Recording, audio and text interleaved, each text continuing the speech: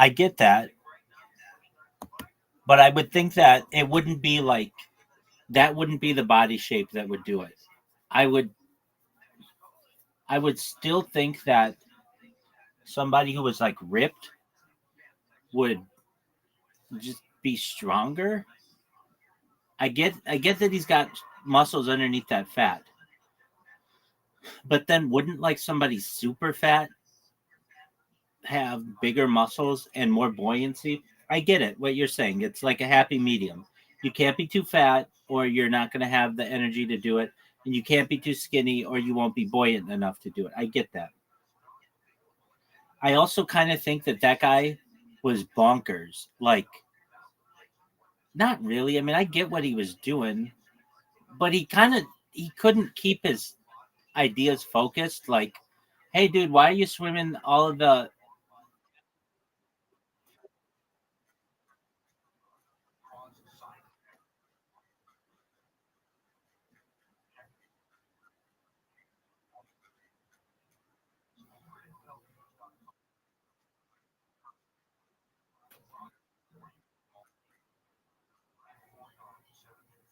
Oh, right.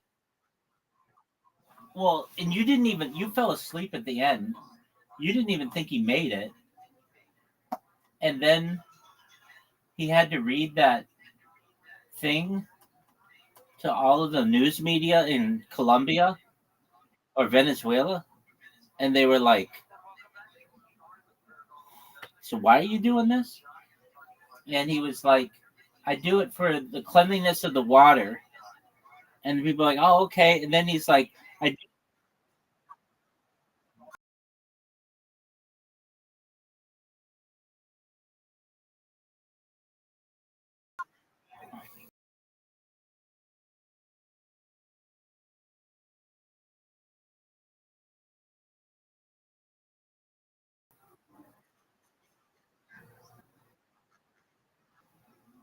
Right.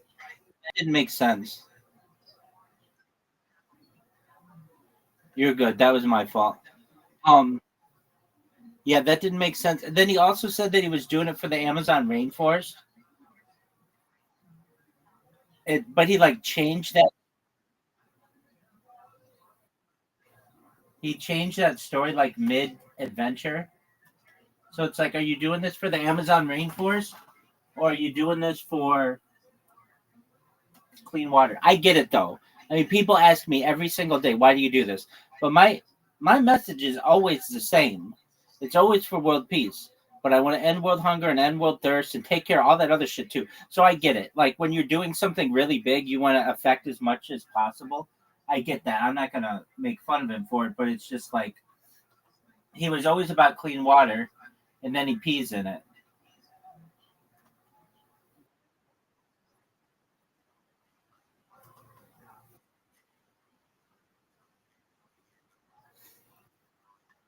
Doug, if you had watched the documentary, they addressed this, that he just goes to the bathroom in his wetsuit.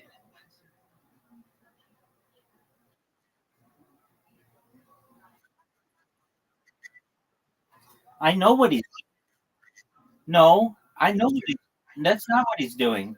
I know what he's doing. I can't believe you don't remember.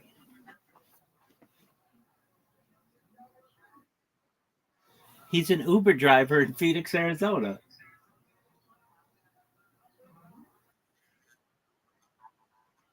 Exactly.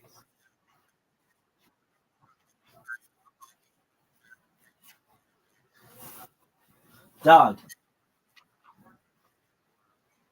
And then give him a copy of his DVD.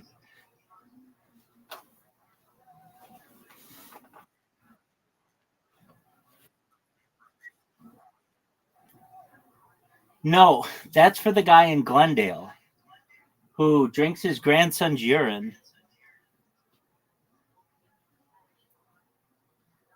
Do you know who I'm referencing? It's in that Nathan for You with the people who get, yeah. Dude, I think about that guy so much, and I think he's Armenian or he's something. I think he's Armenian. because he's in Glendale, and Glendale, California, is the largest concentration of Armenians outside of Yerevan, Armenia, including all of the cities in Armenia. Meaning there are more Armenians in Glendale, California than there are in any city in Armenia except for one city, the capital, Yerevan. And they're very interesting people. And that man who owned that gas station, like, he just reminded me of like a lot. What were you saying?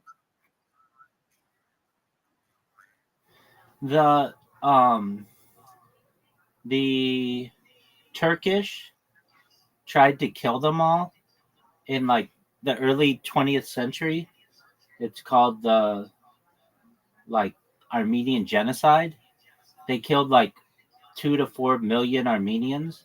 And so a lot of Armenians moved to the United States, especially in like Fresno, California and Glendale, California.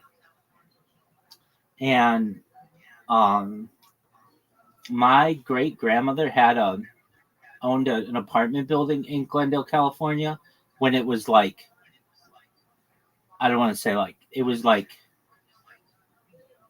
there were no Armenians there. And this was many years ago before I was born. But I think the Armenian population started there with just having the ability to have jobs in a nice weathered place. And Glendale was perfect for that.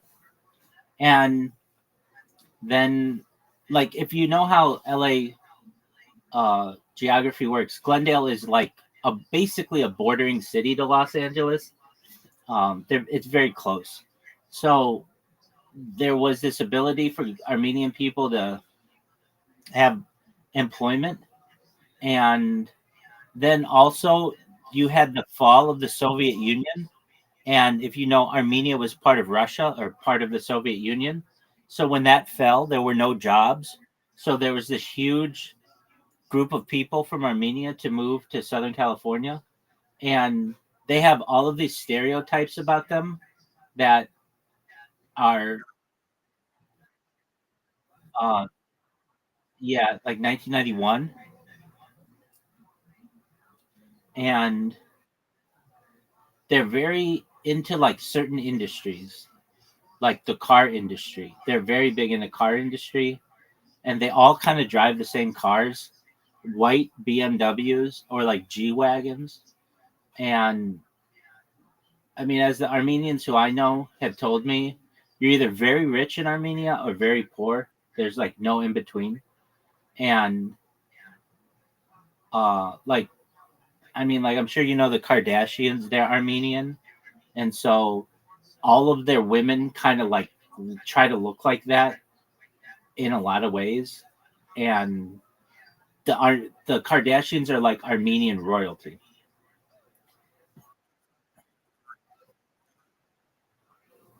They are not, but they're treated that way.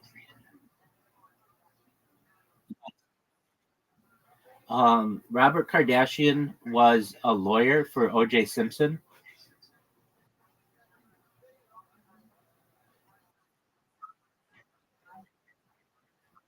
Well, he was a big time lawyer, but there's also this dirty side of them that maybe involved sports betting.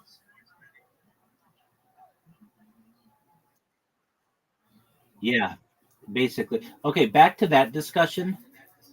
Um, okay, so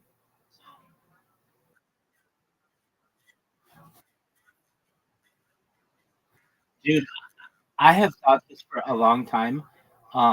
In fact, I said it in like 2006 when Tiger Woods was so dominant. I said there's got to be something. And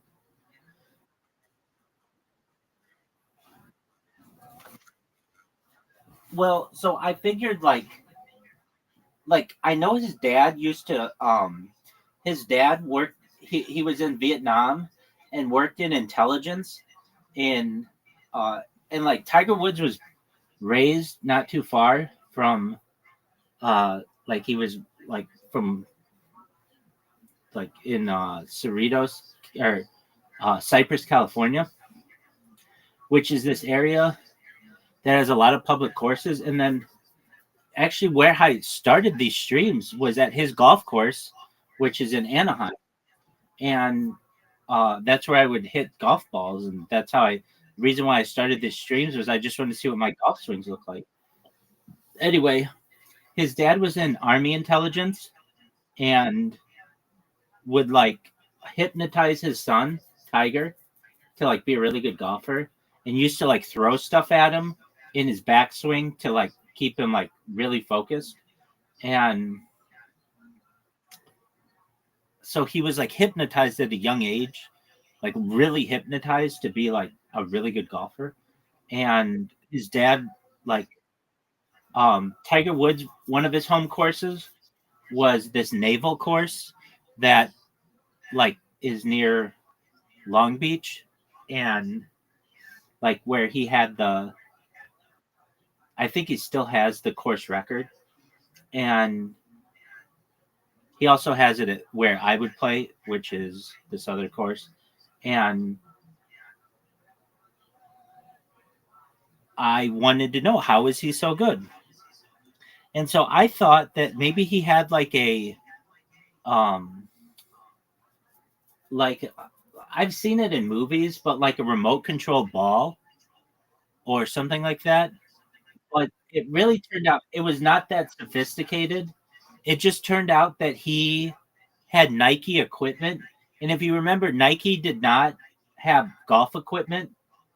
Like Nike came out with golf equipment in the late 90s, but before then they did not have it. And so they would give him all their prototypes before they would give it to their other athletes. So that means balls that would go farther and irons that were more accurate and drivers that were more accurate. So he just basically had better equipment than everybody else. And that's how he was so much better. That's how he could shoot 18 under in the US Open and win by 20 strokes or whatever the fuck it was, 16 strokes. Like all that shit.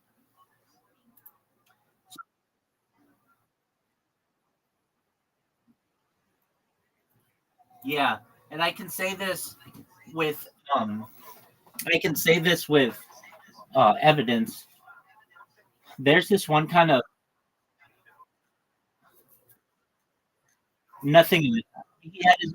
He had his own shoe, but that wasn't it. I can tell you that there are some clubs that are manufactured. In fact, I have one that it's a driver that I have that won't let me hook the ball or slice the ball. I hit it straight every time, and I have video evidence of this. When normally I have a really bad slice with this one club, I'm not going to say what it is, but I can always hit it. I don't want anybody else to have this. I don't want anybody else to have this, and I can hit it straight every single time. And the way that I figured this out, when I was a young person, my dad and I went to the driving range when they were having what was called um, like Manufacturers Day.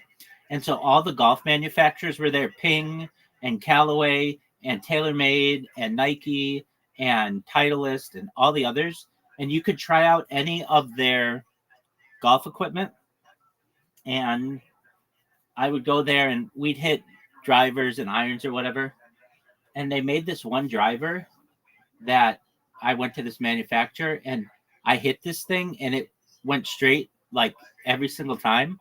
And it was actually banned from the tour. So if you just look at golf equipment that's been banned from the tour, you find it out. And I was like immediately like, Dad, I have to have that driver. And he's like, nah, I mean, if you can't use it on the tour, like I don't want you using it because it's gonna basically overinflate your numbers and things like that. So I never was able to get it. But the summer that I started streaming, I went and I bought one from somebody and I picked it up in Lake Forest or Laguna Niguel. and I just met a guy, and it's all on camera. And um, I'm telling you, like I have maybe like 100 hours of myself just hitting golf balls, and I hit exactly zero slices. I mean, it was fucking straight every time, and it was no. I'm going to tell you this. This is what it is. This is what it is. I had other golf clubs there, and I would hit the ball, and it would be this gigantic slice that would go from like the left side of the fucking fairway to all the way like out of bounds on the right side, and just a huge slice. And then I would just use this other club, and it's dead straight every time.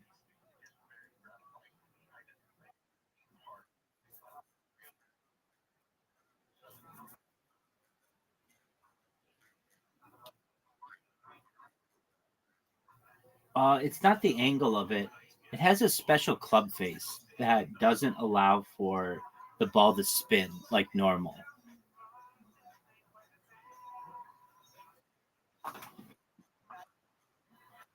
Yeah. And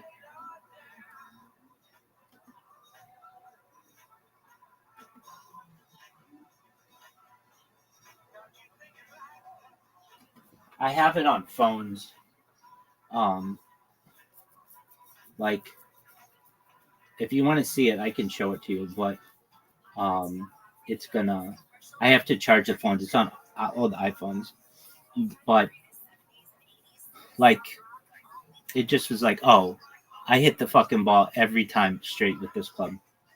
So anyway, um, and then it made golf really fun because I could just sit there and just quitching, and it just make this beautiful sound for hours. I would just hit the ball.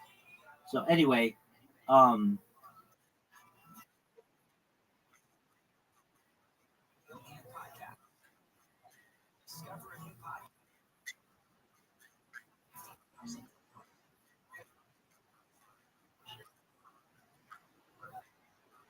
right.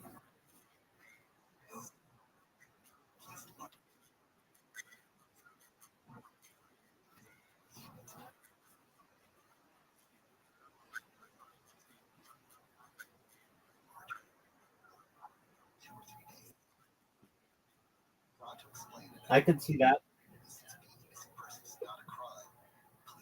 Okay, so that's how I think Tiger Woods was able to do it.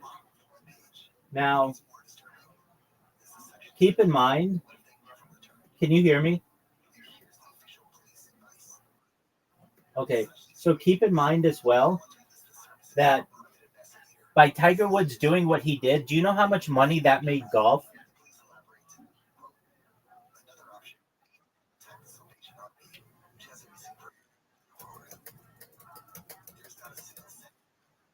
Yeah, it's like changed the game. Like it made youth golf really popular. Like, do you know how much money it made for like the golfing industry? It was like tens of billions of dollars. Like, and so they let Woods do all kinds of shit with his body that they normally wouldn't do. Like golf used to not do any drug testing, so Tiger Woods could take all kinds of steroids, and they wouldn't test him for it. And he was going to the same doctor that Lance Armstrong was going to. This guy, his name's Dr. Ferrari. He was out of like Spain, and they would do this thing with your blood, which is done now, like pretty regularly amongst athletes, but it was not then. Where you you train at like let's say a high elevation, and then they take your blood when you're training at a high elevation, and they store it, and then they pump it back into you when you need it, and it gives you like extra, like your body has more uh red red blood cells in it at that point because it's having to work harder when you're in the upper when you're at higher elevation. And they so they just let him run wild in golf. And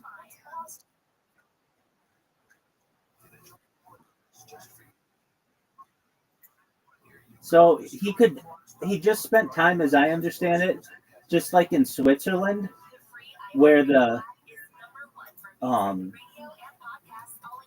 the natural Alps elevation.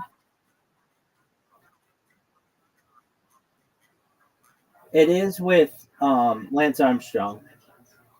He would do it in the French Alps, and so that helped him. And then also with Lance Armstrong,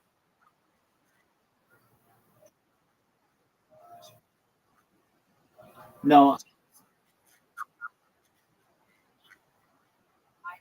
no, but if you look, he could have been doing it in the United States as well.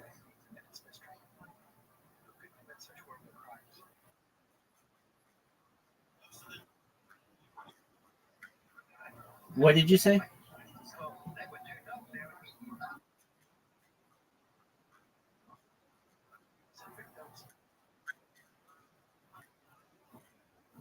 So basically, if you are in a high altitude area, your body has to work harder, and as I understand, like produce more red blood cells to be able to get the same amount of oxygen to your body. And so your body just naturally works harder. In fact, um, so I dated this girl. I don't know if you really want to say we dated, but like we used to hook up, and she was a Division 1 athlete, and she was from originally Colorado, and she was like a big time recruit of our university. And then when she got to um so like there's this race every year that is like the biggest race in the United States for people in high school, and a lot of people get um recruited from this race. And like I had a friend of mine who actually won the race. He was the fastest American man or boy out of high school. Well, this girl I know did really well in it, and like all her friends did really well in it, and they all got full ride scholarships to Division 1 schools. Well, when she got to university, she was extremely good at the beginning of her career because her body was still like hadn't yet acclimated to sea level. But then when she was around sea level for a long time, it she didn't do as well. She was still good, but she wasn't like as good. And same with her friends. So there was this theory that we developed that is basically when you have children, if you can, have them train in a high altitude environment, if you can, before the biggest races of the year. And then when they have to race, they will do very well because many of those races are at sea level. And so they'll do really, really well. They'll get scholarships to go to, big time universities when maybe they wouldn't have gotten them normally. Does that make sense?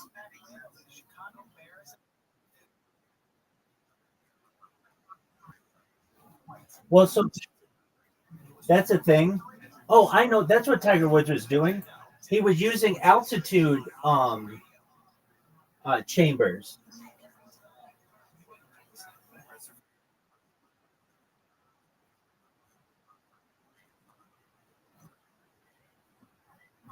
Yeah, that's right. But I do remember.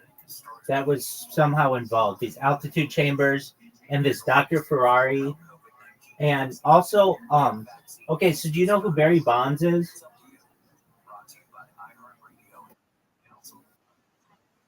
Yeah, but not the thing that made him really good was not the steroids. It was this arm brace that he had. Google Google Barry Bonds arm brace.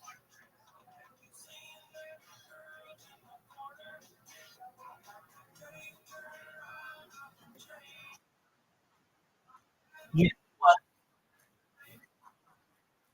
Okay, so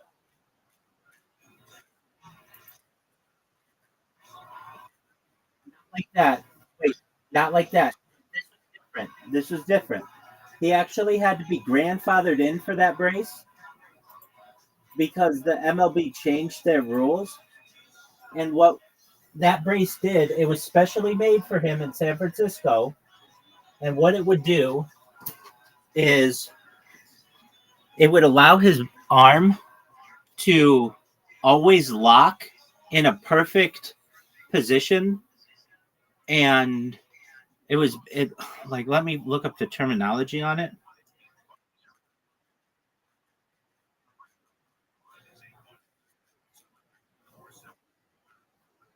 Right, exactly.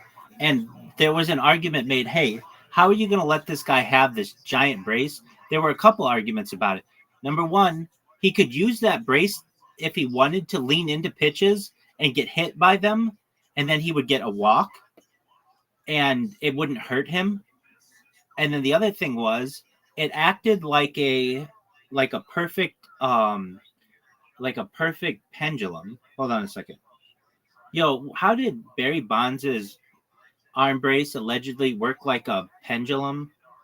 Or like there have been theories that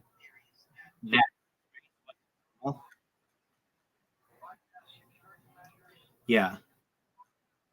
So here's the situation. It was a large hinged protection elbow guard, but the allegations were it was an extension aid pendulum theory. The brace was thought to lock in his front arm, keeping it straight like a lever or pendulum. This could help him create a more consistent swing plane, extending the bat head into the hitting zone longer. And it also allowed him to crowd the plate. With the brace protecting his elbow, Bonds could stand closer to the plate without fear of being hit. This shrank pitchers' options, fewer inside pitches, more pitches over the plate. It was custom built. And so the MLB eventually restricted the size and design of protective equipment because of him, basically.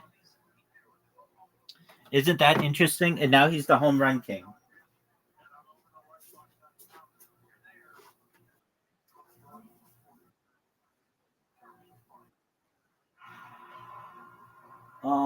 Yeah, that is against the rules.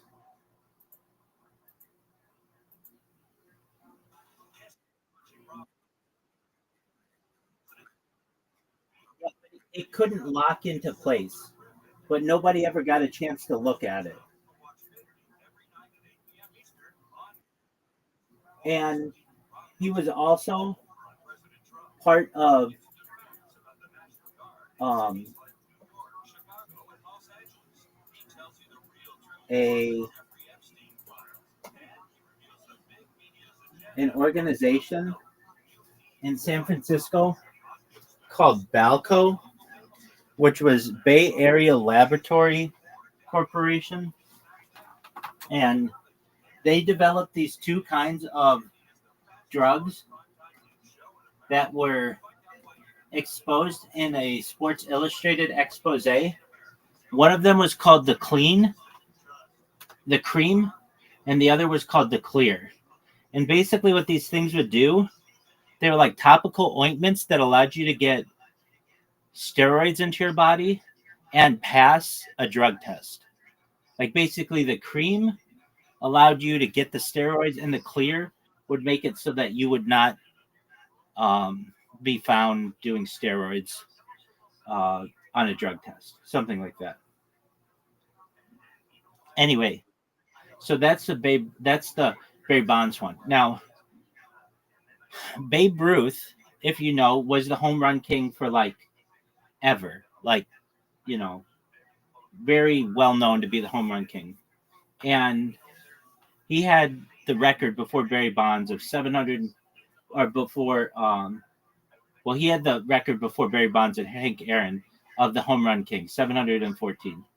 However, back then, when he was playing in like the 1910s, 1920s, 1930s, these guys weren't making any money. The pitchers, that especially, they were making like what coal miners were making, basically. Like they weren't making millions of dollars. But Babe Ruth, because he did endorsements and such, he made more than anybody else. So what he would do is go to the pitcher of the opposing team, which isn't like it is now, where the teams are like not usually together or whatever. These were guys who would go to the bar afterward and just be able to talk to each other. And he would say, "I want you to throw me a pitch over the plate. Here's $100." And so he used to be able to basically bribe the other team to throw him good pitches when he wanted to impress people. Does that make sense? So that he made like five times what anybody else was making. There's another one. So Joe DiMaggio had a 51 game hitting streak, which still stands to this day, and that's another one that they think that bribery may have been involved, where you like it becomes a thing for pitchers to want to be part of history, and so they want to be one of the pitchers who had the game-winning hit off of them, or um the like Babe Ruth's 714th hit was off of my grandpa kind of deal. They become part of history then. So you may be like, well, wouldn't they want to strike him out? Yeah, they do, but there's also something to it that if they're going to get a bribe, plus they're going to be part of history, that's exciting to them as well. Um, let's talk about basketball. So the Michael Jordan thing. I don't know if you're aware, we may have talked about it before, but do you know Michael Jordan played baseball?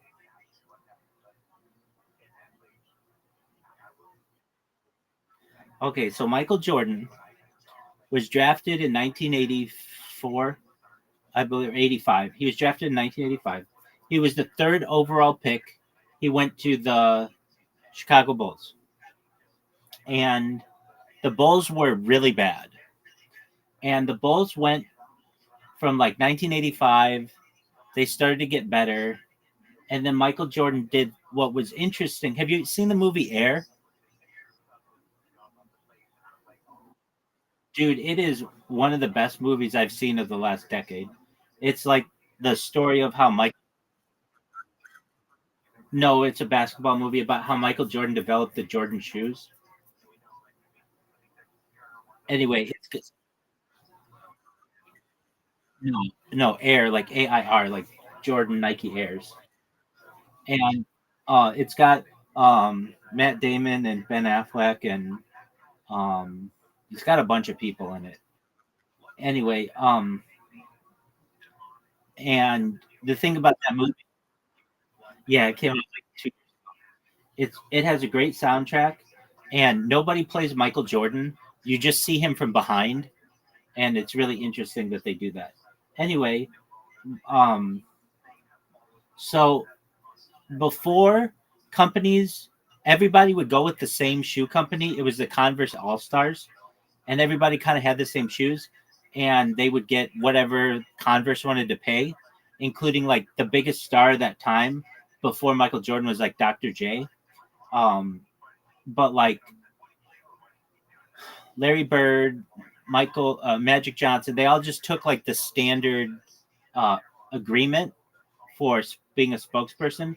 But what Michael Jordan did that was different and he didn't even want to do this. He didn't want to go out to Eugene, Oregon, but his parents made him. Is he would get like 5% on every shoe that was sold, and that was like groundbreaking in the shoe industry. And the reason why Nike did it is they didn't have an athlete. They like couldn't afford an athlete. They were a small company, and so they basically put all of their marketing into this one guy, and his shoes just became really popular to the point where the NBA became like an international sensation because of this one guy. Well, Michael Jordan still hadn't won a championship yet, and they played the Detroit Pistons, and the Detroit Pistons were like a really stacked team. Additionally, the Pistons were really aggressive, and the Pistons beat them 2 years in a row, and the Pistons won back-to-back NBA championships. And Michael Jordan did not like this. And so what Michael Jordan did, allegedly, was start to take steroids. And you can see it in his body. That's when he went from having hair to his classic bald look. That's where you can just see it in his muscles. He's like a small framed person in the mid 80s, and he goes to being jacked by the early 90s.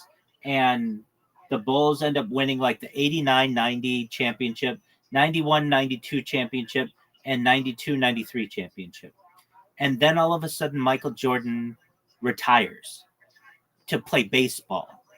And the whole world is like, what the fuck, Michael Jordan? You just won 3 games in a row, 3 NBA titles in a row. What are you going to do? Like, why are you going to play baseball? Now, if you ask Michael Jordan, he will say, my dad always wanted me to play baseball, and it was his dream. And I had done everything that you can do in basketball, so why not go play baseball? But if you ask, look it up. Look up. Yeah, he played for So here's the thing: the White Sox owner was Jerry Reinsdorf, who also owned the Bulls. So Reinsdorf, the owner, was going to make money on Michael Jordan either way. Meaning, either if he plays baseball, we're going to make money from concessions and merchandise, or if he plays basketball, we're going to make it. But the theory is this, and this is pretty well known. Michael Jordan's dad was murdered in 1992. He was driving a Mercedes-Benz sports car, wearing a Rolex. And there are theories that this was a hit, meaning Michael Jordan pissed off the wrong people and they killed his dad. Now, his dad's body was found, and the Rolex was still on him, and the Mercedes-Benz was untouched. Like, basically, they just killed this guy, but they didn't steal his shit. And no, it was in like maybe North Carolina or something. I'm not sure where he died. We'll look it up.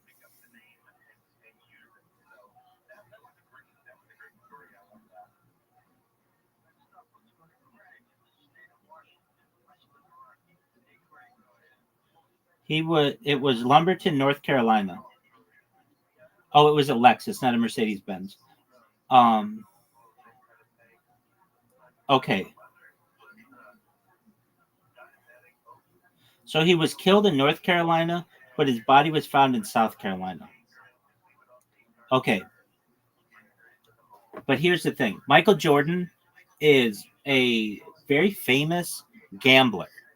And the argument is this, that Michael Jordan wasn't paying his gambling debts.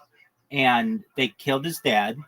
And then the next year, the NBA barred Michael Jordan from playing in the league. But they couldn't allow it to be a huge scandal, because if you bar your biggest player, and arguably the biggest player to ever play in the NBA, for gambling on games, that's going to ruin the league. People aren't going to trust it anymore.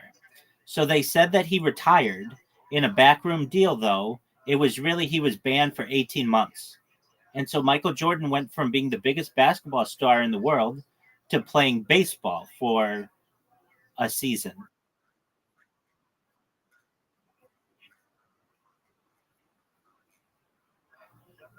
If you've ever seen Michael Jordan with people, like if you've ever seen the documentary that they did on Netflix called um, Last Dance, Michael Jordan bets on everything. He gets bored and he has so much money. He likes to intimidate people.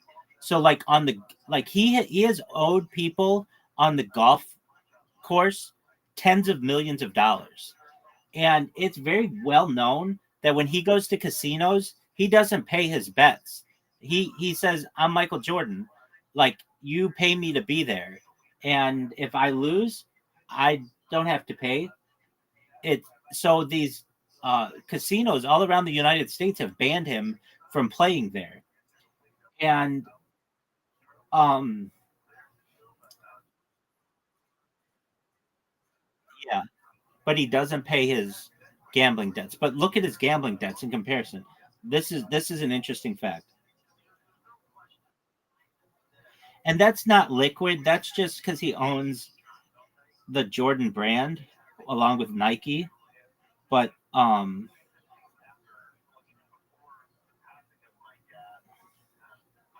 come on.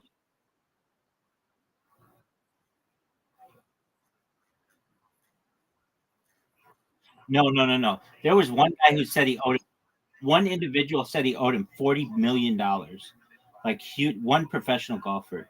And the thing is with Michael Jordan, there are many stories of this. They'll play poker. They played poker one time for 36 hours straight. Hold on. Let me. What the fuck? My browser isn't working. Just one moment. I'll look it up. And this is documented in like a Netflix documentary. It's like, what are some alleged Michael Jordan gambling stories? Like, didn't he play poker for 36 hours? And didn't he owe somebody like $40 million from golf? And isn't he banned from a bunch of casinos?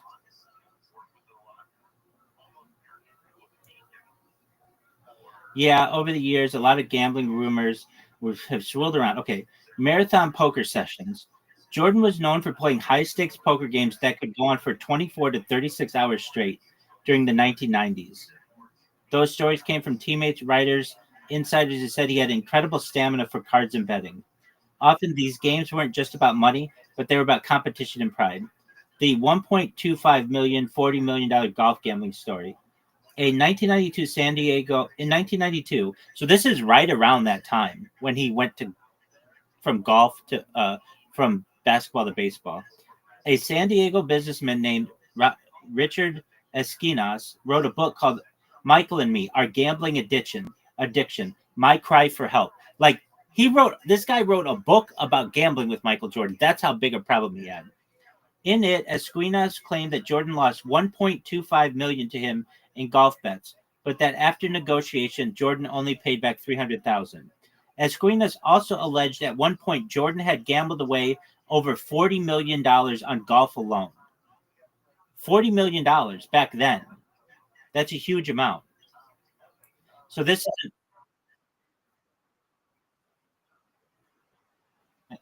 That's true. Here's another one. Atlantic City during the 1993 playoffs. During the 1993 Eastern Conference playoffs versus the Knicks, Jordan admitted he went to Atlantic City to gamble the night before Game 2. Reports claimed he was there until 2 or 3 a.m., though Jordan said he returned earlier. This caused a media firestorm because the Bulls lost Game 2, and critics questioned his focus. The James Slim Bueller check. In 1993, investigators found a $57,000 personal check from Jordan to James Slim Bueller, a golf hustler facing money laundering charges. Jordan testified that it was to cover gambling losses on the golf course. The revelation fueled rumors about how deep Jordan's gambling went and whether it was tied to shady figures. Rumors of a secret suspension. Because Jordan abruptly retired in October 1993, right after his father's murder, theories spread that the NBA secretly suspended him for gambling, rather than him leaving voluntarily to play baseball. David Stern and Jordan denied this, but the but their the evidence I just said supports it. Casino bans. There have been long rumors that Jordan was banned from certain casinos, mostly in Las Vegas and Atlantic City, because of his heavy action.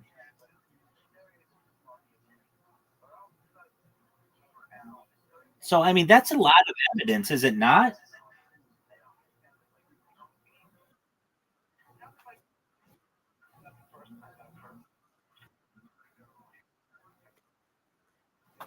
Dude, it shocked the world when he played baseball.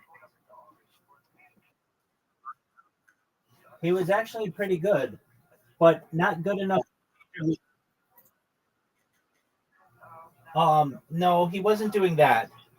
But he he played, I believe, double A baseball, which is pretty good, but he never played in an MLB game.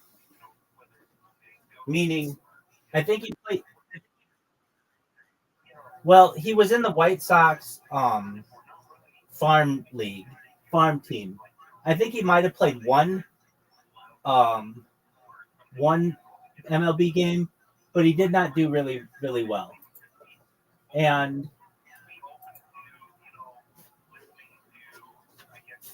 there's like all this speculation. Um, there's an ESPN 30 for 30 on it. It's called Jordan Rides the Bus, and it's really funny.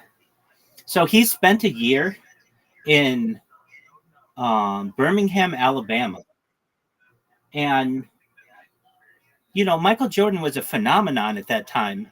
And so he gets to town, and it's like this small Alabama town, and he drives up in a Porsche or whatever from the airport, and he meets they do this interview with this like small town real estate agent, and she's like, "Yep, I sold Michael Jordan his house," and he's like, he just gets there and he's like, "Yeah, I'll take that one." Basically, she's like, he knew what he wanted, and like she's really respectful about it, but basically, imagine like you're living in this small town, and then like the biggest superstar in the world comes, and you to sell him a house, basically. And so he spent a year in like Birmingham, Alabama, and he and so he like when he would play on this baseball team, he could easily have like a private jet take him wherever he needed, but he would ride the bus with the rest of the team, and he did not do very well. Let me see if he played in the major leagues. Did Michael Jordan actually ever play in a real major league game? If he did, it was just one game. But no, he never did. Here's what he did in the minor leagues. He played for the Birmingham Barons, a double A Southern League. He played a full season there. His stats are 202 batting average, 3 home runs, 51 RBIs, 30 stolen bases. 202 batting average is bad. Not great numbers, but not embarrassing considering he hadn't played organized baseball since high school. He played for the Scottsdale Scorpions in the spring training. He appeared in Cactus League exhibition games with the White Sox. These were against actual MLB teams, but they don't count as actual MLB games.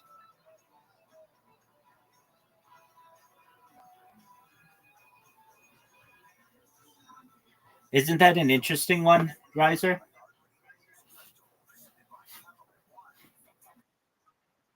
Yeah. So,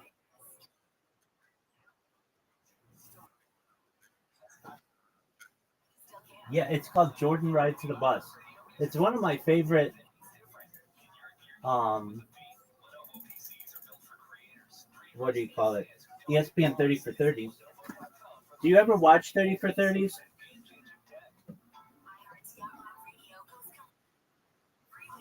They're amazing.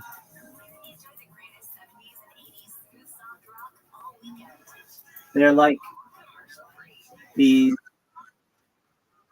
sports documentaries that ESPN puts out, and they're really interesting.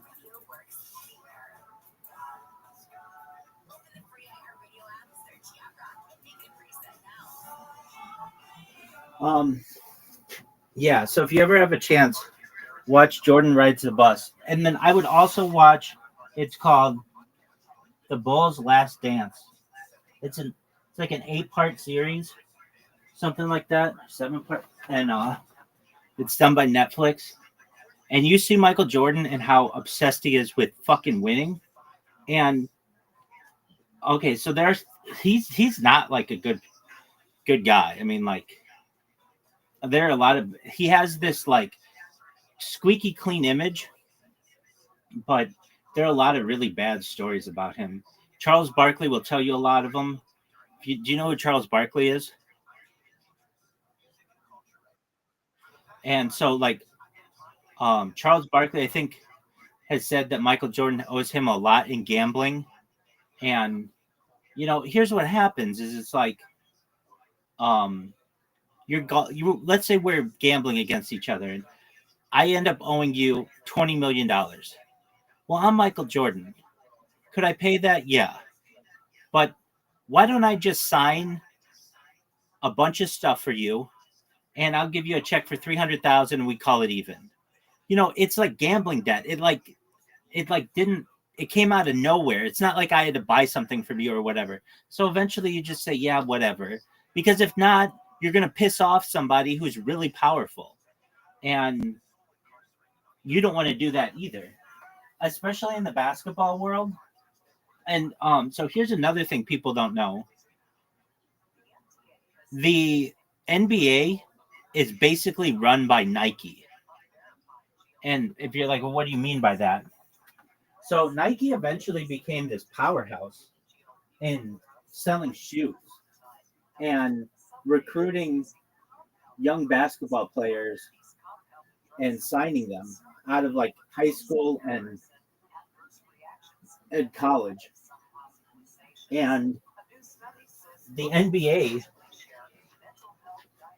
is basically fueled by advertising. And one of their biggest advertisers is Nike. And so whatever Nike wants to happen, the NBA will go with that. So what do I mean by this? Um,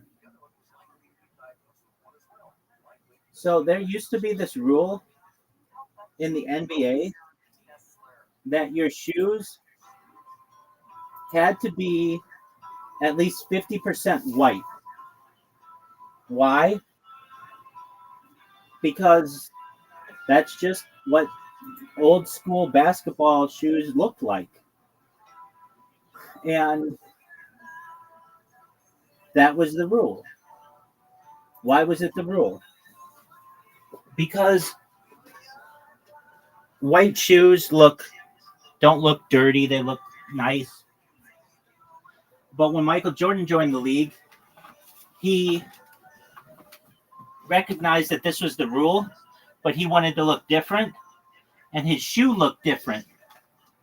And so, allegedly, he just said, fine me. For every game that I play, Nike is going to pay the fine so that I can wear different colored shoes. And then eventually that rule went away the next year by the NBA.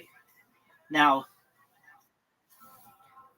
before we go taking that as the law, let me look this up to make sure that's right. It was something like that. And if you notice with any of these stories that I say, I get them like 85% right. Like here or there, this is like esoteric sports knowledge that you're not going to learn, but many other places. Here we go. What was that rule that the NBA had that like your shoe color had to be white or 50%? And then Michael Jordan came into the league and Nike said that they would pay the fine. And eventually the next year that rule went away.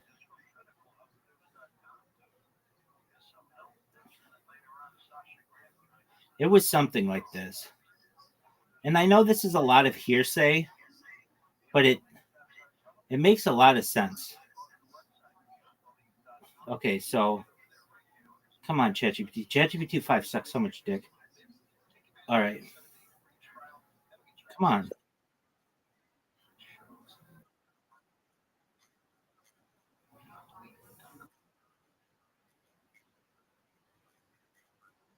It sucks.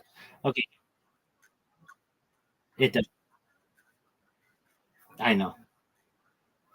Okay, so here you're remembering the origin. You're remembering the origin of the banned Air Jordan story, one of the most famous sneaker legends ever. The NBA shoe color rule. In the 1980s, the NBA had a dress code for shoes. Players' sneakers had to be mostly white, about 51% white, and in harmony with the rest of the team's uniform. This was meant to keep a uniform, conservative look of the court. Michael Jordan and the Air Jordan 1. In 1984, when Jordan entered the league, okay, so he was drafted in 84. Patrick Ewing was 85. Okay, so he was the third pick in the 84 draft. In 1984, when Jordan entered the league, Nike gave him a bold black and red shoe, the Air One Red. These didn't meet the 51% white requirement. The NBA told him not to wear them, but Nike saw an opportunity. The finds a Nike's marketing genius. Legend has it every time Jordan wore the banned shoes, the NBA fined him $5,000 per game. Nike allegedly paid the fines for him and then used the banned story in advertising, making the sneakers instantly rebellious and cool. Reality check evidence suggests Jordan mostly wore the Nike Air Ship, a different shoe, when the NBA issued warnings, but the Air Jordan 1 got the myth attached to it. What happened after? By 1985, 1986, the rules softened, and by the 1980s, the NBA dropped the strict 51% white guideline entirely. Yo, welcome. How are you? Can you hear me? What's going on, Juice?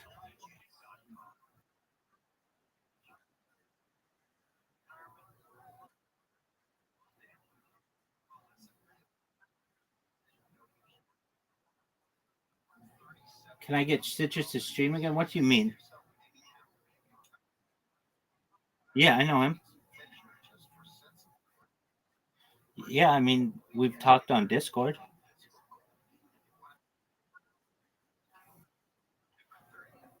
No, I mean, he can keep that information private. Why do I need his information?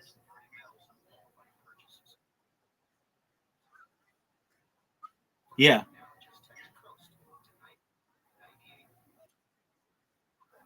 Dude, what are with these questions? I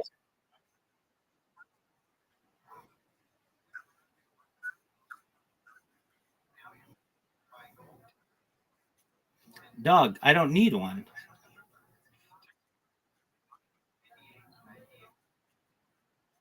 100% big dog.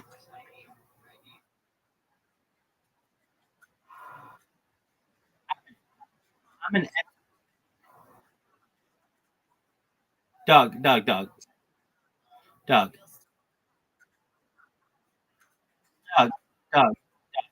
Read the Ask Rabbi Anything section of this. It says about Rabbi Rothschild. Just read that. It answers all your questions. I'm, okay, that's fine. I'm in the middle of a discussion with somebody, and you came in here and interrupted. We're discussing the Michael Jordan 1 shoe.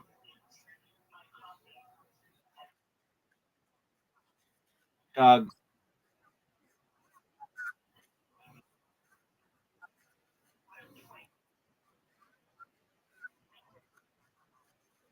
Okay.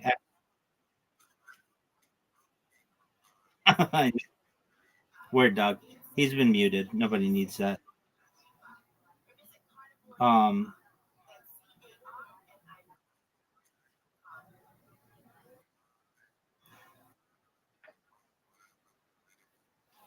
yeah, I mean, who does that? Okay, just a moment. Um, I want to continue reading that because it's really interesting.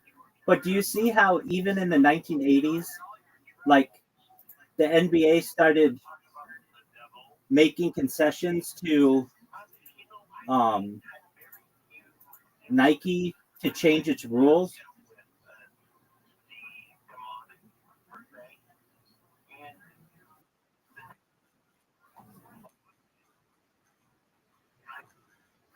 Exactly. Okay, so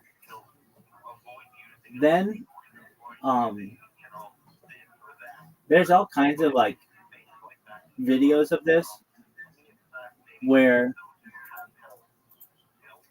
Michael Jordan would get every foul call, like even fouls that were not even close to being fouls, he would get them so that everybody was afraid to play defense on him because he was like untouchable and you weren't allowed to play defense against him. I mean, guys did, but then they would get into foul trouble really quickly. And then they, if you get too many fouls, you get kicked out of the game. Um, so there's this video I've seen that you'll never see on an NBA highlight film, but it's called the Michael Jordan whistle, and it's like, let me see if I can find this. Um, I saw it on TikTok, and like TikTok is good for that kind of stuff, where it just needs to be uploaded for people to see, but like it's not going to be online forever. Okay, Mike, because like like yeah, I think actually that's where I saw it, but I think it went. Um, Here it is. Yeah, Reddit is good for that. It's just basically the NBA is really, really sensitive about their um, about people finding this kind of stuff out. So is the NFL. So you're not allowed to post anything of the NBA without the express written consent. I'm sure you've heard that before, right?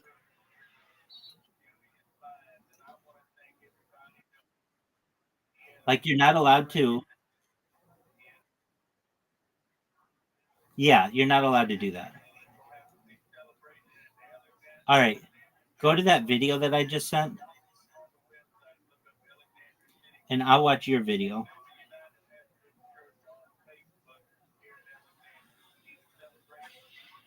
Oh yeah, I've seen this. And the guys are like, "What the fuck was that?"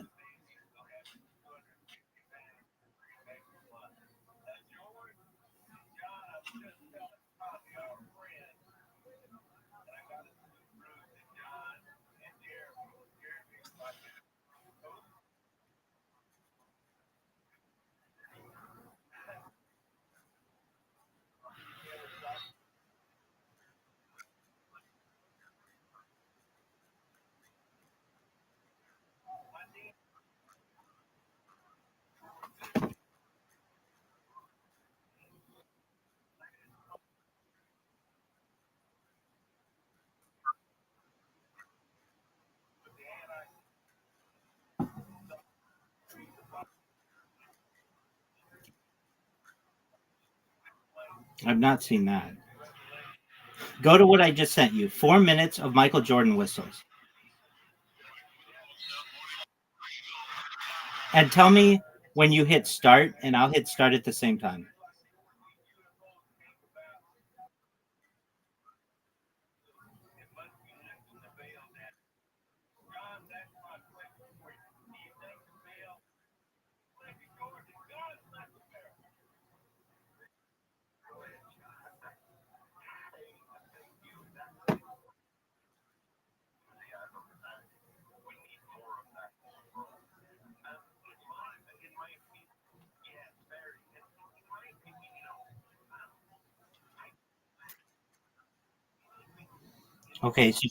Okay, so it's gonna be 3, 2, 1, go.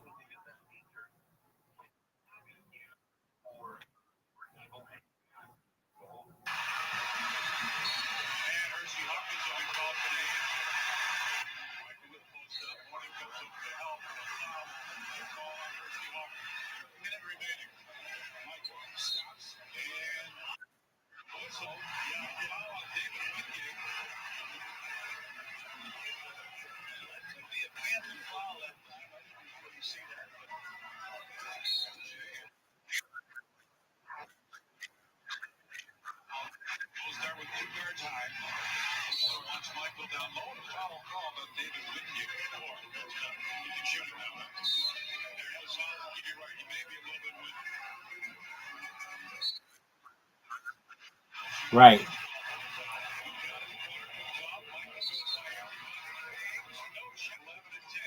That's an excellent point.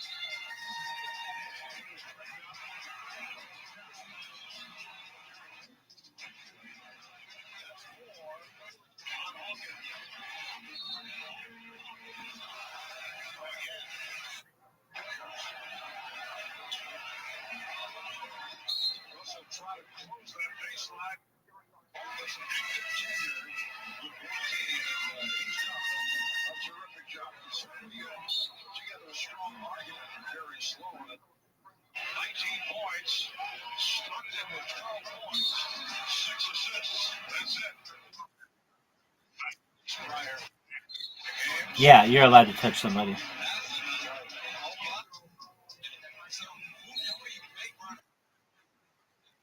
Dog, that's what makes the NBA such a bullshit league because it's not really clear. Right, right. That's why I can't stand the NBA, and I think it's a shit league because it should be you're not allowed to touch the other guy, and if you at any point touch the other guy, that's a foul. But they don't make it that way.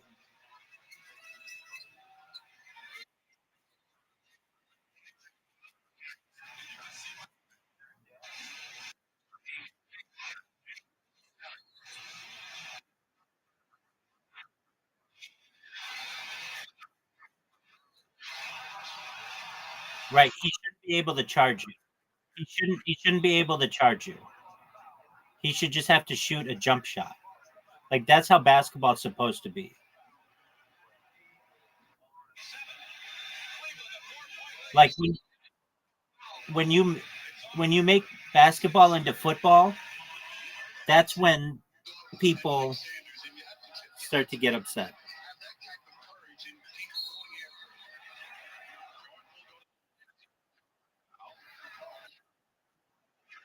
No, football is really vague as well.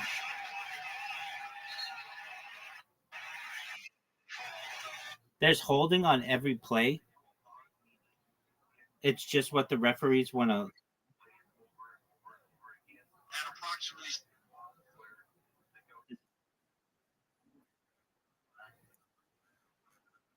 What does it?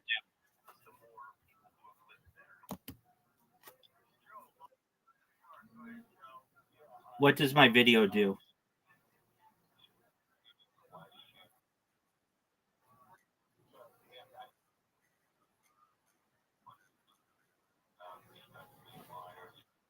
But then when you restart it, it works.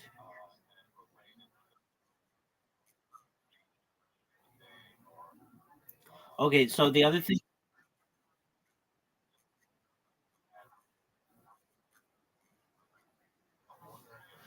So the other things I've seen when it comes to Michael Jordan, there are like three more stories. Okay, so remember I said he did steroids? That's when he went bald, and the reason why he started shaving his head is because steroids cause like male pattern baldness, or they increase it, and he did not want people to be able to notice that. That's why LeBron James, for the first part of his career, would always wear like a sweatband until eventually he just got a hair transplant. Um, because these guys do. Yeah, great question. I mean, it was just like the technology. Well, I shouldn't say that. In Turkey wasn't available. Um, and he's like a big time athlete, and he just went bald, and he just started shaving his head. All right, so then there were these stories where he was sick of losing to the Detroit Pistons, and they just took this bag of steroids. They got him from somebody, and they put him in the middle of the locker room, and they were just like, we're not losing to these guys anymore. And they just started fucking injecting themselves. And there's that story. Back then, there was not. And there, yeah, that only started in like the early 2000s. And the players associations were like very against it. So, but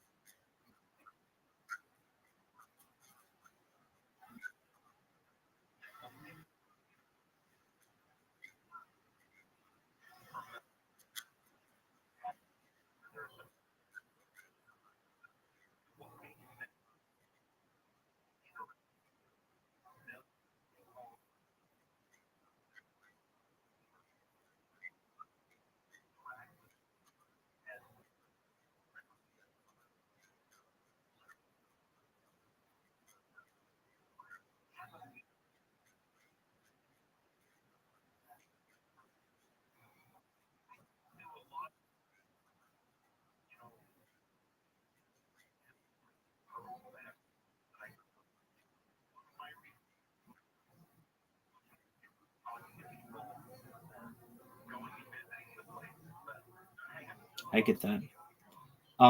Okay, so Jordan also was very competitive, as I said, but he didn't want anybody to be considered like even close to him. Like he wanted to be considered the greatest ever. And ESPN at the end of the 20th century did this thing, this sports montage of like the best athletes, and Jordan like demanded to be number one on that. Like they had Babe Ruth number three, Muhammad Ali number two, Michael Jordan number one, and he did this thing where so he played for the Bulls up until like 97, 98, and then he retired, and then he came back and played for the Washington Wizards for a few years. And the Washington Wizards, he also, well, he eventually bought a team, part of a team, but when he played for the Washington Wizards, they were going to get the number one pick overall. This guy named Kwame Brown, who was, for all intents and purposes, a really nice guy. And when he got to the team, Michael Jordan just abused him for the whole year and just got in his face like, who the fuck do you think you are? The number one pick. Go fuck yourself. You're never going to be anything. And like got into this guy's head, and he never did well in the NBA. And he had all of the skills to potentially be number one. He was eventually traded to the Lakers, but he just never turned out to be anything. Then there's this other story of Michael Jordan, and he would do this against young people. He never wanted to have any like real um, connection with LeBron James. In fact, the year that LeBron James came into the league, Michael Jordan retired the year before that, so that they weren't ever on the court at the same time. And Michael Jordan did this one commercial for Gatorade where he was going to play himself in basketball using a computer generated image. And they had to get a model to like be the computer image so that they could base something on. And so they took a really good basketball player, some guy who played like Division I somewhere, and had Michael Jordan play against him. And Michael Jordan just abused this guy verbally and physically for like an entire day, to the point where this kid was like, this guy was my fucking hero, and he turned out to be just the worst fucking human being I'd ever met. where he was just like he would just be really mean to me, and at no point was he a nice person. And it was almost like Michael Jordan was fighting an internal battle. And um, so I mean, when they say like, "Oh, Michael Jordan is the greatest" and all this other shit, that's cool, but it's not it's not all that true, I would say.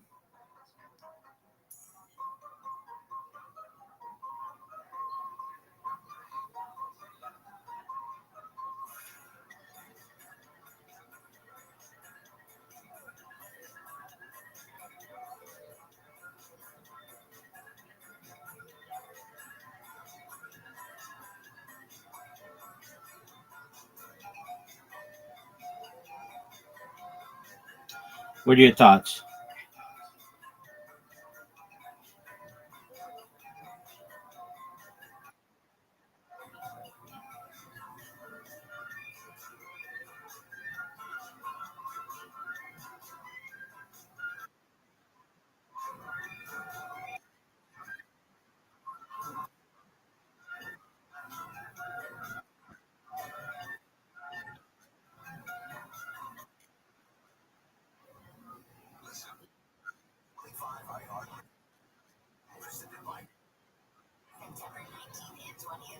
I'm in agreement.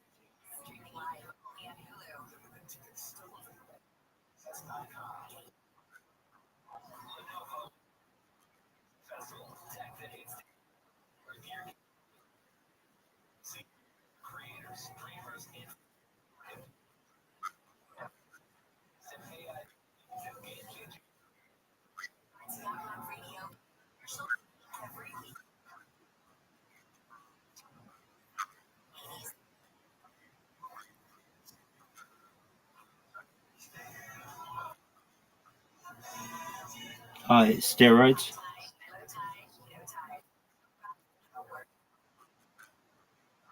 He wasn't super good though.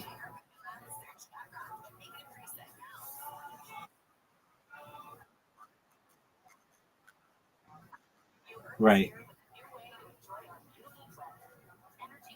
His head got bigger, literally. His arms got bigger. He was able to jump higher.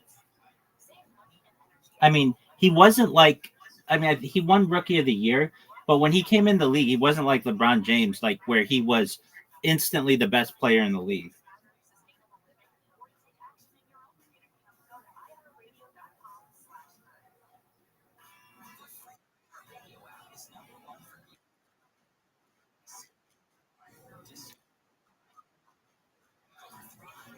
Apparently, I mean, I don't know about those. I just know that there are theories that he was getting into starting a pharmaceutical company, and this was a sign that to like all of Hollywood and really just everybody that not to speak out against pharmaceutical companies, especially right.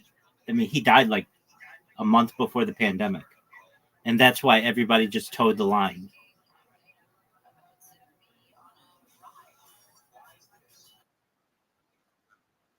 Nobody spoke out about um, bodily autonomy.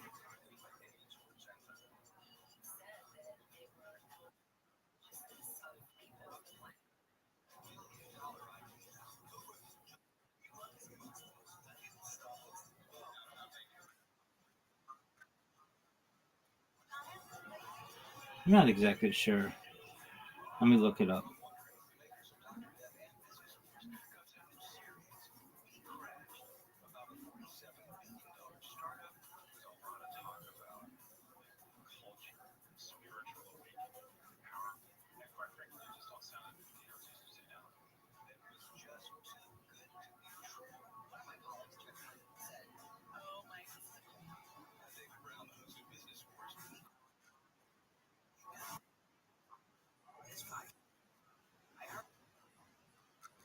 McAfee. Yeah, I mean, he had that fucking tattoo that even just says whacked.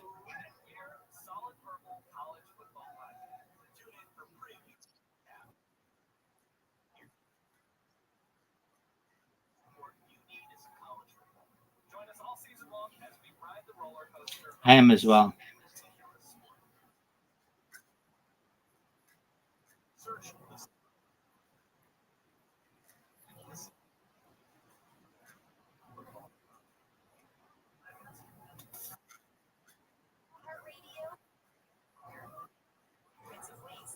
And then he died.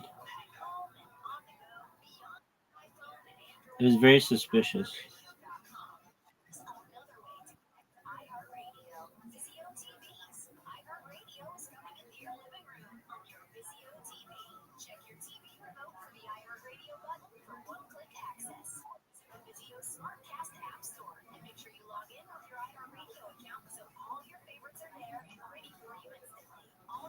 Okay.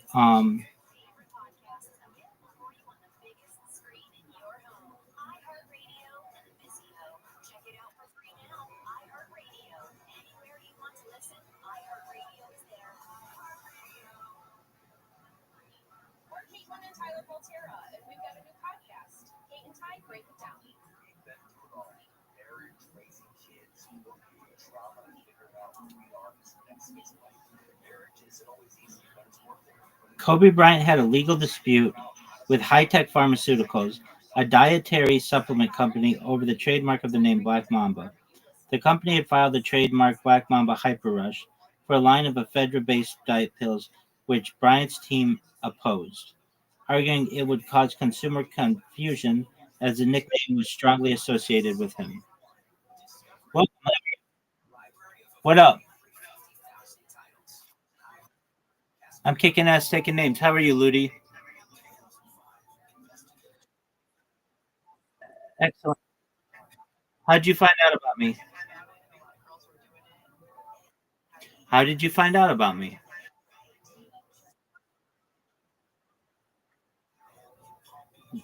Dude, I'm not on Pornhub.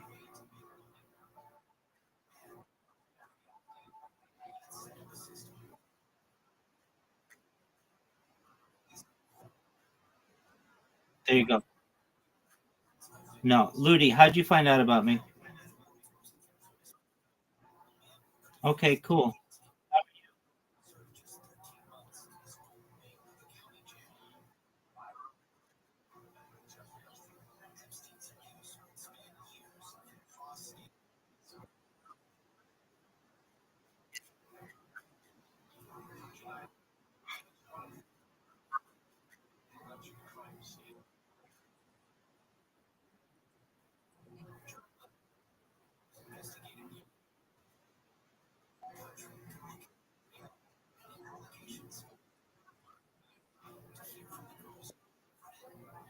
Um,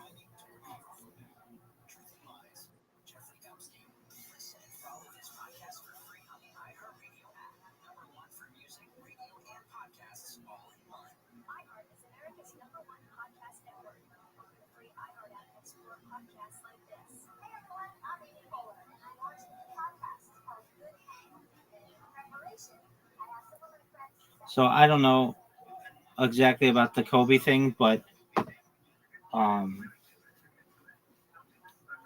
I do think it was a message to people, perhaps, not to fuck with him. He lived like 5 minute drive away from me, and he would take his helicopter everywhere like a flying car.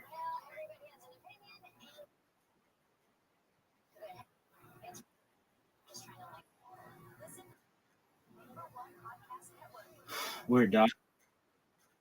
Yeah, he lived in an area called Newport Coast, which is which borders Irvine.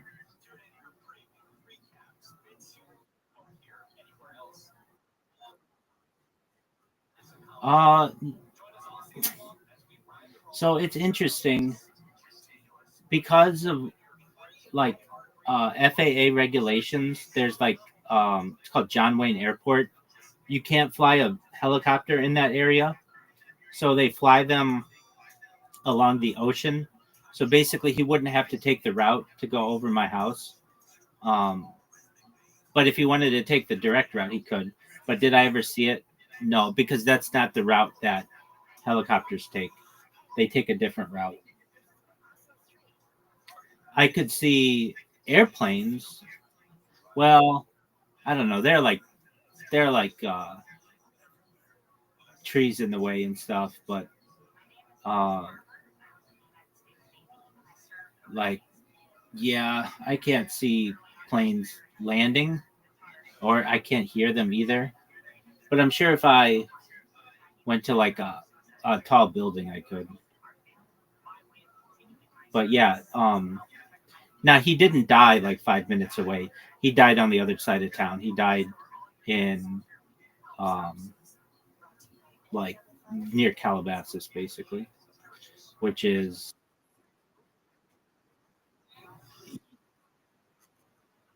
yeah. It was an especially foggy day that day, but I don't know. I don't.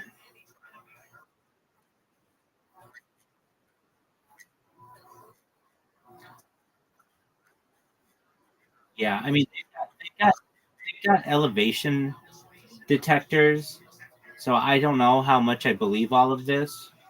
And I've never seen a body, even though they use this like red herring thing that they said some police officers took pictures of the body. There's no pictures of the wreckage, no pictures of the body. I mean, I've never seen it. I watch all the LA news. Maybe there is, but pictures of Kobe helicopter.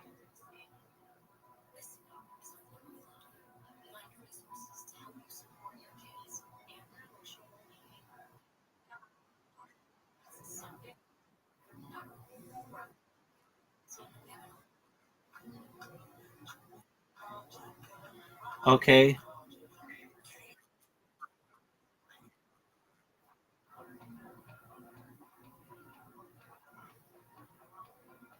Um,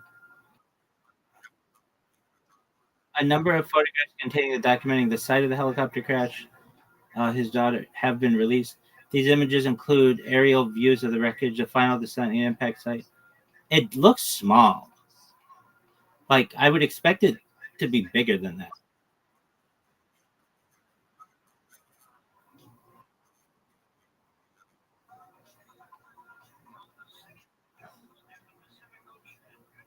Like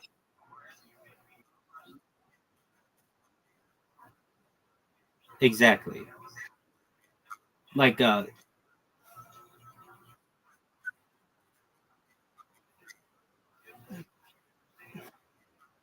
it's just a small amount. Like I would expect it to be bigger than that, frankly. And like there would be propellers and stuff, like a tail.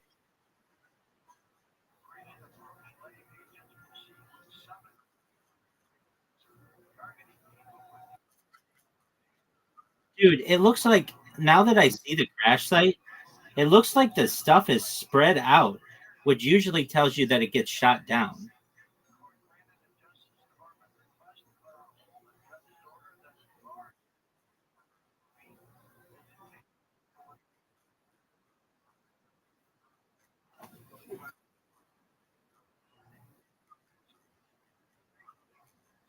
I'm looking at them from the LA Times, and there's like a bunch of it isn't all together. Like, okay, type in LA Times helicopter crash site in Calabasas.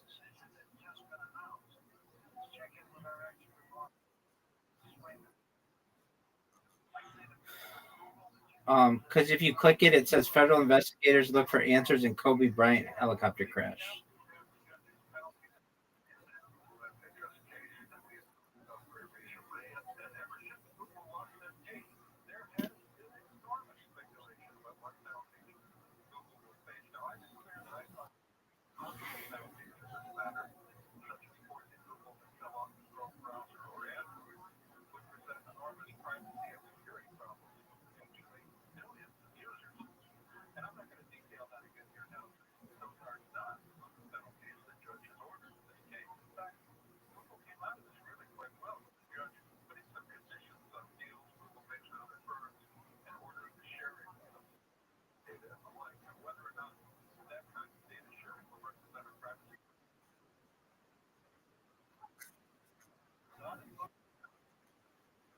Well, I'm not saying that. It just if you put a bomb on it, a bomb could cause that.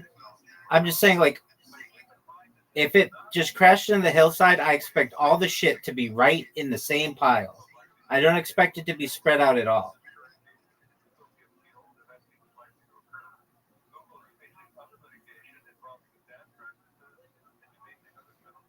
But again, I don't know. That one, I mean, there are no pictures of the bodies, which I don't understand.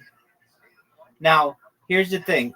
If you if you listen, there was this cop or these sheriffs that said they had pictures of the bodies and they had them on their cell phones, and a bartender in like Ventura County overheard this and reported them, and allegedly like they had to get them off their phones or whatever. But I don't know. I don't understand when somebody dies they don't take a picture of them and publish it. I know that can be seen as like gory or whatever, but then you know what happened.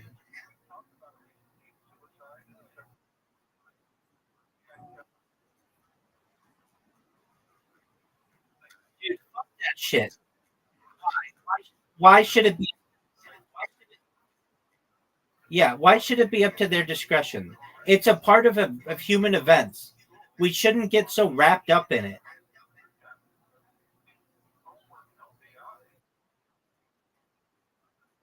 Okay, that they don't have to look at them. No one's.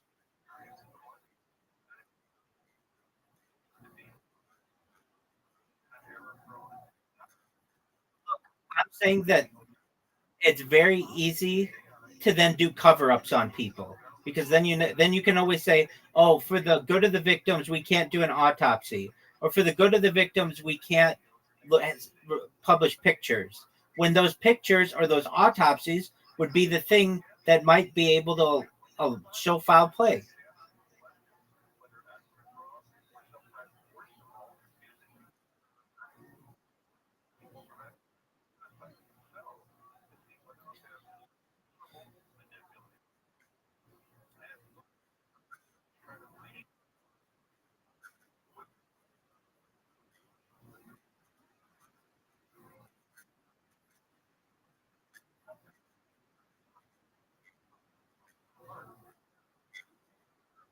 Okay, okay, that's fine, and there are other laws for that, but I still think that should somewhat be illegal. Should somewhat be legal. Um, what's stopping me? Yeah, in public areas, absolutely. Why shouldn't it be? It's a That's free speech.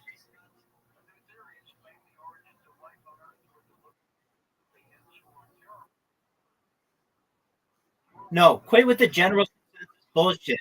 Because here's the thing: when you start to restrict freedom of speech, freedom of the press, then you start to constrict people's ability to express themselves, and I'm not a fan of that. But that's another discussion.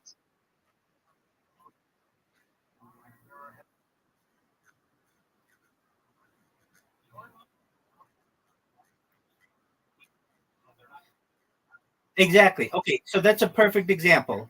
Why shouldn't I be able to take pictures of that guy, that monk, and put him in a public park if it's not littering or anything like that?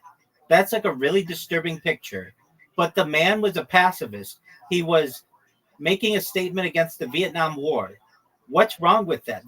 That person should be seen as a hero, and we shouldn't be hiding the fact that this man made an amazing sacrifice for for all of us.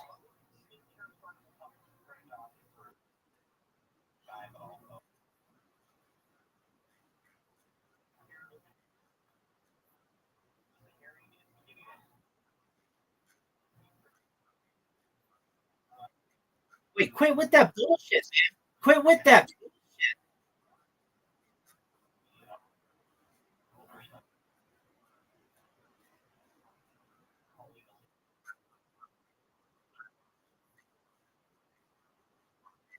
You can take your 5-year-old to an R-rated movie. R just means that you need parental consent. You can do that. Yes, I do think you can. You can and should be able to do that.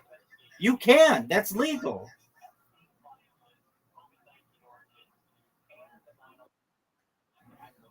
The only one that's illegal.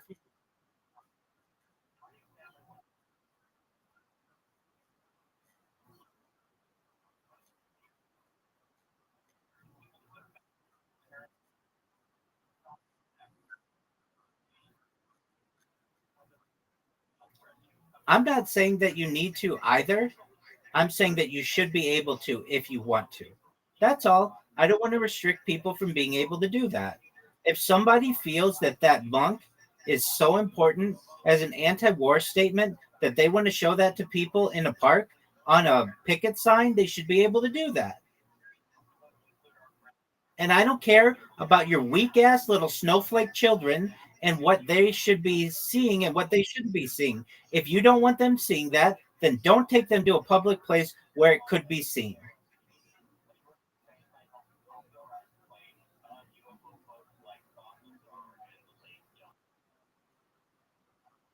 Because when people start, you have to understand when you start to restrict that, then you start to restrict people saying just with the sign, no more war. Well, then what if a little kid sees the word war and they're going to ask about the word war? And then a mom or dad is going to say, well, I don't want my kid being exposed to the word war. And then you can't pick it anymore. That's exactly how it happens.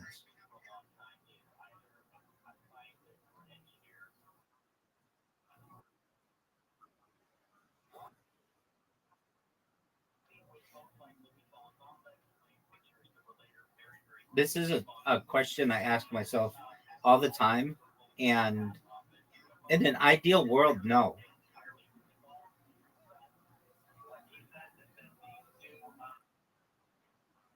Meaning, like a child should, we shouldn't make sex a taboo subject. It's love between two people or five people or whatever. We should be able to have real talks with children. We shouldn't, like in a village in Africa or in the Amazon, people are naked, both men and women. And it's not like taboo. Nobody cares. It's like that's just how you live your life. In an ideal situation, that's how it should be. It shouldn't be like just like the nipples on a woman are not allowed, but the nipples on a man are allowed. But then a man can be a woman and a woman can be a man. It gets confusing, and frankly, they're just subjective opinions. And in reality, it's just skin. We shouldn't taboo skin. It's just skin.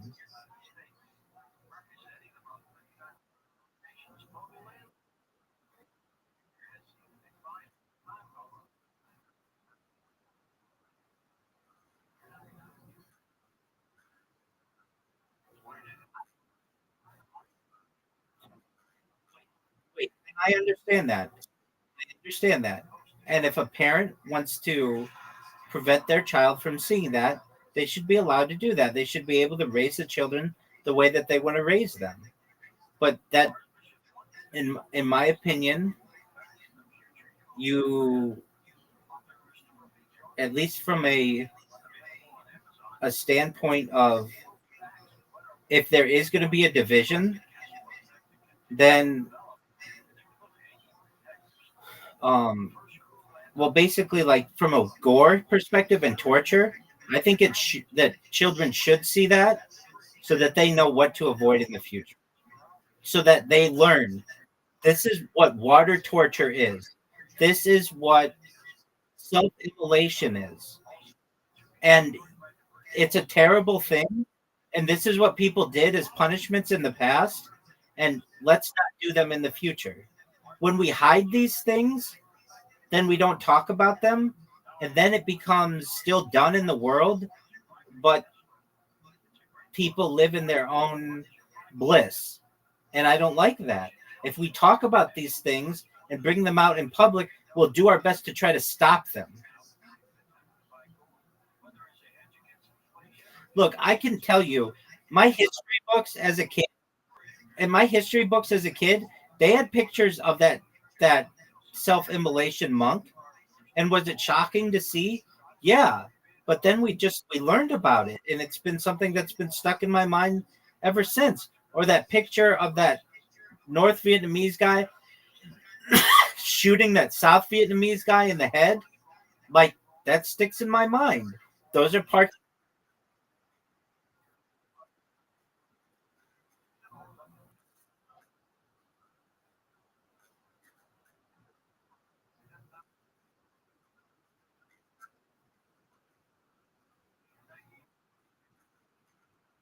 Absolutely. Why doesn't why doesn't Donald Duck wear pants?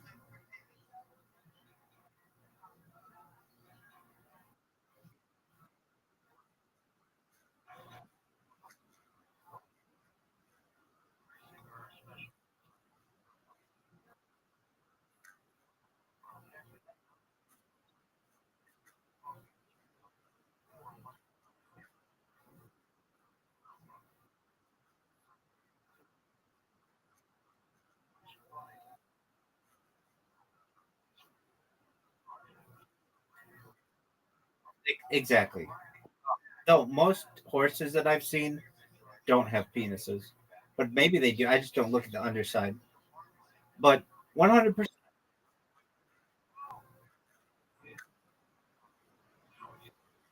Okay, maybe they do. I don't generally look at them. Um. Okay, so in terms of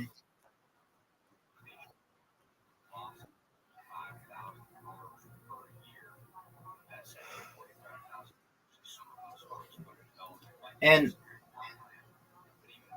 I think the whole wearing clothes and stuff. I mean, it goes back to the Bible, but in my opinion, it's control. It's a lot. It has a lot to do with controlling people. When you can control what people wear, you control how they express themselves, and also it allows you to sexualize people, and it allows you to weaponize it as well. And I don't like that. I don't like when sexuality is weaponized against people. Can,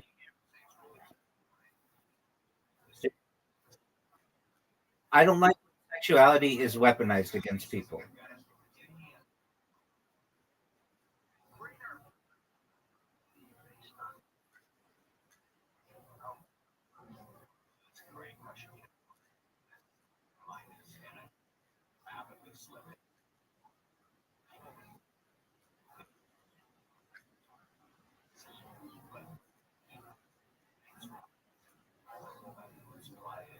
It just doesn't make any sense to me.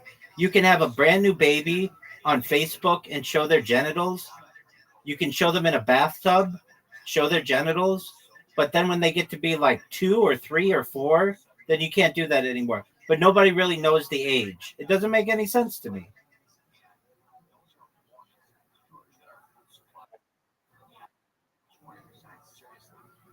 It it doesn't make any sense.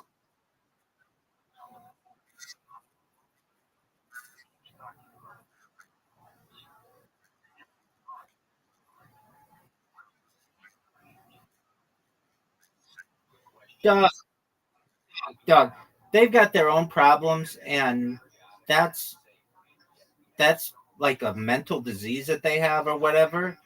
I'm saying it doesn't make any sense. There's no firm line drawn, and I don't think we should sexualize it.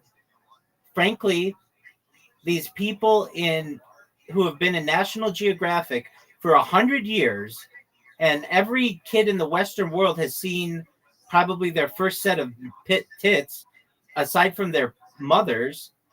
In those, that's never been a problem because they're not sexualized.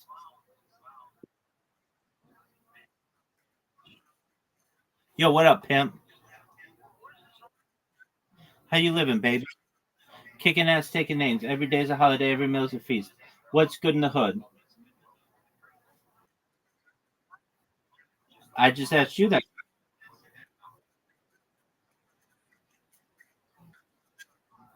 Dog, I don't want to answer those questions.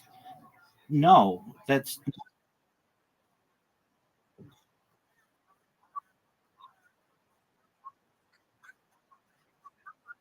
dog. I wear this because I am sponsored to wear it.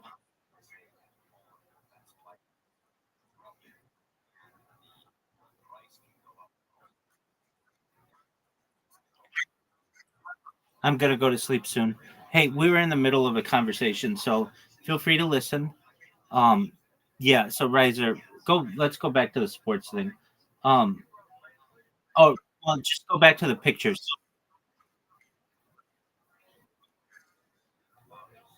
Okay. So.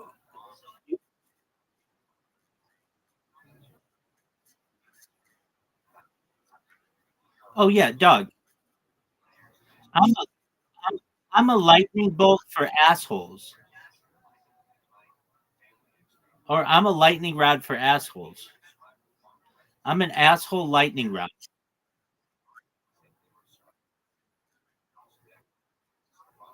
Okay. Well, most people just ban them, but I don't.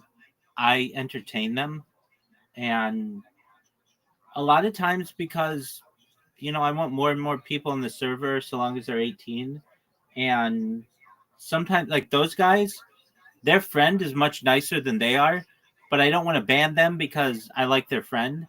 Um, a lot of times, like people come in here drunk, people just come in here and yell the N word. Uh, I get a lot of people who have,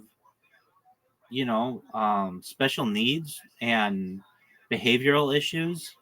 I think Discord and the internet in general are just full of these people. I get people who are generally seen as like abnormal.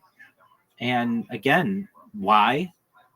I think the internet breeds these people. Normal people have children and wives, and they don't have time to be on Discord. These are like the fringe people of the internet. And um then again, I leave my camera on in a bunch of discords and invite people to come in here from any background. Literally, the only thing that you have to be, or that I ask you to be, is 18 years old. So anybody else in here, I'll let in here. And so long as you don't outwardly cuss at me or use, uh, I'll even let people use racist remarks until I tell them that it's not appreciated and that I don't want them to use those. But I mean, if I don't just immediately ban them, usually, um,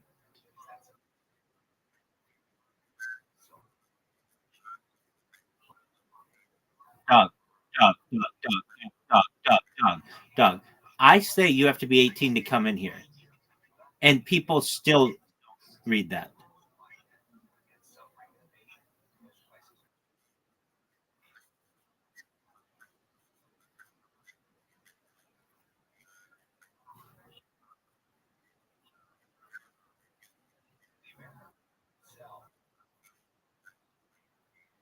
Right? But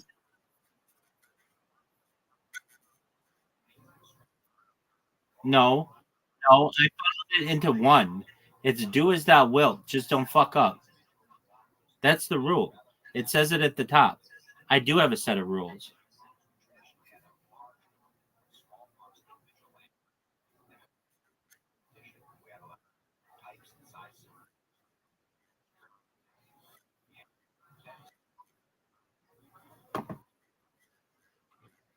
No, I use fuck and all these profanities. That's fine. Yeah, I mean that's different. That's different. I don't like when people of any make fun of any people specifically, and I don't tolerate it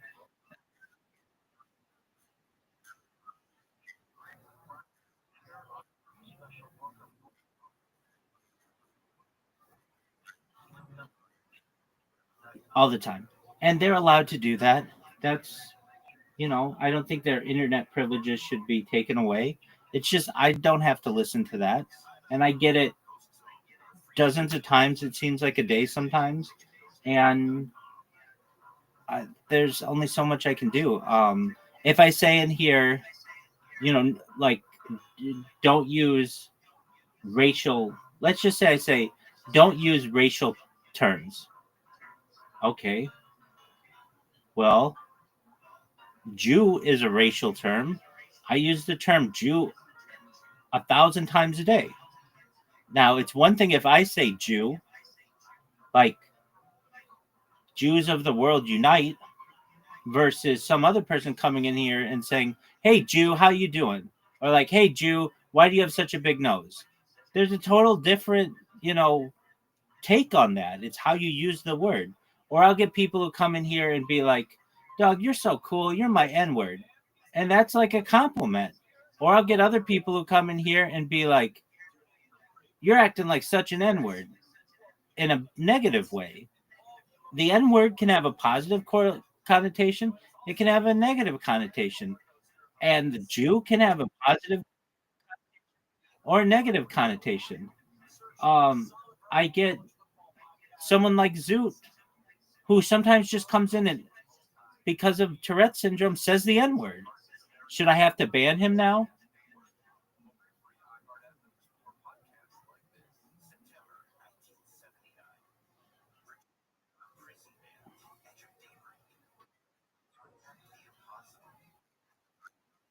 There's no perfect list. If I sat here and played security guard on people, then I would be incorrectly um, or subjectively determining people's behavior. When is it okay for someone to say the N word?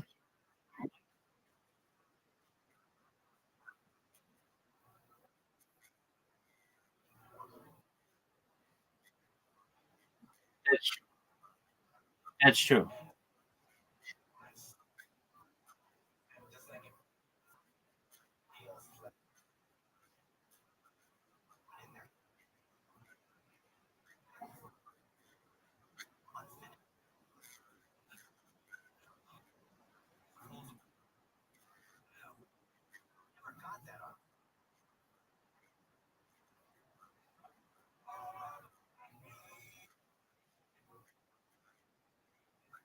I get that. But then we would have kicked Zoot out a long time ago.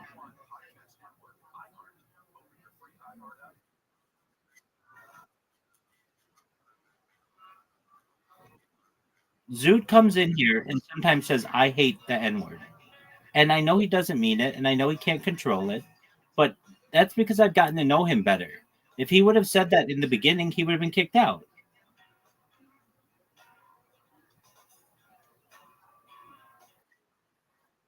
And how do I know? How do I know if he's?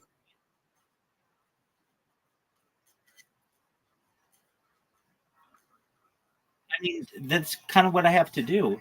Um, I get people who come in here and they want to. It's rare, but I'll get people who like stream really mean things, and they'll just stream like beheadings and things, and like they should understand that that's fucking up, and I get rid of them. Um, I also get people who like will use the N word. There's a girl I know who uses the N word. She has black children, and I ask her nicely not to use it, and she doesn't always listen. But she knows my stance on it. That I don't like to hear that word over and over and over and over. Like I hear it so often that it just becomes like annoying to me, even though I don't mind it in some contexts, but in other contexts, it rubs me the wrong way. So I make sure that people know that there are some people to whom that word is very offensive, and I don't want to um, necessarily exile those people either. So I make people aware. I mean, generally the discussion in here doesn't get that um, that raucous. I mean, normally 99% of the time, I'm in here alone, and somebody comes in and they're really nice and they hear all about what I have to do and they don't cuss and they listen to me for a little while. They ask me all the questions that they want, and then they'll say they'll be back. And either they come back a few days later or they never come back again. It's happened with almost 2,000 people in here. And that's absolutely fine. That's 95% of the interactions that I have. And then there's another 5% where it's a guy who brings in his friends and they speak another language or something like that. It's not always that way, but a lot of times, and they'll say something in their language together to each other, and then one of them will say in broken English some word or whatever, and it's like, look, if you do this again, I'm gonna ban you. And they'll be like, oh, okay, and then they'll be really good, and then they'll come back the next day and they'll be drunk, and just those kind of things happen. I'm not here to play patrol officer on all of these people. If you want to talk with me in this server, in this VC, then I have like my own set of standards and I have my own self-respect. If you want to go into any of the other VCs that I have in here, I have 500 of them basically, and you want to go in there and just yell the N-word out all day long, go for it. I don't fucking care.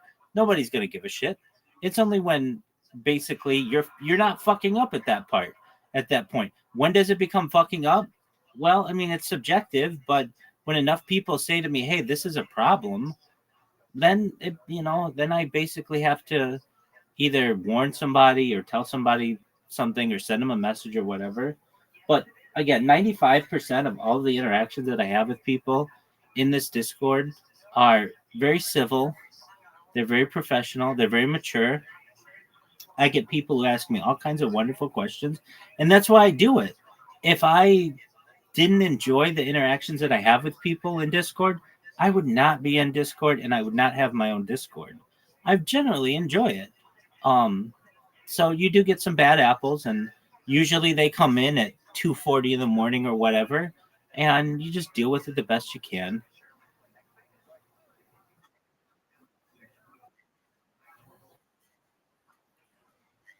Yeah, so that's one that I I don't always, and I mean sometimes I do if I either forget to mute it or sometimes I just say, you know what, let them fucking wake me up. Let's see what happens. Especially like I'll go a little like usually I get in a given day like maybe 4 or 5 new people who stay. Like I might get 10 people who join, but maybe 4 or 5 who stay. A lot of people just come in, they don't know what it is, they don't want to talk, or they're not 18 and they leave.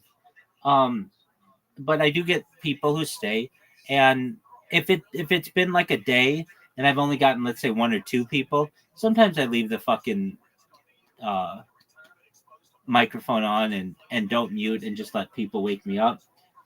I uh though if I have a chance to think about it, usually I will try to mute myself, but I would say of the I don't know, I've been doing this like 1,200 days in a row, and of those I've only muted myself when I go to bed like or muted other people like 30 times. It's not a lot. So I do listen to people a lot. Half the time it's Zoot who comes in here and he says, "Hey, Rabbi," and I go, "What's going on, big dog?" And he'll be like, "What are your thoughts on?" And it'll be some kind of mental health thing, and it's whatever. I'm glad that he was able to tell you his Kanye West joke, and he was able. To, okay, what was it? Oh fuck. Yeah. Okay. So I told him this. So the guy who discovered autism was Jewish, the doctor, and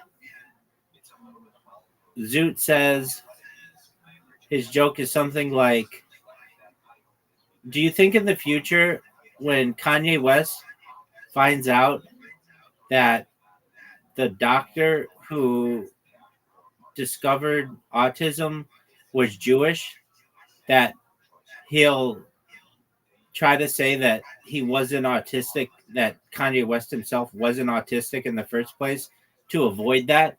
And it's like, it's not really funny. And you need to know a lot about autism to know that. Like, it's just like, I don't, I don't, yeah, it's not, again, I'm telling you, Riser, you may not agree with me, but if Zoot wanted to be on that television show, he would memorize 50 dad jokes, and he could play the world on that. He could literally go city to city if he just memorized 50 dad jokes. That's it. He would be he would be considered he would get hold on. He would get business opportunities. He would be considered a clean comic. He would be considered non-controversial and funny most of all.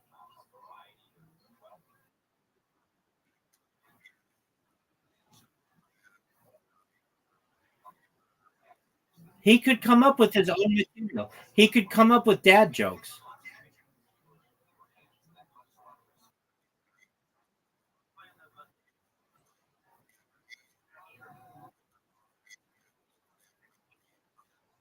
No, dad jokes are just when I say dad jokes, I just mean simple, clean jokes.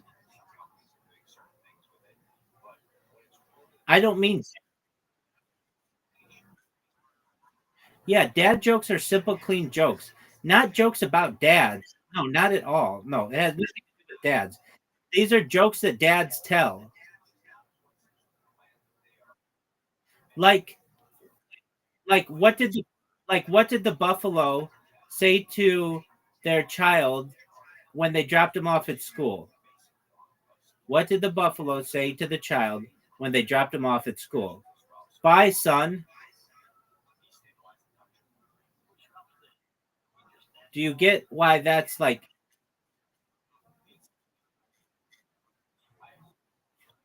that's not a knock knock joke. That's a simple joke. I mean, they make you think. Here's one. I'm really great friends with 25 letters of the alphabet. I don't know why.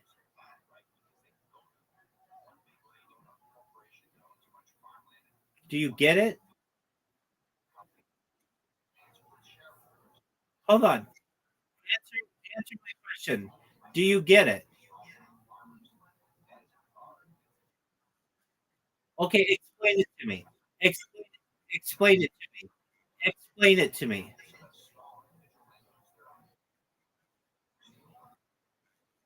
Exactly. You can tell that to a child and they might get it, but nevertheless, you could tell it to them. You can tell that to a 50-year-old and they might get a chuckle out of it. Does it have to be a groundbreaking racial joke? No. Can you tell those? Sure. But you shouldn't be telling those, in my opinion, if you're trying to get off the ground as a comedian and win over audiences right away because you're just going to be divisive. Get some clean jokes in your repertoire so that you can go to a comedy manager or an agent. Hey, here's my 20 minutes. It's clean, it's business friendly. They can book you some places. Then, when you get good and people know you and you're getting paid for your craft, then if you want to go and change the world with racial jokes and mental health jokes, go for it by all means. That's when you can do that kind of stuff. But you're not going to be able to get those gigs if you start with the mental health and the racial jokes.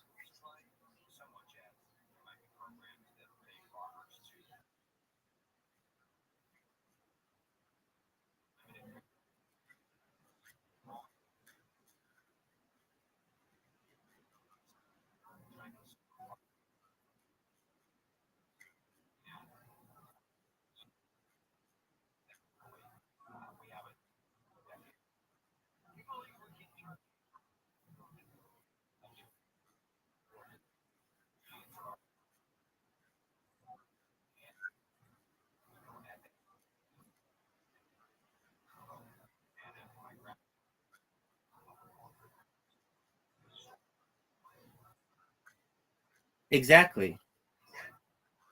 Ask any comedian. Some of the first jokes that they have are fart jokes. Everybody does fart jokes and sex jokes because that's what all early comedians do. It takes a long time to get into puns and alliteration and rhyme. That's when you get into moving from comedian to philosopher.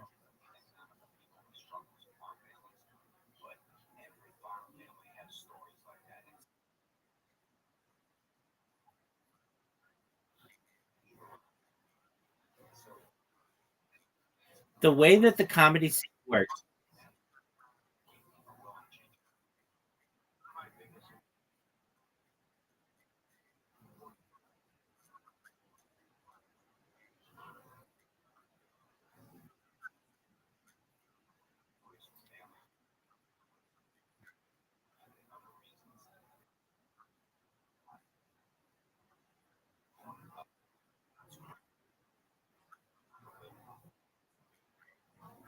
the the the way comedy works is you don't get paid right off the bat. You don't get paid for the first few years.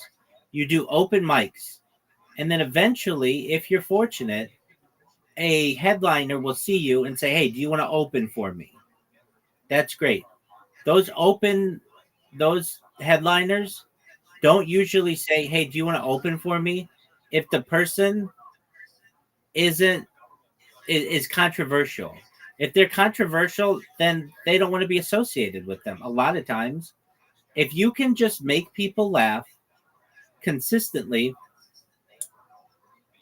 with a high laughs per minute, jokes per minute ratio, you're going to be successful. And then from there, if you want to get controversial material, by all means, do it. Great. But you need to have a foundation of jokes. If you come out with jokes that are just you're swinging for the fences or home runs, you're not always going to connect. But if you bunt and you get really good at bunting and hitting singles and doubles, you're going to be a better, more well-rounded hitter so that when you do want to take a swing at a home run, it's going to kill and you're going to dominate.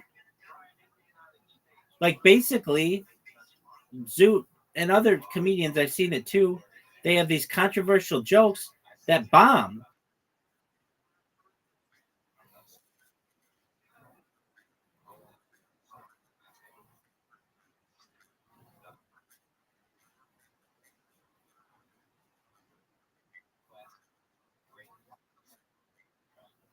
Right.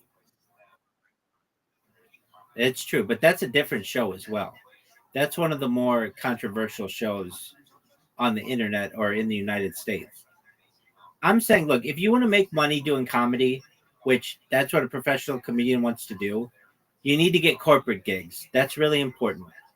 You need to be able to do parties. That's really important. You need to be able to work in clean rooms. That's really important. You need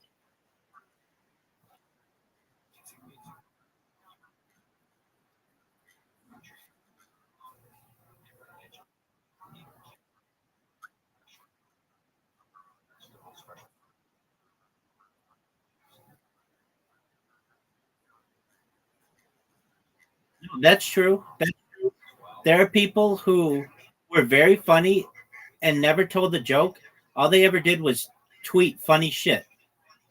There are those people who were successful at doing that, and they'd get a following. Now, people would steal their material, but nevertheless, they would get a following. And that was 15 years ago. And you're absolutely right. You can get people who make, I mean, I watch them, and I'm sure you do too. They just do little Instagram reels that are really funny and really cute. And they get followers and they get endorsement deals. I've seen these happen. And they're not stand-up comedians per se, but they're able to play different characters or be entertaining, and they make money that way. But for the look, I'm saying if Zoot's goal is to be on television on this comedy show, get some clean jokes that they can put on television. Anybody who says anything to me differently, I think it's bonkers and doesn't know how the industry works.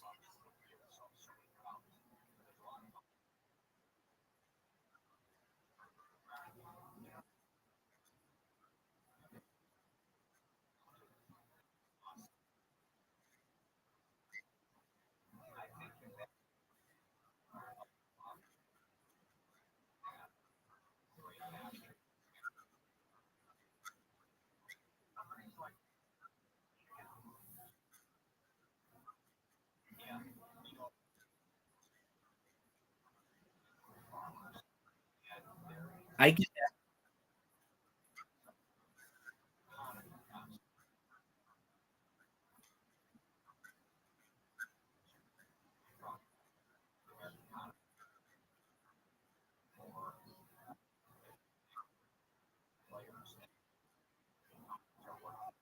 and especially because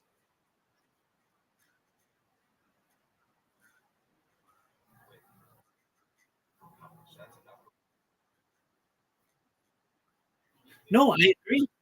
I absolutely agree. Except the thing that guy says, just fuck off, but he could just say he told me to f off. But that's a good story. That's like a great revenge story, and he could like you had a really great punchline that we should have said it. You know, you could have Will Smithed him, but you held back. But you got your revenge, and it's a lesson to everyone out there to keep your word, especially in business, or else you may end up losing your girlfriend over it, and you didn't do anything wrong to her, but it's just how you treated other people. It's absolutely, I mean, it's a great little story anecdote that he has. Now, the thing is, if he wants to be on TV, it would be one thing if he still had three tries at being on this show. He's already tried two times and failed. He only has one other chance. And it's like, if you only have one other, no, I think he the similar stuff that he does, but I don't know. It's to me like you are trying to beat up a guy. Do you take the biggest swings that you absolutely can take, but you only take one or two of them and just hope that they land? Or do you take really small punches, but you know they're all going to land and they're really quick and they're really accurate and you know 100% that they're going to work every time? To me, you do the latter because it's less risk. And when you're in front of producers, they want to laugh, but they're also thinking to themselves, can I ever show this on television? And Down syndrome jokes are low hanging fruit. So anyway, um, all right. I still didn't get a chance to tell you about my robots, but basically, just really quick summarization. I increased the amount of robots that I have, um, and I made them better on Kick, and I focus on Kick. And I was noticing like when people talk to me, a lot of times people would just like yell at me on YouTube in my YouTube comments, and I was getting like 5 to 1. I did this thing where I did half of these robots on Kick and half of them on disc on Twitch. And I just wanted to see what works better, Twitch or Kick. And I did like A/B testing. And I would get like 5 times the amount of people yelling at me from Kick than I would from Twitch, even though I really tried hard on Twitch. And it's because Twitch has better like robots, better like AI to detect robots, and they'll ban your account easier and some other things. So um I increased these on Kick, and the other thing actually for like 2 weeks I did it just on Twitch. And I like only gained like a couple people in the Discord from Twitch, maybe more than a couple, but like maybe over the course of like a week or two, like 10 people or something. But when I did it on Kick, like when I haven't done it on Kick in a while, I'll get like 30 people in a day. Well, in like 2 days or 3 days. Just like a lot more reaction out of people. And I'm starting to become more well known. I've got this girl in my fucking uh, DMs right now. Yeah. Um,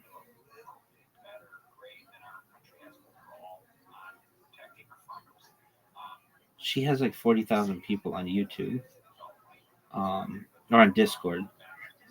Her name is CCat Play.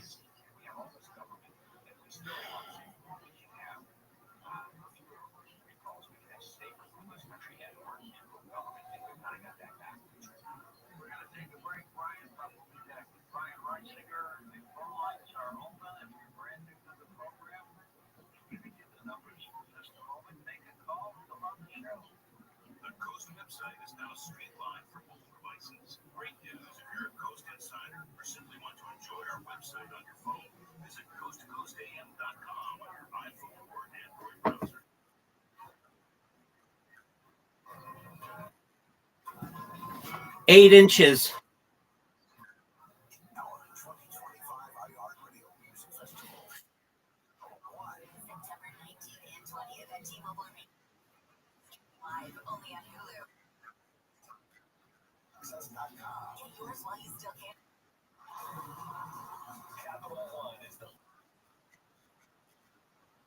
Yeah, she's. I was just saying that, like, I get these random ass people who, uh, I don't know. This girl sent me a message and was like, "Send me your, pardon me, send me your There's something interesting about this, dude. This is weird. Hold on. Oh, this isn't the person. Wow, this is a good one. Somebody just tried to scam me. Dude, this is a good one. Um, so this person's screen name is CCat Play, period. And the period is a different screen name than the real person CCat Play. So this person tried to scam me.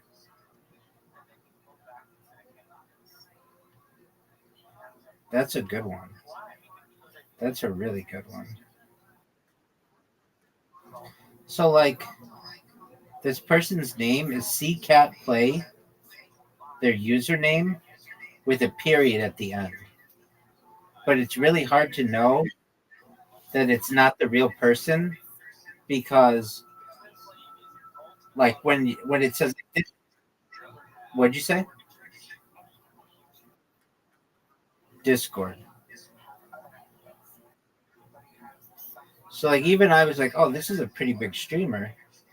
But I thought it was interesting that this person, like they have some things linked in their um about me, but it's like if you go to I went to this person's Twitch and she's like, beware of scammers. I have a bunch of people who impersonate me. And I can see why. Because they just take her name and then add a period to it. And then it's really hard to notice that because it's like when it says this is the very beginning of your legendary conversation with CCat Play, period, it looks like that's just the end of the sentence. But in reality, it's part of their username. Yeah.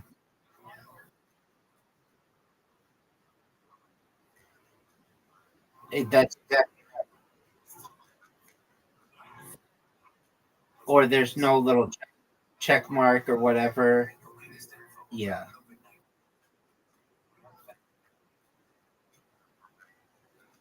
Well, right. You used to be able to. Right.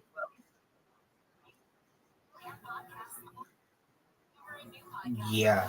You used to be able to message people on YouTube, but they took that away. Um, what you can do on Twitch is connect your account, or on Discord is connect your accounts. And this person does not have their accounts connected. She just has like the link to her Discord, which is something, but it's not like all her shit. Like if you click on my, at least like my account that I usually use, it's like more social media than you've ever seen. Do you know what I mean?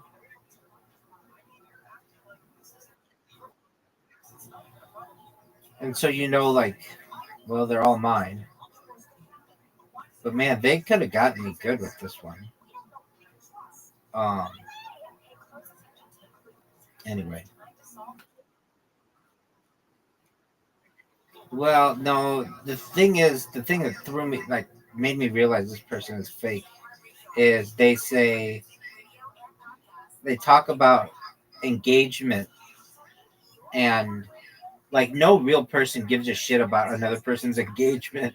Like you've never want, I mean maybe, but like we talk about a lot of things, but you don't come to me in the first 5 messages and talk about like what are your strategies to increase engagement. It's like what? Like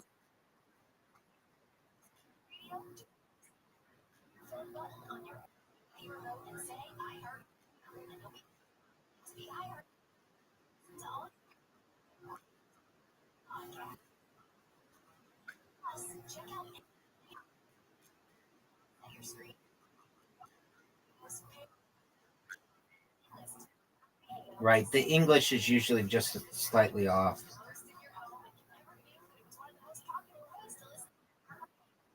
um you were going to ask about engagement.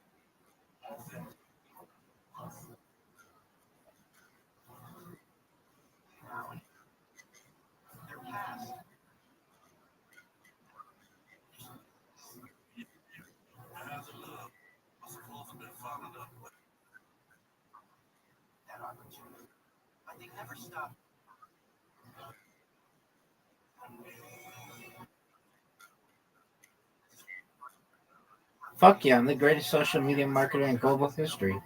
Before I answer that, how many days do you think you've spent in this Discord talking? Like in this call, in not on what day did you join, but actually talking in this VC. How many days, if you added them all up? Do you think it'd be a day, Do you think it'd be 2 days?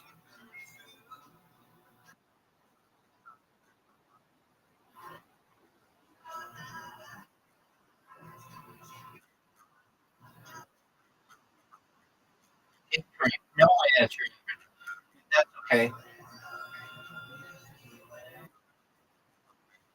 Dude, you haven't been in here in a month.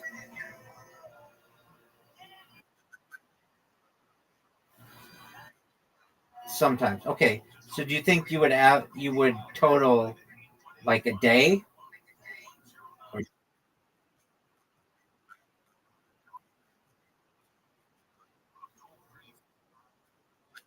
really? Right.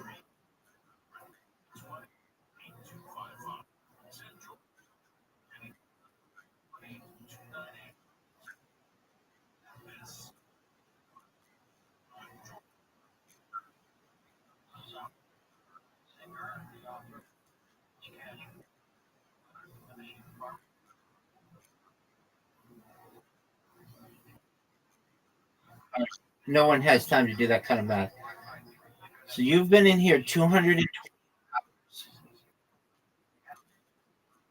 no, it'd be two. It's not that. No.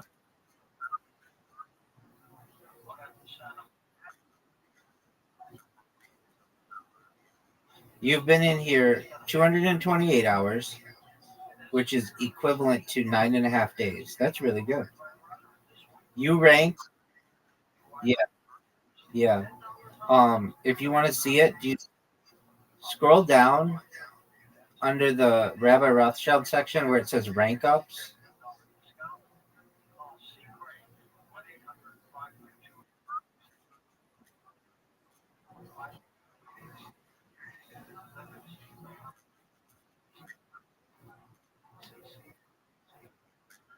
So you can just type in rank ups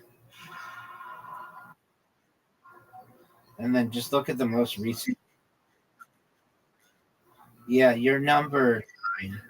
But here's the thing: some of the people. Okay, that's fine. Some people, um, they have multiple accounts.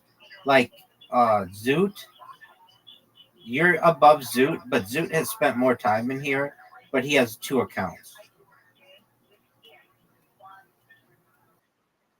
Right. But your number, I have no idea who that is. I just look at their picture and it's like, I don't think I've ever talked to this person. But maybe they,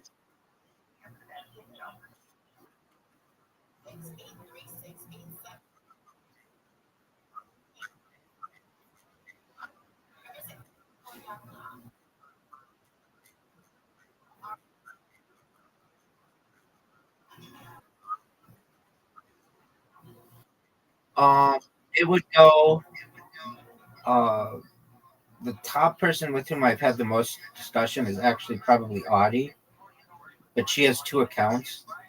So she's number 6 and number 11. So if you add hers up, she's at like 600 some hours. Um, that's that's that's true. I think she's actually at 3 accounts. Um,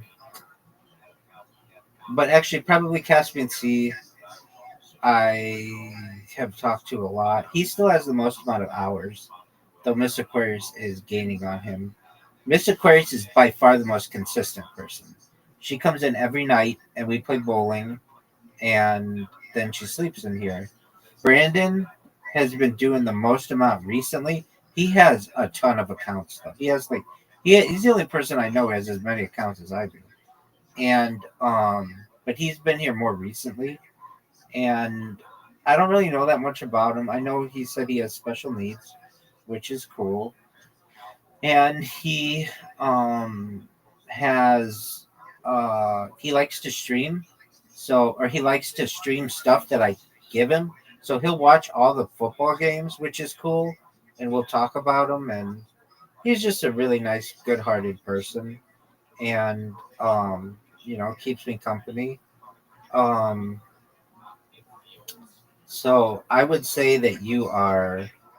It would go Caspian Sea, Miss Aquarius, Audie, Zoot, and then you.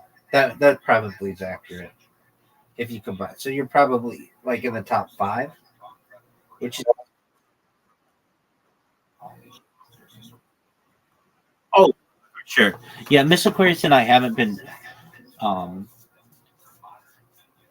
we don't have really long conversations. We have consistent conversations, but we've only started to do longer conversations, really, like with just in the last like month, and um, that's cool. But she's very.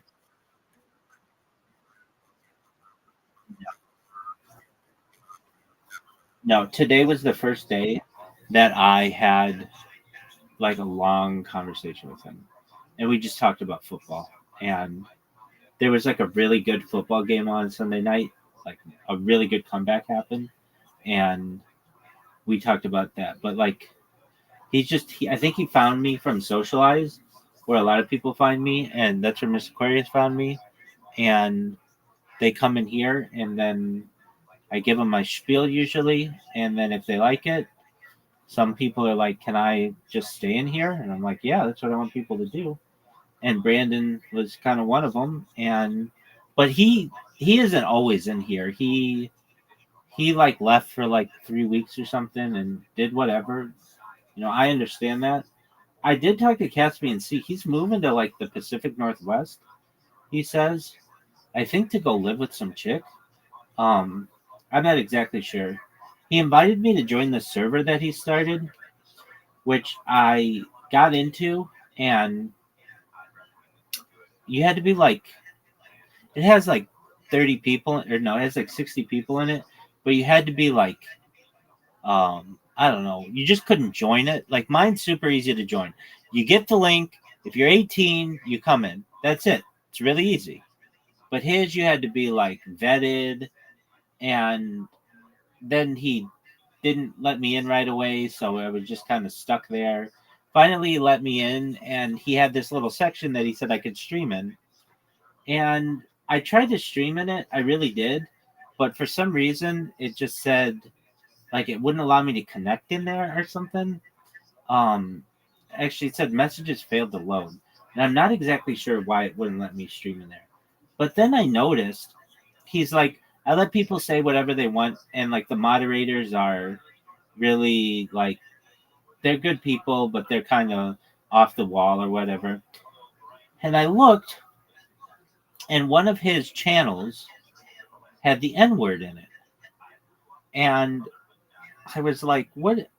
Like this just kind of seems classless. Like it was like a hard R too, and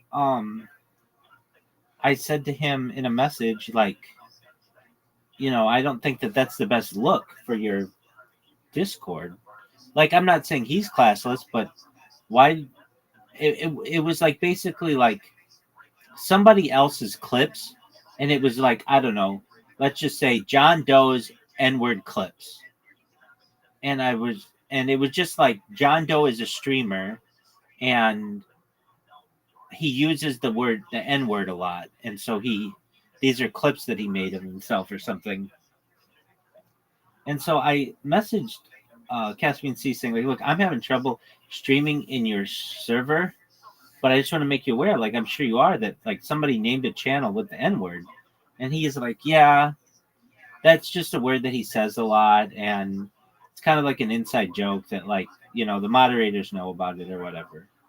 And I left his server, and he asked me why, and I explained to him that especially small servers, Discord has a policy that if you are in one and it gets banned, you lose your Discord account. And I just can't risk it with my account. Like, my Discord is where I have all my connections, and I don't want to risk that some asshole moderator in his Discord gets his server banned, and then I lose my account. And he's like, no, I understand. And when I see that their moderators think that using the N word is funny, that's not a place I want to be. That's not my environment. I don't know why everybody's so fucking obsessed with this word, but they are. It's a very divisive word. And I'm not saying it's a bad word. I'm saying that Discord views it as a bad word. And thus, I want to keep my distance from it. And then I went through my Discord and I looked, and it's like, I don't have any words that are controversial. I have like words like basketball and anime and like at the very bottom, I've got like Orthodox Jewish section. None of that is necessarily like, there aren't bad words in it. And I look through it and I'm like, mine just doesn't have the same vibe. I don't use that word. It's not a word that I just, people use it so much, it just drives me bonkers. And anytime anybody uses it who I feel shouldn't use it, I just think incredibly low of that person. Like, you're trying to hurt other people, and it makes you look very small. Like, you don't use it, and I respect you more because of that. Even Zoot, who does use it, I know it's accidental, and I respect him because he doesn't use it openly. But then there are people who are just like, I'm going to call this group of people that to demean them. And I feel that that is inappropriate. I just don't like that. I almost want to say, like, who raised you? In what fucking barn were you raised? Because good parents would not raise a child to use words like this under these circumstances. Now, there are other people who can use it in a certain way, and it's completely fine, and I get that. But that's not the way that many people are using it on the internet, and I don't like that. And I get so many people who, again, like I am ground zero for the internet. It's like I'm the central spoke of the entire thing. I know I'm not, but I'm pretty darn close, at least on Discord. And I've become like an asshole lightning rod, where people just are like, oh, I'm going to fuck with this person. And if you think it's bad what you hear in here, you should see the direct messages I get. Believe it or not, they're worse. I get people who tell me to die, that they're going to kill me, they're going to call the police on me just because they don't like my face. I get people who, all kinds of things. So there's nothing I can really do. Yeah, I have this perfect thing that I say to them. I think that they should be able to. I think they should be able to say that. I have a saying: "Sticks and stones may break my bones, but words will never hurt me." When you start getting into threats being illegal, then what constitutes a threat? What constitutes a real threat? If I say I'm so pissed off I could blow the world up, does that mean that I should be charged with 8 billion threats to life? Do you understand what I'm saying?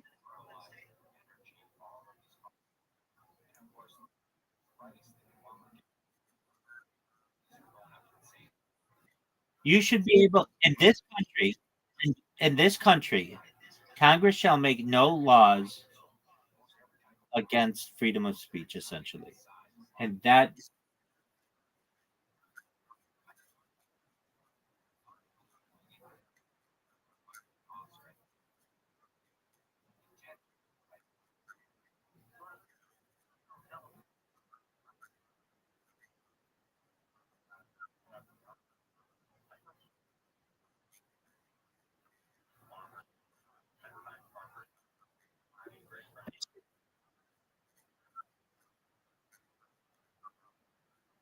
crazy.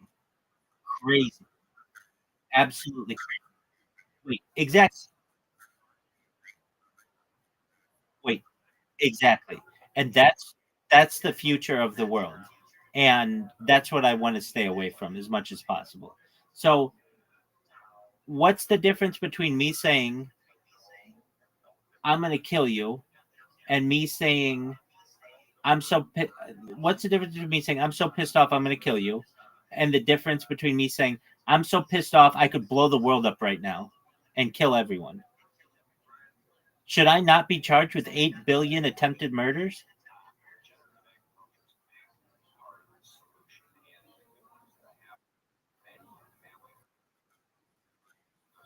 And that's just absolutely ridiculous. You should be able to say whatever you want without any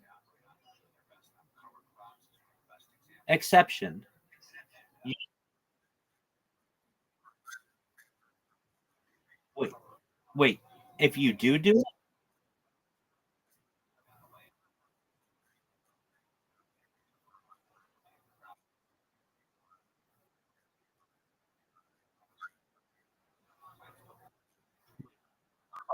hold on. You can get um there's that and you can get um no contact orders against people. There are things that courts.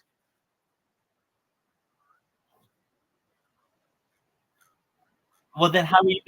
Well, then how are you going to arrest them in the first place?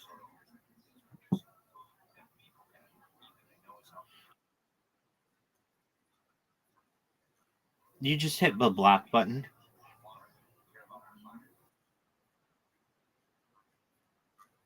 Absolutely, and then you just keep blocking them.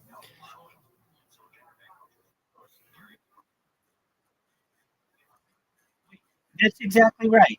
You need to have thick skin, and you can't be such a pussy in life. You can't expect the state to be your bodyguard because eventually that bodyguard will turn on you. Look, there's a saying that Ben Franklin has: those who are willing to trade security or liberty for security deserve neither.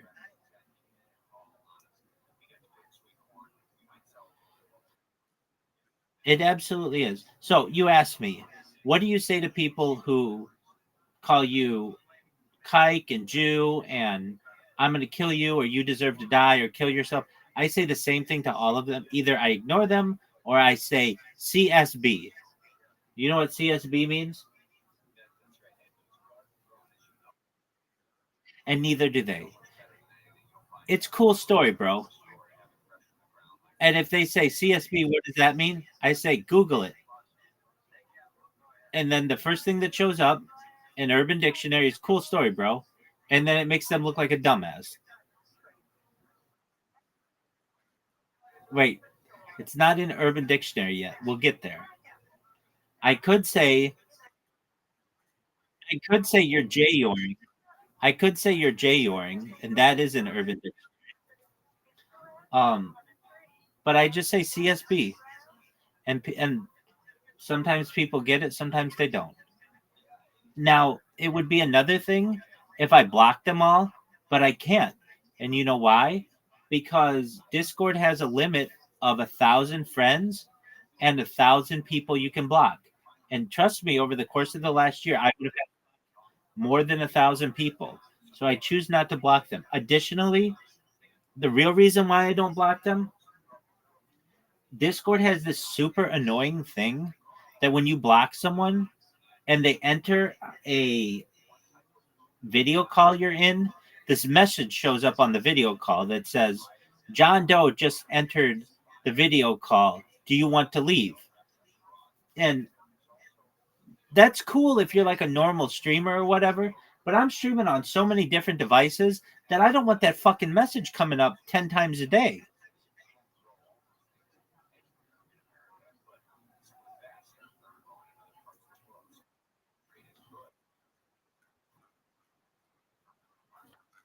It's because they want to limit how much server space each user has. and that's why they don't let you have like 10 million followers. That takes up a lot of server space.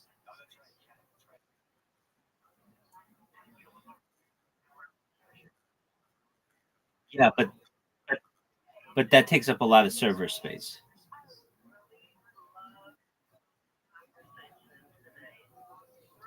So Discord, in order to limit its costs, limits you to 1,000 friends and 1,000 people who you with whom you can connect. I'm not saying that I don't think that that should be expanded. They certainly don't have a problem selling out to some types of advertising or whatever, or having a premium version. I get all that. But yeah, in terms of threats, you should be able to say anything to anybody because what you consider a threat is different than what I consider a threat. Sticks and stones may break my bones, but words may never hurt me. I mean, let me just ask you this. Let's say you kill my child. Shouldn't I be able to say to you, if you had anything to do with killing my child, I will make sure that you're executed?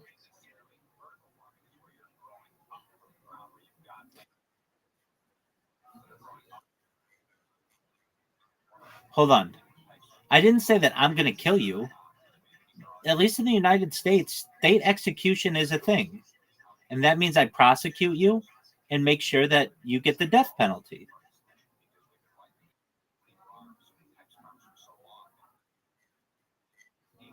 That's exactly right. That's my question. And until the, I want you to remember this. It depends how you want to interpret execute. If you interpret execute as um the cartel killing you, well then no. But if you want to define it as the state executing you, then yes.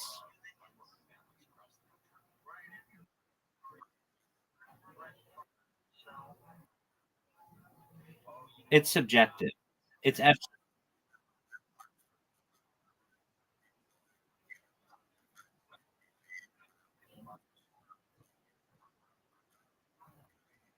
Why do you have to say that? Why can't you just say what the state would do, which is execute you?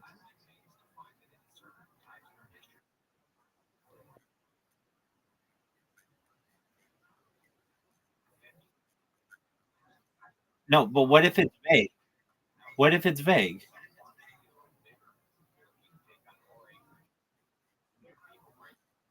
It would be up to a judge and jury.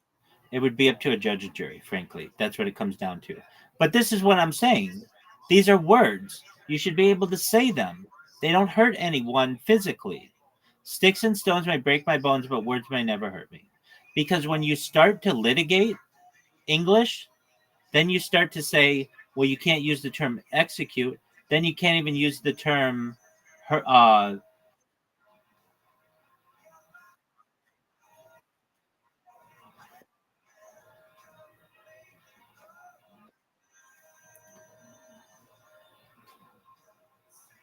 Look, if you killed my kid, I should be able to say to you, I want to. I will do everything I can to have you executed. Or even if you killed my kid, or even if I suspected you of killing my kid, I should be able to say I will do everything in my power to have you executed if you had anything to do with the death of my child. That's what any good fucking parent would say.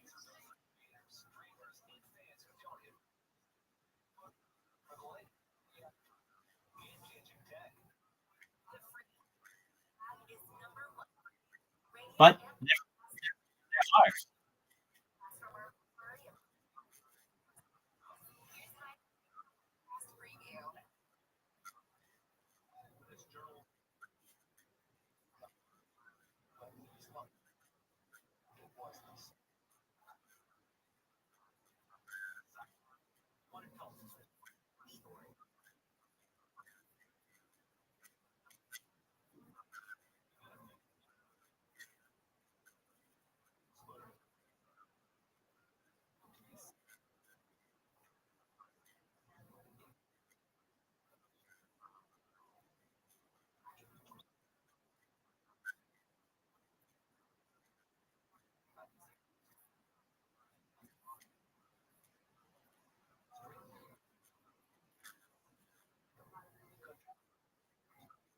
That's true. And before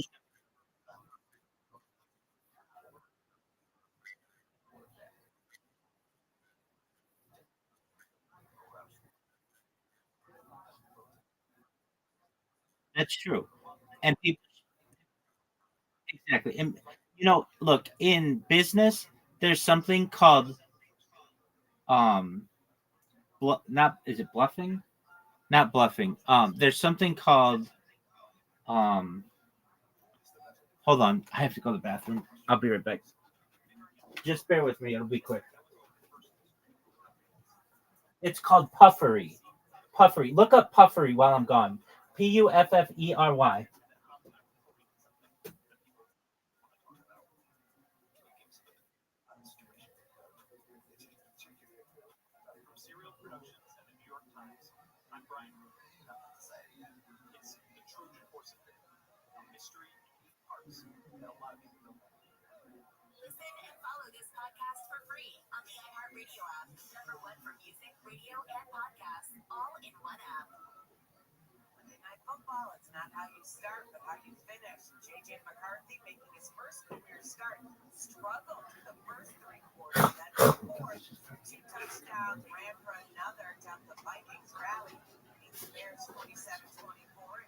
Riser, did you look up the term puffery?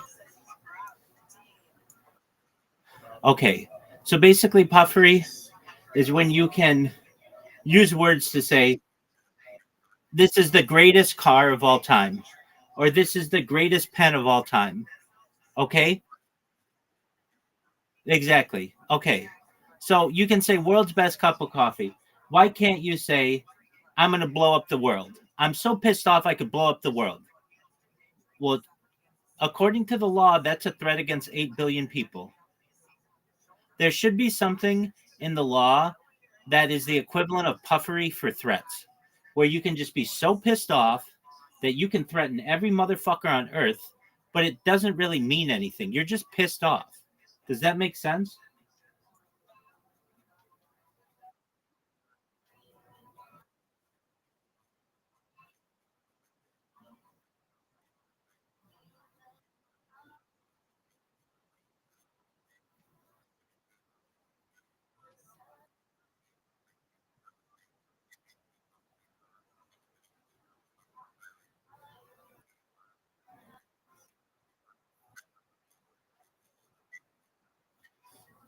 Okay, so when 9/11 happened, there were arguments that said we should turn Afghanistan into a parking lot, which meant like killing millions of people. Technically, those are making threats against millions of people. Should you have to have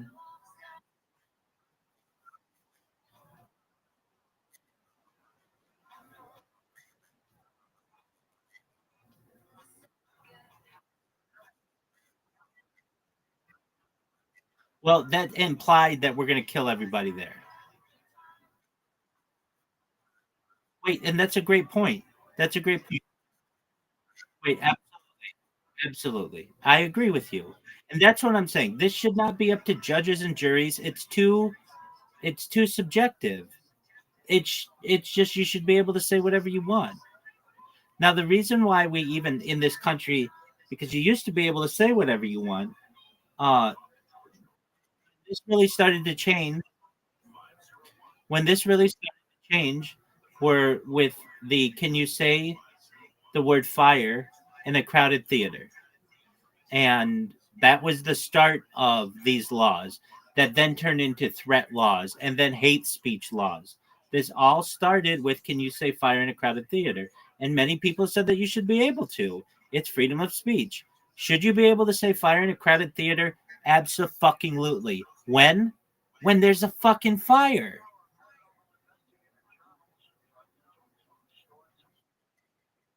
Exactly.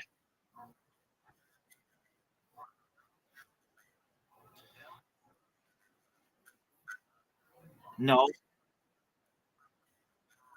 it's the idea that you could be prosecuted for this for saying this word because it can cause tramp and cause people to run out of the building. But if there really is a fire, you should say it. And it was It was very strategically used to be a road because you used to be able to say whatever the fuck you want. And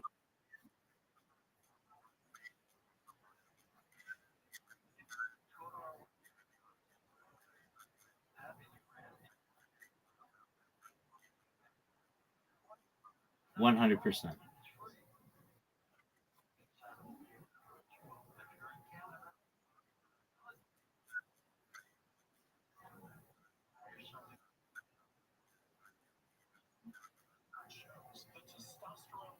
If people recognized that this was a common occurrence, then they could say they just ignore it.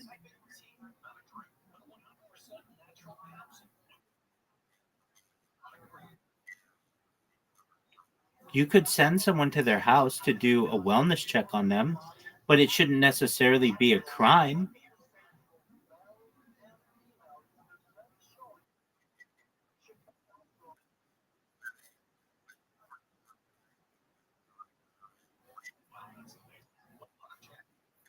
Okay, wait, that's fine.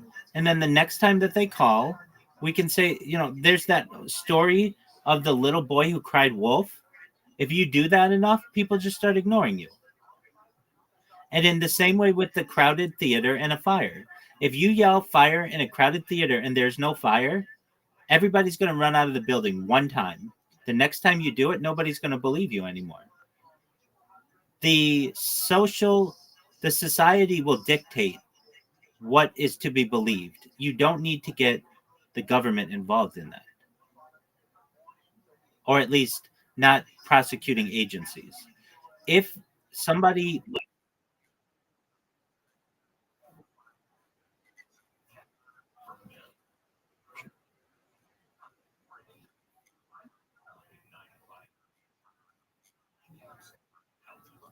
look, I've already thought through all of these. I can give you one.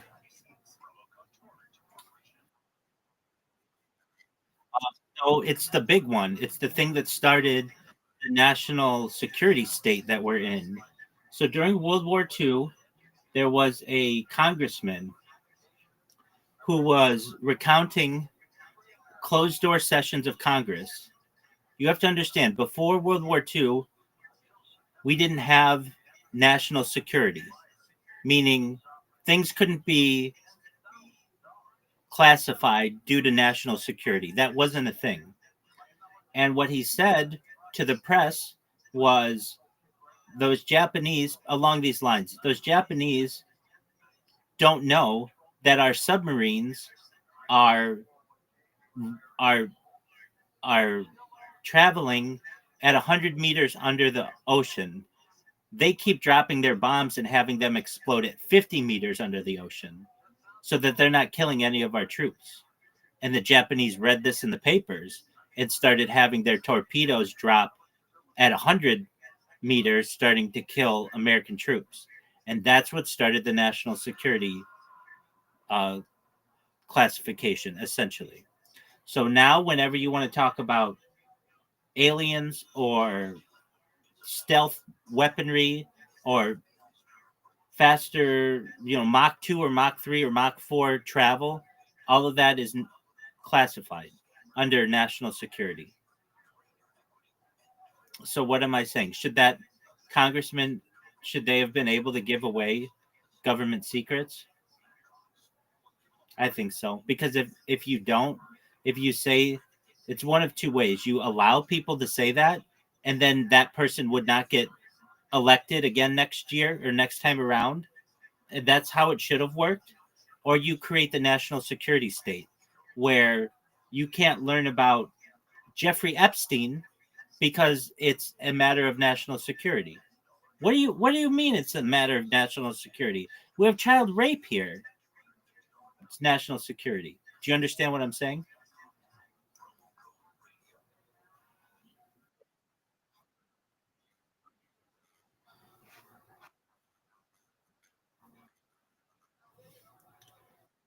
But that's what's being, exactly. But that's what's being done, and that's what has been done. And now when we want to talk about really important topics, the assassination of the 35th president of the United States, John F. Kennedy, on November 22nd, 1963, in Dealey Plaza, Dallas, Texas. We can't talk about that because it's a national security issue. This is the assassination. This is a murder of a man in broad daylight, but we can't talk about it, or at least Congress can't.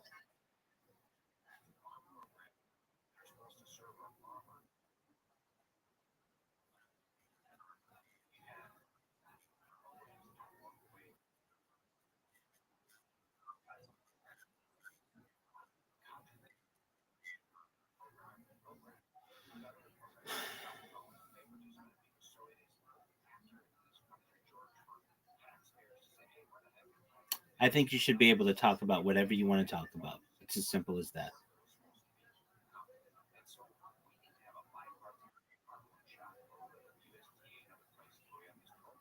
So if you want to talk about,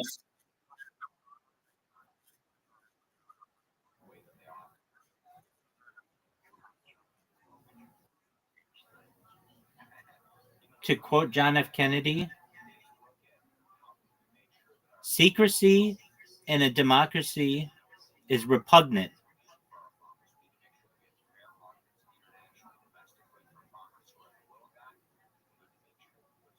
What do I mean by that? If we're supposed to be living in a democratic society, you should not have secrecy. It is inherently repugnant. Things are supposed things are supposed to be open in a democratic society.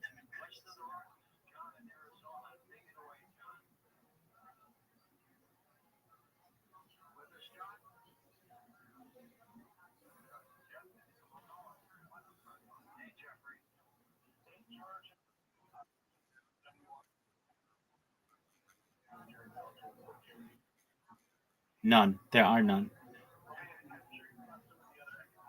People deserve the truth in all aspects of society.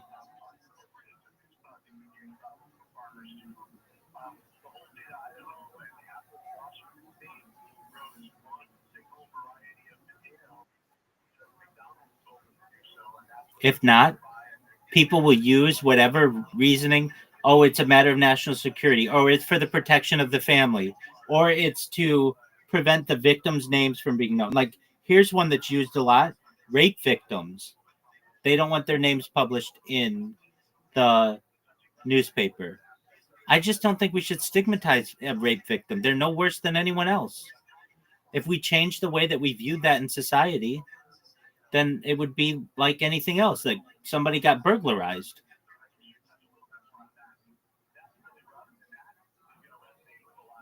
And I understand that it takes work, but I'm willing to work at it. Because if not, then you can say that John Doe raped 50 women. And then when he goes out and says, "Who did I rape?" when he's being prosecuted, they say, "We're keeping the victims' names anonymous." He deserves to know who his accusers are.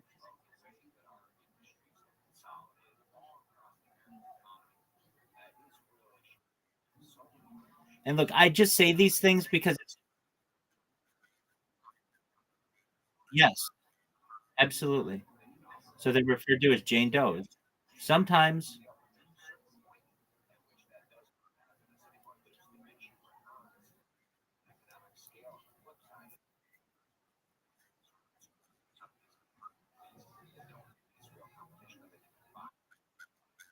it absolutely is. The only way around this is free speech and truth. If not, you can always use an excuse to get around it. And I want to avoid those situations. Like basically, cameras that live stream 24/7. They shouldn't ever be able to shut them off while they're on duty. No,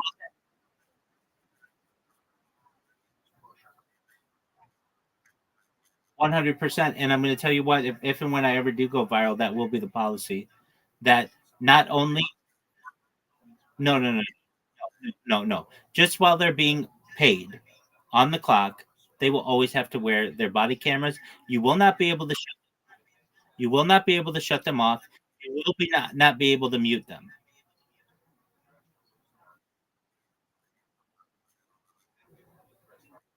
Mute them and cover them up. Yep. And it would be you'd have to wear the one on your chest. You'd have to wear one on your hat. That's 360 degrees.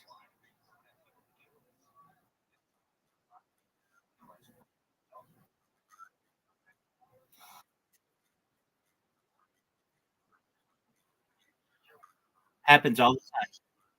Happens all the time. That's exactly right. Happened. They got locked in together. Happens all the time.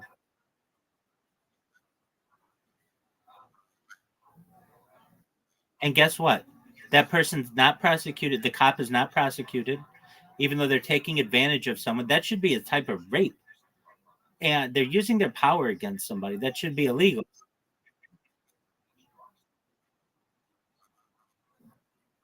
That's not consensual. That is not consensual. There's a differentiation in power that means that it cannot be consensual. It's the same, or it's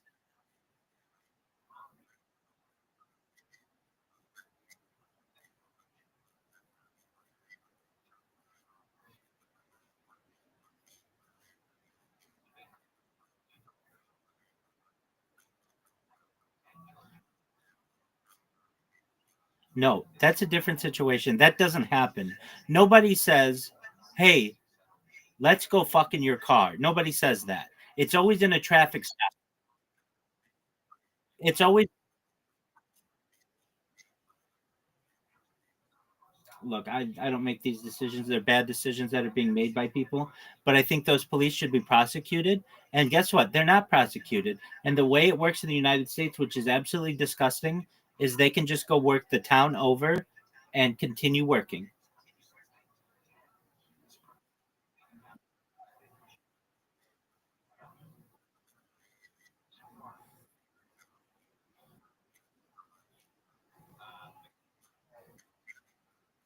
Yeah, it's called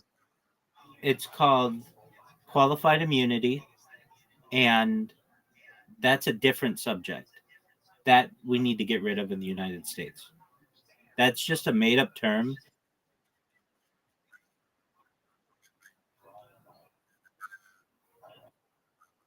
Look, that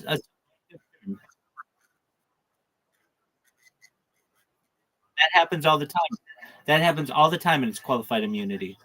And not only can't you sue the cop, you can't sue the government. Yeah, that happens all the time. You'll have two black kids who are just sitting there playing basketball. Some cop comes up to them, says, "Hey, let me see your ID." The black kids say, "I why? We're just playing basketball." And he says, "Well, you match somebody's description in the area, someone who's a suspect." The black kids get scared. They just run. The cop chases them down, beats the shit out of both of them. That happens every single day in this country. And I'm sick of it. I watch it. It's all over Reddit. It is fucked up. It absolutely is. The way that you can get around this is that you force police officers to carry their own insurance, just like doctors have to. And if the cops fuck up enough, then they won't be able to get insurance and they can no longer be cops.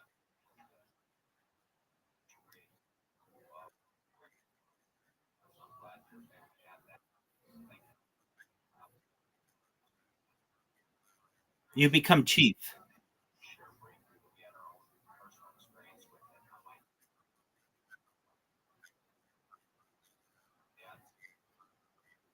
No, that's the military. No, if you fuck up enough in police, if you fuck up enough in, as a police officer, you become chief.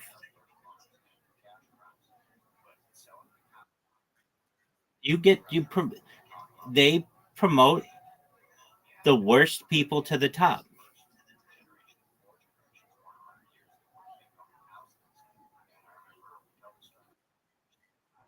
It absolutely. I mean, it's not. Nothing is 100% true in every single case dealing with people. but there is a an environment in policing that you fail your way up. And how does this happen?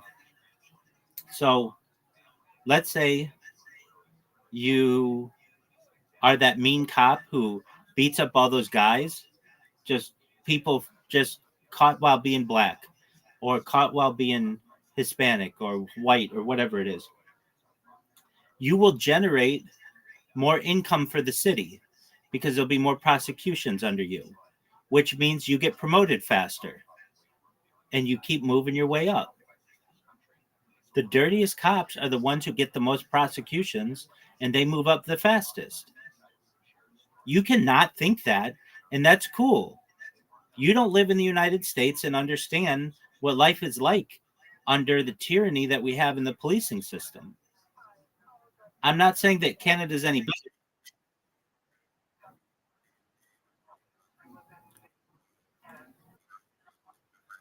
That's how it works, though. When these guys want to get promoted, it's how many people bad guys have you taken off the street? And a lot of times these people aren't bad guys, and these cops just are bullies. And so they get promoted, and then they become a lieutenant, and then they become a detective, and then they eventually, move up to lieutenant, uh, captain, and then eventually into um, assistant chief, and then eventually to chief, because they're the ones willing to quote unquote take the bad guys off the street, but in reality, they're just breaking up families unnecessarily and taking children away from parents. I mean, there are situations, the easy ones. I mean, a cop sees a kid on the bike at 6 o'clock p.m. He stops the kid. Where are you going? The kid's like 10 years old. I'm just riding my bike. Where do you live? 123 Main Street. He goes to the 123 Main Street and he arrests the mom for child endangerment. She says, "What do you mean, child endangerment?" He says, "Your child it was 6 p.m., which isn't past curfew or anything, but was riding their bike unattended. And you weren't that's putting your child in danger in the United States." She's going to say, "That's how kids play." But the cop has a right to be able to put that mother in jail. And now that kid doesn't have a mom and he's in foster care. But guess what? The cop gets a promotion because he was willing to get either these ruffians. It absolutely is. It is. I saw it. I've seen it on a Reddit post not long ago. There's a kid who went to the store every day. Every day in the United States that happens. Did it happen 50 years ago? No, that was just known as kids playing. No, what this mother did, she had her child. It was 3 o'clock in the afternoon.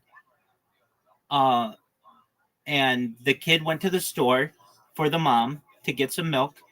The store was like 2 miles away. The kid was like 11 years old, and the cops just followed the kid home and then arrested the mother for child endangerment.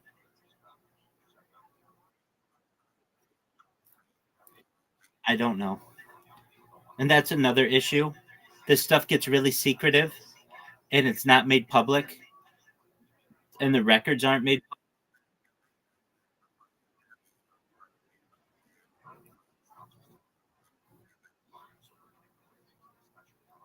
I mean, I don't know what her name was, and the databases aren't easy to search. You basically need to know her birth date and like her last name. I don't know that stuff, but I can tell you she was in handcuffs for child endangerment when this kid just went to the store. What kids have been doing in the United States for many years?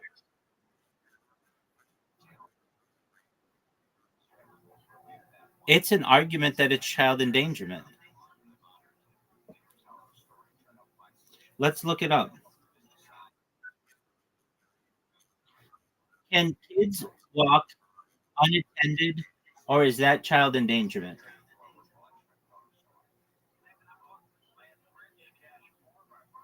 When is it legal for my kids to walk outside without me? Let's look it up. Kids walking unattended. Whether allowing a child to walk unattended constitutes child endangerment depends on the specific circumstances, the child's age and maturity, location, the time of day, and the laws of the jurisdiction. So all of that is subjective, like specific circumstances. Well, what the fuck does that mean? As there is no single federal law in the United States that universally prohibits this practice. In most states, the decision is left to parental discretion based on the child's maturity and the specific situation. For example, a 10-year-old walking a short distance to school after school is generally not considered a legal issue, whereas a 5-year-old crossing a busy highway alone could attract legal attention. But what about a 10-year-old crossing a busy highway? It's a good question. However, in some cases, authorities have intervened. For instance, a couple in Maryland was investigated for child neglect after allowing their children to walk unaccompanied in the neighborhood, though the case was ultimately deemed unsubstantiated. Similarly, there have been instances where parents were charged with child neglect for allowing a child to walk home from a park, highlighting that such actions can lead to legal consequences depending on the jurisdiction. So, as I said, a 10-year-old kid riding his bike 2 miles to the store, that was considered by that police officer to be child endangerment. To another police officer, it might not have been. It's not specific.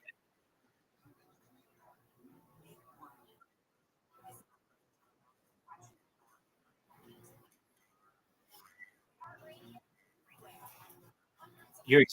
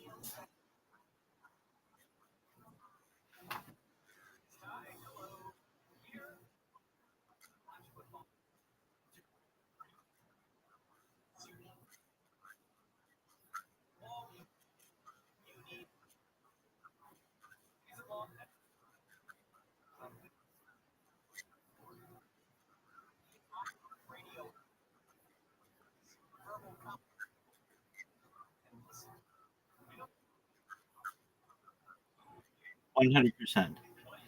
Uh, I wanted to mention this when you first came in. 1 in 20, this is different. 1 in 20 Canadians, but it's new since 2016, 2018, I think. 1 in 20 Canadians die of this every year. What is it?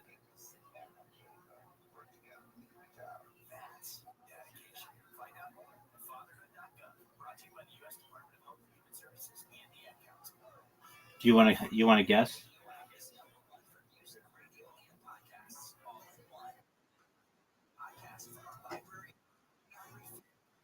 State sanctioned suicide. That is a huge amount of people. 1 in 20, and that's new. That have been, yeah, and you don't even need like a medical reason. You can just like,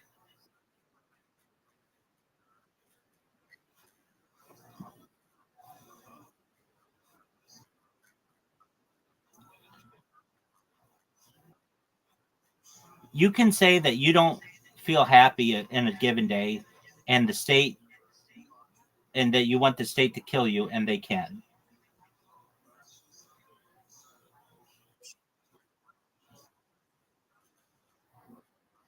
Yes,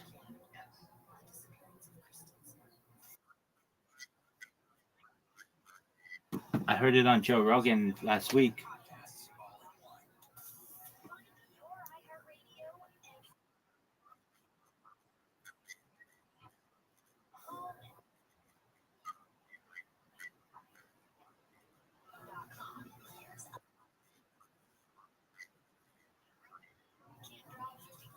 No, it's a huge amount. It's not talked about in Canada. Actually, Joe Rogan talked about it.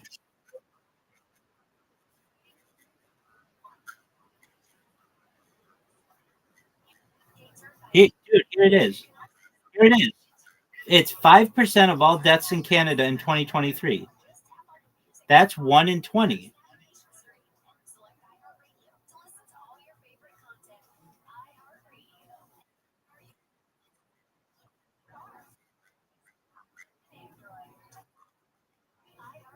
Oh, okay. I meant 1 in 20 deaths. That's what I said.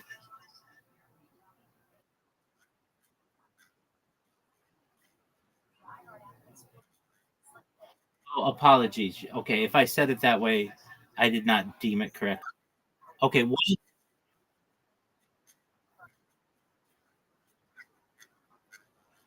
no, now I see the confusion. Apologies to the future people out there. Yeah, so 1 in 20 of all deaths in Canada are from this. That's a huge amount.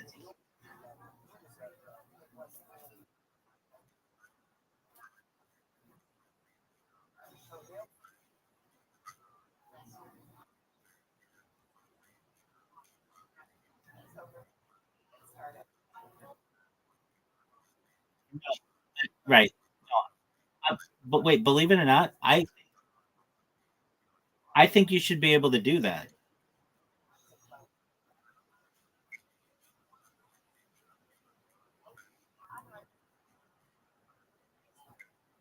I agree with I agree with you. I agree with you. I think that you should be able to, if you want to, you want to off yourself in a safe way. I think you should be able to do it.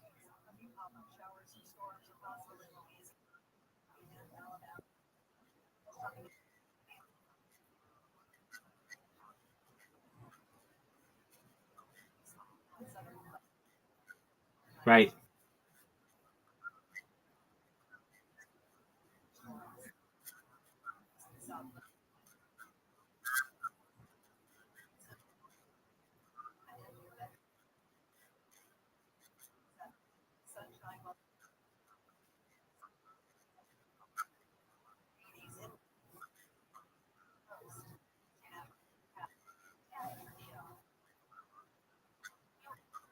Are you sure it's not helium? Because 75% of all the air,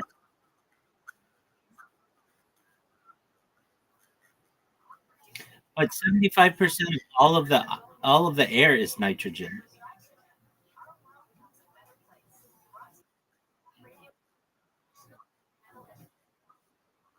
No, you're right. It's 75%. Okay, I could see that. If it doesn't have oxygen inside of it, then you're just gonna die. I get that. Okay.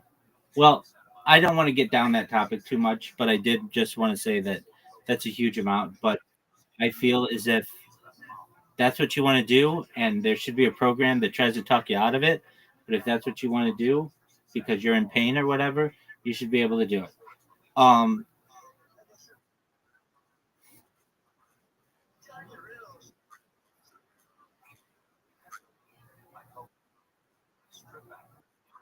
I, I agree. No, I absolutely agree.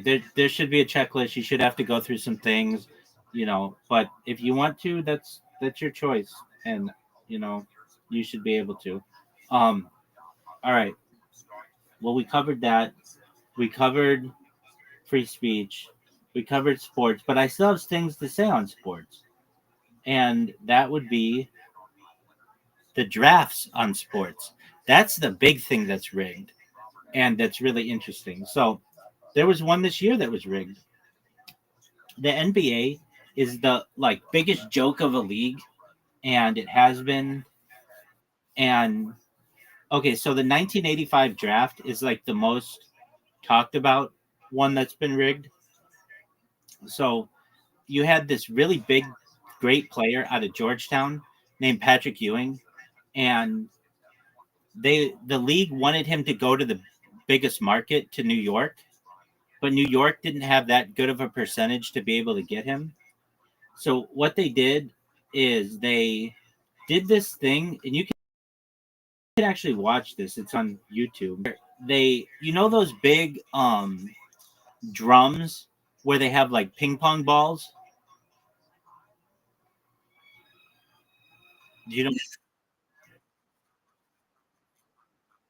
well, wait. No, they do. They would do that in later years, but instead of putting ping pong balls in there, they put envelopes in there. And what they did was they froze one of the envelopes allegedly so that it was really cold.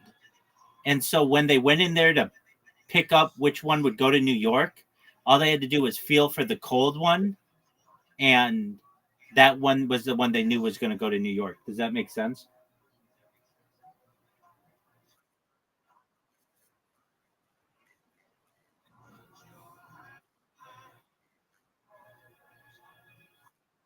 Well, this was in 1985. Then what happened was people were starting, I mean, they like complained about it. If you actually watch that draft, they take the envelope and slam it into the side of the drum so that it's like dented so that you can tell which one you want to go to New York. And he ended up going to New York and having one of the best careers of any center in the history of the game. Okay, so then like people started complaining like that this wasn't, that it was being rigged. And so now they don't even do the draft.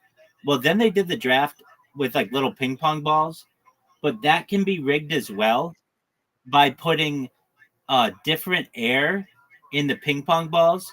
Like you can put a little bit more helium in some of the ping pong balls and they'll rise to the top more. I mean, there are like all kinds of ways that I find it really interesting to be able to rig this. And so um, then people started.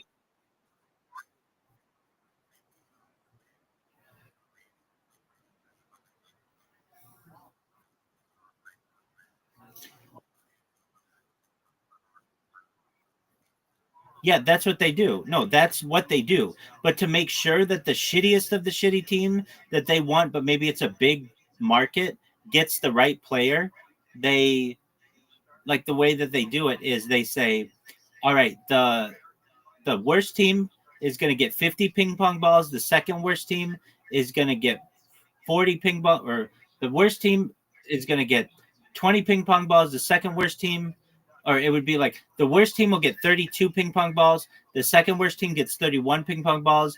The third worst team gets 30 ping pong balls. We're going to put them all in a hopper, and then we're just going to draw from that. Does that make sense?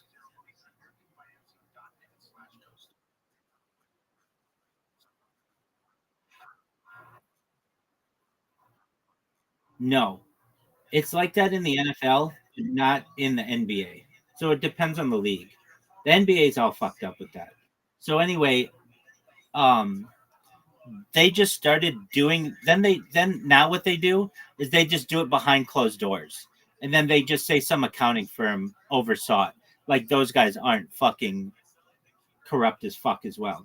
So anyway, what happened this year? The number one prospect, his name is Cooper Cup, or not Cooper Cup, Cooper Flag. He was from Duke. Um, basically, there was a team, the Dallas Mavericks, and they had arguably the best player in the league, who was Luka Doncic, and he got traded to the Lakers, and everybody said, "Dude, Dallas, why did you trade the best player in the league to the Lakers? Like, why would you trade the best player in the league?" And they just were like, "Oh, we just did it. We made an executive decision to do it." And wouldn't you know it, even though they had like really shitty odds to get the number one pick, they got the number one pick. And so what would end up happening? The Lakers would get sold to um, the Guggenheim Group, which owns like the Dodgers as well, for $10 billion to the Bus family, which who sold them. And so it raised all of the values of all of the sports franchises in the NBA, and then the number one pick went to Dallas, and it just was like everybody thought it was rigged, and it was rigged.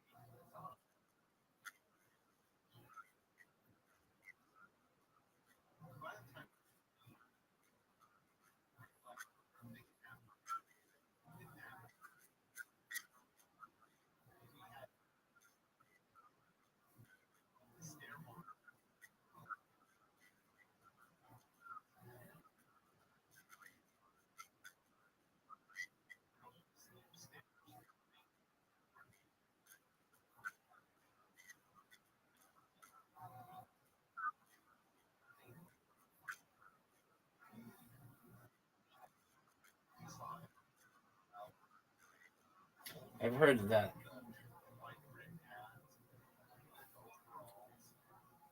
I've also heard when they have those ping pong balls that could be rigged by the size of the ping pong balls and the hole that they have to go up. And I heard about somebody who rigged it like a lottery organizer. Like basically, they ordered these ping pong balls, but the only balls that would go up into the hole were like a little differently sized than the big ones. And, or like, yeah. So there were like big ping pong balls that were the normal size, but they would not fit through the hole. They made the hole a little smaller, and the only ones that would go through were a little bit tinier ping pong balls, so that all of the ping pong balls went in the right order. Did you ever see the McDonald's HBO documentary, um, McMillions? Dude, that one's super interesting. Do you know the Monopoly game that they play at McDonald's?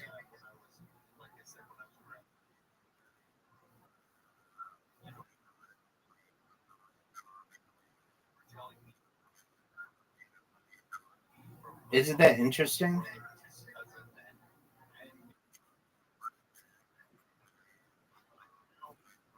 Yeah, like basically, what?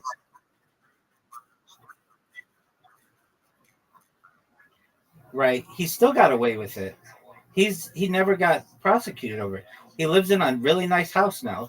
Um, so basically, what happened?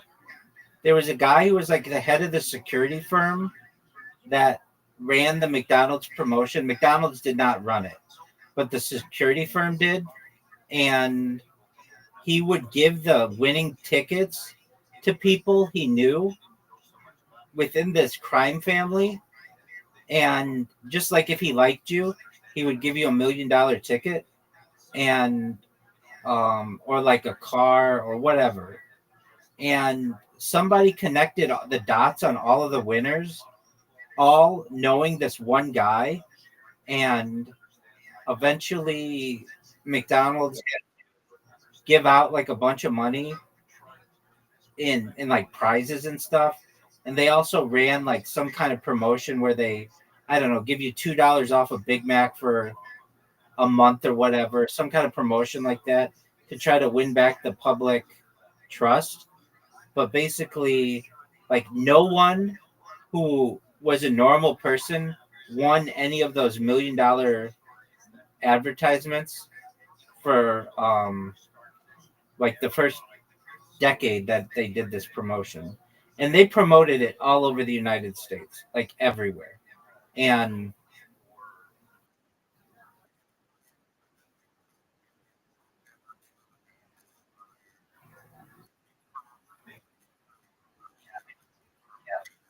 the Pepsi points and the Harrier jet.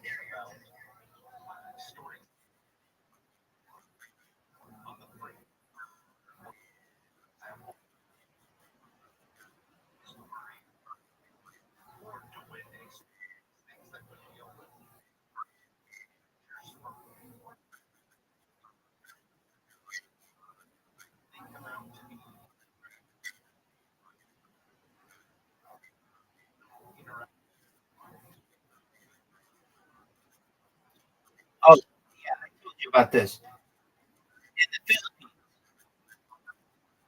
Exactly. Yeah. And to this day, Pepsi is like hated in the Philippines because a lot of people like got really excited, like they were going to be millionaires. I think each one of them was going to win $100,000, like in USD. It was $1 million in Philippine pesos, something like that, just from a misprint.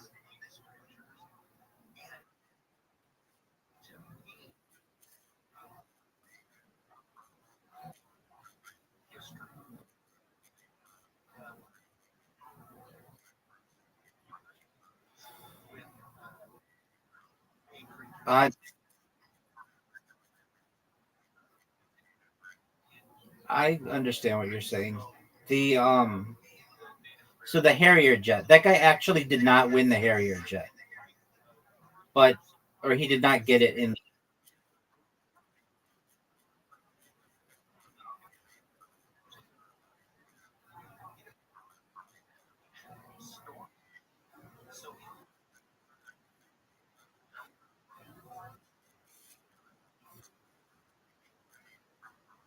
So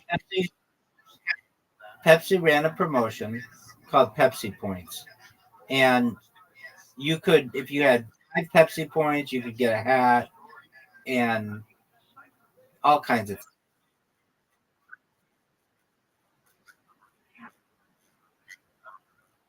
7 million. Yeah. So Pepsi launched a Pepsi Stuff promotional campaign, which included a television commercial featuring a computer-generated AVI Harrier 2 jet being offered for a prize of 7 million Pepsi points. And I remember watching this and not knowing if it were true or not. I mean, I remember seeing the commercial. The commercial, which showed a teenager landing the jet at school and stating "Sure beats the bus," was intended to be humorous and entertaining advertisement to attract the cola wars. The ad did not include any disclaimers or fine print indicating it was a joke, which led to a significant legal dispute. John Leonard, a 21-year-old business student at the time, interpreted the offer seriously. He noticed that Pepsi points could be purchased for 10 cents each, allowing him to calculate that acquiring 7 million points would cost $700,000. With financial backing from 5 investors, Leonard sent a check for $700,008.50, including the $10 for shipping and handling, and 15 Pepsi labels to Pepsi requesting the Harrier jet. Pepsi refused to deliver the jet, stating that the commercial was a fanciful and humorous ad, not a binding offer. Leonard sued Pepsi, arguing the commercial constituted a valid offer that he had accepted by sending the check and labels. However, the court ruled in favor of Pepsi, determining that the advertisement was not a legally binding offer, but rather an invitation to negotiate. The court emphasized that a reasonable person would not believe a major corporation would offer a $23 million military jet for a consumer promotion, especially one that required a $700,000 investment. The court also noted the commercial directed viewers to the Pepsi catalog for the actual terms of the promotion, which did not list a Harrier jet as a redeemable item. The court granted summary judgment to Pepsi, dismissing the case. The incident became a notable case in contract law, often cited to illustrate that advertisements are generally not offers but invitations to make offers. The story gained renewed attention with the release of the Netflix documentary Pepsi Where's My Jet in 2022, which chronicled Leonard's attempt and subsequent legal battle. The commercial was later updated to increase the required points for the jet from 7 million to 700 million, reinforcing the joke's intent.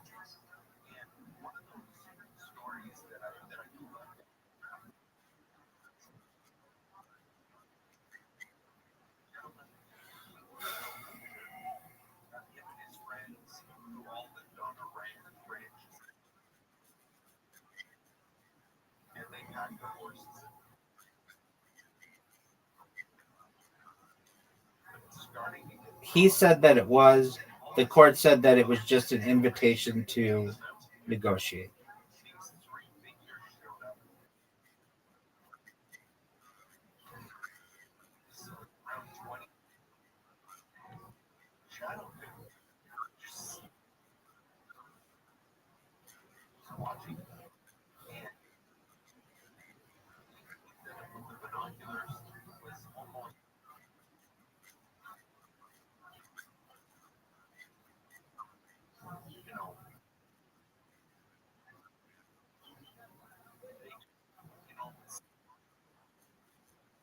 Abs- Absolutely.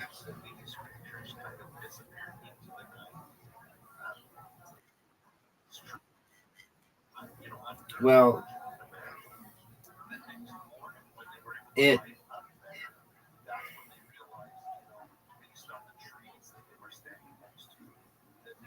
it looked like an offer from the company. Now, they're saying that an advertisement is not an offer but an invitation to offer, then I don't think you should be able to advertise or advertise any kind of offer, which kind of goes against advertising. It's not an invitation to offer. That's just how the court ruled to get to be slimy about it, because they had a multinational corporation that was influencing them on top of the United States government that did not want to give some civilian jet plane. So there was a lot of influence on it. But I would say that advertisements are not invitations to offer. They are offers.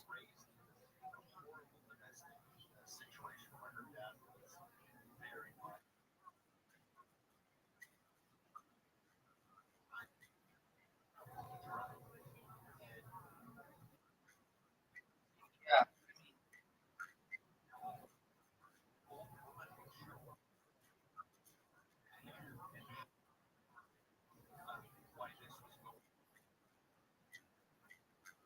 there's that.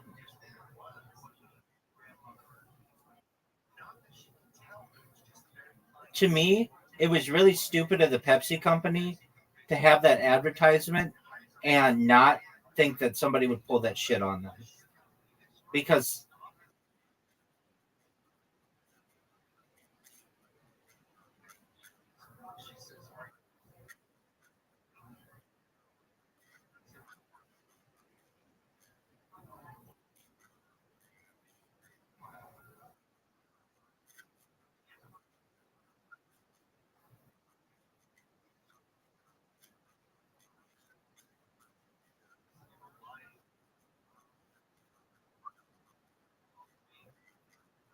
I, I was like 11 years old when it came out, and I didn't know the difference. Meaning, I thought it was a joke, but I really did think to myself, wow, if you got 7 million of those things, or yeah, 7 million of those things together, you would get a jet.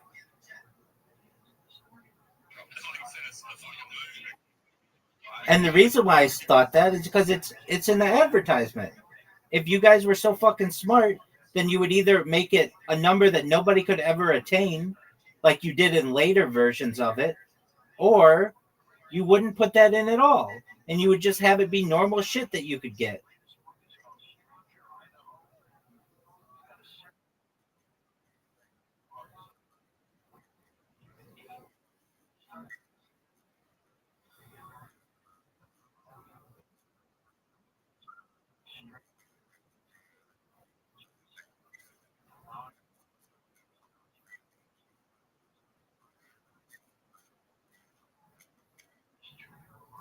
Right. They just use legalese to say that it was an advertisement is not an offer, it's an invitation to offer.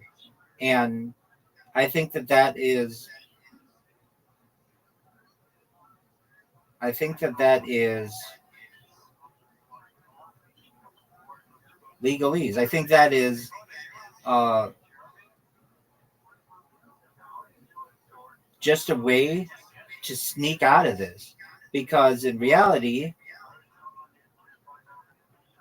advertisements are should be offers. If they're not, then you shouldn't be able to advertise them, because then you could just say, like I don't know if this is right, but I'll just try to think of an argument, or like think of a thing. No, no, but I could say Toyota truck we're selling for $10 on my car lot. Come down to my car lot. We've got unlimited to- uh, Toyota trucks. And then you come down there and you're like, hey, you got Toyota trucks for $10. And I say, oh, it wasn't an offer. It was just an invitation to offer. And I'm rescinding that offer. I'm rescinding that invitation or whatever. Or I'm rescinding that offer. Now you wasted all your time to come down here. And to me, it's kind of a bait and switch.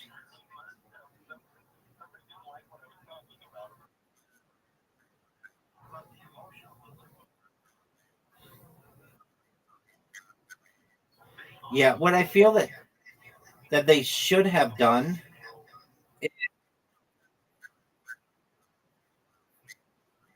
Well, so that's the thing. At the end of the day, Coke and Pepsi are not enemies. They're actually allies. That's why they don't go up against each other anymore. They used to go up against each other and they would be like, what's better, Coke or Pepsi, and all that other bullshit. Notice they don't do that anymore. They don't attack each other in ads anymore. And the reason why is because they're basically both owned by the same people. So they're owned by hedge funds. Like Berkshire Hathaway owns like 15% of Coca-Cola stock, or did for a long time. And Pepsi's owned by, what, like basically a Frito Lay Yum. They own all that shit. But basically, like, they're owned by hedge funds. So these companies say to each other, look, if we have them battle with each other, we're just going to hurt the market, because people are going to say, I don't want Coke because it's unhealthy or it's too sweet or too expensive. And I don't want Pepsi because it doesn't taste good or because it's too sweet or too expensive or whatever. And then people aren't going to use the products at all. So we'd rather not shit on each other and make sure the market remains strong than to attack each other and weaken the market. Does that make sense?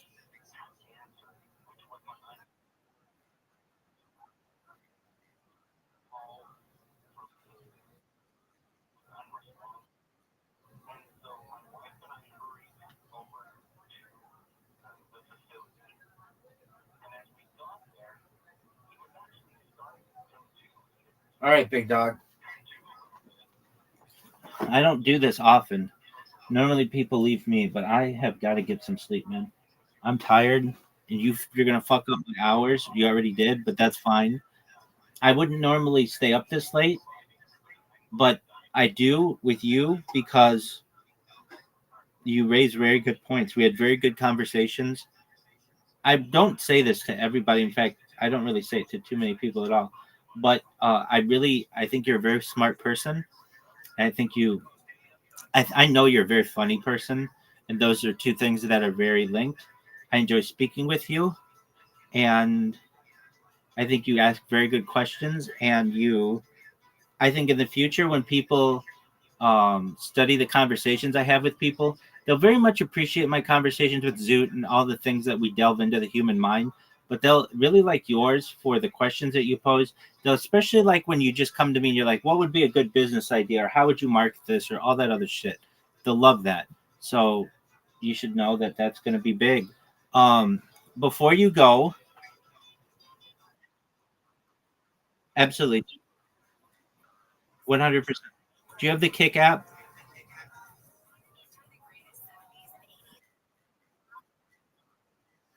Okay, don't worry about it.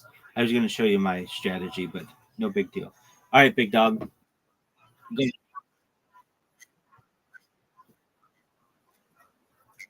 go for it, big man. Absolutely.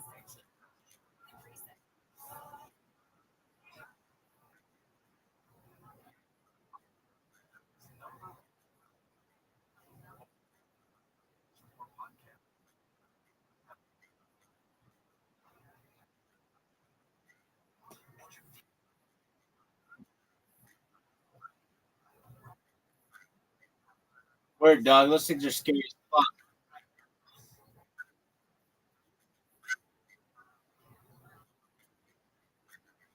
I agree with you.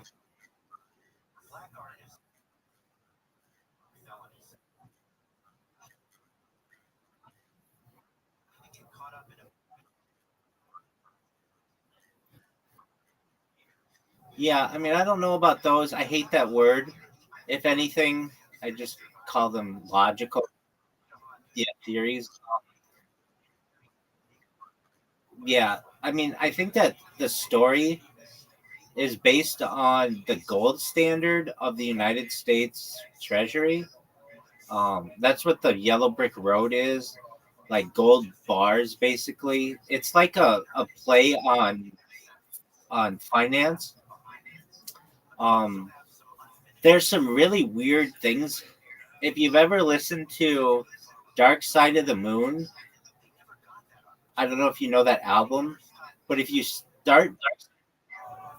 there's like this thing, if you start Dark Side of the Moon and Wizard of Oz at certain times, it becomes like a Dark Side of the Moon becomes like a soundtrack for the Wizard of Oz, and all these weird correlations happen that are really freaky, and they kind of will freak you out. Um, then that movie was really big because it went from black and white to color when color was really rare, and um, the idea that it deals with a witch and like or multiple witches is weird, and that there's a guy behind the curtain, that's weird. That book is now in the public domain, so that's how Wicked can get made, and technically like Disney could make that, even though it's traditionally known as like an MGM film. Um,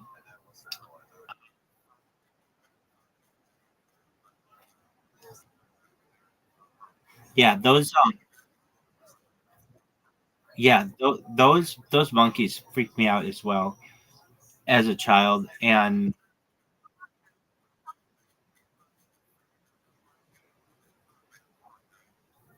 I mean, it just depends on they want to make them look scary, so they did.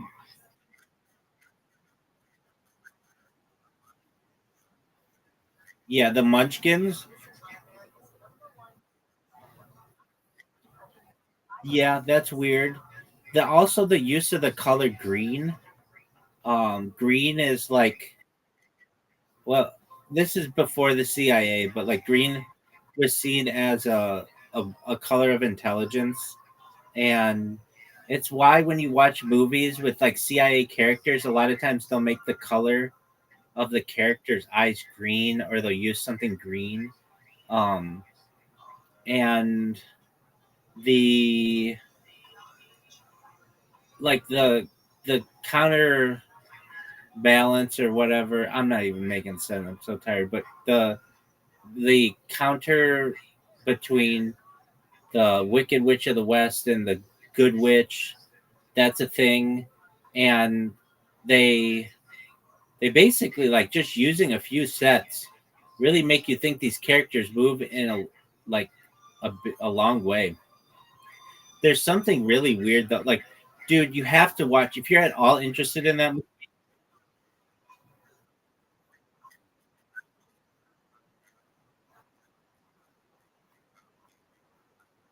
Oh, um, perhaps at the end or something. There's the idea of being behind.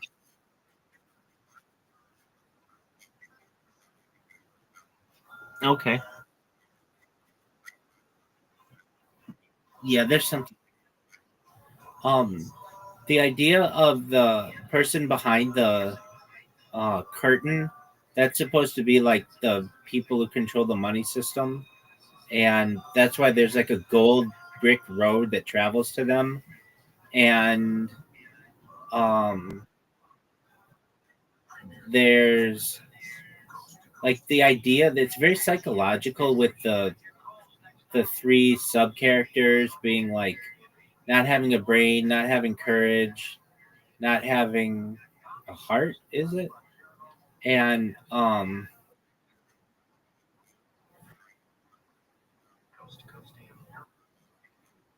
no, no, the lion is courage, so that's fear. The Tin Man is a brain, and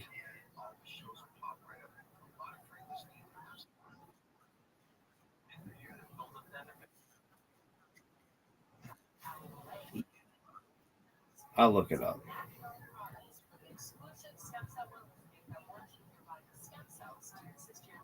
And also, like the use of those red ruby slippers, there was something towards that, like why they're ruby. They weren't originally ruby, but they showed up really. They were originally silver slippers. That's right. And silver and gold were supposed to take you to like um the like person behind the system, but silver did not silver did not show up as well as red did, so they made them ruby. Um,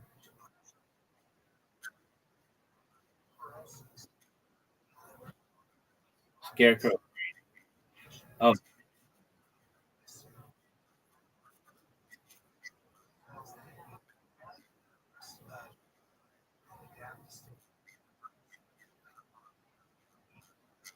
That's correct. Um,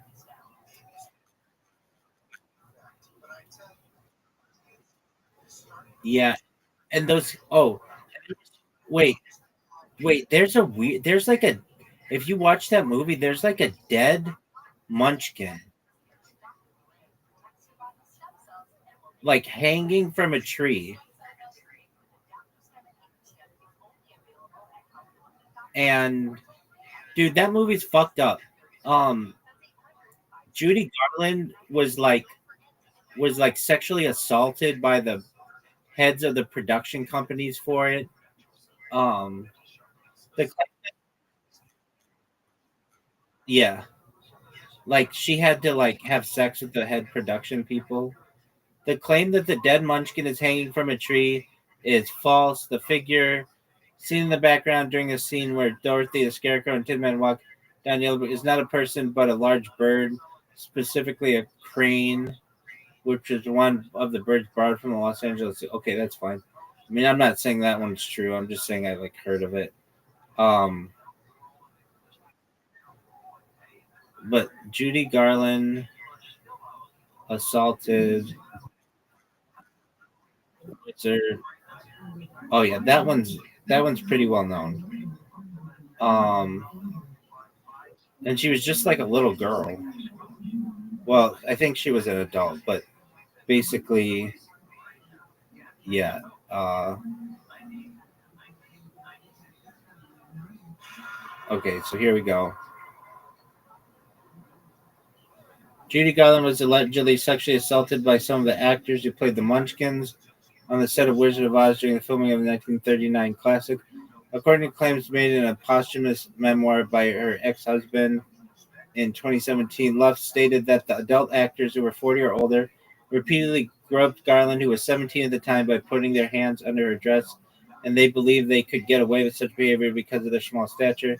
These allegations are supported by Garland's own 1967 interview with Jack Parr, in which he described the Munchkins as little drunks who were often drunk and picked up by police. The claims that uh, there were other people who did this too. I mean, she's a beautiful woman. Um, did you know that she's Liza Minnelli's mom?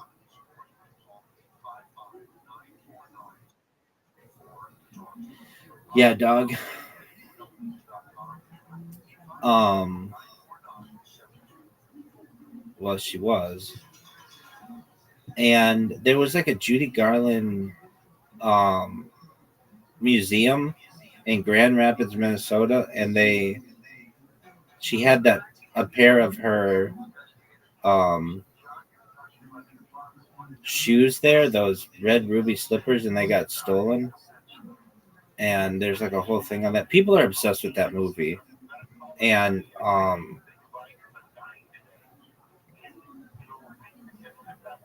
I'm with you on the monkey thing.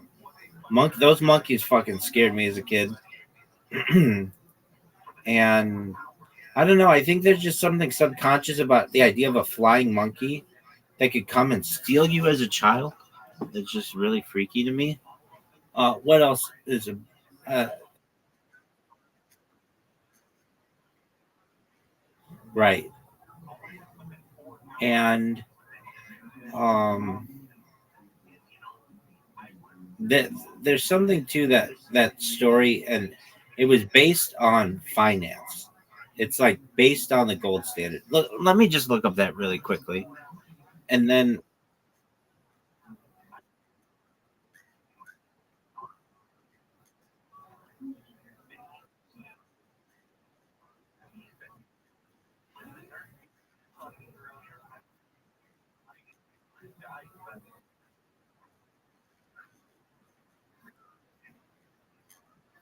that could be okay. So, Wizard of Oz is a story about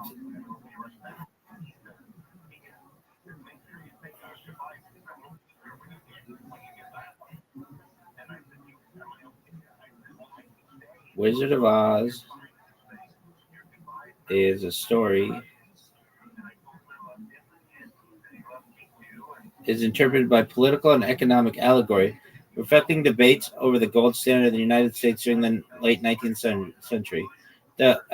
According to the theory, the yellow brick road symbolizes the gold standard, a monetary system where currency was backed by gold, which many believe contributed to economic deflation and hardship, particularly for farmers and industrial workers. The Emerald City, the destination at the end of the road, is interpreted as Washington, D.C., representing the nation's capital and financial system, with the green hue symbolizing money and greenback paper currency. The story's characters are often seen as representatives of different groups, yada, yada, yada. The magic silver slippers, which Dorothy inherits from the Wicked Witch of the East, are a key symbol of this interpretation.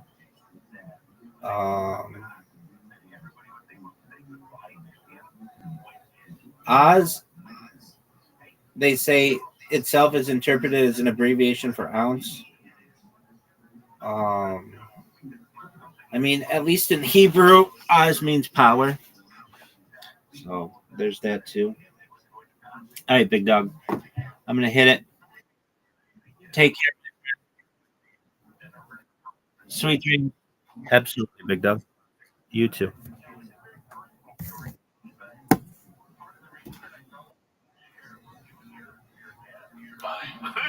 I would tell nobody. I go down there and I get a box of Swedish fish and I get a box of a thing called devil gum. What's that? Devil gum. Way before fucking. He's on it. Gum thieves. Thought about Big Red. See, Big Red. Who makes Big Red? Wrigley's. They bumped devil gum. When I was a kid, devil gum was cinnamon, but it was hot. Like if you ate 3 slices, the asshole was gonna be on fire, though. That's what Mexicans give their kids when they're daycare. We had atomic fireballs. That's all we had. Right, no, atomic fireball. But you also swallowed gum, Joey. You're not supposed to swallow the gum. That's why your asshole's on fire. My asshole's not on fire because I'm telling you, I've been swallowing gum since day one, so my body knows how to process it now. See, if you start swallowing gum when you're 8, then you're fucked up. I've been swallowing gum since day one. If the doctor please email Joey Diaz. And do what? What's he gonna say to me? I've seen to learn how to. Listen, I have pulled the gum out of my asshole. I have pulled little pieces of gum sometimes that don't get processed. Yeah, out of the hair. Oh, God. Or sometimes you're gonna pull the shit out of your head. You can hear the gum going. You can hear the gum? It's like getting Let me tell you what. Have Joey, when he gets one of them good ass zits above his asshole, to come and pop it like 1.5 feet away from you so you hear it. Okay, he did that in my fucking apartment after he drank all my goddamn orange juice. All right, he drank a whole fucking thing of orange juice in 10 minutes. And then proceeded to pop his zit on his asshole? Yes, no, not on his asshole, in the crack right above it. So to get any pressure behind it, he had to take those big ass fingers in, go one knuckle deep. I know all the stories. I was there. I ain't ashamed to say, I used to travel by bus to a lot of gigs.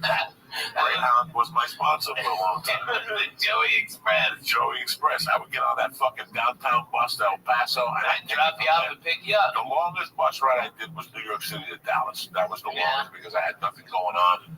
I'm going to go all the way to Canada and drop $200. When I'm here right here and I can pay the express for $48. I looked at it just to get to Boston. It's like only like 2.5 days for like $100. So I would never. Yeah, I'm just saying if I had to. You'll never have to. Man, I travel by bus because I own one.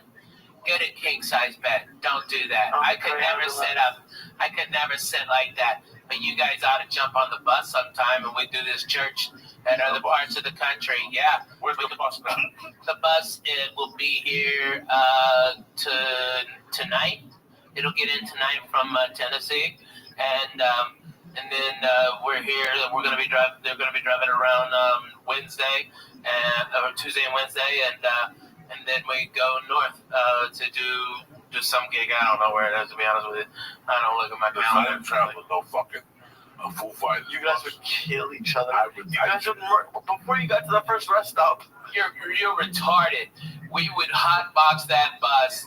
It would be just look, bro. Yeah, but Shut the fuck up, okay? Me and Coco have lived in an apartment smaller than this fucking studio, okay? And we laughed our asses off. And when the doors were open and the windows were open because it was so fucking hot and we couldn't hardly go to sleep because it was noisy as shit, we put on Joy Medina.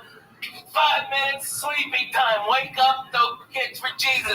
Making biscuits, and I had him on the floor, futon, okay, and John Westling on the floor, and Jody Ferding on the bed. Yeah, it was crazy. We were in it to win it. This was Team Us, 1440. You don't even understand. Kill ourselves, my brothers.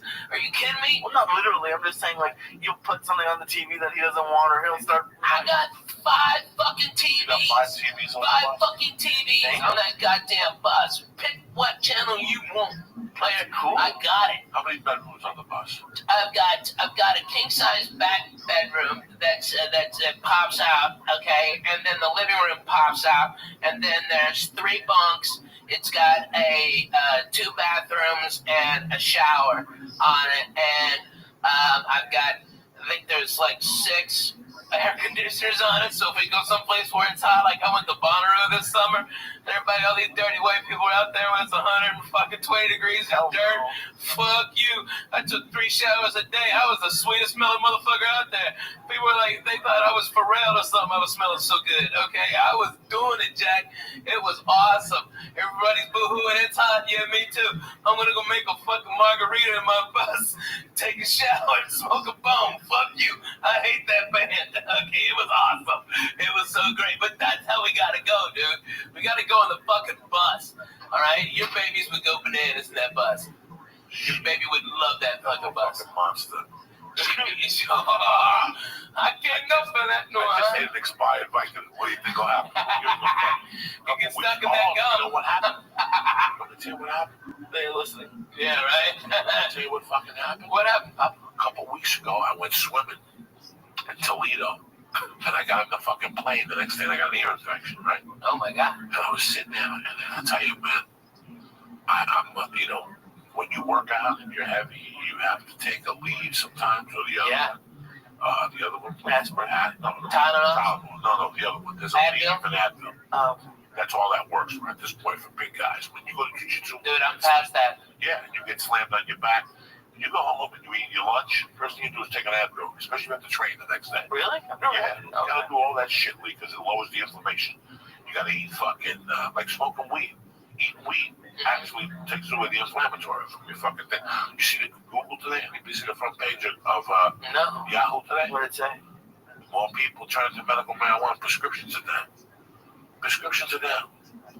Prescriptions are going down, man. Yeah, the opiates are going down. Opiates are going Yeah, down. the Because benzos people are going realize, down. Listen, I'm telling you as your brother, you fucking go and you work out with Eddie Bravo, no savages down there on that night, and you walk home, you can't move. Oh, yeah, I'm sure. I'll do an experiment with the motherfucker. I will experiment. I will give you an Aleve one night, and a week later we'll do it again, and I'll give you a chunk of real hash, and you eat that hash, and you call me tomorrow, and you tell me which day makes you feel like. That's what Bruce Lee saw this. Nobody knew why he was eating marijuana 40 years ago. Dan DeSanto said it at a vegan thing. Genius. That's why he was eating marijuana, because he knew that Aleve will kill you. Yeah. Aleve and Advil will eat your fucking liver. You gotta drink gallons of water. You take an Aleve, you gotta drink fucking water throughout the daytime. That's why I don't take them at night. I take them when I get home from jiu-jitsu band, so I'm not, or kettlebells, I'm not sore an hour later, whatever the fuck I do when you're sore. Sometimes you get sore from flying. Dude, I get wiped the fuck Oh, out. shit, man. First of Really? all, well, 6-hour flight, Lee, you're fucking okay, sore, dude. all right, yeah, okay, you fly and your connection, Dallas got bumped, so now you're in fucking Chicago, and you land at B32, and yours is next flight is at H17. You got 15 fucking minutes, and Chicago, the fucking terminals are so close together. There's no room for a fucking one of them chairs. You give $20 to a black guy with a golf cart. No, you gotta fucking hump it, dude. You gotta fucking rock. You gotta rock. And then When you're hungry, you're fuck fucking you. hungry, you gotta rock. Won't eat.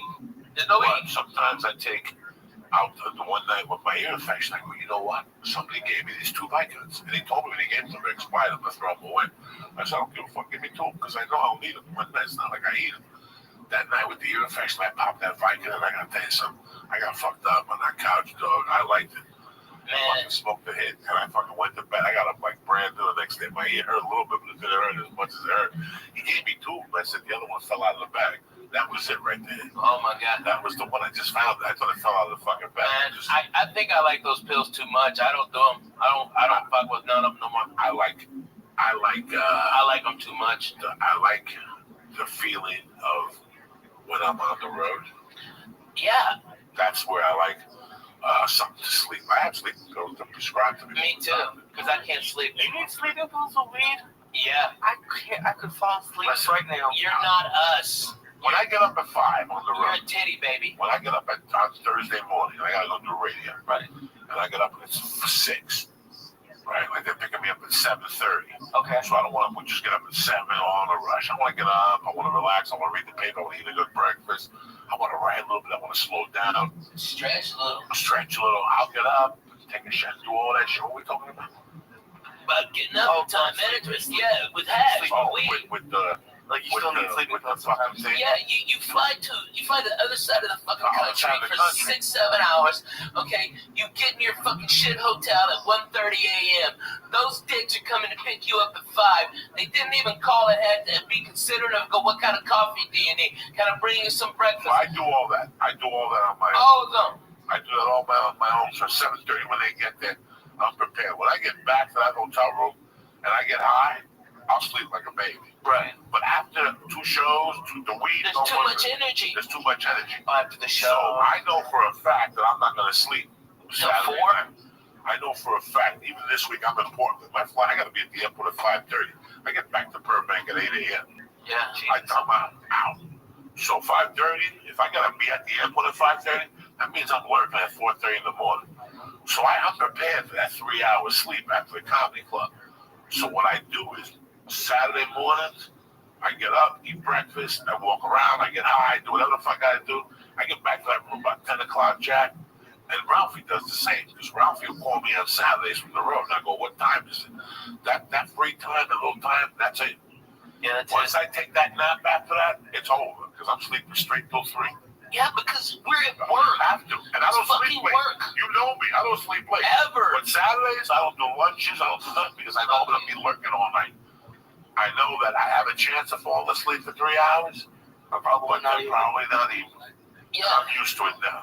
Bro, they got a flight. I'm going to Jersey, and I'm still flying into Kennedy, Jack. I'm going to New Brunswick because there's no everything is connecting to Jersey now. There's only one direct, and that's Virgin. But Virgin gets me in at 8. Virgin will get me in Thursday cool at 2:30. Sunday, I ain't waiting till 1 to fly back to LA. No. It gets me back here at 3:30. Fuck I that. can't do it. Hey, man, So look Virgin don't at have. Southwest. They've got one I'm way. not. Get No, they 2 don't. chairs. It's too connecting. No. Oh. Listen, Southwest is good for 2 hours. Yeah. After 2 hours, Your back starts to hurt. no, there's no entertainment. There's nothing. There's no. No, Southwest gives you free TV. They give you free TV on the Wi-Fi. You gotta bring your own TV and I gotta lock in and all that shit. Yeah. What the fuck? I sit next to a communist and Oh my God. I know. American Airlines, I got 200,000 miles on that. I Yeah, got right. Platinum, Virgin, Platinum. Right. Listen, there's no Southwest. It's from California. Nevada. California, LAX to Austin. Yeah. Houston, 2 hours, 2:10, 2:15. Anything after 2.5 hours of Southwest, you're asking for trouble. This whole story started with the pimple in the ass because of the bus. If you want a pimple in the ass, it's that bad. Fly fucking Southwest. So what happened was, I come back on a Monday night from fucking El Paso. I've been sitting on a bus for 12 hours. I must have fell asleep sideways. Oh, my I was about 370 at the time. And the crease of the fat in my ass built the pimple up. 3 or 4 inches from my asshole, headed like north of my asshole is right here. On the cheek, on the inside, I got a pimple that stuck out an inch. And it was developing, like it started with an inch. How did he find it so quickly? How did I find it? I couldn't sit. You couldn't Every sit. time I went to sit, I'm like, wow, something hurts. And then he pulled the hair out. You So I gotta tell him about took a fucking mirror and I took days when I was in my apartment. And I had to look at my ass and bend over. Guys, it was a whitehead on my ass. Oh my God. That was throbbing. It hurt so much. And I couldn't take it when I'm sitting there talking around me. And I remember that he was telling me a story about something. And I'm sitting there, I finally open up my pants from the front. I have no underwear on. My pants you didn't even take your pants off. I didn't take my pants off. That's when you had the ball pants. I stuck my hand through A hole like in a your fucking yoga position. I had to get to a yoga position, and I had to squeeze the pimple, but I had to turn the skin down so it would go pop. And you could hear it go pop, and it was just a yellow ball of pus. I had to go back in, and I had with my fingernails. I had to take the fucking, took a piece of skin out. You take stuff out of them? Yeah, they grow hair from sitting twisted on the floor. If you sit down all day, you will have pimples on your ass dramatically. All those fat people that walk around and work in offices, look at their ass from time to time. Oh my God, They got it's like strippers. For some reason, strippers always got a big white head. If you look at a stripper's ass when she's dancing close, look up close. You always see a little white head on their cheek. I'm just teasing. It's just a joke. He's Lee's going in. Oh, It's like, really, it's just for the experience. I didn't know you had to pull stuff out of them. Well, when it's an ingrown hair like that, like that on your ass cheek. Yeah, and it was a long hair too. I saw it. Made me vomit a little bit in my mouth. Totally gross. Terrible. I know. People think that comedy when you sell those buses for that long. And brutal. now it's you fly so much over the years. Man. And Southwest, I love them. I'm not saying that they're a bad airline, not at all. Southwest is big, fast. Burbank, I think Southwest, for whatever that thing is, the level. A-level. I love Southwest. I used to hate the way they board, but they board much quicker. Dude, so much quicker. So much better. It works so much better. Get the fuck on. Fuck you, get on. Fuck you, get on. 8:15, 8:30. You get a seat in the aisle. You sit there. You give people dirty looks as they walk by. I had to do the math because I forgot to check in one time and I was like B30 or something, B20. But I did the math. There's like 96 aisle and window seats. So as long as you're in the first 96, you're cool. You did the math? I got nervous, dude. Man, that's the Jewish thing you've ever said to me. And I'm a chubby guy. I haven't had them in years. Dude. You got the flag are right there. And that is the Jewish thing you've ever said, that you counted all the fucking windows in the house. Seats, but not the really? Oh my God. Dude, here's what I do. Because I'm fat, I got to buy 2 seats, right? And I don't mind. That's no big deal. Here's how cool fucking Southwest is, though. If that plane ain't full, they give me one of those seats back for free. And so the next time, I fly, when I live in Nashville, 2-hour flight, I'm in Boston. 2-hour flight, I'm in Chicago. 2-hour flight, I'm in Miami. 85% of my work is within 2-hour flight. So I go over there to Southwest. This is how good they are in Nashville. Holy shit. I got there 10 minutes before the plane was supposed to take off. And they go, Ralphie, we've already got you checked in. The plane is now having mechanical problems, and as soon as you get on, it'll be fixed, okay? And they rushed. This was before the TSA bypass, all that bullshit. They were like, just pat him down, get him on the plane. And they wheeled me on one of them go-karts, because this is how much Southwest loves you. They got me to that plane. As soon as I stepped on, hey, the problem solved. Yay, everybody clapped. I had my 2 seats right there waiting for me like a doctor. And those guys love me. They come out. They're the best. Burbank is cool. Southwest Burbank are nice cool. People. Real That's nice Orlando people. Casillo's daughter. Oh, yeah. She works there. She's the front desk manager. So sometimes I get there. What are you? Whatever. If I know she's there, you got clapped. Yeah. One time she took me into the Southwest thing and I was eating food. Sandwiches from the fucking lunchroom. They had a party. I'm in the party. But you got delayed. So you might as well come with me. And I went into the thing and they had little sandwiches cut up with potato chips. And people from Southwest were back there eating them. She put me right in there. She goes, I'll come back and get you. They're really nice. I didn't say they were a bad. No, but it's not that comfortable. It's not that comfortable. Here's the thing. It's not that comfortable if the plane is packed and we're a fat fuck. Right. Okay, my shoulder goes on Southwest. Man, me too. Oh my God, I get shoulder pain on Southwest. I know. You know, I made a mistake. I connected one time to save $300 on 2 papers. You know, because you're always looking to save. Right. Fly. And flying is something that if you're looking to save, you're going to have an uncomfortable journey. Prepare for it. Go on their website. Spirit's Look at the the worst. options. You know, United has a thing where they give you a bigger seat and they give you security clearance. Yeah. For $75. It's worth every dime. Yeah. Because that means I'm walking in the first class line. Right. There's That's first worth class, and then $75. business class, and then there's economy. In the economy. The United offers that. You have to scroll all the way down. It's $75 each way. It's worth it. So fucking worth it. Worth it. You just buy it. Today's economy is worth it. Goddamn A worth it. couple weeks ago, I was upgraded to first class, and I still didn't almost make the flight because of the security line. Yeah. This is what's going on out there, people. Yeah. So if you're flying over the holidays, I'm telling you right now, if they It's offer brutal. Get a early. fucking earlier thing, Or get it. if you have a passport, by the way, and you travel a lot, just go get TSA pre-approved. It takes about 5 minutes, okay, which utterly scared the living shit out of me, that I showed with my passport and my ID, and they asked me like 6 questions, like, do you love America? Of course. Are you allied with any of the a terrorist group against the country? And I go, not only do I fucking hate them fucking cocksucking dirty sons of bitches, okay, they shot at me. Fuck you. All right, I hate Russians. I'm bona fide. Jack. Fuck that. And they go, have a nice day, Mr. May. I had to raise my hand, sign a piece of paper. Boom, had it then. And all you do is go up there. You don't have to take anything off. No, I know. No shoes, no They fucking. emailed me. Yeah. They emailed me, and I showed my wife. Eventually, you have to give them like access to your social media, or is that bullshit? No, that's bullshit. What are you Okay. talking about? I hear stuff. I don't know. That's bullshit. But you know what? You know what though? It would be smart. And let me tell you, every business I'm doing it. I put on the bus a tower, a mobile cell phone tower. Wi-Fi rather, like the largest one you can get on in a mobile unit, and so it's free Wi-Fi at all my shows. All right, but what happens to log in is I get all your information. So next time I'm in the area, I can hit you up and go, hey, I'm here.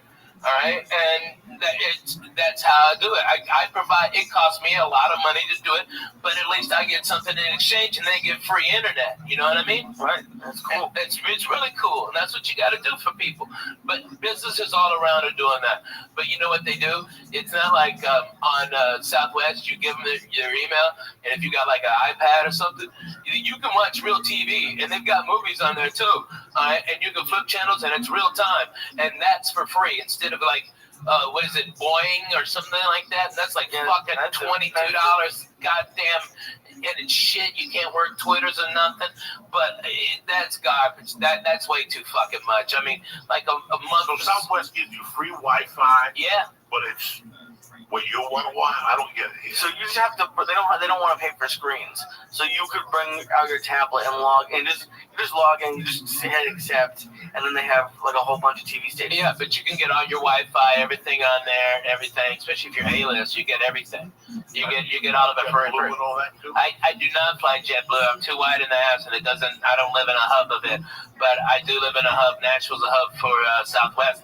And, they've got 3 directs. I took American here, first class like a doctor. I was out of there at 6:15 on Saturday, on Halloween. That was the first one in there, on there. America's got a nice flight today. Dude, it's a fantastic flight, man. They add one during the winter. Yeah. There's a problem. Like in the winter, you have to look. They add an extra one on the way back because usually you have to leave early. They have one at night. Yeah, they get nervous about Dallas and Chicago, so they add extra direct to Nashville because Nashville's such a great hub that you can get all to the south and right there from there. Like that's like their emergency one. Like when Dallas has an ice storm and Chicago's fucked up, they add extra flights to other key cities just so like to Miami so they can bring people up to the East Coast. It's crazy, but that's what they do. They're smart, They do it like they do, baby. They do it like they do. A lot of people don't fly. They get. I'm gonna tell you what the best flight. I'm gonna tell you what the best ticket is in the business. What's that? Virgin main cabin select. Fucking A, man. I tell you what, Virgin first class is bomb, dude. I'm talking about the main cabin select, yeah. the one behind. It's People can't fantastic. afford first class. Oh my God, it's first class. It's first class. It's first class. It's first class. Like it's first class It's for first class. for half the Listen, price. It's half first the class, price. half the price. Best seat in the business. And then without a doubt, you've got more leg space actually than you are having first class. I've been more comfortable in main cabin select than I am in first class. You know why? Because they have a desk. I can put a notebook down. I could actually fucking type something. And you down. can I got gorilla hands. Bro, you can stretch the You can fuck stretch out. that. It's got more space than first class does. You have to hit a button.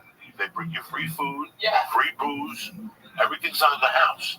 So it's still first class, only not in first class. And you still stand on the first class line. That fucking Brit. And if you want to fly first class, you call 12 hours before the flight. Yeah, if it And ain't it's full up. 149. Yeah. Boom, they bump you.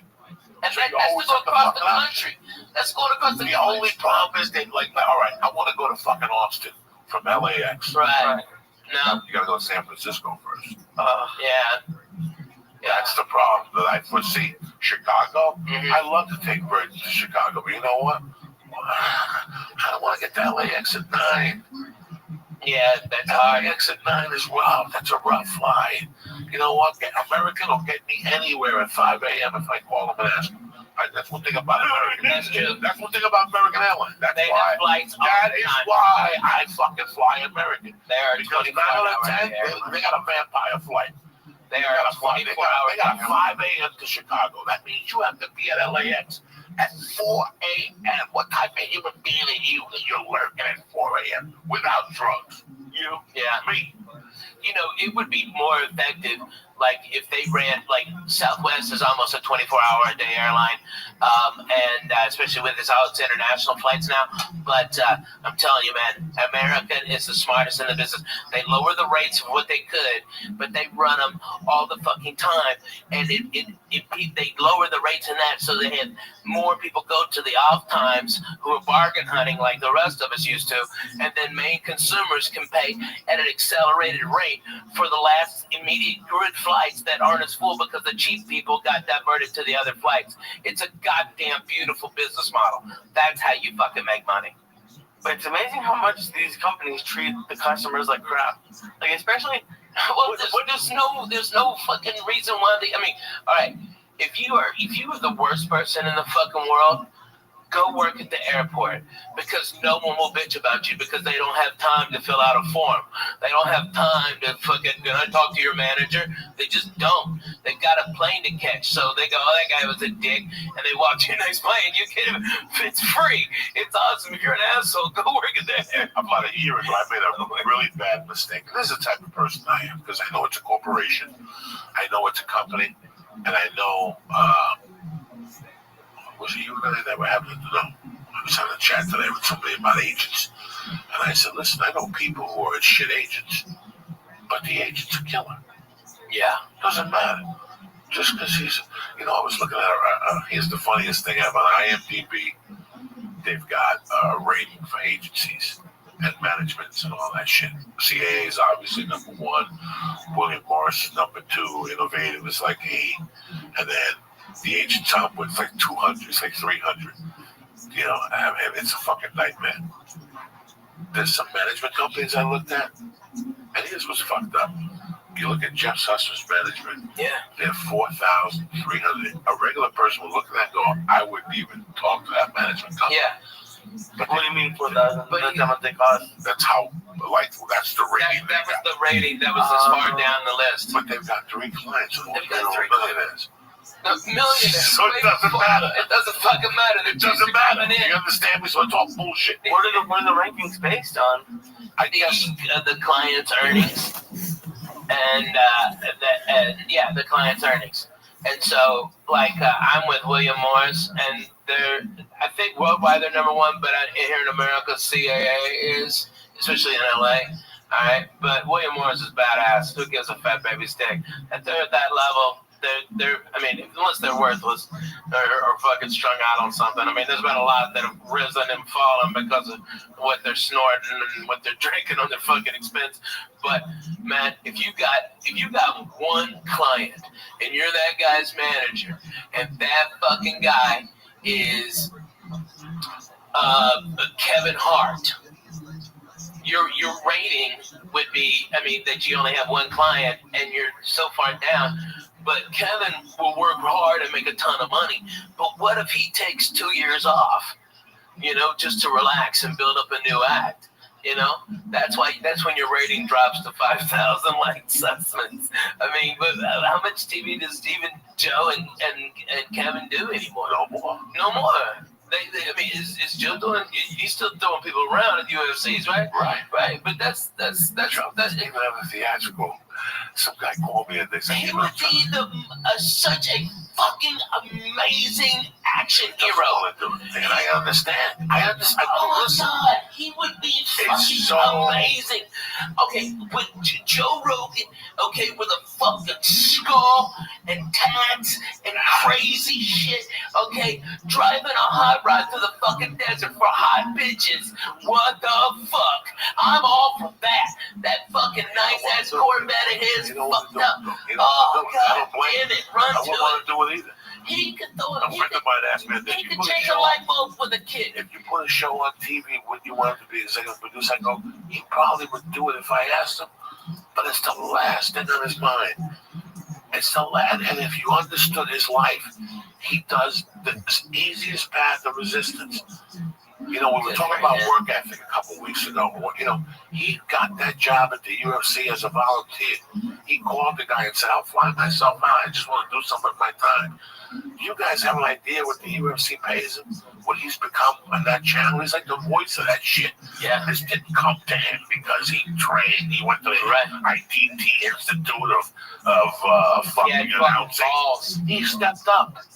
And that's what this whole thing's about. It's fucking balls. So if you have this job, right, guys, this is how he looks at it. And I look at it the same way, right? You got this job that flies you into Vegas or whatever every once a month to call a fight.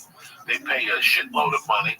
He gets residuals from 2 shows, guys. Yeah. Remember, he was on 2 syndicated shows. Hits. Why would you want to drive to Warner Brothers and put up with that? Yeah. Why? You know how hard it is to be The Rock? It's fucking. You know how hard it is to be The Rock?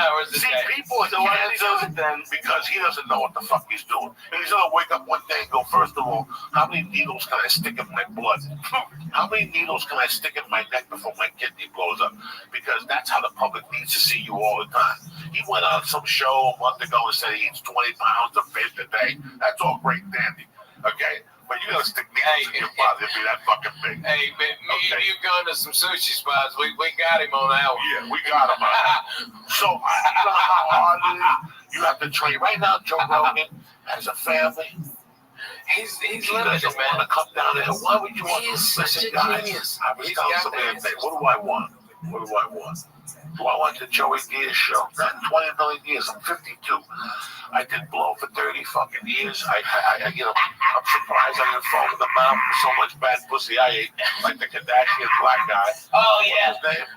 Lamar Odom. Let me tell you. I would foam at the mouth. Those bitches are the fucking kissing death, dude. For 20 years, I'm overweight. You gotta look at your fucking weight. You gotta look at your life and go, how long am I gonna fucking last? So do I really want to drive to Paramount every day and put up with this folklore producer and director on their creative thoughts for a show for 5 more fucking years and my glory to stick away from my kids? The kids are fucking. He's fine. The UFC pays him great money. He goes on the road when he wants to with the UFC, so it's all in house. Oh yeah, people make me laugh when I go to these clubs. They're like, "So what's it gonna take for Joe Rogan to come to my club?" I want to say, listen, act of God. He comes in for one fucking night. He doesn't want. I remember in '98 being at the Laugh Factory one night, and I tell this story constantly. As whether people like him or dislike him or he's not funny or funny. Dane Cook one night walked out of the Laugh Factory in '99 and he came over and said hello to me and I looked at him and I go, how was the last stop last week? He goes, that's a fucking great club, man. Yeah, that was He 92. goes, what? No, No, I mean 2000, 2001. He goes, 2000. the only problem is, it was a lot of work. Yeah. Wednesday through Sunday, and I looked at him, and I didn't think about what he was saying, but I got it. Dude, and that guy had a ton of money, That's and we had $2 $2. to our name, and we would have loved it. But no, he goes, I just want to put bigger places. That's it. Just one show. That's it, one show. He put that out there. He put a plan together He changed comedy with that move. with that move, and I saw it happening. I remember saying who started it. Dane is the one who started it. You know, everybody before, from Mitch Hedberg, everybody, Wednesday through Sunday, maybe stay until Tuesday if the drugs are good. Every fucking body, everybody, Dougie Stanhope, everybody did it. Fucking Dane Cook was the first one that broke the fucking model. The clubs had the control the whole time because there wasn't after comedy died after the 80s and the 90s were fucking dead. There were no headliners that were selling tickets. Okay, so when comedy started to come back up, the clubs, there was less clubs, and so these comics, so they could fucking keep the money down. But now the dumb fucks, they got greedy like they always do when they fucking start making money. They start putting all these comedy clubs everywhere, and then they go, oh, I got no fucking headliners. And then that's when we got the power, and it was fucking Dane Cook that showed the way. You can say, go fuck your Wednesday and eat a dick on Sunday. I'm doing, no, you know what? I'll come in Thursday for Friday morning radio, and that's it. That's it. And I'm back at home in LA early Put the fucking Sunday. thing together. We put it together. Brother.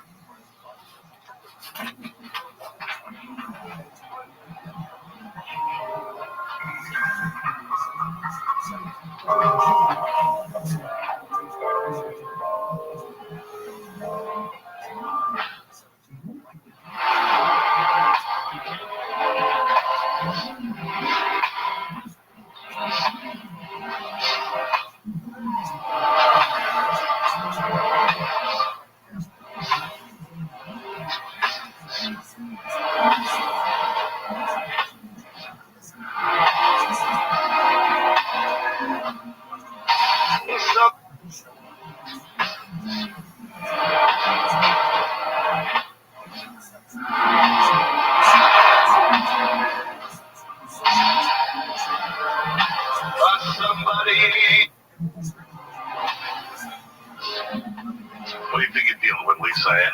Bad motherfucker, you. Jesus Christ. These chocolates are good. Fuck yeah, they're good. What are you Fuck dealing yeah, with? man. And let me tell you why the only reason I went to church was the other day. Why?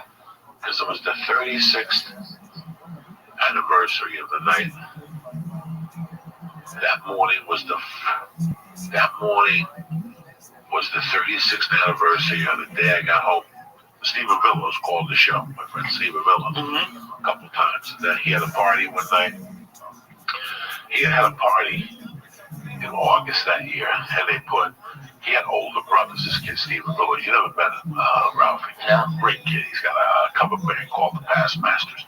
And they had a shed. And when we were growing up, his brothers were part of this crew, and they fucking had parties. Not big drug parties. They weren't drug parties. They were about music, and they did crazy things. Like they would eat glass, fucking, eat a mouse's head off. So one day, this is way before I was just 70 fucking nine, my friend. So summer 79, I went over there one day for a party, and the only young kids that were invited to the party were me, Avillo, and this kid Gandhi. And at this party, they took a garbage can, and they filled it up with everything they had. They put Hawaiian punch in it, and they took bees. Remember, he called and told the servant that brothers took bees. I'm trying to think about eating a bee. Put them in the fucking thing. So, and with ice. And this stuff had like 151 grams. Oh my God. It tasted terrible. Dude. So fucking, to scoop it out, you had to do this. It was in a garbage can, and it had chunks of fruit in it. And I'm back there smoking pot. The next thing you know, I'm getting woken up in Sasulo's front yard. Anthony Sasulo. He's in Dallas, Texas. And I'm getting woken up by Ray Ernesto. Ray Ernesto was a cop from the neighborhood that would come down to play basketball on Sunday, but he always wore colored socks, and it drove me crazy. And at the end of the fight, at the end of the basketball game, that was the argument. Ray, you got to go home with your colored socks. How about I punch you in the mouth? Fuck you, Ray. You're going to punch me in the mouth? You're fucking 40. I'm fucking 10. But go fuck yourself, Ray. But Ray was a cool motherfucker. Ray picked me up. And he was going, what happened? I don't know. I blacked out. I got fucked up. He goes, come on, I'll drive you home. And he knocked on the door. My mom answered. And she's like, what's going on? I go, Mom, I got fucked up. I fell asleep on Sasulo's thing. She goes, go fucking sleep it off, you idiot. She yelled at me. This was like the end of August. This is the first time. That's when parents and police were goddamn police. Right? They didn't have to be fucking parents too, man. The neighborhood. Right. I'll never forget that I was fucking hungover. This was the first time ever that I was hungover. So I got in like at 5:30. It was starting to, the light was starting to come on. 5:30, a sophomore. I'm going to be a sophomore. This is like 2 weeks before they put me in the hospital for a lung infection. I'm fucked up. I'm not doing drugs though, guys. I didn't do drugs. I was smoking pot then. I was high. I wasn't a big drinker, but I drank a little much. And I'll never forget that. My mom could drink early, dog, and it was a Sunday morning, so I got home like at 5. I passed out about 10 o'clock in the morning. I could hear like ice cubes. Shit, that's what I woke up to. I could hear Cuban music, and I heard her come up the stairs. And she goes, oh, yeah, well, that means wake up. I made breakfast or lunch, and she had like a glass. In those days, towards the end, she used to drink a Bloody Mary with a Heineken in it. Shit, right? What the fuck makes a Bloody Mary with a Heineken in it? Walking around your house? And she was such a spick. Like, she was such a spick. She didn't even cut the celery. She'd just fucking break it, put it in a drink, and eat it while she was talking to me. And, but you have to appreciate this. And you can't write this. You can't write this. You know you're supposed to cut the lettuce off the celery? Yeah. She was such a spick, she just ate it, right? Fuck She just yeah. ate it. Fuck it. She would dip it. She loved tomato juice, that V8. Oh, fuck That's yeah. what she lived off I of. still love that, dude. I drink that like twice a week, 3 So times she a week. wouldn't put Tabasco in her Bloody Mary. She I put got- Frank's red sauce. Oh, not me. So anyway, she Rock looks at her, me Texas going, Pete. I'm fucking, I got a headache that's pounding. And she goes, oye, te cociné algo, I cooked for you. And then she goes, she looked at me for like 5 minutes. She took a piece of the celery and she goes, now you know what I feel like in the morning. And she fucking walked out.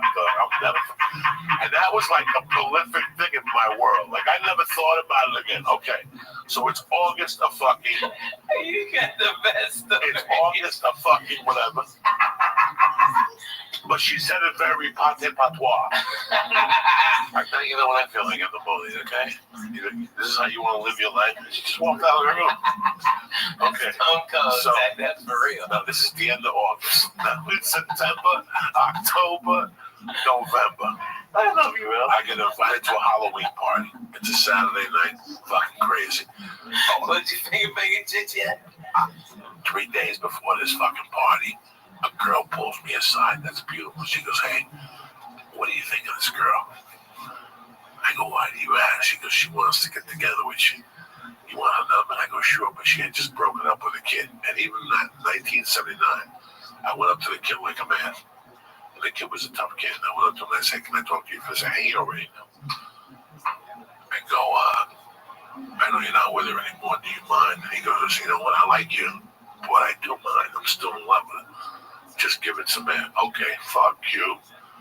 I just, but that's how deep I was in 79, guys. At 15, I already knew there's boundaries. You gotta be a man. You gotta be respectful. And then Halloween night, we all dressed up like ghosts. And we took a hit of acid and went to the Gameo's garage. And it was tremendous. It was tremendous. At 11 o'clock, I went to fucking meet her. And some girl came and said, she's not coming. You have to go get her. And I was like, what? And the girl was hot. And on the way walking, in fact, Timmy Holloway is her cousin. He's listening to this podcast. Robin Thompson. It was me and her. Robin Thompson started walking. Her boyfriend, Glenn Zemnick, who was a man already. Me and Robin were 15.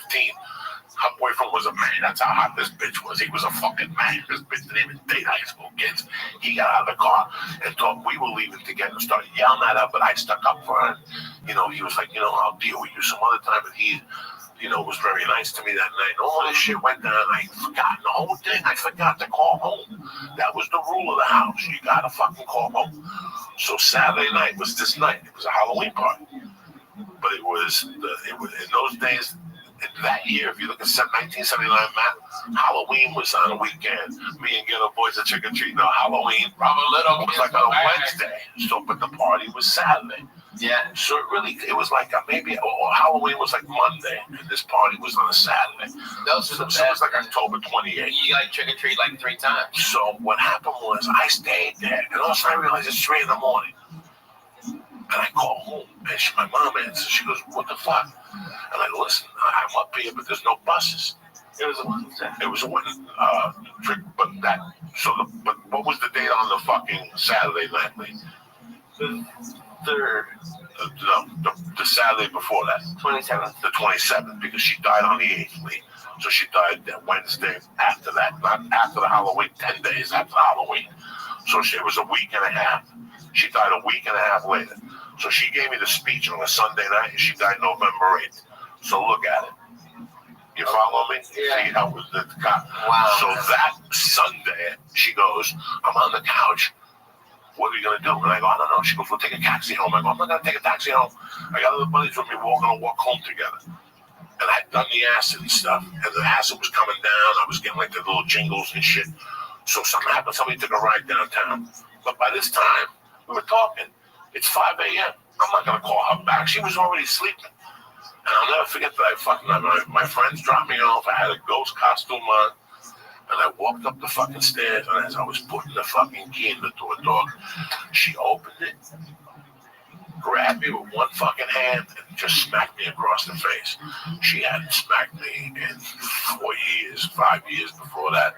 I was a big boy, and that just wasn't her MO, to hit me. She would say, "I'm gonna fucking kill you." 2 years before that, she did light me on fire with a Mountie roll. She told me how to call my Balzano's backyard. So, but she was pissed. And she slammed the door and she goes, "Let me tell you something." She goes, "Someday you're gonna be fucking married. You're gonna have a fucking wife, and you better fucking call her every hour on the hour. That's the deal in this house. You can stay out all fucking night. I don't give a fuck what you do, drinking with your stupid buddy." She went off. But she does. All I want, and I'm standing there going, "You just smacked me in the fucking face hard." Like it was a hard smack to the face. Like it was still stinging. And she's like, "You fucking idiot. What the fuck is wrong with you staying out till 7 in the morning? Get upstairs to your room. I don't even want to look at you." And I was pissed. I'm like, I might even move out. Like, that's it. I might even move the fuck out of this bitch. Fuck this place. Fuck this place. Fuck you. No wonder your husband left you and the other one died. Fuck you. So Holy shit, that was fucking real as it gets. That's real. My father died at 37, and then one who was a killer left her because he hit him in the head with a fucking saint. A fucking Catholic saint. Which one? Guadalupe, Maria? No, Santa Barbara, the man that with the sword. He flicked the cigarette and she fucking waited for him to fall asleep. And she broke it over his head. Nobody could deal with that. He didn't even know what to do. He was lost. He was in a deep sleep. So that night I went to bed thinking, When was that after she got home from closing the bar? Yeah, they came home together and they were talking and they were sitting like this. He was sitting on a chair and something happened when she wanted a cigarette and he took it and instead of handing it to her, we were old school Cubans, right? You don't throw nothing in that house. No, that's rude. That's fucking rude. He threw it at him. I don't give a fuck. What if somebody flicked the cigarette? Can I have a cigarette? Like if I'm thirsty, hey Coke, can I have a sip of your water? Sure, it wasn't you fucking threw it at me. It's the same fucking thing. It's rude. It wasn't even lit. It's fucking rude. But my mom's demented drunk head. It was a disrespect thing, so she waited for him to go to bed. She hit him in the head. And he fucking left the next day. But so I'm walking up the stairs thinking, that's just. I'm walking up the stairs. Oh yeah. I'm walking up the stairs thinking, you know what? I ain't tolerating this shit no more. I'm 15 and a half. I get a job. I can live at the Balzanos. That was my plan. I don't need this shit. People hit me I and shit. remember the Balzanos when I was working at Hasbrook Heights one time. Yeah, Pete. Political Pete. So The next morning, she woke me up again. She's like, "Hey, I cooked something." And she goes, "But let me tell you something." She goes, "Get up." And she got up. I was like, "Oh, fuck." And she goes, "First off, I'm sorry to put my hand on you. You're too old for me to be hitting you. But number two," she goes, "I just want you to understand something. All I want out of this deal is for you to grow up and be a man. That's it. I don't give a fuck how you do it. I want you to grow up to be a man, okay? When you tell somebody you're gonna call them, you call them." And she kissed me in the cheek and she walked out. And I didn't think much of it. I just sat there and I was like, you know what, whatever. I'm a man. What the fuck is old guy? I am a fucking man. I was just sucking titties behind the high school last night. I'm a fucking man. I worked last summer. I made $75 a day, in my head. And the morning, whatever. So 10 days later, when I found her dead on the floor, the first thought was like, she's never gonna find that I got left back. But the second thought was, this is what she was saying. She gave me a heads up. That's all she wanted out of this, for me to be a man. Whatever I knew in her world what that meant. But I just wanted to celebrate that. I know that she liked churches. Yeah. My mom loved going to fucking pray. There was a church down the block, the St. Patrick's Cathedral. This in the 70s and 60s. And every year on February 26th, my mom would give the guy 100 and bring him a bottle of shivers and whatever, flowers, and they would set the casket up like a faith casket. And my mom would do a fucking thing for my dad. And she used to say, I love fucking. We used to go to churches just to fucking look at churches. Even though she was demented, she would go to churches. Yeah. Then in the sixth and the fifth grade, I was 10. That's 1973. In that year, something happened. The New York Mets went to the playoffs, the NLCS playoffs, against, look it up, Lisa, against the Cincinnati. What am I looking up? Look up the New York Mets against the Cincinnati Reds, 1973. Oh, poor Mets. This is the how Royals whipped the shit out of them. They beat them with 17 spicks, and they did it right there. And fucking, who's that black guy? Spike Lee, he took his hat back off. Okay, Jerry Seinfeld was boo-hooing back to his $1 billion. Okay, and the little team from nowhere. Fucking no money Royals. I'm so proud of them. God bless. It's an American dream. It really is. It's a fucking American dream. Good for them. Whipped them to death. At their house. What year was it? 73. 1973, New York Mets and the Cincinnati Reds. Tremendous. October 6th to 10th. And New York won the series 3-2. But they lost the A's. Right, Pete Rose beat the fuck out of Bud Harris in the second base. It was tremendous. when he was that year, sliding in. But that year, my mom, when I made my first community, you were talking about. Oh yeah. So what did you? So you went to Jewish instruction when you were growing up? Yeah. So the kind of what days? It's Saturdays. No, it was Wednesdays a lot. Wednesdays and Sundays sometimes. Hey, did you have the little things? Oh, thank God. No, that's not. That would have been a You should let them grow now. You should eat some pot cookies and say, fucking, just fucking people's head. Lee, if you did that, you know I what, have Lee? no idea how to grow those. Yes, you do. How do you grow those? You just let it. Yeah, just let it fuck. What am I supposed to do? Pray? Who gives a fuck? I'm not planting an apple. Hey, no, make it be mutton chops. Everybody think you're a hipster faggot. It'd be great. You know how would you give a fuck what they think? You got a girlfriend? Get you some mutton chops. You got a mutton chop? Clear their Get you some extra dough from a so you can eat sponsor? pussy and it doesn't chap Yeah, their we'll get some legs. Jew wax so you get some money on a sponsor. Oh, yeah, man. Please, Jew wax. Yeah, get you one of them mustaches too. It makes you look like one of them fucking evil villains, like you got a bitch tied up on a train track. That's what you need, Lee. That would be the look. Fuck yeah. Come on, Lee. You gotta do that. Come on, you got that stash. There's no way that's my look. Dude, that's your look. That's your look. And then shave your head and you'll be a circus strongman. Okay, that's what you'll be. You'll be such a strong man. You'll be. I'm sorry, it's cracking me My up. fucking mom. That hash was fantastic. I used to go to this fucking Sacred Heart School for Boys, and how they did was had a lineup, 8th grade, 7th grade, 6th grade. It's up to go to church, the rest is go. And gotta ring the bell. So Sister Anna would go, all right, 8th grade, and she'd ring the bell, and you go in. Well, my mom used to eyeball that bell because it was made from copper and had a wooden head. And the Cuban, big saint in Cuba, which is October 6th, like I gotta go with it. You're supposed to have a copper bell. And if you want money, you have to ring that bell.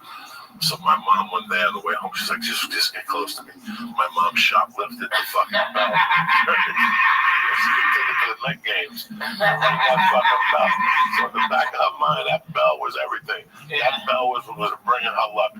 Every time I'd see her, she'd give me a kiss and go, you're a genius. That church is bringing me good luck with the fucking bell.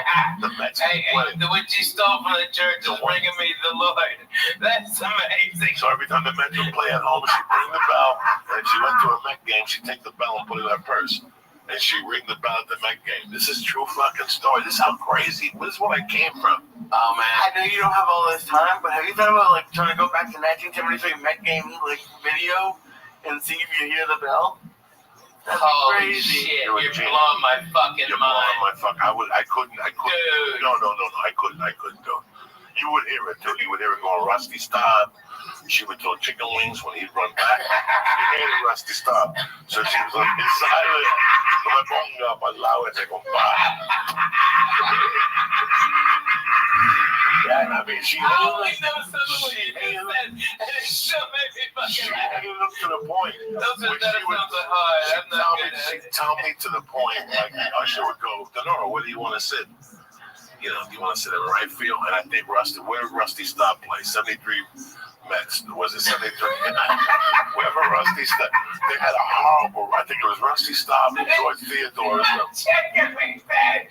The motherfucker Oh, my mom, she was always so had to pissed. hit the cutoff. And he was the right fielder. Yeah, he always had to hit So- the cutoff. That was the So story when on the that. guy would, when the, I would go, And so she Dog, comes I'm up getting with chicken goosebumps wings. right now. Oh my god, that's the best. Here's the deal. New York The guy would go, Denora, I got side on right field only.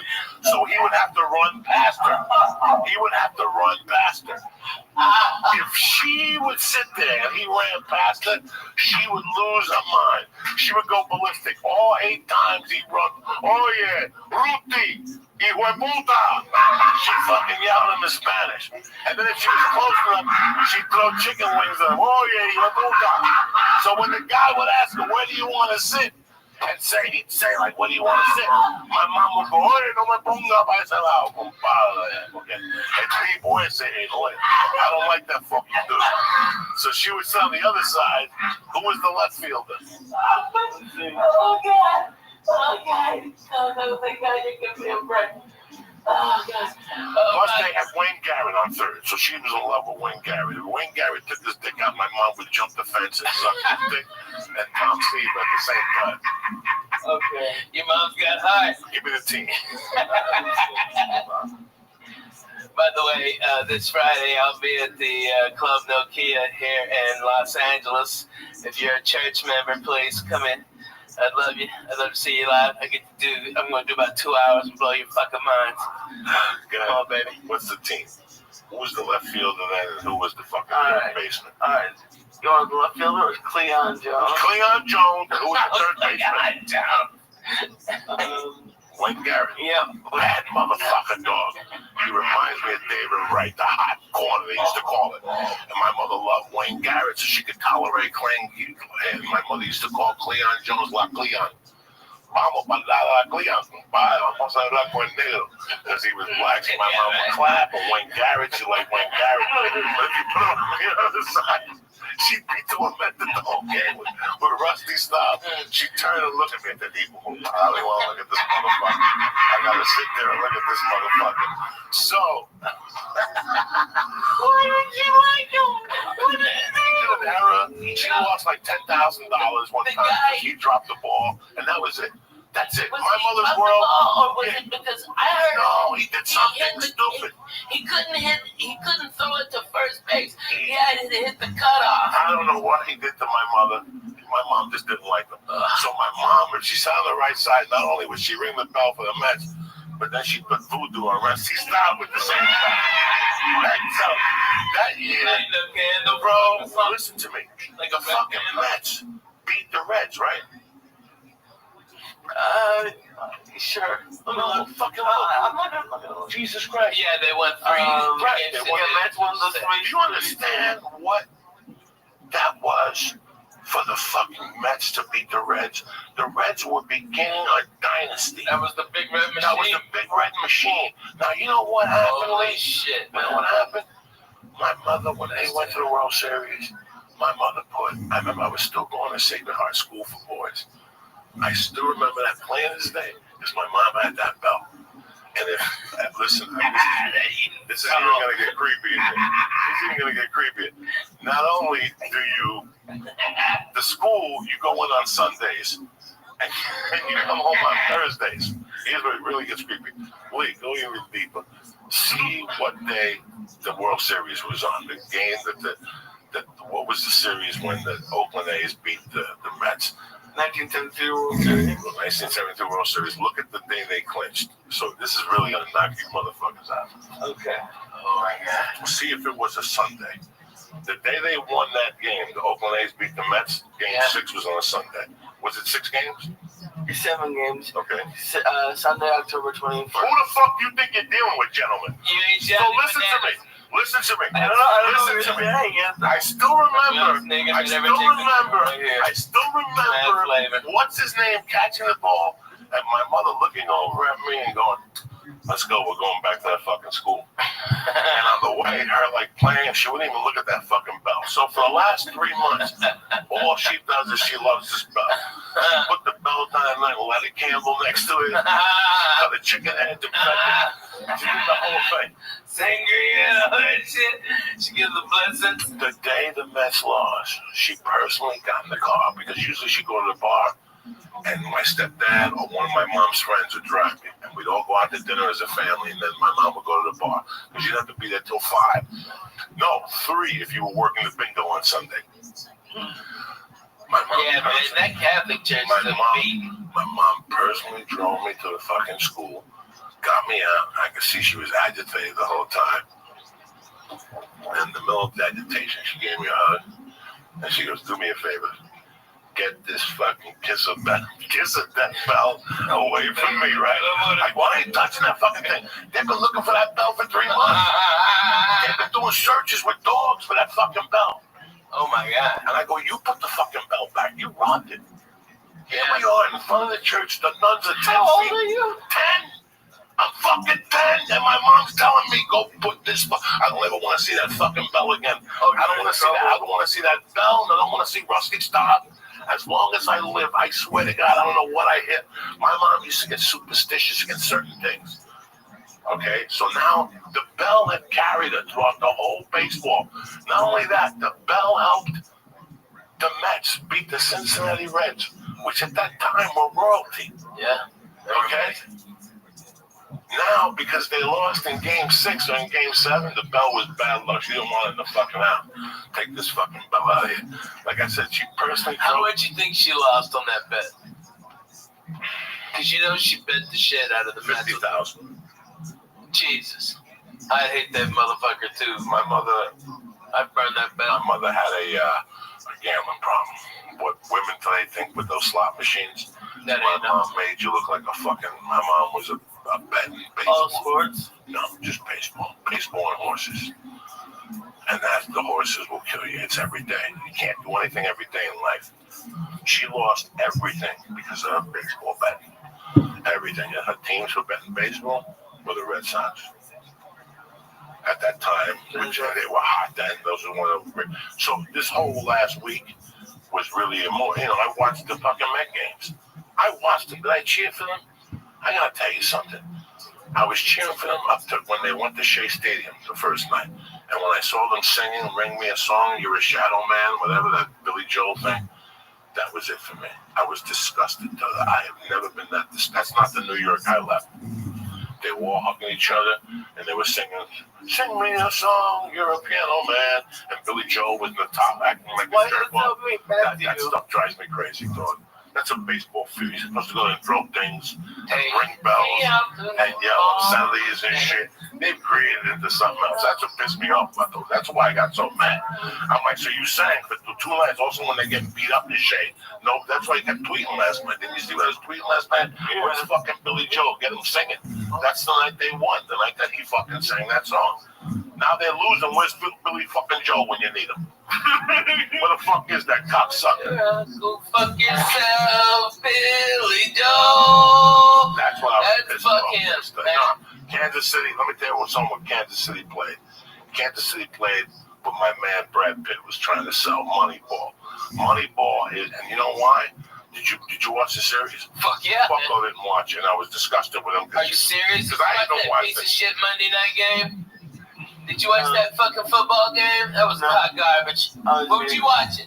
I was here. He was here. Let me tell you What the something. fuck? You got a fucking 9-foot TV behind you. I don't like you say you don't watch unless it's. I love the World Series. Retarded. That's American as What fuck. were you doing? Were you playing some? He was here working. No, he was here working. playing a He shooting was game. here working. One of those Let me screens tell you in one of them fake shooting games. No. He wasn't. He was shooting somebody in fucking Israel. in Belarus right now, and they're both cussing out 30 fucking He Russians. knows he can't. I know. He He can't was fucking googling his fucking cousins.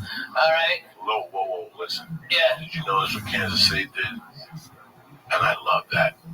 I hate when people forget about the game. Small ball. Small ball. They stole bases. They stole I bases. love when people steal. They put pressure. You really want to fuck with a motherfucker? And if you look at the Cincinnati Reds, the big red machine, that's all they did. Their job. The next time classic baseball, the Cincinnati Reds play, you sit there and you watch that whole game, and you're gonna go, "Oh my God, nobody had more than 15 home runs." Eric Foster, Small ball. small ball. The main job they did Hit. was steal. Single. Get a single and Stealing singles is something that's forgotten about. Yeah, man. You know that's why Ricky Henderson played baseball so long and for so many teams. Because think about it. He played for the Red Sox. He played for everybody. He played for everybody. Listen, Ricky was goofball dumb, but he was one of the greatest baseball players to ever get behind. All right?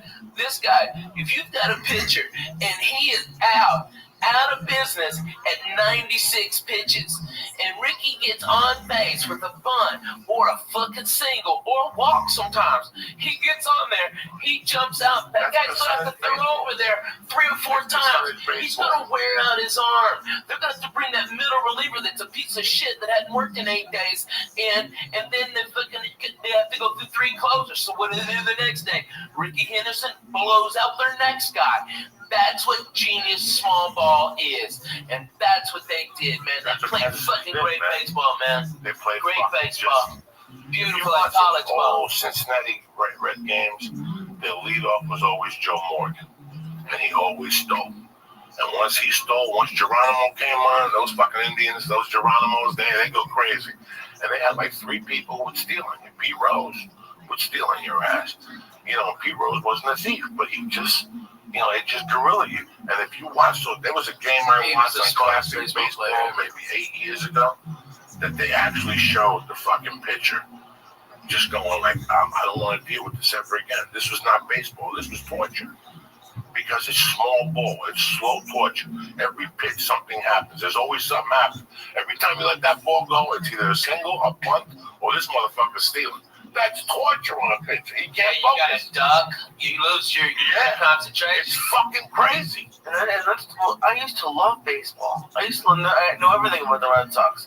There's 162 games before the postseason. I don't have time to watch all those games.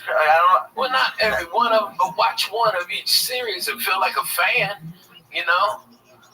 You know what I mean? I like the Houston Astros. I started stand-up there in 90. I loved them.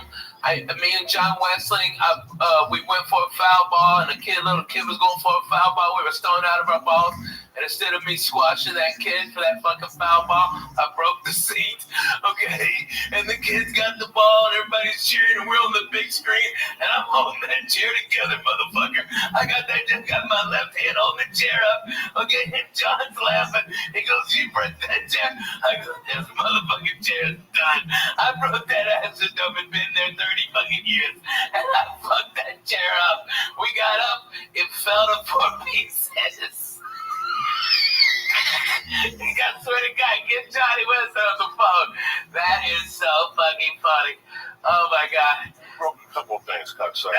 broken a lot of shit. I used to break lawn chairs. Lawn chairs get knocked over.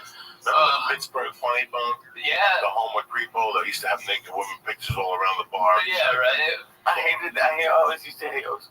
Man, I hate lawn chairs, though. Yeah, the chair you have on your balcony. I never knew why you had that goddamn chair I there. broke one and you broke one. Well, I was like pushing the jar and you came and just tormented it. Well, for a fat guy, those are the worst chairs. When you shot the pilot for VH1, didn't I break a chair? Yes.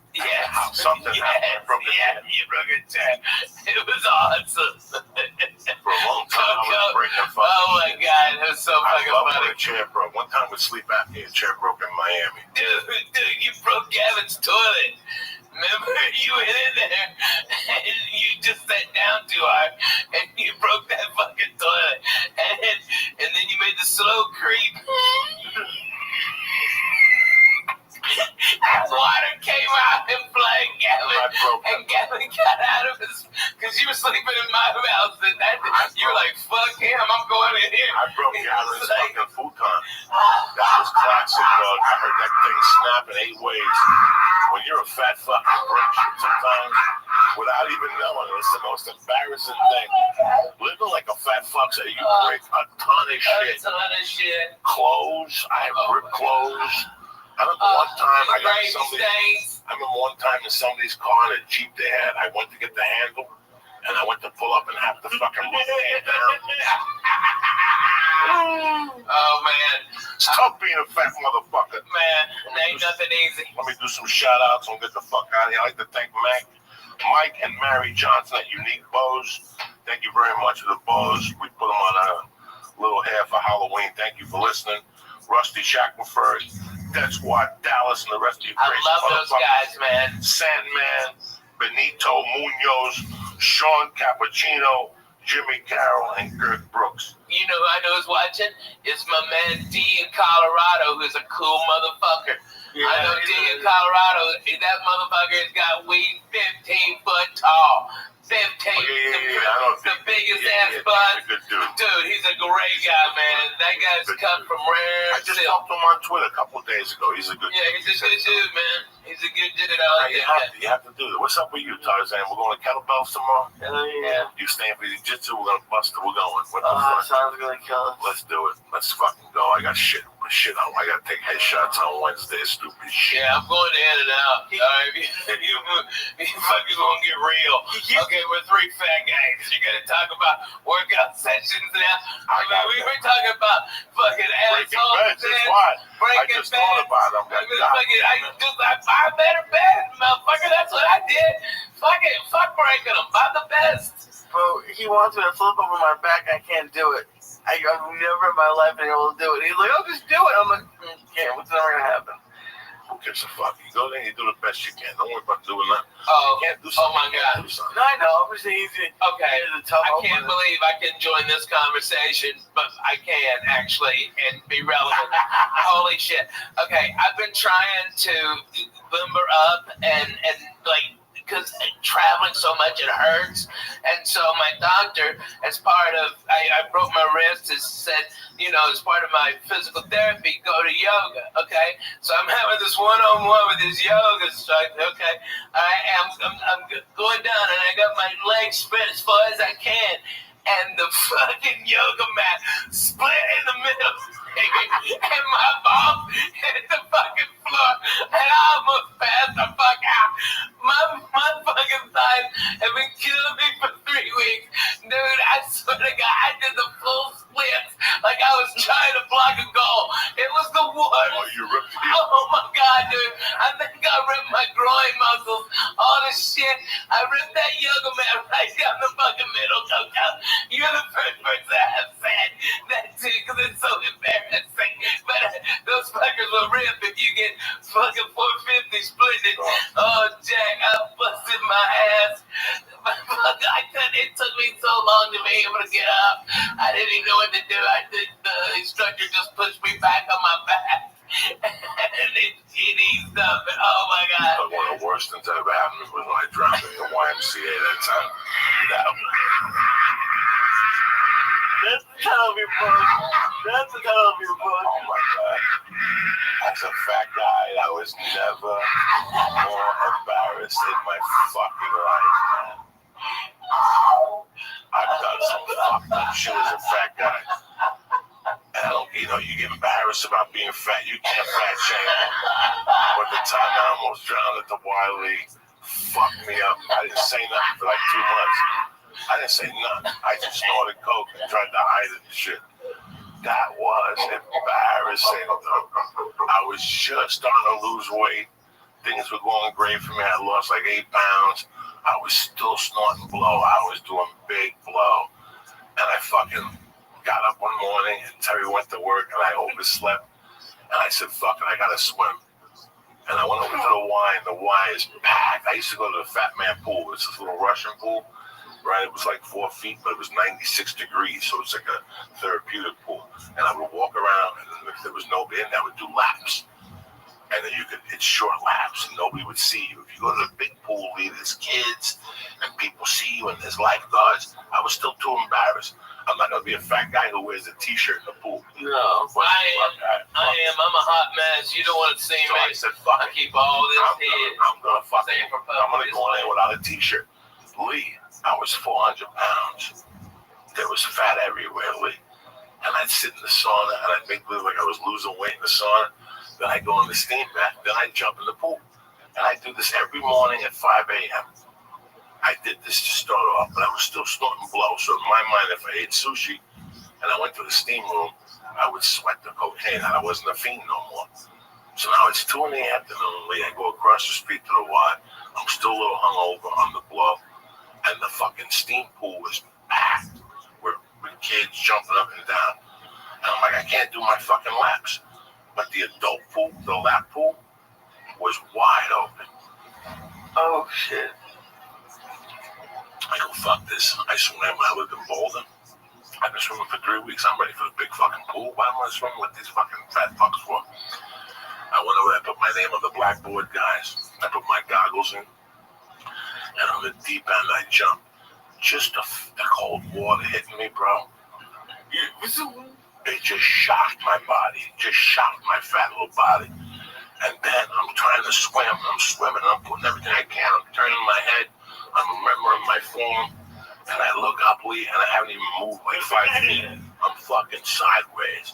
But by this time, I'm out of air. Like I was smoking 2 or 3 packs of cigarettes a day. I'm dying. I'm 10 feet out, but I can't swim back. And my feet can't take it, so I'm just holding on to the rope. And people are swimming by me. They're going, come on, let go of the rope. Come on, swim. And I'm like, guys, I'm dying. I'm trying to get the shortest distance was this way. If I swam vertically to the fucking wall, I'd never make it. So I had to swim this way. So I pulled myself like Spider-Man. And I get to the wall, and I'm huffing and puffing, guys. I mean, guys, I was fucked up. Seriously.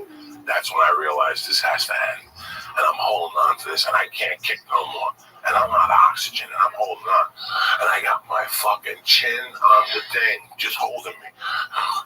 And some kids are like, Mister, are you okay? And I'm like, no, I'm not okay. Help me. And they're like, come on, pull them out. And all these little kids get together, these little Mexican kids, and they're trying to pull me out, and they can't pull me out. They're like, 1, 2, 3, pull. And they're pulling, and I'm like, and I'm turning purple. I mean, Lee, I'm not breathing. I don't even know about breathing through my nose. I'm starting to panic. People are starting to circle and look around. And these little kids can't pull me out. They're like, fuck it, ring the buzzer. And they ring this buzzer. And it's going, and all of a sudden this chick gets on the thing and she turns this thing around. And they're actually going to make me, listen to this, they couldn't get me out. So they were going to fucking drop a hoist into the pool, and they wanted me to swim into it, and then they were going to pull me out like a fucking whale, like orca. And by this time, there's 50 people watching me. You have any idea, Lee, how embarrassing that is? I got tits that on my stomach. Lee, I'm purple. And they're like, swim to the middle. That must have sucked. Get to the middle, and go in, and we'll drop the hoist. And the hoist will pull you out, and then we'll bring you to the side. Lee, by that point, I'm so fucking embarrassed. And now, out of the corner of my eye, I see ambulance tech workers running in with a fucking mattress like I got shot in Vietnam. And something made me put my fat little foot over. I just went, and my fat foot got over, dog. Oh my God, that thigh must have weighed 1,000 pounds. And I fucking pulled myself up and I rolled on like Orca. I just rolled onto the pool. I got up and I got up right in time. As I went to the fucking door, the 3 ambulance workers were running in. They're like, where is he? I'm like, that's him. And I just walked right past him, dog. Because rule number 1, don't stop and don't sign nothing. You don't need to get checked out. Mind your business. You're fine. You know, as long as you get to your car. I gotta be honest with you. I think there's a thing called secondary drowning. Look it up, Lee. It happens. You just take a little bit of air, a little bit of water in your nose, and it gets down your actual windpipe, and it can be a very small amount. You don't have to have this deep lung thing. It's a secondary drowning. Look it up, Lee. Explain it. I believe that's what it is. That's what I thought you had, because I swim all the time, man. You know, we belong to that tennis club. I keep on inviting you to come up there like regular white people and let's have a goddamn party, okay? You're down 8 days a fucking year. I'm calling that out. Let's go, okay? Tomorrow? I can't go. All right, next summer. No, not next summer. Stop. Come on. We got the whole holidays. We got the holidays coming. I'm going to smoke turkey. I'm trying. If you could Teams in me, all right, trust me, I got problems, okay? We all got fucking problems. Yeah, fucking Jay-Z over here, but I got 100, all right? We got a problem. We all got problems. Word to that. But you know what? She's fucking being so great. It's so, freeing for both of us. And I still love her. I'm in love with her.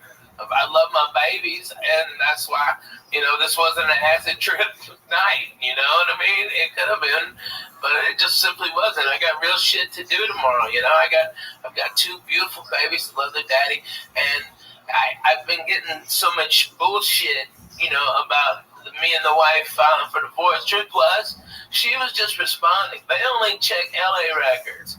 She was already, I had filed on her, 10 days before, okay? And so there was going to be this big jurisdictional battle. Then my lawyer in Tennessee goes, you're going to spend about $150,000 just fighting over what state we're going to have the divorce in, okay? Not counting my money, all right?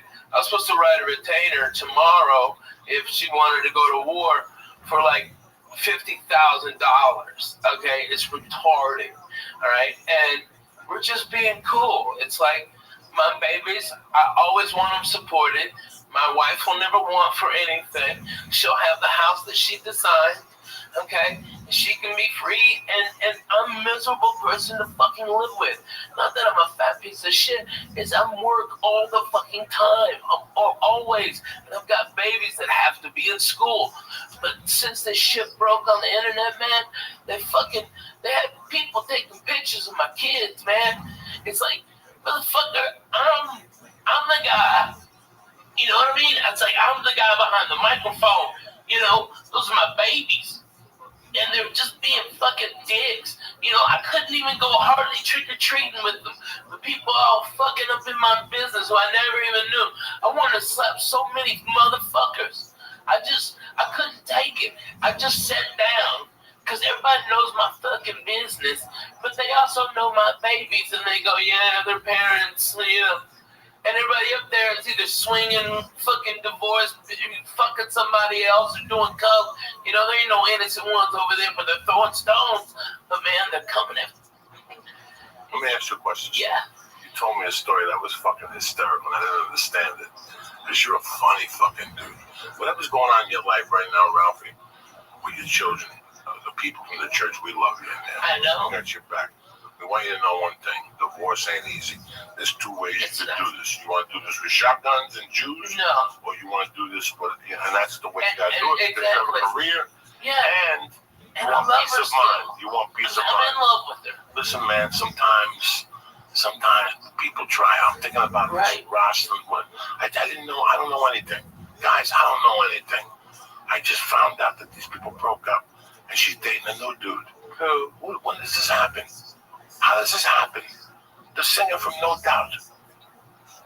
Gwen Stefani? Yeah, she's dating the judge from fucking the show or something. He broke up with his wife, and she broke up with her husband after 14 fucking years. And they had like a thing today, like, That Blake Shelton guy? Yeah. You know, listen, man, people in life sometimes don't get, I pray every day that Terry stays in love with me, and I keep it together with her. I pray every day because I know how quick it can go. And the longer you're with a person, the harder it fucking is. And when you have children, it's even fucking harder. It's so hard. There's two ways to do a divorce. You could either A, go to war, or B, take a fucking few lumps in the head, which you're gonna take anyway. Okay, that's all You're gonna take anyway. I've taken that my whole life. It ain't no big deal. Either 10 people can hold you down and put a big black dick in your ass, or you can just take a fucking white flag, get naked, put it on your back, turn around, loop your own asshole, and let them do what the fuck you gotta do, okay? You know what? A dick in the ass hurts both ways, but I'll tell you what, it hurts more if you clench it up. She didn't do anything wrong. She didn't do nothing wrong. And you know what? She did help me in my career. You know, the truth is, when I got Last Comic Standing, okay, Jay Moore, dickhead, called me on Thursday, go, hey, I need you for an audition. I was in Hawaii working at the Laugh Factory, and he said, come back, I need you here on Saturday. And I looked online, the cheapest ticket for round trip, because it still had to finish in Hawaii. There's nobody on that fucking island who could have done it, right? And so I had to come back, and the ticket was like $1,100, you know, and that was 2 months rent, man. That's real fucking shit. Like for a maybe, for a big fucking maybe, and I rolled the dice, and I couldn't afford it. Lana had a credit card that her mama gave her for insurance, and she put it all on there. And that's what launched my whole career. So does she get half? Yes, motherfucker, she gets half. Okay? And she should get more than half. She's going to be drawing a salary from my place. She's going to be getting alimony like regular white people because we're Jews. You got to respect. All right? My babies already have big things set up for them. They'll never want for anything. They'll never have what I went through. You know? And it's like, that's what you want. But now they're coming. It's just so irritating. It's like, you know, they're just dumb. These motherfuckers. You know, but the internet is a good thing and a bad thing. Yeah, right. The internet is a good thing and a bad thing. You know, I use the internet for certain things. I see people use it for other things. And that's fine. That's what the internet is. It's your expression. But sometimes if you open up your life on the internet, the result isn't going to be good. It's happened to me. It's backfired. Yeah. But in this situation with divorce and stuff, who knows? You know, and nothing's happened yet. Keep doing what you're doing. Yeah. Try to put the pieces together. Trying. Be a father. That's this. Listen, the divorce in my life had to be tougher than a prison sentence. I lost a child in a divorce. I lost dignity in a divorce. And till this day, I have animosity. I know that I'm like Michael Douglas in what's the movie when he just snapped on the 405? Walking tall, standing tall, when he started shooting people. Yeah. Last straw. When I saw that movie really scared me. Why? You ever see that movie? Where he goes nuts on the 405. Yeah, he's lost his job. The drug dealer goes to mug him, and all of a sudden he shoots him. He goes, "You want my briefcase?" He's pretty funny in that. And now Duval is looking for him. It's a cliche type movie, but I always saw that happening to me with my ex-wife. That's how bad of a divorce it was. I forgave my stepfather. Till this day, I talk to old school Cubans, and they always say, "Fuck him. He never gave you what was coming to you." You know what? So then I got to go get what was coming to me. That was my frame of thought back then. He didn't give me my mother's money. What do you want me to do? You want me to shoot him? For 3 years, I lived with that. I was preparing to hide under a car and grab his foot and shoot him. Where's his money now? So I shoot him and kill him. How am I going to get his money now? So I had a terrible idea. And I hated him for fucking years. And one day I go, what? This is the guy that raised me. Would you give me $300,000? What was I going to do with it? Was I going to invest? Was I going to buy a building? No. He'd be dead. I was going to buy a coca plant off some fucking... Fuck yeah. So in a way, he saved my fucking life, you know? So I forgave him over the years, and I forgave him. That was it. When he died, I didn't go to the funeral. I sent flowers. I went to see his wife, and then she died. But I let it go. I let it go. I gotta tell you something. I had such a I don't bad have any divorce. anger. I have right now, only you know, love. No, I know. I don't listen, care. right now, I've I already seen all the numbers. I just love my babies. I have to get another place here, and I hate it out here. Listen, it has nothing to do with numbers. Okay? There's levels of a divorce. When she walked out of the house, she goes, listen, I'm just going to be a mile up the road. You come over anytime you want. Let me just get some space. And I was cool with that. I'm like looking at her going, this is a dream come true. I could work on comedy. I wanted to be a fucking comedian. I just got out of prison. I was doing the working stiff stuff, and I go, fuck it. I want to do fucking comedy. And all of a sudden, it went from one thing to another. I hope it doesn't go there for you.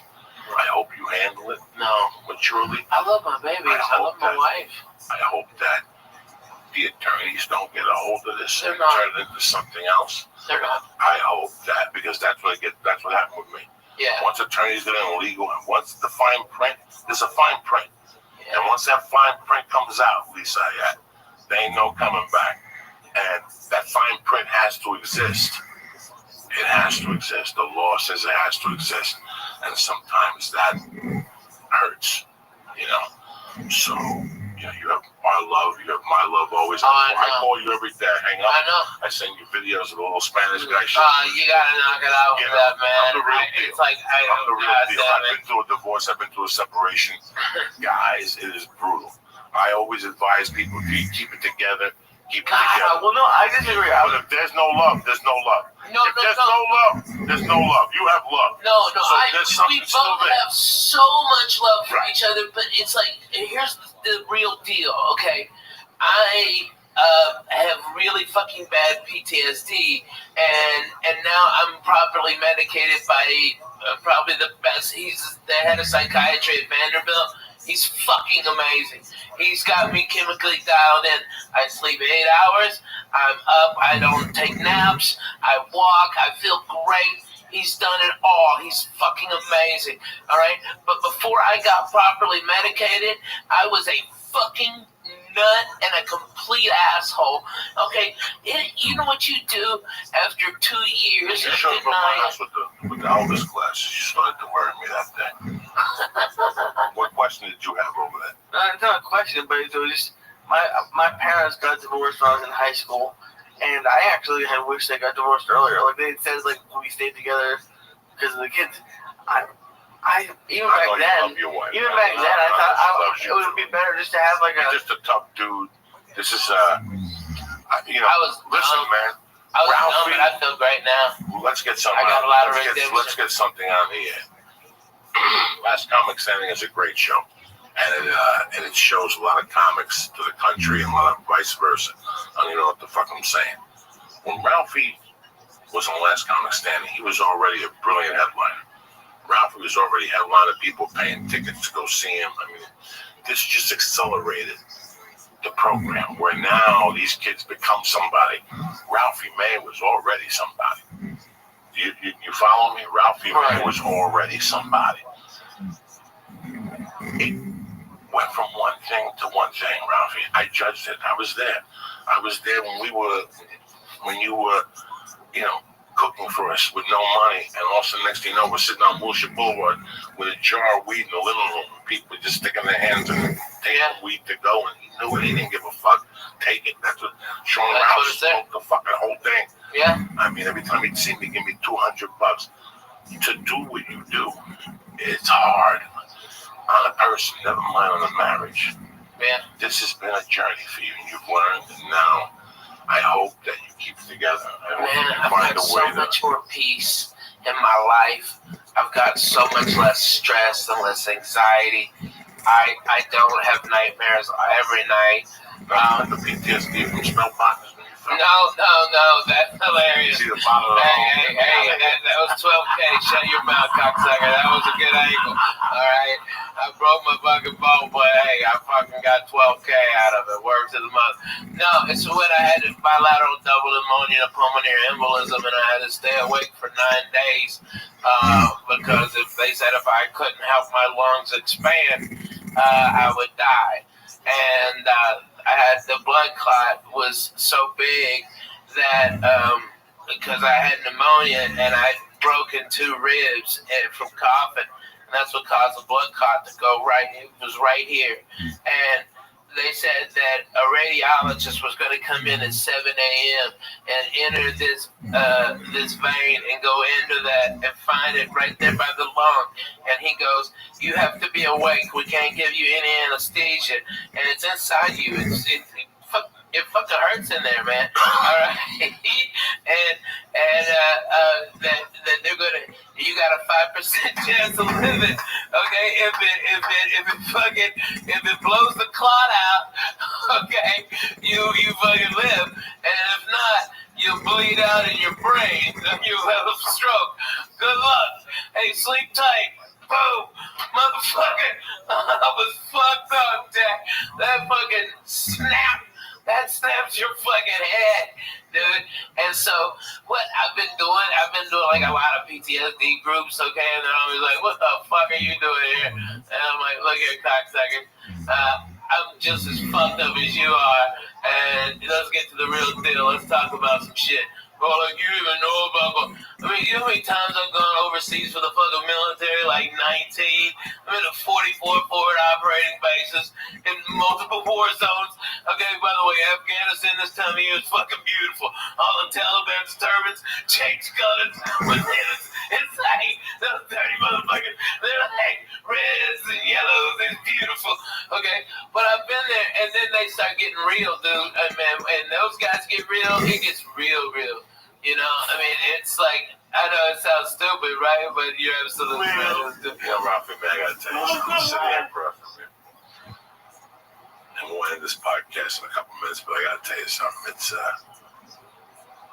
I'm 52, man. I've had a great life. I laugh. I love being upset and laughing. I live to laugh, people. I know sometimes I come across as a prick. I love giggling. I love laughing. I have a lot of regrets in my life. I did a lot of fucked up things. I was talking about my godfather before. One of the biggest regrets I have that we didn't have the money to do, Ralphie. What a mistake that. What a mistake that we could go back and rewire that apartment with a camera. Oh my God. We would have a show. And I'm telling you. That would have been the all-time. It would be HBO's all-time greatest comedy show. And you can't. And you know what? I'm sitting here across from Ralphie. I'm listening to the story, and I'm like, I can't even go to HBO. I'm telling him, I'm taking a Ralphie narrating a show about the adventures of a fat guy. And just even all that stuff, the tube, when you fell that time. Oh, falling on Gardner? Listen, I'm sitting here with Gardner. And I'm thinking, not even Gardner, the thing you were telling Lee about that he's going on. You don't understand. This chick is living in his house. Before we're talking about the story, here's 3 guys trying to fuck the same chick. It's miserable. I'm the only miserable. one not trying to fuck her. But you wanted to fuck her. If your face fell into an asshole, it wouldn't have been the worst. It wouldn't have been the worst thing. So if something happened, they're having an argument. You cannot write this, Lee Sayat. This is an apartment that's living on whatever Ralphie's subsiding. Yeah. I'm living off Ralphie. I got a little bit of coke in my pocket. Ralphie's making Bloody Marys. With Bloody Marys. And we're going over it. We're hitting this every night. Everybody knew that at 2 in the morning after the comedy store. Party was in my apartment. The Red Devil, Ricky Cruz. Babalu, you know. And we just talk shit. The producer. Somebody would have a joint. Somebody wouldn't have a joint. But this one night, it was just me. Dude, we always were drinking Bloody Marys. And we're giggling. And Jody said something to Ralphie to piss him off. And there was a big Japanese lamp in the kitchen. All right? And Fucko here sits down and she pisses him off. And he sits in the position and something happened that the light got a little lower. And he's fucking saying shit to her with his face red, right? He's like, fuck you. This is my house. It's like anger from inside out. Don't you ever talk to to me like this. This is my fucking house. Can you believe this, Coco? She's my guest, and she's talking to me like this. This is my vodka or something. And he, in the middle of his rage, he's like, ah. And he stops because the light bulb is burning his head. It's burned my hair. You can't write that. You cannot write that. That's Inspector Clouseau type shit. Then I had to wear a hat for like 3 weeks. I was like Junior Judge Wolf. I always had a hat on. You busted that toilet in your house. Don't No, it was Yes, you Gavin's. did. It was Fucking Gavin's. Gavin. You fucked up Gavin. Slim Jim McGoo. Stop. Let me tell you something. And you also shit in Gavin's shower and then pushed it down with your toe, motherfucker. Okay, I know the real you, Coco. All right, you can bullshit with these other faggots, but I'm bona fide. Okay, I was there at the beginning. Okay, You I was have no fucking. idea. Okay, Lighting the bum on fire. you light the bum. Eating people's pussy. If that apartment building had a fucking camera, Oh my God. we would be Multi-millionaires. I tell the story that I brought Shama there, and she was giving these people, drug dealers wanted to fuck Shama. Oh, so And I left her downstairs in Gavin's apartment with Gavin and the Armenian. And, she's dancing. and she's dancing, telling ESPN stories. And I come back at 5, and there's one guy left. Horrible Wait, impression. yeah, dude. Oh my God, remember? Horrible impression. Oh my God. Every time they give her I a got me. I got me. Bro, she's all coked out. I'm still Oh my God. And this Disney bitch like breaks out into like Joe Pesci. yeah, You have no idea, Lee. You have like, no hey, shut up, bitch. Damn, take them titties out. Oh. Yeah, that's what she told her. Did you remember that? I don't You remember fucking that. told her. Goes, yeah, whatever, bitch. Take them titties out. I loved her. I always loved her. I still talk to her when I go to Vegas. Is she in Vegas now? She's That's awesome. She is so cool. She opens for everybody. She got a little gig. She's a Dude, I She bet she's dances- making a fucking she mint. dances. She's 45. She dances in a And cage she at a looks like lesbian bar. she's like Yeah, 26. she's 20. She dances at a fucking lesbian bar, but she keeps marrying gay guys by mistake. What? She hooked up with that dude in Alaska. I had to do this gig. What? Listen to me. About 15 years ago, I got to do this She gig. married a gay dude? Listen to me. I had to do this gig in Alaska one time. And took good Charlie's? And at one of those, for one of those people, and I canceled. I got like the stupid TV show or something for NBC, and I had to cancel. And she went up there and met a go-go dance, like a male dancer, and they fell in love. And she put his name on her little pussy. Oh, And then whoa. they moved back to LA, shit. and they were in love. Man, that's He was fucking... he was like unemployed, but he always came up with a little bit of money. And she was dating him for like 2 years. They were in love. And then one day, she went in his email, and she saw an email from old dudes that he would go to their house in the afternoon and put like a bikini on, and he would dance for old dudes and shit. And he would get like $50 and do meth. So she threw him out and shit. She was heartbroken because she always makes fucked up choices. I've told this story before. God This is hilarious. bless her. That's so hard. Somebody tells me this is the name of the guy that she's got on her pussy. This guy is a go-go dancer for old dudes, and he's smoking meth. So she throws him. Holy She shit. throws him out. I hear about this about a month later. I bump, Right now? no.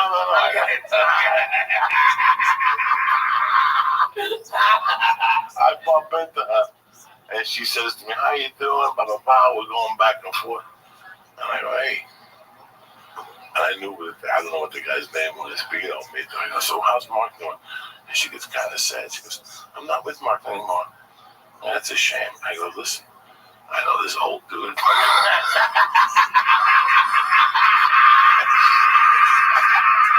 You know what, Shayba, you gotta give it up to her. She is a queen of a ball buster. She will give it, but she will fucking take it. I tell you what, she takes it better than a lot of fucking grown men. She's always at boy. She's fucking funny. She came up at the comedy store. She came Hard.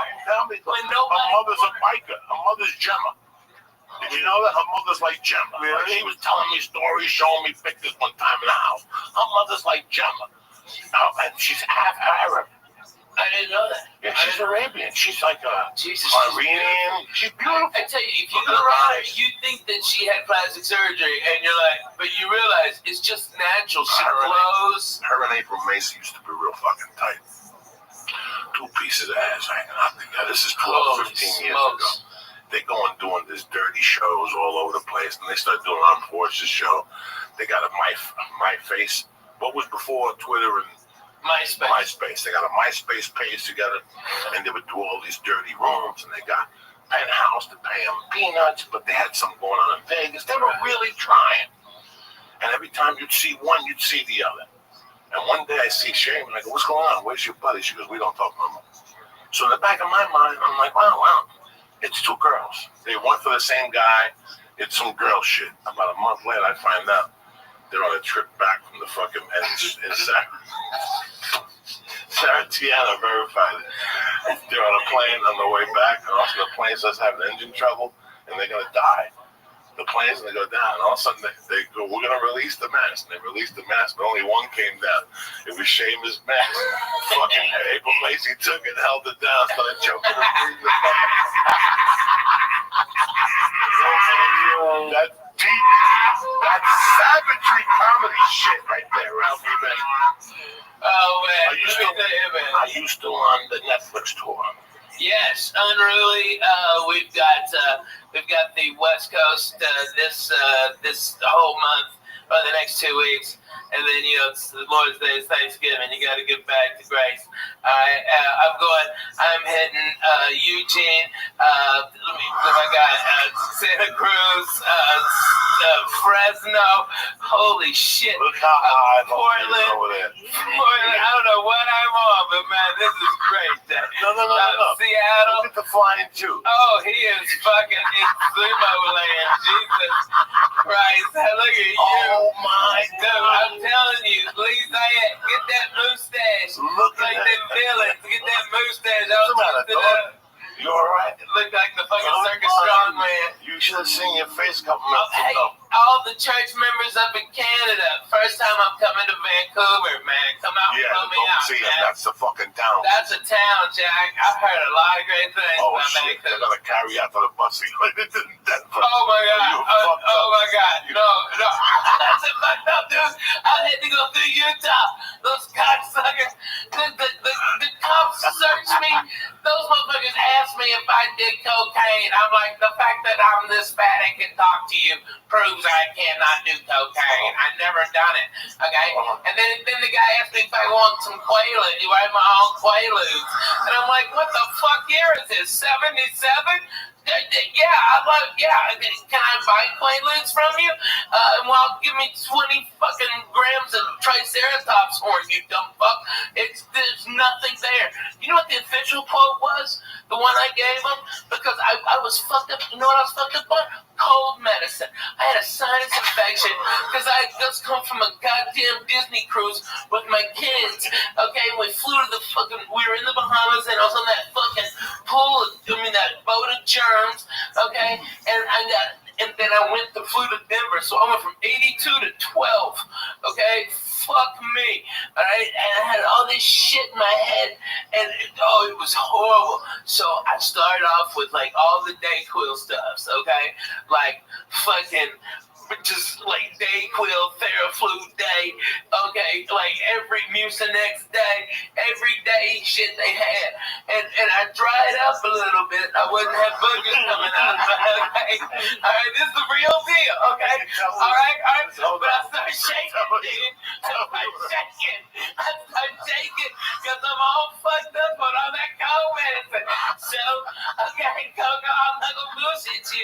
I got the NyQuil out. I'm trying to smooth this ride out, I'm trying to fucking mellow this train. And then I just take a big old swallow a fucking NyQuil, man. It wasn't weed. I played NyQuil roulette and lost. Okay? And you know what my wife goes? She goes, why didn't you use the measuring cup? And I'm like, what the fuck are you talking about? Measuring cup. That's that cap on the top of the fucking NyQuil. It's a measuring cup. I've never fucking used that in my goddamn life. I had no idea.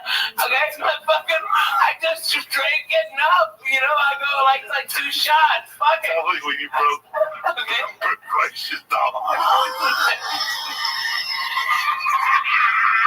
Hey, that's your fault. That's good ass fucking drugs you got. Alright? Okay? That was you and gravity, motherfucker. You on that. Okay, you're a dick. And I wasn't the only one. You fucked up some shit. I was getting out of there. Okay, so you suck a dick. And by the way, we went to that Jack in the Box right behind his house because we were smelling all that fucking jalapeno poppers. Bullshit, fuck you. No, I didn't go to that Jack. I had to pull over. I couldn't stop laughing. I fucked up that dog. So what happened? Okay, all right.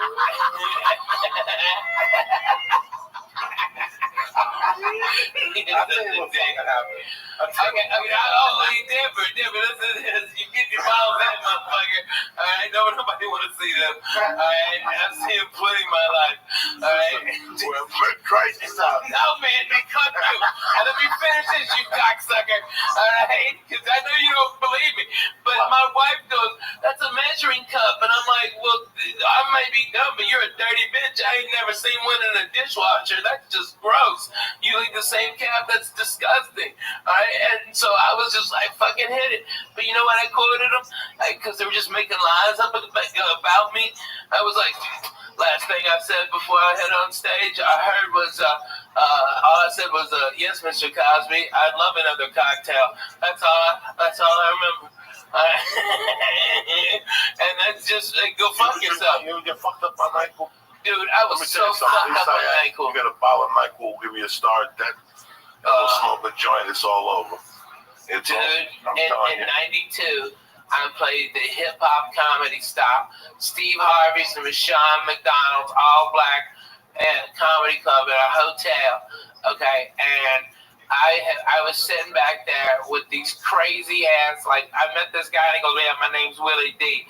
All right, and he's Willie D from the Ghetto Boys, okay? And then this little ass midget walks over, Bushwick Bill, okay? And he's a gangster, okay? I mean, Bushwick Bill was no bullshit. He had knives on him and shit. That little motherfucker cut your balls off. That was high level to him. Okay, no. Codeine syrup. Codeine, and we listened to fucking slow records that this guy named DJ Screw would do. All right, but we drink that with 7-Up, okay, or Mountain Dew. Boom, they do a Mountain Dew so he wouldn't pass out, so he did just drink that syrup.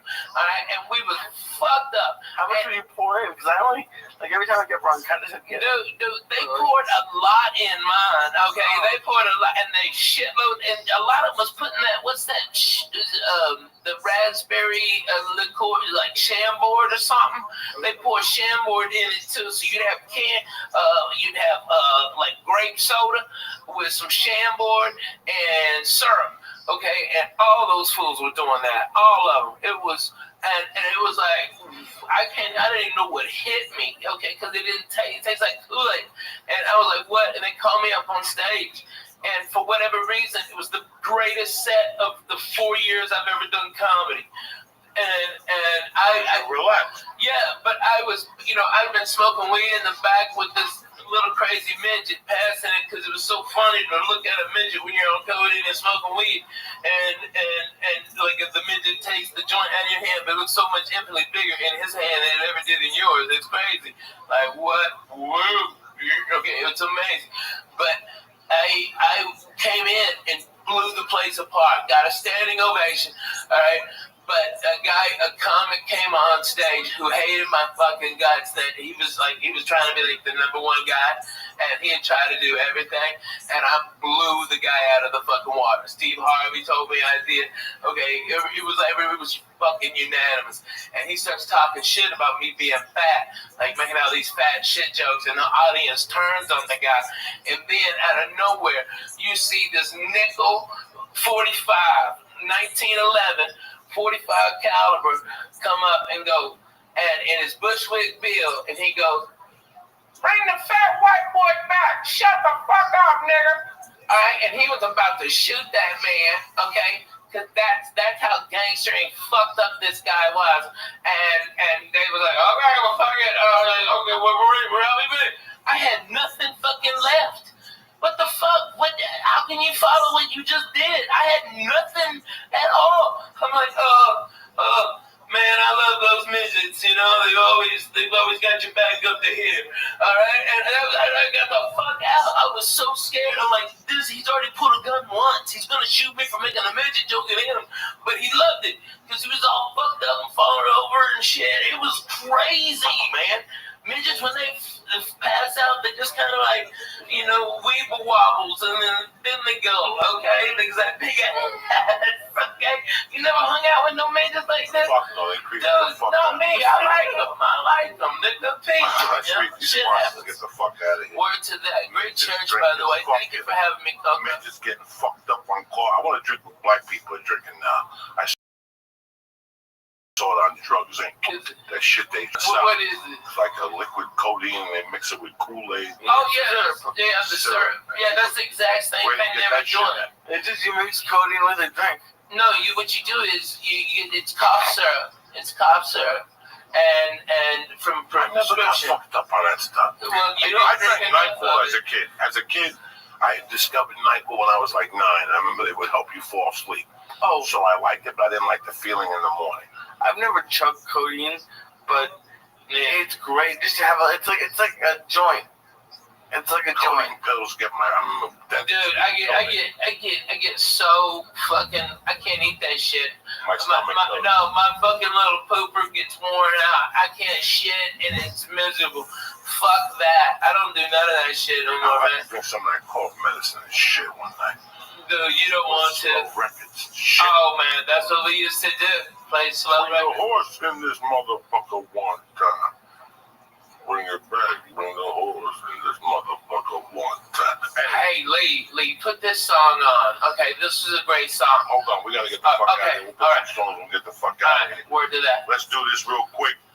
For 9,000 years, that's how long humans been making wine. That's also how long they've been confused about which wine to drink. Some people get a headache after they drink wine. I used to get a headache. One time I shoplifted a bottle of wine from Albertsons across from Hudson County Park, and I drank it with Didi Quintero and Louis Castellino. I had a headache for 2 fucking days. But for many of us, it's a shopping part that causes a real headache. You got too many choices. You don't know what to do. People coming over, they're serving chicken, they're serving lobster, and sometimes you go down there and wine's expensive. You went in there to buy a 20, next thing you know you're dropping 60, and you got no guarantee of what you're gonna buy, right? Let me tell you something. It's overwhelming to pick out a good bottle of wine sometimes, especially when people don't know it. Your own personal experience learning about wine and why are you about to learn about wine, that type of stuff. This is what we're gonna do. I joined a new wine club. It's called Club W. They changed the whole game. It's easy. You go to clubw.com and you answer 6 questions. The algorithm, Grim, whatever you say, algorithm creates a palette profile just for you. I don't know where the card is right now. It's pretty cool, man. If you've ever seen anything like this, Club W is leading the great to glass wine revolution. What means is they cut out the middleman. They work directly for the vineyards, and they cut the guy out, which in turn saves you some do-re-mi. So with Club W's, you get premium wine customized to your taste at 1/3 of what you pay for at a store when you don't even know what the hell you're paying for. Yeah, you're not buying it's not like a club where they send you other companies' wines. These are their wines. Like you're not gonna go see these wines anywhere else. But the most interesting thing is going to their webpage. When you go to clubw.com, you go on their page and have all these videos, informative videos, and they tell you what wines you drink, you take the test, and next thing you know, you're involved. Which, when you don't know about that, listen, man, I grew up in a bar. I don't know nothing about wine. So when I went to Club W, I was blown away by how much interaction you have. They'll put it down to the exact thing. I mean, the nut, the grape, where it came from, the vineyard. Anyway, what they do is they save you money.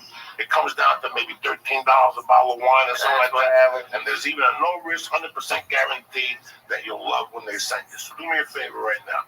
What they're doing is, for all the listeners, is they're offering 50% off your first order when you go to clubw.com/Joey.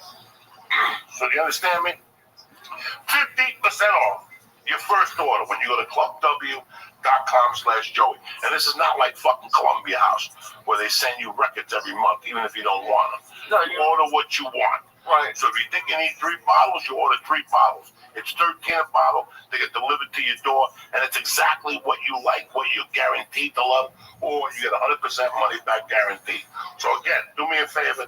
You get 50% off your first order. Go to clubw.com/Joey. Stop wasting time and stop losing money at these retail stores and start drinking wine you know you're going to love. So go to clubw.com/Joey to get your 50% off. All right. I'm doing it just to get this stuff to bring to Thanksgiving parties. You and Paul Just get doing it. no, but I'm just saying, like, let's say you have to bring stuff to a party. Yeah, man.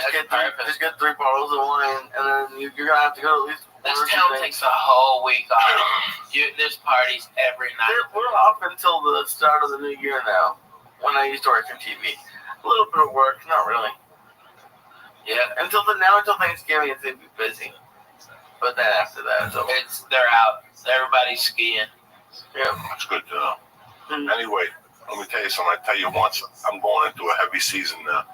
I go into like 6 weeks of flying. So this whole thing, dog, I got my on it. I always slap it on. What's the one I take? The Immune, the Shroom Tech Immune. Let me tell you something. Those planes are filthy. Those planes are filthy. If you think you get off a plane, they steam it with chemicals, they wipe down nothing. In my bag, there's a fucking deodorizer. I got a hand sanitizer to wipe everything. That's the first thing I do when I sit down there. I don't want somebody else's ass on my ass that I'm sticking like their fucking ass. You gotta wipe those fucking seats down. So do me a favor. It's just bad. When you fly, there's a lot of human contact this time of the year. Do yourself a favor. Go to onit.com. Get the Shroom Tech Immune. You boost up your immune system when you have a lot of human contact. When you're flying, we're out. We're smoking dope with different people. You hit a vapor pen, you know, you get sick this time of the year, you lose fucking thousands of dollars, especially you, Ralphie, man. I can't afford to fucking get sick. I can't. So I don't take a chance. I up my vitamin C when I fly, and I also take Shroom Tech Immune. But that's not only the only thing fucking on it's got. They got Shroom Tech Sport, which gives you more endurance when you roll, lift weights, walk, whatever the fuck you want to do. Even when you fly, it opens you up. They have strong bone, they have the hemp protein powder, and they got Alpha Brain. You know, it's with 100% money back guarantee. The nootropic, it's off the fucking chart. So do yourself a favor. Go to onit.com right now and press in. Church. And get 10% off your first order. And if you get it sent right to your fucking door, you don't have to leave the house. You have to go to Whole Foods. You have to do nothing. Where do you press in, Lee? Church. Beautiful. Number 2, hitty6.com. What'd your dad say? He loves them. He says, because we say it's 5 for $50, it's half off. They're usually 20. You know, because it's usually like $20. They're 20 a piece. You get right now, hitty6, tremendous. 1,200 guaranteed puffs right here. I'm smoking the reefer, but right here, my little fucking cigar here, I'm living like a doctor. I'm like Pacino and Godfather too. You just don't even fucking know it. You broke my heart, Fredo. hitty6.com right now. They got the tobacco, they got the cigar. All right. Then they have the tobacco line, cigarette line. It's 24, 16, 8, and 0 milligrams of nicotine. You can quit smoking with it, whatever the fuck you want to do. My dad likes the flavors too. And the flavors, you can switch it up. Go to hitty6.com and press in Joey's Church. Boom, and get 5 for 50, which is 50% off. NailedItLife.com, the Vapor Kings. You want a vapor pen, you like smoking, you like doing this, you want to see the devil, go to NailedItLife.com right now. What are they running, Lee? Double. When you use code Joey Diaz, you're going to get 20% off the premier vapor pen on the market for all the oil and wax smokers out there. And if you live in California, they are also the makers of those gummy serranos. There you go. Joey. So let's do yourself a favor. Please support Nailed It Life. Please support hitty6. Please support on it. And please go to Club W. It's a holiday season. It's beautiful. Wine delivered to your door. That's perfect for you. I'm here to save you guys money. I'm not trying to fucking sell you no junk or nothing like that.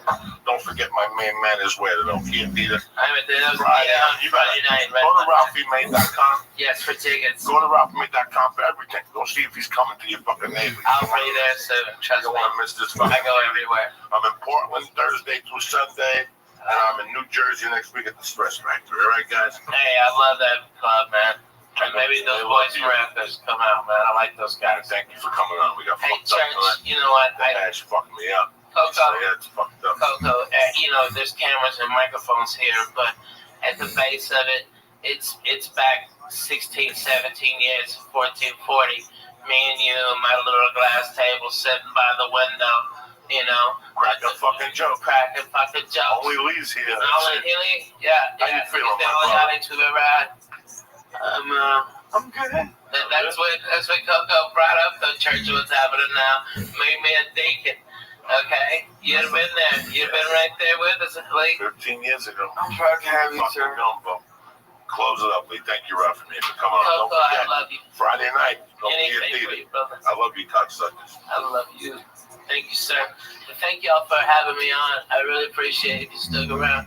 And I know I get long-winded and I'm annoying when I laugh, so I apologize if I do. But I love it when it makes me cry laughing, so I'm sorry. Bye. So people love you on the Oh, that's so nice. This show was brought to you by Club W. Go to clubw.com/Joey to get 50% off of your first order. That's right, go to clubw.com to get 50% off of your first order. I'll see this later.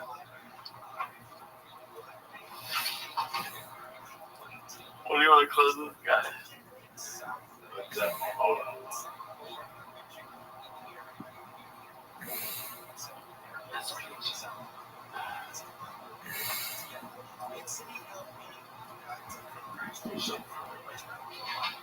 Back to the hotel.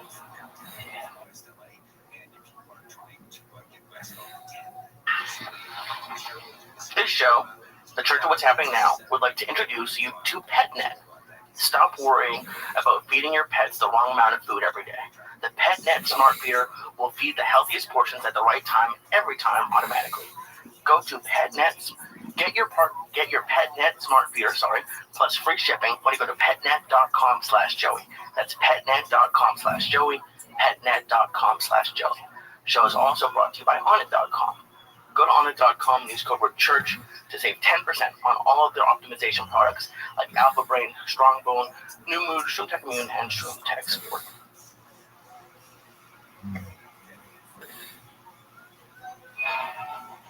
Oh shit. The Church of What's Happening Now, bitches. Kick that mule, Lee. Monday, October 17th. The day the devil was buried at sea.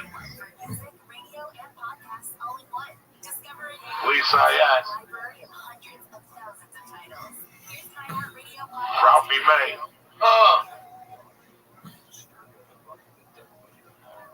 Uncle Joey. A little Michael Shankman.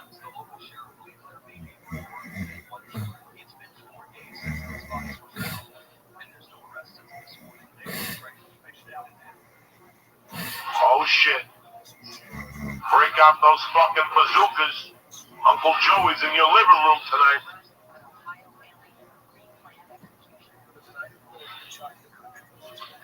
What's happening, beautiful people? I missed you, cocksuckers. Robbie May here.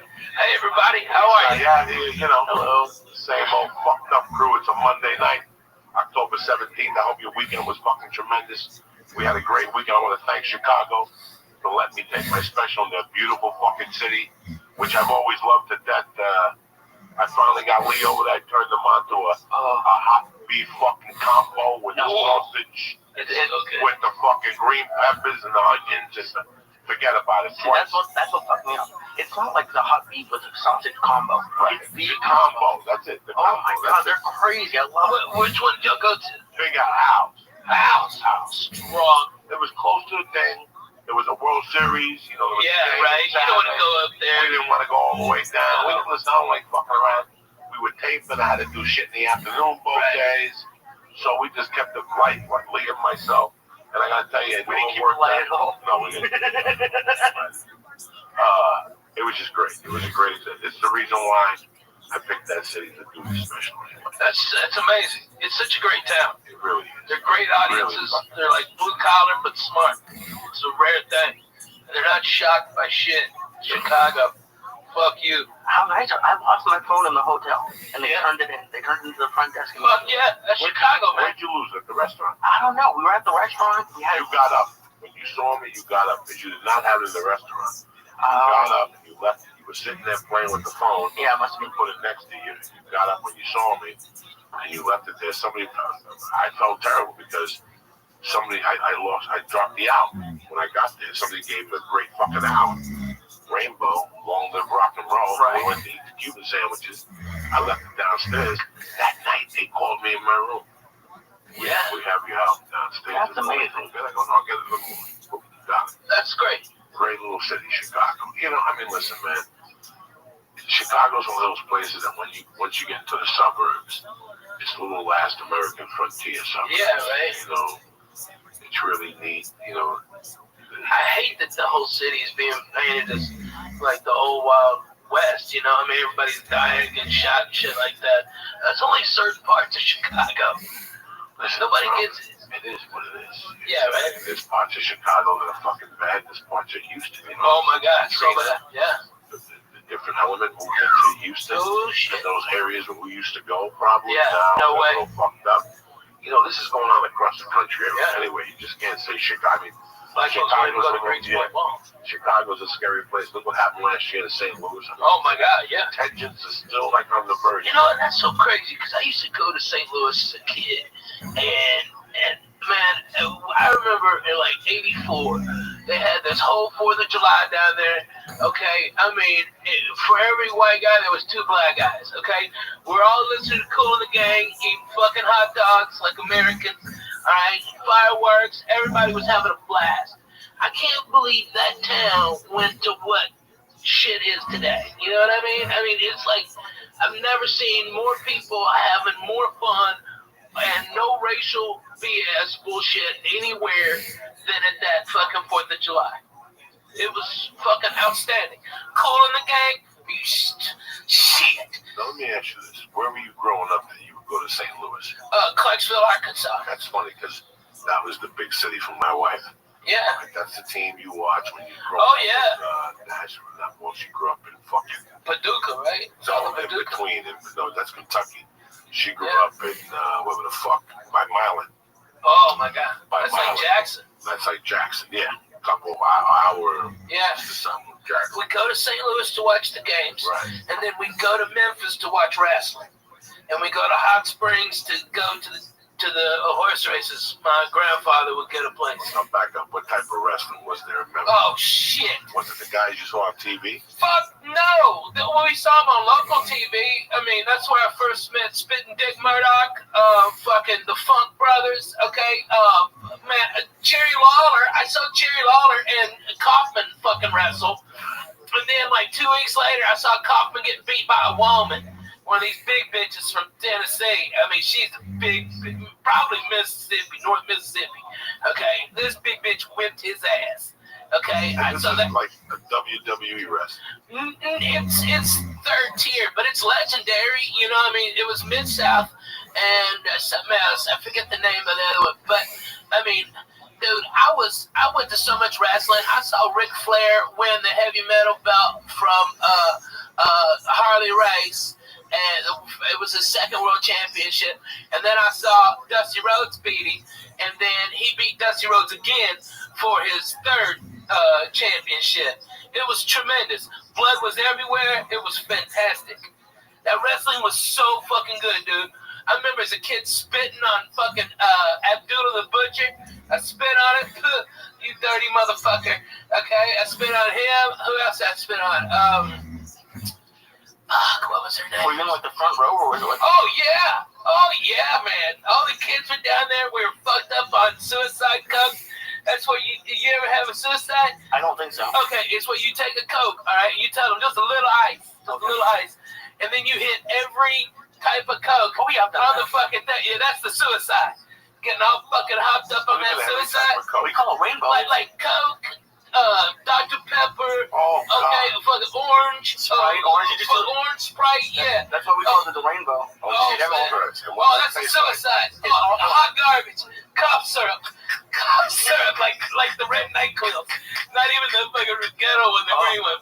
I used to work at the movie theater, and we had good ones. Oh, God. Because we had like access to ices. Oh, So yeah. we would make up drinks. We had like the white icy with Sprite was something. We had a creamsicle, which was the white icy with orange soda. Oh, so good. It's, Man, that fucking sounds so good right now. I'm fucking icy. Ooh, that bong is deadly, by the way. I just want you to know. I was cruising on nothing, and then fucking one hit of that. This little fucking mule. It And you know kicks. what? We've had the same bong 3 times. Always, because we've gotten so high, we take it to the bathroom to wash it. We leave it there. I was gonna say who's we? Nah, it shouldn't be we unless you got a mouse in your pocket. Tell me. I fucking and I buy the same one because I know it's a. Listen, since you know, I got my first bong. Let's pretend 1985. Yeah. I got my first bong, and I went for the mid-level one. Yeah, It right. was a purple one. I like the plastic with the fucking pistol grip and on the carb. I like that one. Hold on, Robbie. This was because there was glass and then there was the plastic one, like the plexiglass. Yeah. Okay. But then some jerk off in 1985 or 86 decides to make a bong that's purple with like dark purple hinges, and it had like a carb, and the bottom was flat, but it was like this. You see that black surface there? What's that called there at the bottom? That's holding the turntable.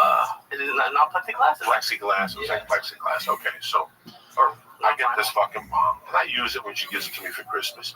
I use it from like Christmas to like March, and then the bong doesn't suit my needs no more. It's maybe up to here. This bong is, what is it, maybe a foot, guys? Of 12 inches high, this bong? Maybe. Yeah. Maybe. Put your dick out, measure against it. No. This bong had to be maybe 18 inches. Okay? Yeah. So I used the bong till about March. She gave it to me 85 for Christmas.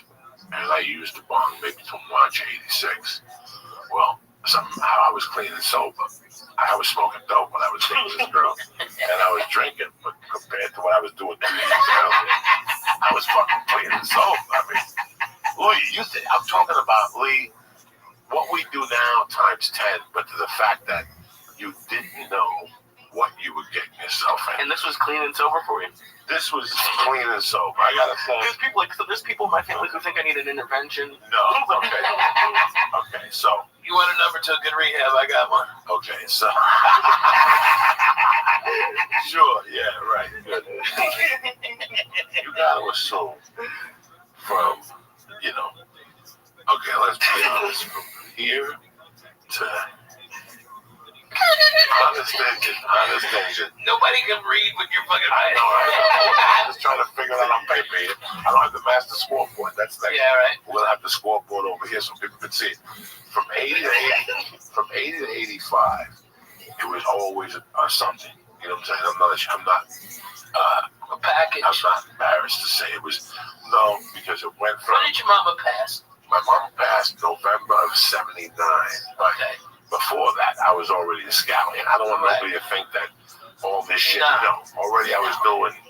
I was You already were dancing for money at the bar at 6. No, but I had already by that time when she died, I was already doing acid. No I shit. sold acid that whole summer. I was making a living off of acid, a living off of microdot acid. I had it down to a science, Ralphie. I had it down to such a science, I had to cut a friend of mine in on it. And then the real money maker was Black Beauties. I would get Those are the Quailers, right? the ups. Oh, okay. So I would get 1,000 for $45, but I would sell 100 for $35. And then you sold one for $1. Ralphie, Wow. you sold 40 of them, and you already got your money back, Right. and you still had 960 of them to do it. There was you couldn't, only a loser could lose money on that. Yeah. And I would sell those to wrestlers. Well, wait, you go that now to Adderall. Right, so you get the, but not getting it for the numbers I was getting. No. Not for those numbers. Walgreens don't get those numbers. But these Black Beauties were fucking solid. I wasn't getting these from I was getting these from these 2 chemists that were kids down in a college in Pennsylvania, East Stroudsburg. And I remember towards the end, I was opening them up and just snorting them, Lee, 2 capsules. So you figure, I think of Lee a lot. When I go home at night, I think about drug shit. And I think about one particular night when I was selling purple microdot acid. I probably had, when you sell it, Lee, you do it. So remember, you build your resistance. Yeah. So I might sell you one, and you might do one and get fucked up. But meanwhile, I got 4 of them in me. Right. And I'd be walking around, I'd be bumping into people. What's up? You got the mescaline? Let me sell 2 it. Sell me 2. It's $4 a piece. They cost me $1.80. Not even. They were $90 for 100 hits of mescaline. So you walk into a place fucked up and be like, give me what he has? No, you couldn't walk into bars. Our kids. We were walking the streets. We'd be walking on side streets, so we'd avoid the cops on Kennedy Boulevard. And I'll never forget one day, about 2 in the morning, we bumped into this kid, Vinny. Just roaming the streets of your town? With another kid. That's Northburg. You'd bump into people from West New York.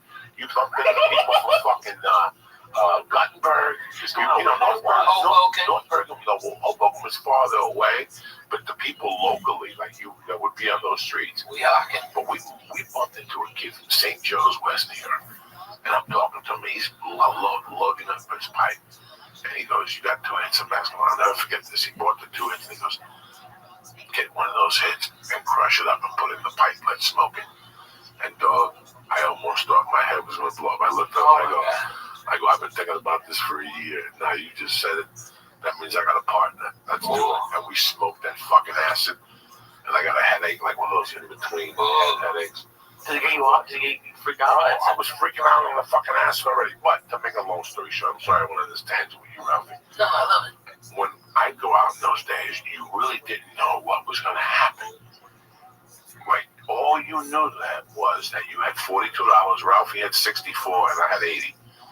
And we were going to go to a bar and have a few drinks, and maybe a package would show up, and maybe a Quaalude would show up, maybe a Toulon would show up.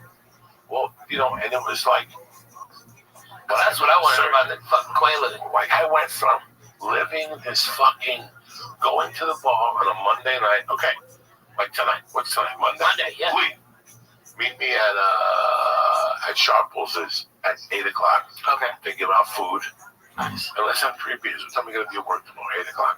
And Joey, I can't miss. Because the last time I went out on Thursday, I missed fucking work because you kept me out till 3 in the fucking morning telling me stories doing blow. We can't do blow tonight. My girlfriend gets mad when I do blow.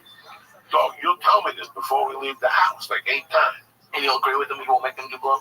No, what I'll say is I don't want to do blow on a Monday. Who the fuck wants to do blow on a Monday? And also we go down there, leave at 8. We eat like there's good meatballs. Yeah. The Heineken's taste good in the tap. You know what I'm saying? And all of a sudden somebody will walk in.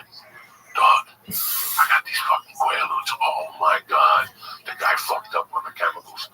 He made 100 of them, but he had to pay them that way. So all the chemicals went to the fucking bottom of the Quaalude. So the ones on this side is the one he sold us. So they're like 3 strength. And next thing you know, Lee's like, Jesus fucking Christ. Okay, I'll split one with you because I gotta get some sleep. I'm leaving here in 1 hour. You see my clock? Like, I remember people saying it to me. Like, you see that clock? In 1 hour from now, I'm gonna be the fuck out of here. And I would just sit there and go, this is when I become De Niro in Casino with Mickey Rickles. Remember when the plane was break? The other day. When the plane broke and now they got you. That's me. At that point, that's fucking God damn it. What's his name? Don Rickles. Don Rickles, Mickey Rickles. Yeah. At that point, Lee, that's when you come back and you go, that was falling. I gotta leave here in 1 hour, Joey, okay? Don't do nothing to me. I ate the half a Quaalude, that's it. No, I'm not gonna have another drink. What are you gonna have? Ralphie just bought fucking round. You gotta have another fucking drink. And in that meantime, some skinny fuck with a missing tooth walks in and goes, Don, hey man, you wanna buy a gram of blow for $75? Give me 25 and I'll give you 50 next week. And you're sitting there going, it's Monday fucking night. What else could happen here? And all of a sudden, Fire walks in. It's good Fire. Joe Lucci's cousin. And he walks. Did he hit a light bulb and set his hair on fire? And all of a sudden, he walks in with fucking volumes with the V's in them. This was a constant. And now I never had anyone come up to ask me that. They don't even ask you. They just get a drink. And all of a sudden, they wave. And next thing you know, you go to the bathroom to pee. And next thing you know, bam, they got you in the bathroom. Dog, you want to buy these? They're $10 a piece. I give it to you for $7. I need the money. I want to go to New York and get my dick sucked. Okay. What are you gonna do? I'm gonna pass out some good pills, Lee. Let's get it. Come on, get the pass on the pills, Lee. Give me the you're crazy, Give me the fucking 20, Lee. Come on. Never pass. Lee, give me the fucking 20. Let's get the 6 pills. All right. Cut this shit. And that's it, Lee. That's how quick it happens. You went out thinking you were gonna have orange juice. and a hamburger and watch the game, and you're going home jacked to the gills at 5 with a gram of blow in your pocket and 6 Quaaludes you didn't want. And your dick's mysteriously wet. Well, because I owe you $20, I gave you 3 of the Quaaludes to hold. You know what I'm saying? Yeah. Because I don't want to. Yeah, because I don't want them either. I don't want. Oh man, George would be holding and didn't even know it. He didn't check the inside pocket. So that was You pawn off your drugs essentially? no, not Like some people carry it sometimes. Listen, not the Coke. The Coke always went home with Pop. Okay, don't get me wrong. The package, there was no putting away. There was people that said, "Oh yeah, a gram lasts me a year." I do 2 lines and put it away. That's great. That's great. Once I stop, it ain't stopping. It's like M&Ms. It's like cigarettes. It's like anything else you put in front of me. I think that honestly, okay, for the people at home, okay, Coco is the head preacher man over at church. What's happening now? I've been a member of the church. I might have been the first member. It was just the first member of the church. It was us. And okay. The last time I saw Coco do exactly what because he's talking about the 80s like he was a demon then.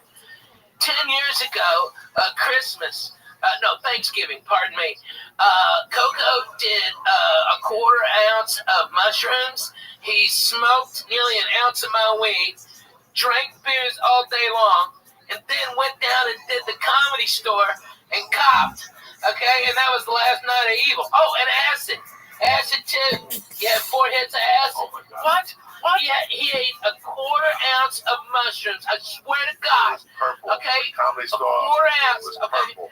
All right, and then 4 hits of acid. Smoked at least an ounce of my weed. Drank all my fucking orange juice. Okay, I had to call the Canyon store twice to come up and bring more orange Tell juice. them about those sandwiches, though. Oh, dude. Are they still there? Yeah. Tell them about the sandwiches you used to buy. Okay, I get them to set up fucking chicken salad on toast. Nice. Stop. With The avocado chicken on salad, it. yeah, avocado and tomato.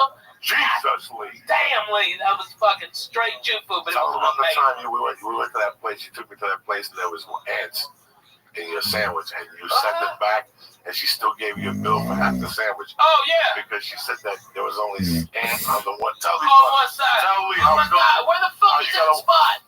the place next to the Laugh Factory. Oh, my God, At the yeah. last comic, Fuck yeah. Take me there every other Yeah, fucking meeting. Greenblatt's.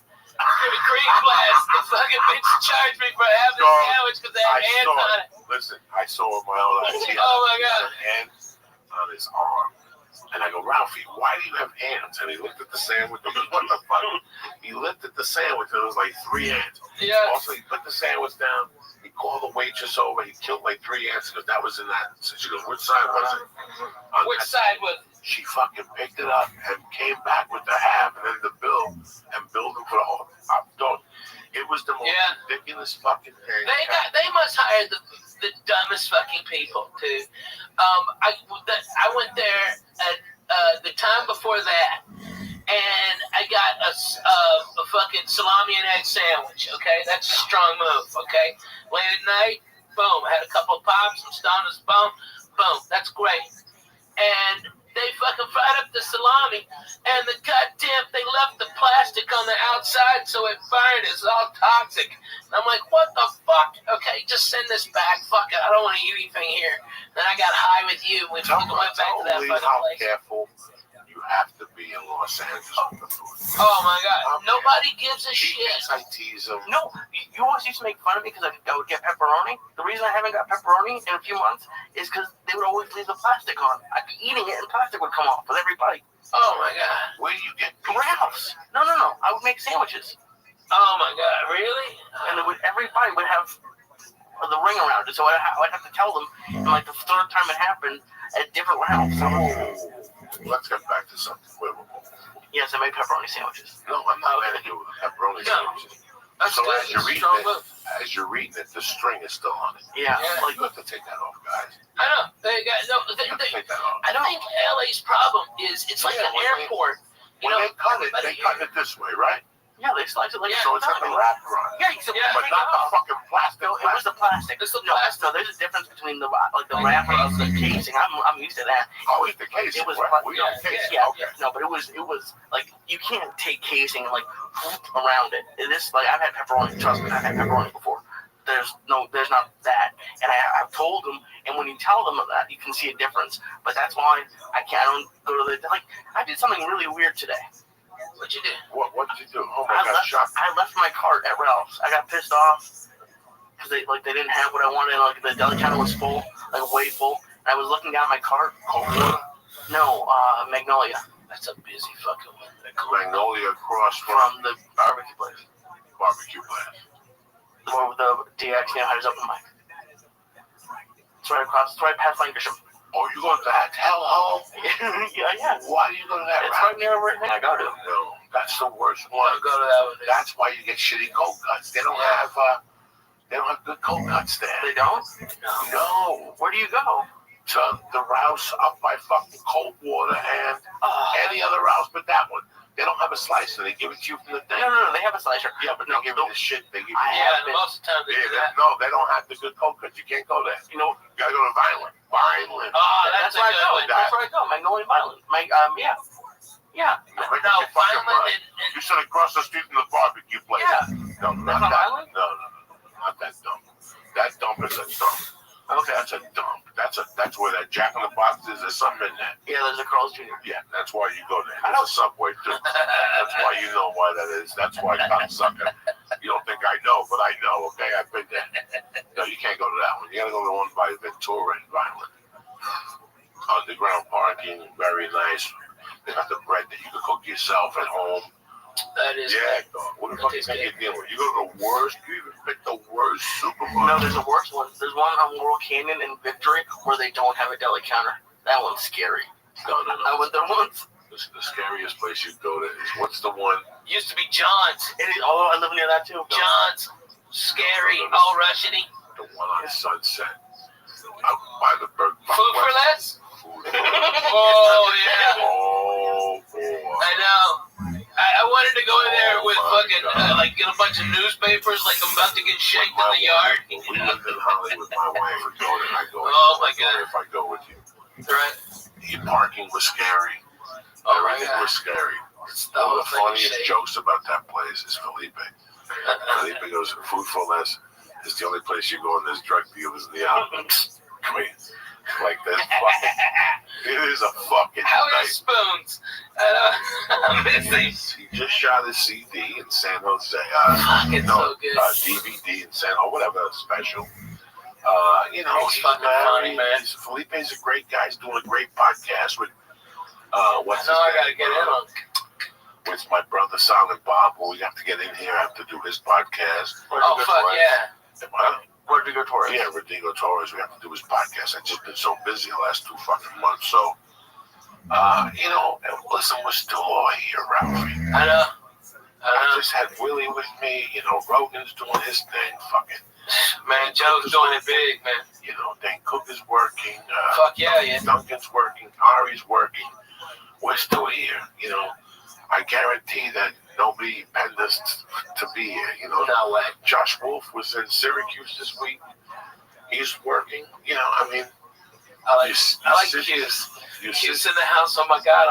Q's in the house. Oh my God. We sit there. We were the original Sunsetters. Yeah, man. Me, you, Wolf, Dougie, Yeah. Mitch Hedberg, Nick Capallo. Oh, man. That whole neighborhood was rocking. Dude, I just hung out with Dougie. He came and stayed with me. And Andy Andrus and fucking Junior Stopka. They all came and hung out at my house. It was fucking hilarious. Those motherfuckers. Oh my God. Okay, if anybody out there is in entertainment, put a camera on those motherfuckers. They're all degenerates. They're all fucking weird, and they're extremely goddamn funny. And they brought over these singers, Bird Cloud, which are fucking hilarious. Google "Washing My Big Old Pussy." Okay, yeah, that's a real song. And they passed. One of them passed out on my couch, and my dog Biscuits went up and Facebooked her, like, hey, something's wrong with your lipstick. Let me touch it up. He had his little pinguita up. He's awesome. This is what I think you were there when I was talking about it the other day. This is what baffles me. Okay, it baffles me. When you go on the road, when do you watch TV? When you're on the road. Yeah. When you come back from your 2 cents, you're sitting there, you get your little to-go box, you know, and you put the fucking ESPN on, and you're going through channels, and there's the usual.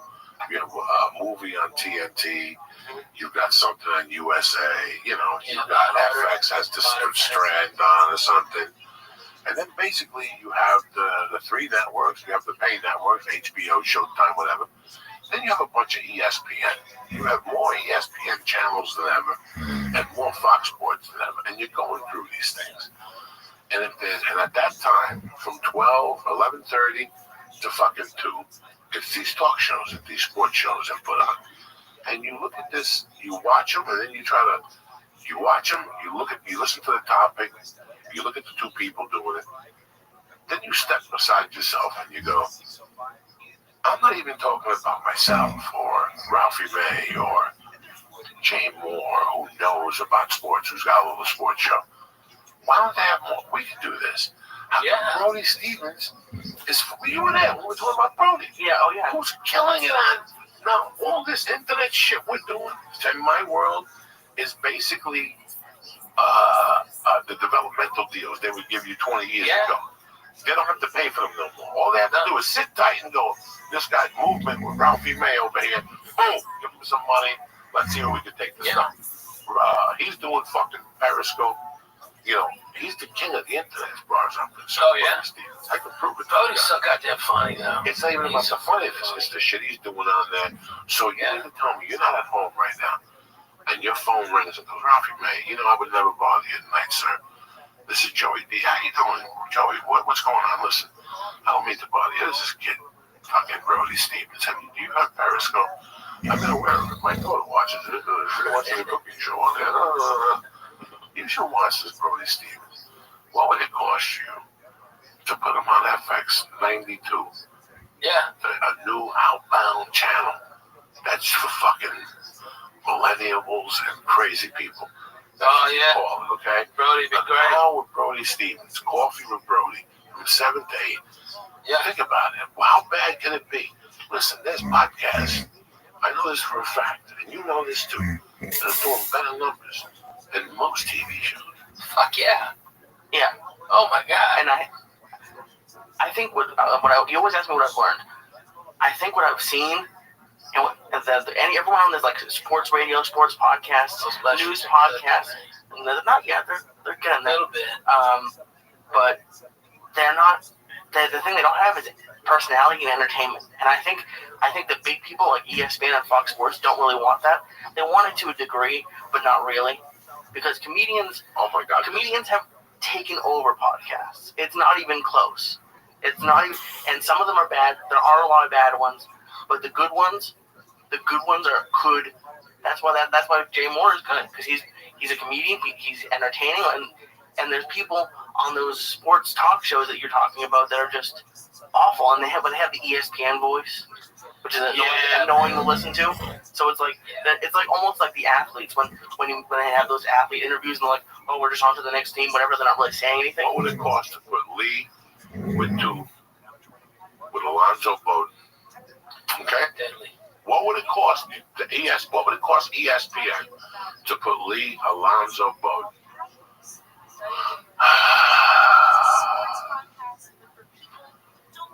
Give me somebody. Jason Tebow. You could have Ian Edwards for soccer. Like there's a lot of comedians who have. It's just mind-boggling. It's incredible. It's just a waste of talent. I'm not talking about Joey. I'm not talking about Rob. I'm not talking about my friends. I'm watching something that's unfucking watchable. There was one the other night with Derek Rose and the white guy. Yeah, horrible. Oh my God, the white guy is terrible. Derek Rose, I thought he was hanging out with Doc Gooden. You know, he's fucked up. Something happened to him. I don't know what. And I love all that shit at night. I watch that shit and cheer for it. There's one show with 3 black guys. One of them had dreads. Unwatchable. Unwatchable. You know what? They're horrible. The Tony Hinchcliffe. They don't have nothing for the Smash Brothers, but the Smash Brothers aren't to do a show with a video show behind them, with a video camera 2 in the morning. This is the shit I want to see. Yeah. This is why these channels are starting to open up. Watch, somebody's going to go, you know what? What's it cost me to start a streaming fucking thing? I can put 3 fucking shows on it. I can stream them on YouTube. Brody Stevens, 24/7. You wake up with Brody and you go. It's from 7 to 8 with Brody in the morning, and then like 12 to 1. The last 2 stops of the night for Brody: the Comedy Store main room or the original room, and where he goes to eat, who he talks to.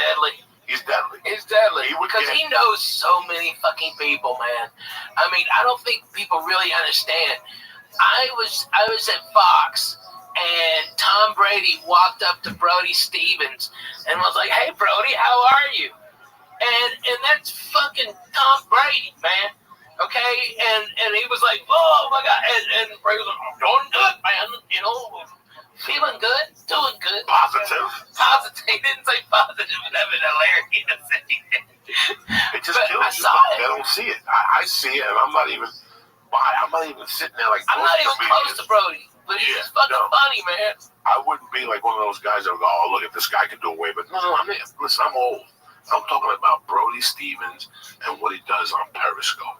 He's so funny. What he does on Periscope, it just, and this is what kills me sometimes. That you don't want to be that guy. 5,000 people watching this. Fuck yeah, in the mornings he lifts weights, he goes to baseball games.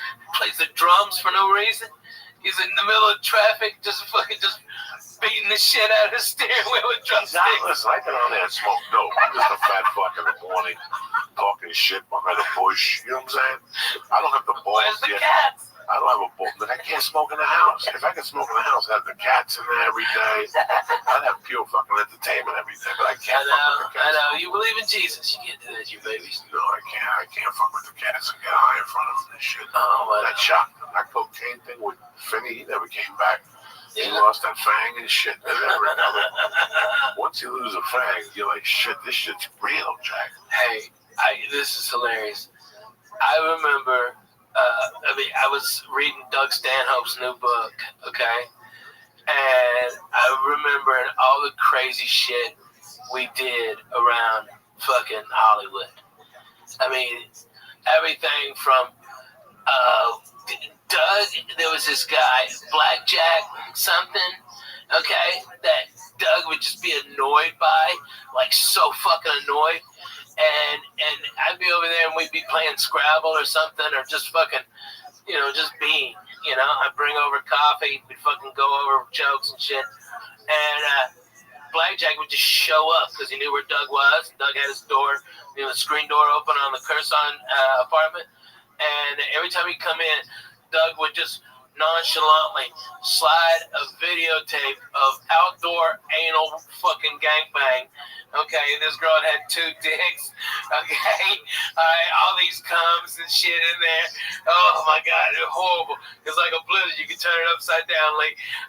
And while mouth was agape, okay, all right, just gurgling comes is disgusting. All right, a fucking fly fucking came in, all right, and that fly was there on the inside of her asshole when the next dick came in, and you could see it going in and out with the fly and the puddle of cums on the end of that guy's dick. All right, and we just be drinking our coffee, and Doug would tell me, whatever you do, don't look over there, don't look nothing. All right, I don't care what he asks you. When did you get here? When did you get here exactly? 98. Okay, so I get here January 29th of 1997. Coco. Okay. I'm here a year before you. That's what you're telling me. A year. But bro, okay, you gotta understand. All right. We were all disciples of Stanley. We're all disciples. All disciples of Stanley. Everybody who's really been on the road fucking knows Doug Stanhope is fucking the best rockin' today. So when I get here, he's a big shot. And Yeah. He's got a guy from Vegas living with him that's a part-time bodyguard. That's a dunce. He only does it part-time? Like he's That's just a the guy. retard. He wasn't even a That's a bodyguard. big fat guy, right? Yeah. Yeah. He died. God rest his soul. He was a dunce though. He was a fucking dum-dum. He was like, Doug's gonna make it big enough to be his bodyguard. He had a big jacket. I don't like Belushi. So I get here with the broad. I'm living with this girl in the trailer. We get to an argument. She throws me out. I'm living with Doug in the bunk bed. No, I'm living on the couch or somewhere. I don't know where the fuck. Yeah. Doug's dating the redhead. Oh yeah, from fucking the TV show. God damn it, what was that show? Head of the Class. Head of the Class. God damn, she was hot. With the girl, with Tyson's wife. And shit. Yeah. Yeah, she was fucking hot though. You gotta give it to her. That fucking redhead was a hot piece of ass. Alright, and Dougie was deep into that, okay? He was like all in. So he used to hang out at Coaching Horses. Oh, I all was the never time. a big I can count on my hands how many times I went to Coaching Horses. Coaching Horses was one of those bars, ladies and gentlemen, that was just real. And you felt the pain in it. And I had been in bars like that growing up, where there's bars, and then there's bars where if you go in there at 2 in the afternoon, there's people in it, and there was no light in there. And there were some people who were in there that were vampires, but there were some people who were in there because they thought they were cool. Oh, yeah. And that was not the place to be if you thought you were cool. They'd suck you in and spit you the fuck out there. Because I did a ton of blow in that bathroom. Yeah. Every time I went in there, it was because I was chilling out of my fucking mind. Dougie was the fucking best. He knew I didn't have a pot to piss in. And he would always, he was like, hey man, I can talk to you. All right, you're a fucking comic. Let's go over to Coaching Horses. All right. And we just walk over to the Coaching Horses. And it was a Bud Light and a Miller Lite for Douglas. And just have a beer. And it was, I remember one night we were at the Coaching Horses. And this guy beside us was talking all this shit about faggots. We've got to kill all the faggots. Goddamn fucking mother butt fucking faggots. All right. And Doug goes, fuck yeah. And Doug's amping him up, okay, and getting him with him like this. And then Doug fucking grabs my head and makes out with me, okay, at the fucking bar. All right. And this guy's, oh my God, what the fuck? All right. And Doug goes, all right, another beer. And a shot. That was a shot. That was a fucking. It was a complete. It was we were maniacs. Complete different times. I remember one night. Nobody's like that now. I got so gacked up that I walked right back to Josh Wolf's. That's when I had the car, but the battery was dead. So I would just go in the car and put the seat back and lay in there. And hopefully after 10 minutes, I put the blanket over me and jerk off. And then put the seat back and open the windows, and I'd be sweating to death.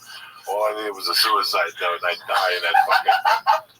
Oh my God. Is that why you had so many tickets that you couldn't move it? There was sometimes that the car would start, and sometimes towards the end, it was a mystery car. I had to remind, I gotta tell you about this because it's so fucking funny.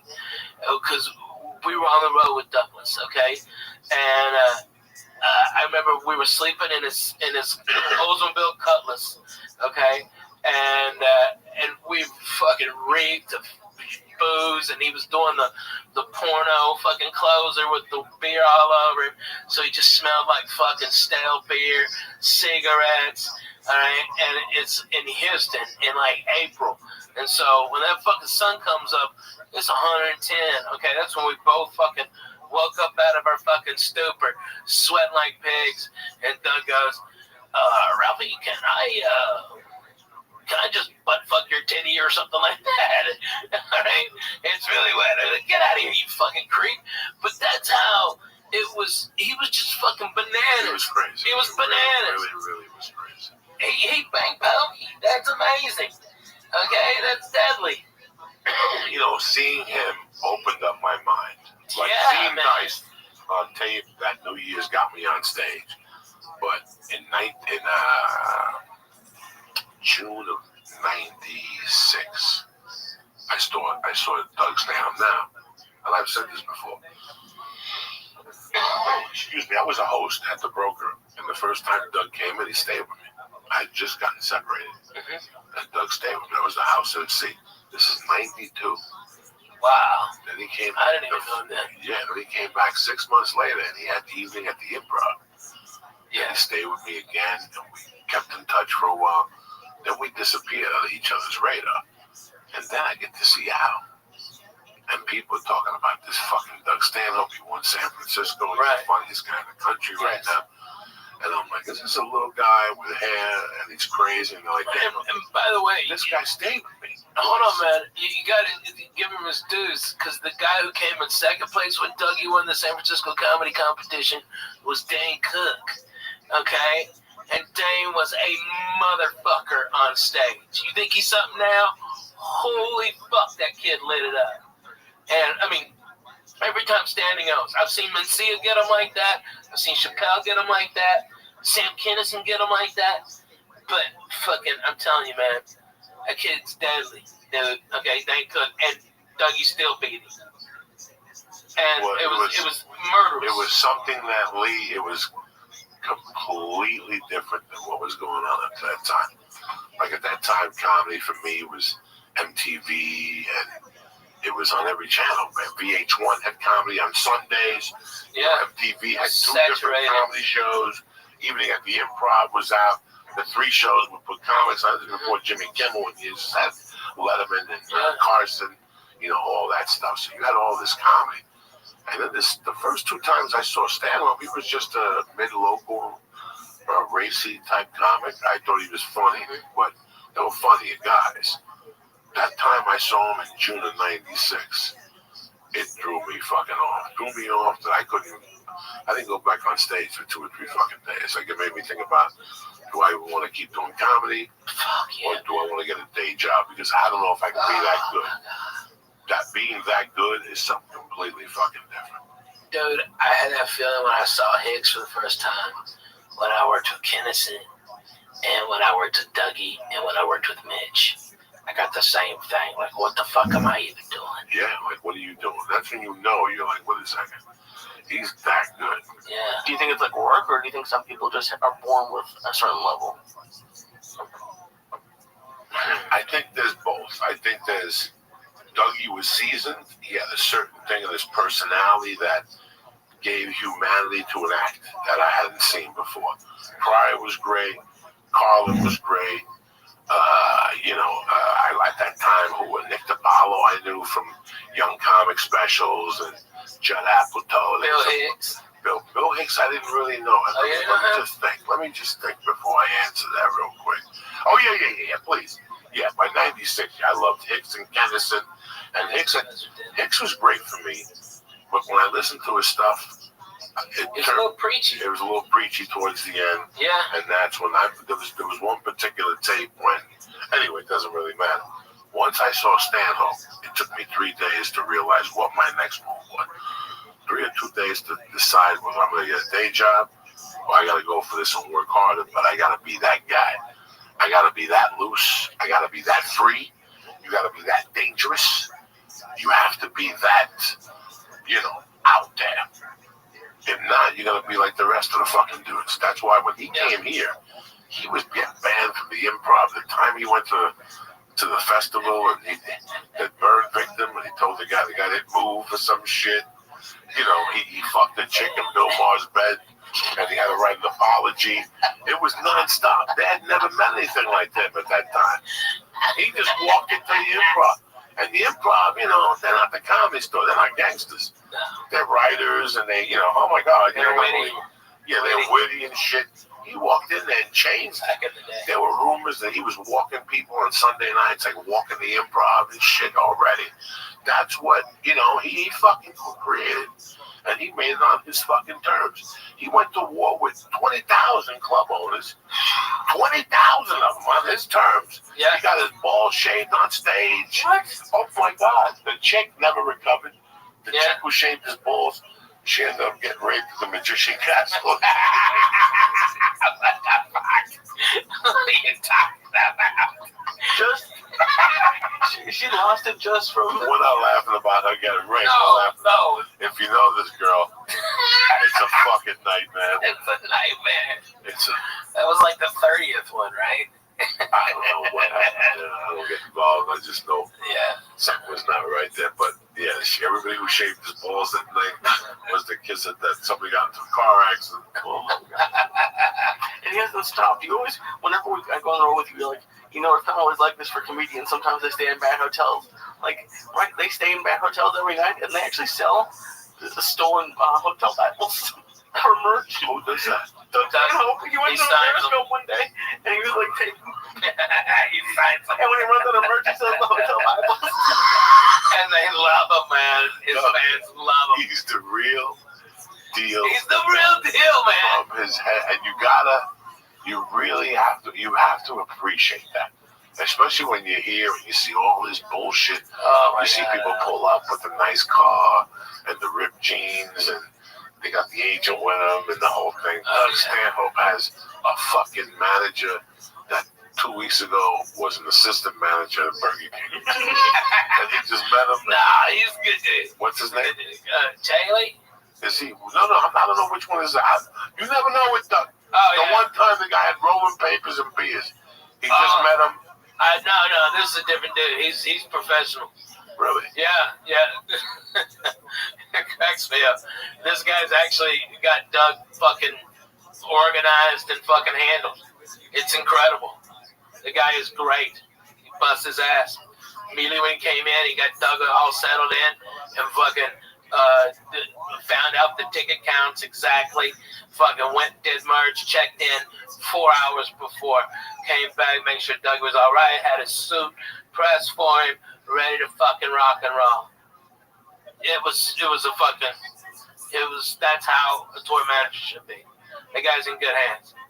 He doesn't drink. If you gotta go anywhere, he doesn't drink. He always makes sure food's fucking awesome. Everything's safe. It's a fucking, he's the cleaner. Okay? He's the fucking wolf.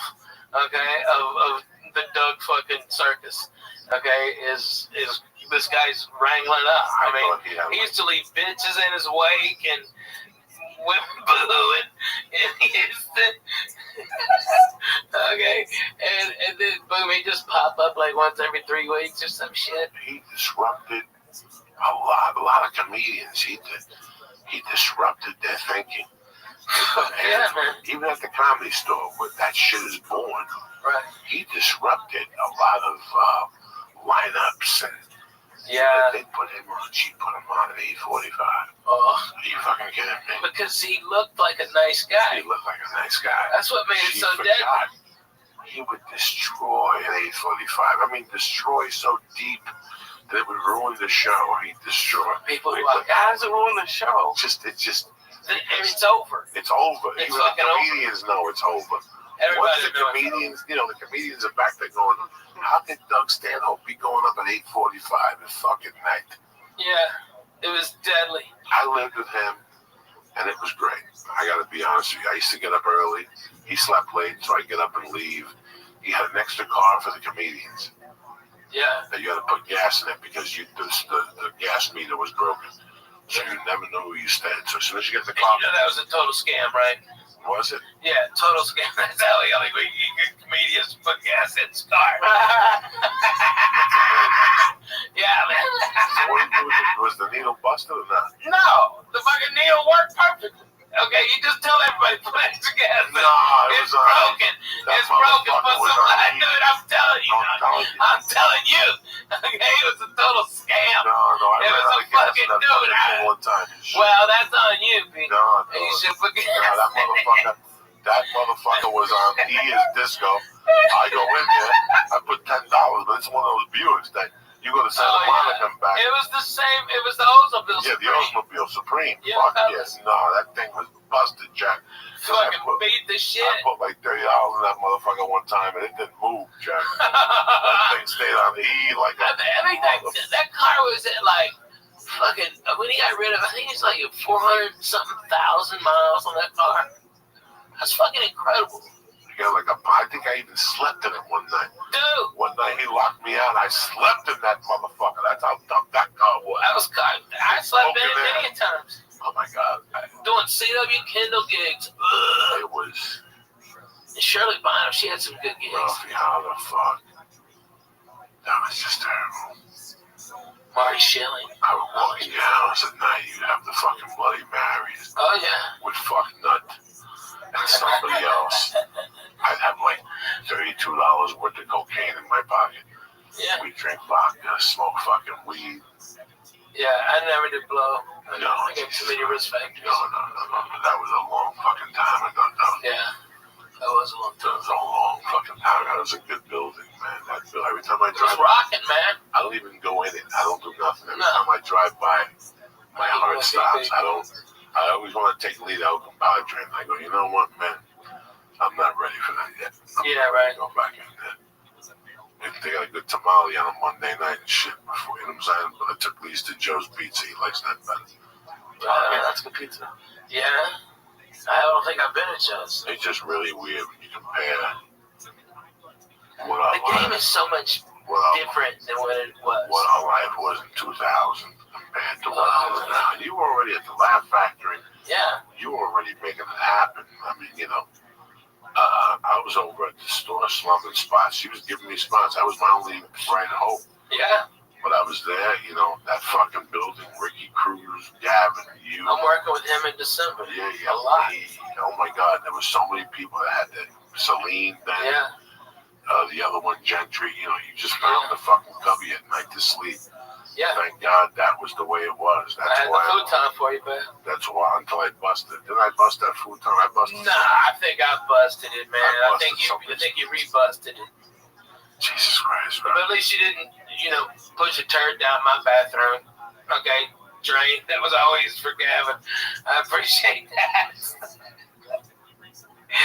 I still remember being out there. I was telling Lee that I'm out there. I was telling Lee that ever since I've been a kid, I still remember a fucking story, a horrible thing I did when I was a kid. I loved matches.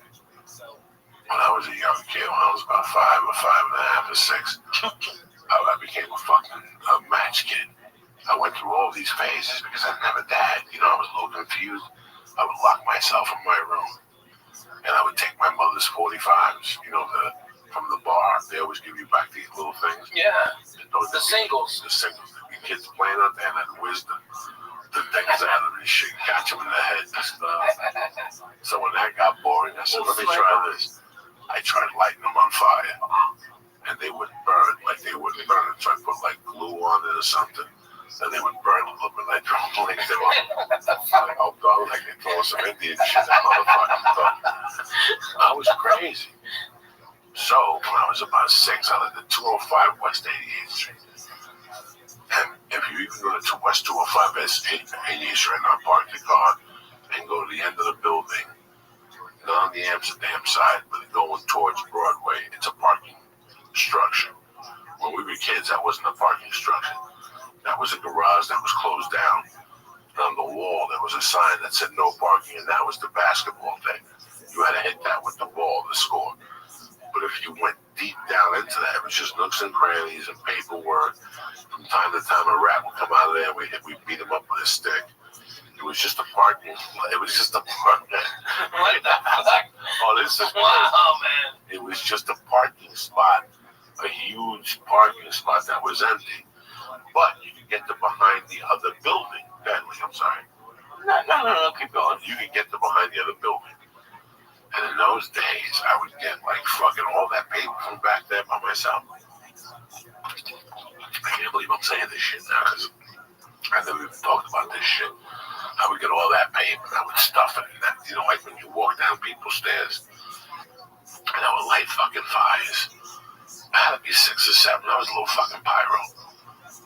And I kept doing it, and people kept fucking, it was Joey Diaz even then. People kept saying, what the fuck is going on? He was lighting these fires. And they couldn't put together that whenever I got there, that's when the fire would start. Like some people go, you smell smoke? And I would go, yeah, it's behind back there. And then people would go back there and go, holy shit, there's a fire. And I kept doing this shit. And I would do it in different spots on 88th Street, 89th Street. I was fucking crazy, Ralphie, man. What did you like about it? Do you remember? Just Because I lit some stuff on fire too.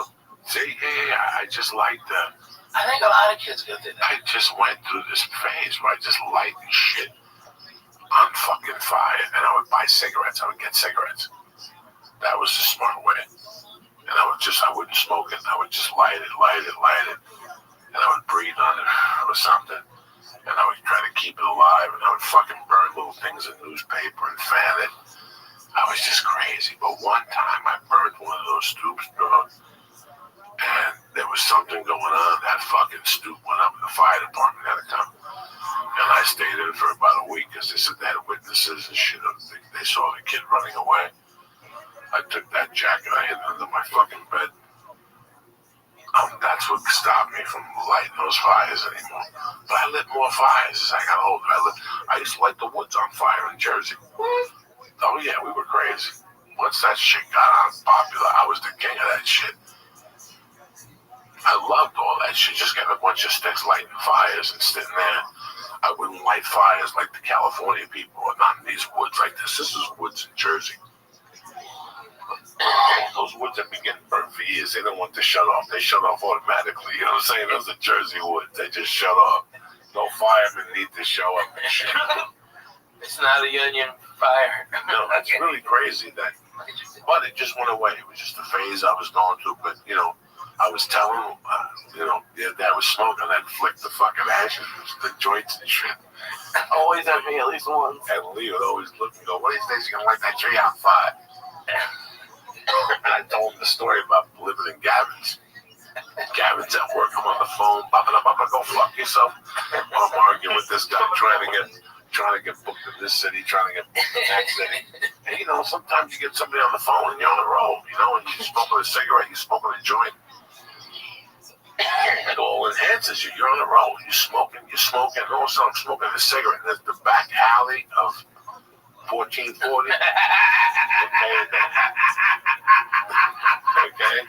I know this. Okay. Across the hall. But this is across the hall. Okay. So the window's open. I'm smoking cigarettes like a motherfucker. I'm smoking cigarettes. I'm chasing joints with cigarettes. You know me, though. It's 9:30 in the morning. I'm on the third joint. I'm on a pack of cigarettes and shit, Camel Lights. And I'm throwing these cigarettes out the window, half lit on fire, right? And all of a sudden you hear, ah. Now, I did not know there was anybody out there. I hear, ah. I go, what the fuck? And I keep hearing this, who the fuck lit me on fire? And I'm sitting there, who lights somebody on fire? And I go, I did. And I look at the window, and there's the guy fucking smoking his shirt or something. His clothes are smoking, the poor fucking guy. I go, I'm home. The cops don't come. Nobody knows nothing. I'm at El Compadre that night getting the package. It's about 10 o'clock at night. I walk back, and there's the same homeless guy with a blanket on, and you can see the whole blanket where the cigarette burnt, and it just caught on fire and went. You set him on fire!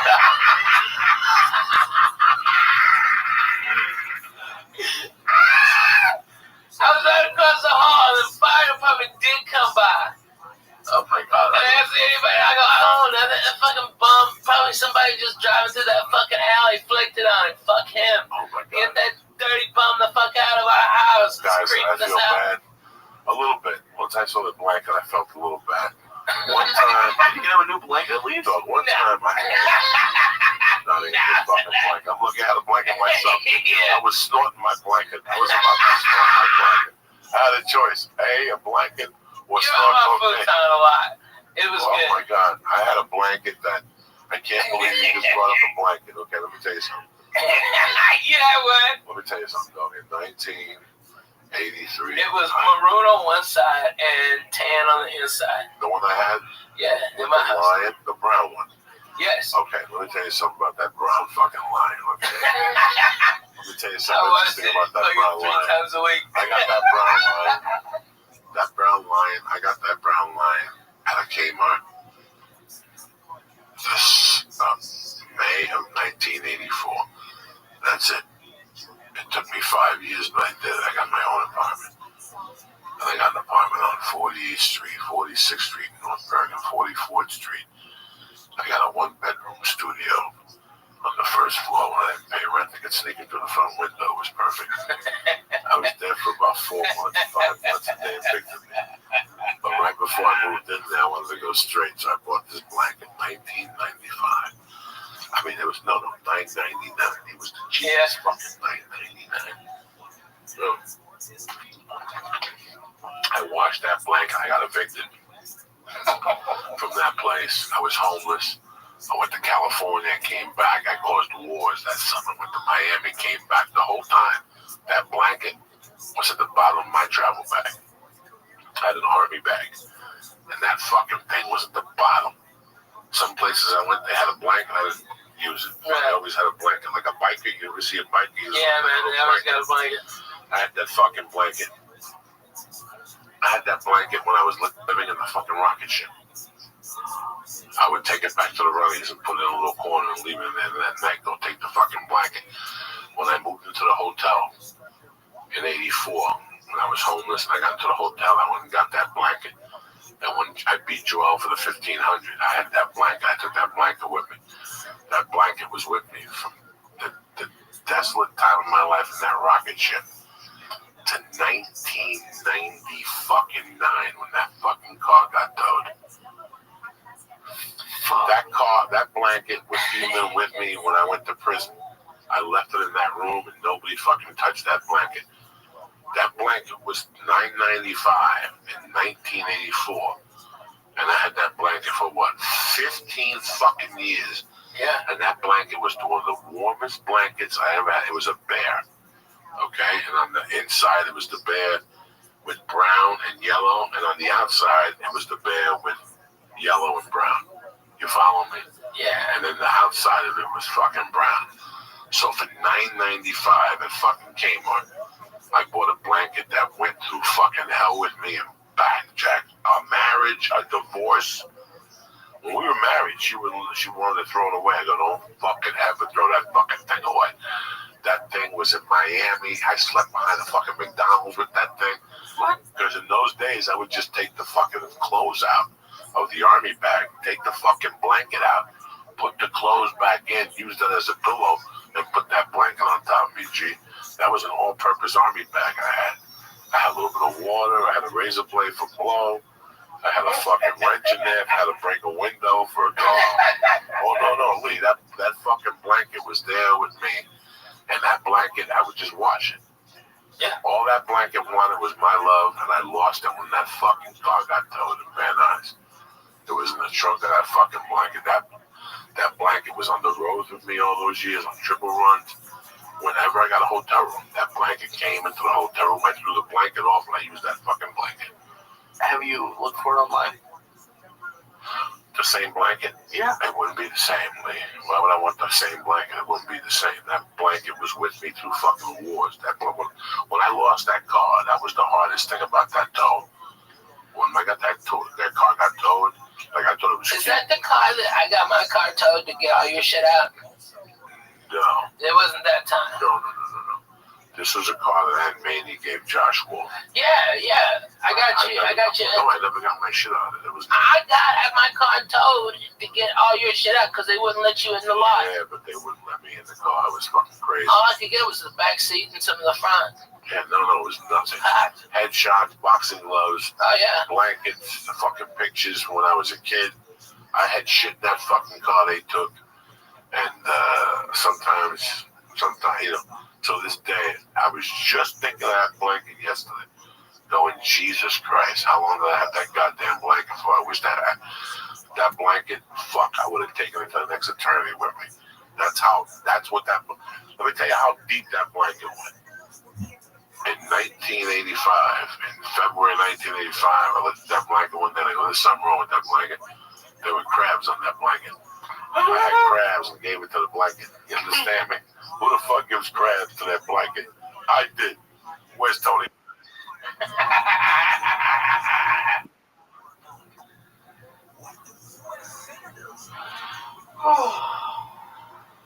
You give crabs to your blanket.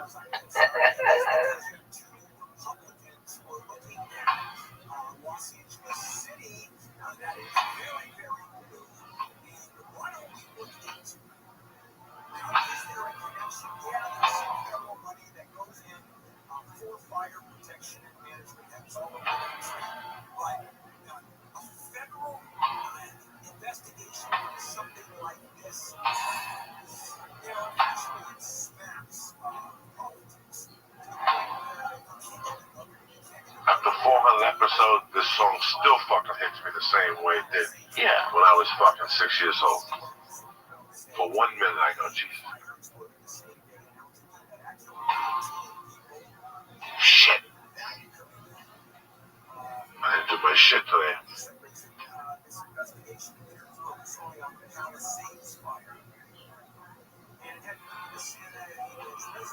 would always clean the bar. Always clean the bar and always put this song on. Like when she went into the bar in the morning, she'd open the bar to get air in there. She'd open the back door. She'd plug the fucking jukebox in. She'd put ice in the fucking thing. And she'd start playing this song. And she'd fucking clean the whole place. Hot water, soap. Yeah. Old school. Old school soap everywhere. Steaming off the floor. Fucking sweep it out. You know, and this was after the cleaners came at 3 in the morning. You know what I'm saying? That's how fucking deep. But she always played the song. The song was always on. This was the first jam to go. So I'd walk in there and go, why she play this fucking song all the time? Why you play this fucking song? Your dad gave me the song. Shut the fuck up. What are you talking about?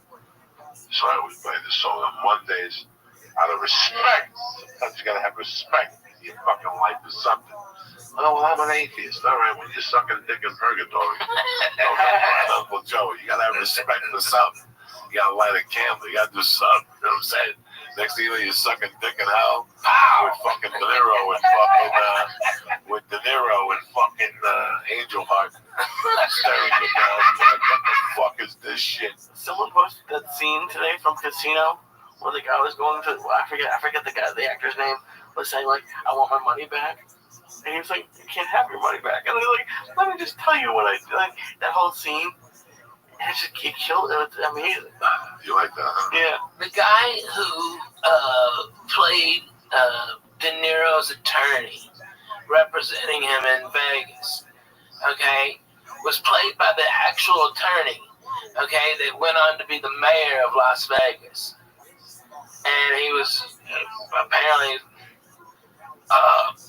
shady as hell. I mean, you'd have to wonder he'd sue if it was a gross, you know, I don't know. It was pretty incredible. A little shady.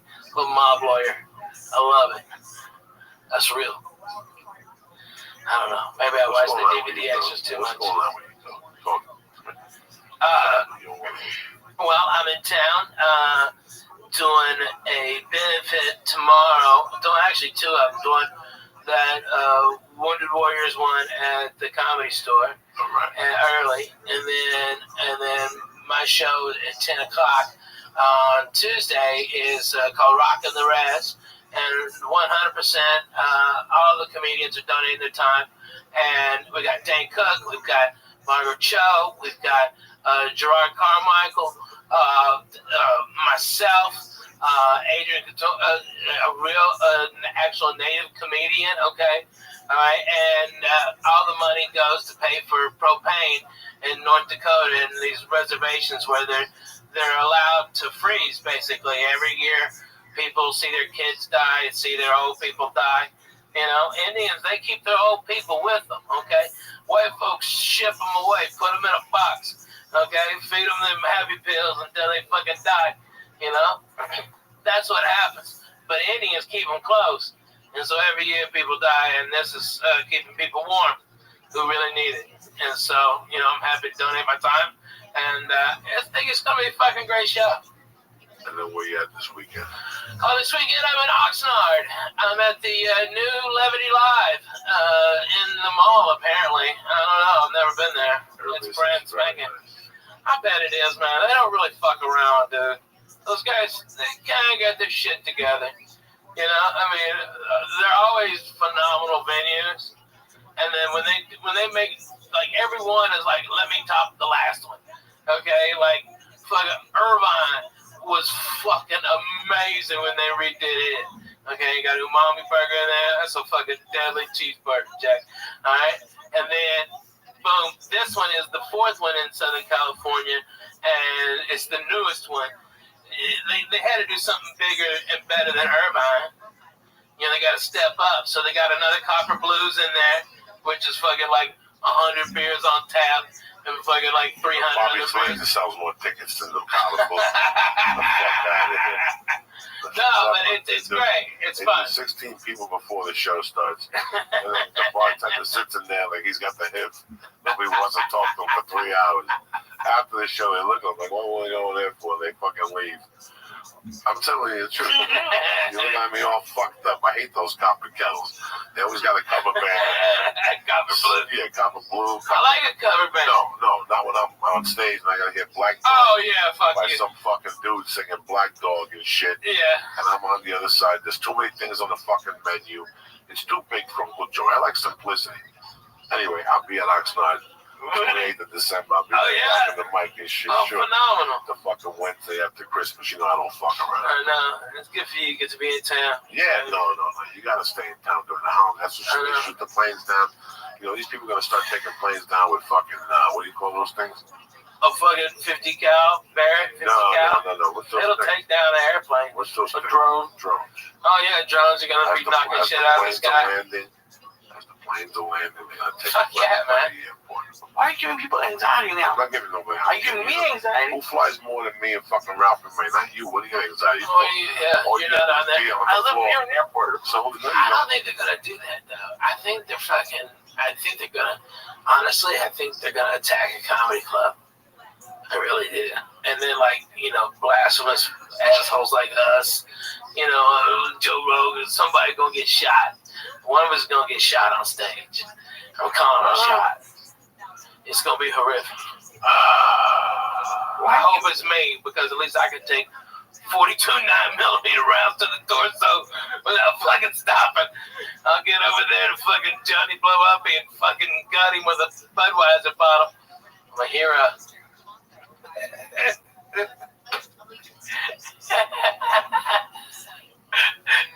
You're so funny. That's what we need, is a poor comedian getting shot on stage and shit.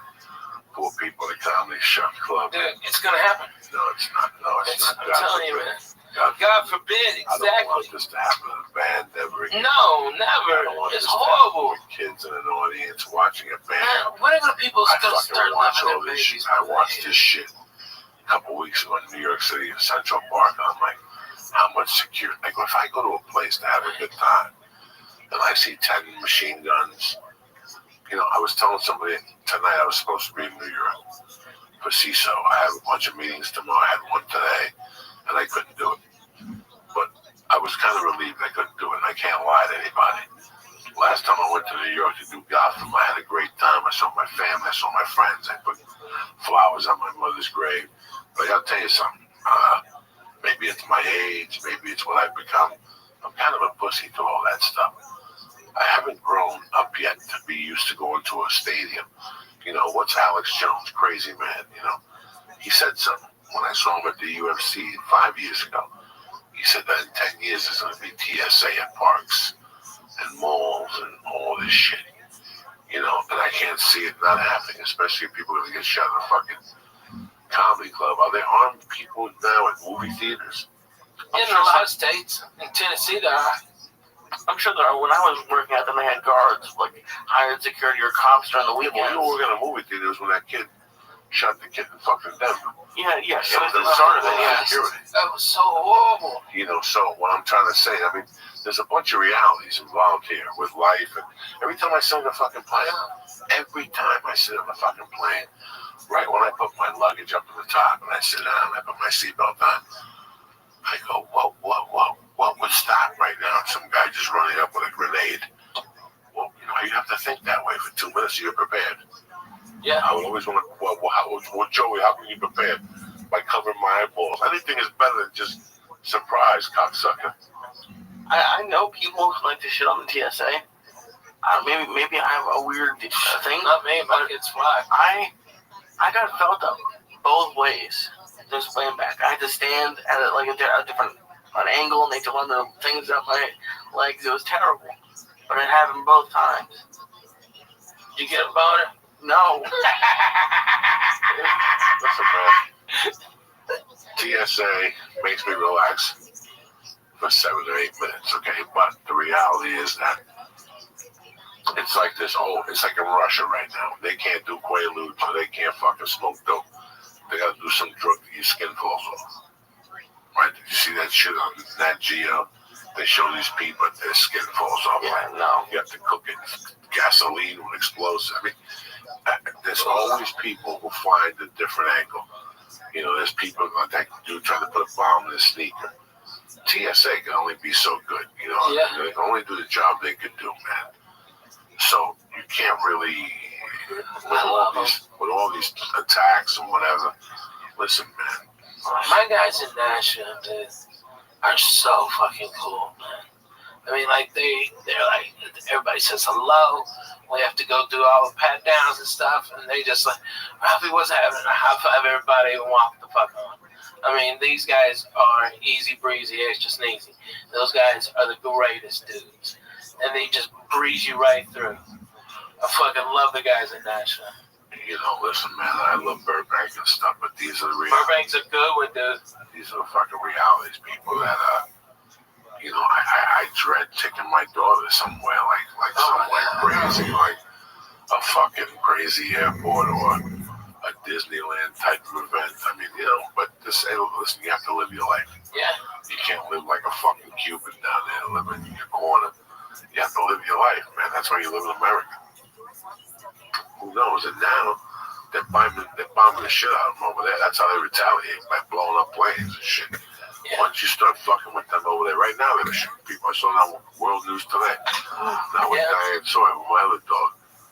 Diane Sawyer's long and buried. What's the other dude I like? Do you like Stephanopoulos? No, he's not on. He only substitutes for this dude from time to time. I don't know if you like. I'll watch him. I'll watch Stephanopoulos. He's on. He don't bother. I like that guy. Yeah, me too. He's knowledgeable. George Stephanopoulos. Yeah, I'll watch him. He was in some White House aide. Yeah, he was good. Let me give some fucking quick shout out to my man. It was great seeing the Lalingas family in Chicago. Oh, amazing. I love you motherfuckers. The old man came out. He knows I love him. It was great seeing Pete the Greek. It was great seeing Josh from 10th motherfucking Planet. He took us over to Owls and stuff. You know, I want to really thank the club. I mean, the management, the staff, they were great all week. I want to thank my man Ramir, Shaman, Fred Nasser, Coach Lacrosto, Raymond Mayer, Garrett LaHunca, Nikolai Zeppa, Sean Charles, Jason Jackson. I want to thank your boys down there in Austin, Crystal and my man, Bobby. And I'm excited to see my boy in motherfucking Las Vegas next week, Larry, a.k.a. the Toking motherfucking Lamb, all next week at the South Point Casino with my man Larry. He'll be there Friday night, fucking lurking. We'll go eat a little something. Then I'll go to bed at 10 o'clock like I always do. You know what I'm saying? Nobody bothers. Nobody gets their feelings hurt around me. No, never. I'm gonna fuck around. How you feeling, Bubba? I'm feeling good, man. So when do you leave? So what do you do Wednesday then? Wednesday, I'll wake up at radio at 7 o'clock up in Fresno, and have my coffee and just go inside and do my show. I really don't like the morning because I got that LASIK eye surgery and I have to wear sunglasses in the morning. Otherwise, it gives me a migraine headache now. I guess I'm under stress. And I get a fucking bad headache. And I think it's because of that surgery. And so I have to wear shades and look like a douche in front of people. And it's like, it's so annoying. I have to explain myself. And then I kind of look like a douchebag then, too. It's like, you know, just wish my eyes. Does the LASIK work? Did it take? Yeah, man. You know, I've got great vision. I'm a 2010. When I got it done, I was 2020. The next day, I was 2015. And the day after that, everything was healed up, and it was 2010. I need to get that. I'm like 40 something. I'm terrible. I can't see for shit. Oh, really? Yeah. I can't see thick either. So, you know, and now I don't know what happened. I mean, I can see little things. I know this is flow. You know, I know this is Paris OG. What the fuck you laughing about, Theodore Brown? I just laugh. It's just like, I know this is. I can't see Twitter, nothing like that. Like, I can't see my Twitter feed or email. Oh, really? Yeah, I can't see none of this shit. That's craziness. But that's the reality. That's what happened. You really post fun shit, man. I mean, you got a very eclectic taste in music, but they're always jams, like across genres. You know, it's really fucking, you put out good vibes. I love it. So when I get up in the morning, man, I get up like everybody fucking else. You get up uncertain. Like, what the fuck is the... Like, I went to bed last night, maybe 10 o'clock, because I had it from the weekend. Like I slept a little in the afternoon. I kept dozing off on the plane. I got 2 hours before I got up Saturday night. That's not enough. I got up at 3 a.m. last night and died. 3 a.m. just got up. I laid there for like 7 minutes. I said, what am I going to do? I'm not going to go back to bed. I went and peed. I put the robe on. I went in the office. I did a few bong hits, right? Fuck you. What are you going to do? I went on the computer. So it was crack-a-lack, and I pulled out one of my notebooks. I wrote my agenda for the day. I got my week ready. Right, what are you going to do? I did a couple more. That's fucking amazing. Oh my God, I did a couple more. I didn't even Like make the army, dude. I didn't even make coffee. I did a few more bong hits, didn't even eat nothing. Nothing. You're better than me. I just went back to bed. I have a question, though. About 5 o'clock. About 5 o'clock, I went right back in there like a Dr. Lisa had. It was freezing. I took that t-shirt off, my titties came out. I put that fucking blanket on with that sleep apnea mask, and I climbed under that blanket. I slept till that fucking alarm went off at 10 after 7. And I would have slept till 9, trust me. I would have gone deeper than deep. What's your question? I'm sorry, sir. My question was about Saturday night. What happened? Because we talked after, and you were really pumped after. And I never knew, what did it feel like? When you finally got to the hotel, what did you do? That's a great question. I sat there and just let everything cool off. I didn't even know what was going on. I had no idea what was going on with me. I knew I just wanted to sit down. You know, at one point I took my shirt off and my shoes. I wasn't getting anxiety. It's something else. It's a different feeling. I put the TV on and tried to get interrupted by the TV. I think I called you. I called a friend of mine, but nothing really mattered. So I got up and I was in the shower. I put the shower on as hot as I could. I just sat there and let the fucking water hit me till I couldn't take it anymore. And I let the water cool off and I stretched my back. And I put shorts on and went right to bed like that. You just passed out? Just passed out. Whenever I'm confused and shit, I need to go in the shower. I just go in the shower and let it run on my head. And let that hot water fucking rejuvenate my brain's fucking cells and shit. And that's it. Because, Rafi, you've done a lot of specials. And even your early ones all of them were amazing, are great, but, this is Joey's first. So, going back to your first, can you think about, what that, was like? Well, I'd been running those goddamn jokes for 5 years straight. I mean, I had laughs every 4 to 5 seconds. And the album went platinum because people thought I got fucked out of Last Comic. We sold 1.4 million. And it was a big deal. And it was just out of the Laugh Factory. But the feeling afterwards, you're oh God, there's oh my God, there's you get to exhale, all right, and then you really take it in, and then it'll come if it hasn't already.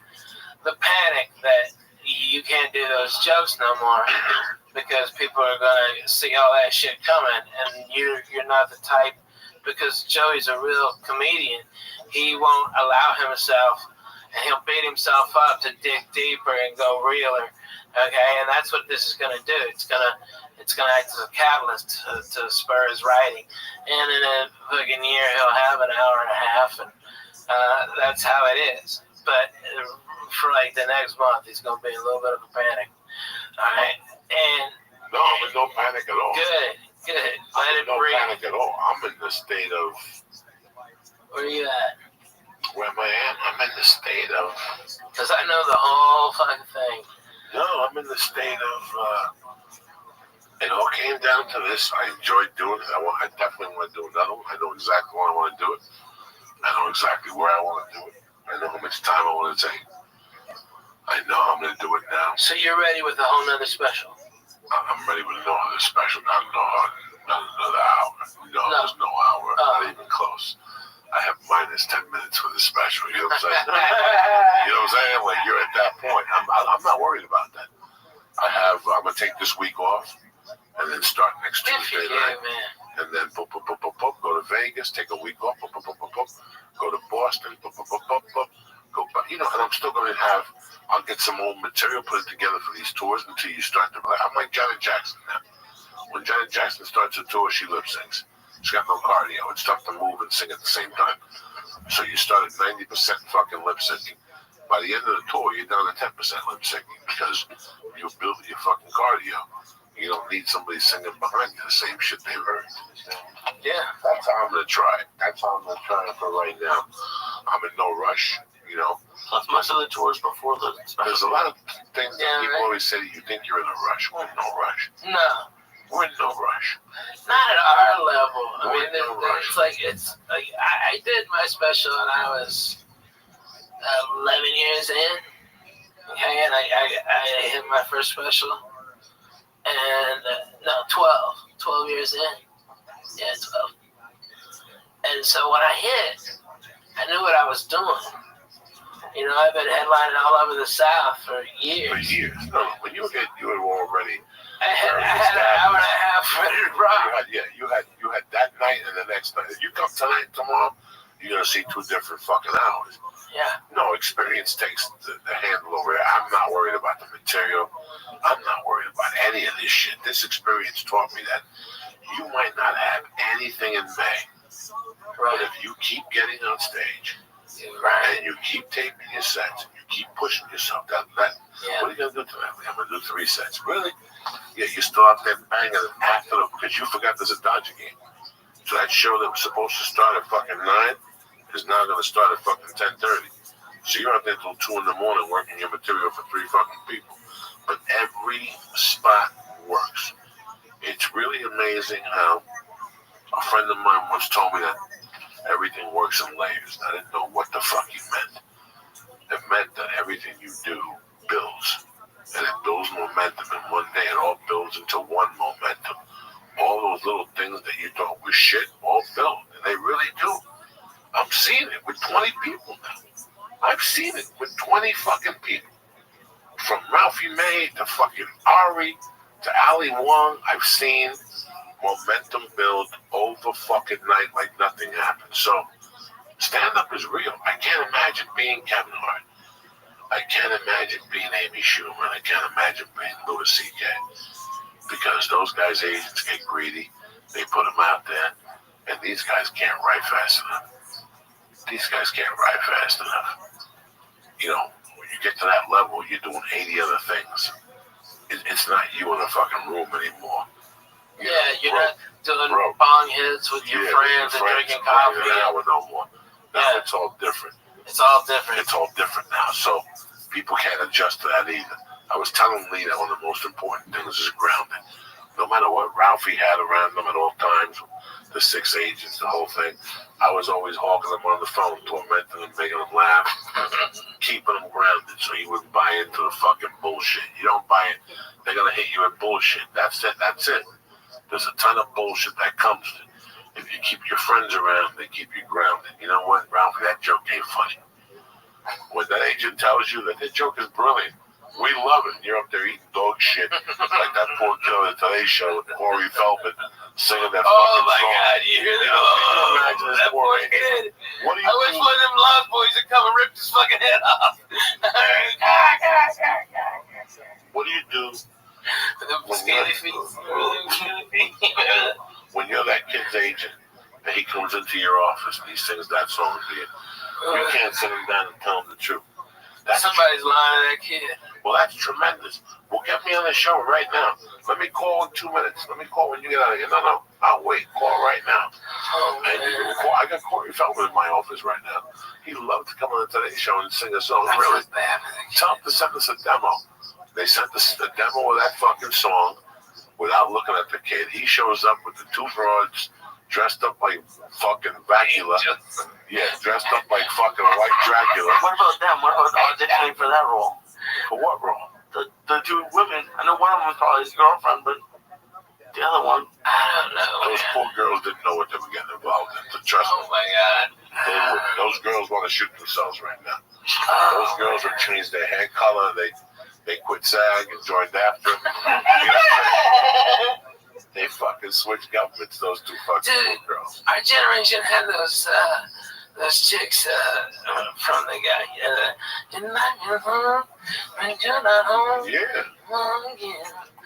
Not true. They got Those that chicks were so fucking hot, okay? It was a good song, good singer. Basic same formula, minus a good singer, good song. Okay? If they just had a good singer and a good song, it would have been great. You know, that was music at that time was like MTV. The better your video was on MTV, the more tickets you sold. It really wasn't about the music, and the music was good. The visual effects to the fucking videos in '83 and '84 were fucking brilliant. From Sledgehammer, Thriller, those videos, and that's what sold tickets at those times. That video of the lights are, you know what he's talking about, Lee? Thriller, yeah. No. You know what he's talking about? Put on YouTube real quick. I'm going to give you a lesson in TV and music right now. What size shirts? Put on Robert Palmer.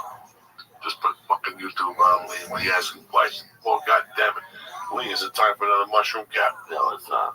You didn't get off on those mushrooms. Lee, Yes, I did. no, you're not, because I'm only getting off a little bit. It's time for another mushroom. Let's do another. I'm not doing Not you, mushrooms. brother. Just me and Lee. We're in training, Lee. We're always in training. That's What Robert Palmer song? Addicted to Love. You never saw this, Lee? No, it's okay. Oh, this is tremendous. Let me get this. It's just. And you know what? They've done 10 videos, 10 different things to copy this. But I think this guy was the first guy. I don't know if that's why I don't want to say for sure. This is the first guy I saw do it that really made an impact on me. Watch this. You never saw this, Lee. Unless you showed it to me. Oh my God! Seriously? Watch I this, Lee. wish This is I what was I'm talking you. about. Thank God. Watch this, I wish Lee. I was you right now. Hit it, Lee.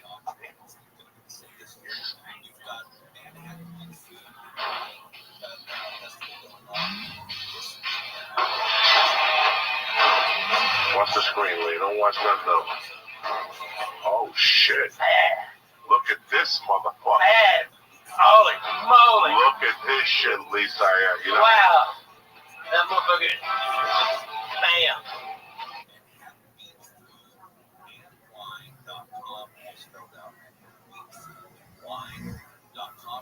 Tickets now. Come by the booth and say hello. Okay. Let's go back to 2019. Okay. And what ended up happening?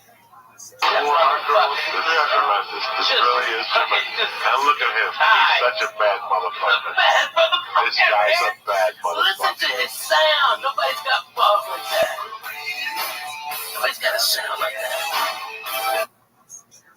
Right. What the law didn't anticipate was the internet. And internet sales of dogs, puppies, that was illegal. In California, now has become the first state to ban middlemen or ban internet sales, period. And here's what happens. Middlemen pose as local breeders. And that's what the law is supposed to stop. Because this is a weird business. And frankly, a lot of it is fraud. There'll be someone in California, this is advertising on the internet, and I'm a local breeder. And in reality, they're breeding dogs, breeders all over the country, and simply lying about where the dogs come from.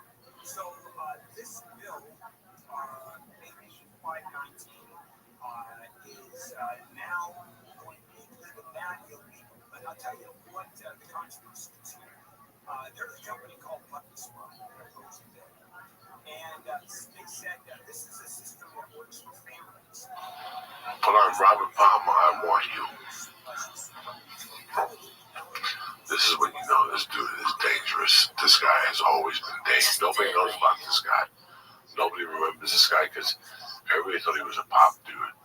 This guy was a pop dude, He was bad. but he went deep with some shit. Right there. Right there. Listen to this. God, I wish I was you hearing this for the first time. So he went in this Marvin Gaye thing after Marvin Gaye died. Right? And this guy was fucking pulling it off, Lee. A white dude took Marvin Gaye's music and flipped it.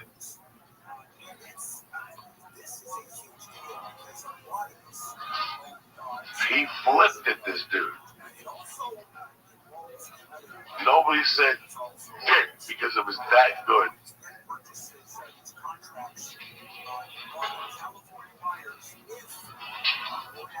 Is it the real music video? Yeah. It's like early MTV. 82. No, this is a little later. I figured that other shit was 84, 83. This is after he got a little bit more popularity. Yeah. He wanted to switch it around on the motherfucker and show people how deep this motherfucker was. He's fucking bad, dude. Now speed this up a little bit, please. He really breaks it down somewhere. Here you go, right there. There you go. There you go. Here's where he turns it up.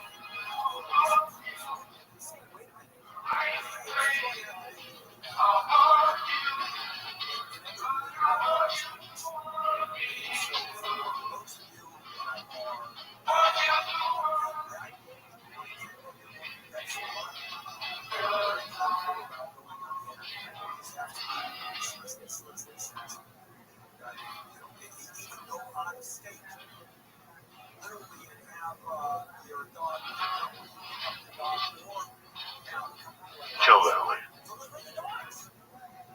Damn. I got allergies.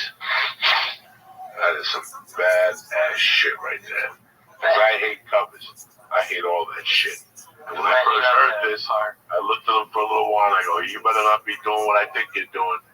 But he sounded so good and I wanted an interview. I was like, you know what, man? This guy is a dangerous motherfucker, as a singer. I like all this type of shit. People like when a guy takes a thing and puts a spin on it. What's up, Lisa? Are you ready for another mushroom cap? I said, it's Monday night. It's the 17th of October. You got dick going on the 18th. Not anymore. I got nothing going on the 18th. Oh, my goodness. Might as well. Let's do it. Did we finish all the animals? Oh, yeah, we have what? 1.5 300. gummy, whatever. 300, maybe 50. That's not. We split pretty much the cookies. 350. We're gonna get a night's sleep though. We'll sleep. You wake up, you think you got fucking 2 massages and shit. It was a lot of fun. When I went back to the room, I was very. I felt like I had done something. That's what I felt like. I had learned a different concept of comedy that I had never learned before. I had never known, and I never really thought about it because I never thought I would shoot. You know what I'm saying? Like I never went there with my head. Yeah. I kept it simple, but I gotta be honest with you. I feel the same way every Saturday night after I do 5 fucking shows. Really? Yeah, I'm done. I'm fucking done, man. Especially if I fuck around in the daytime and work out and stuff and think I'm Tarzan on Saturday and do the elliptical for 30, 40 minutes and I go on that fucking stage and do 2 shows. I'm not saying everything hurts. My whole body is electric.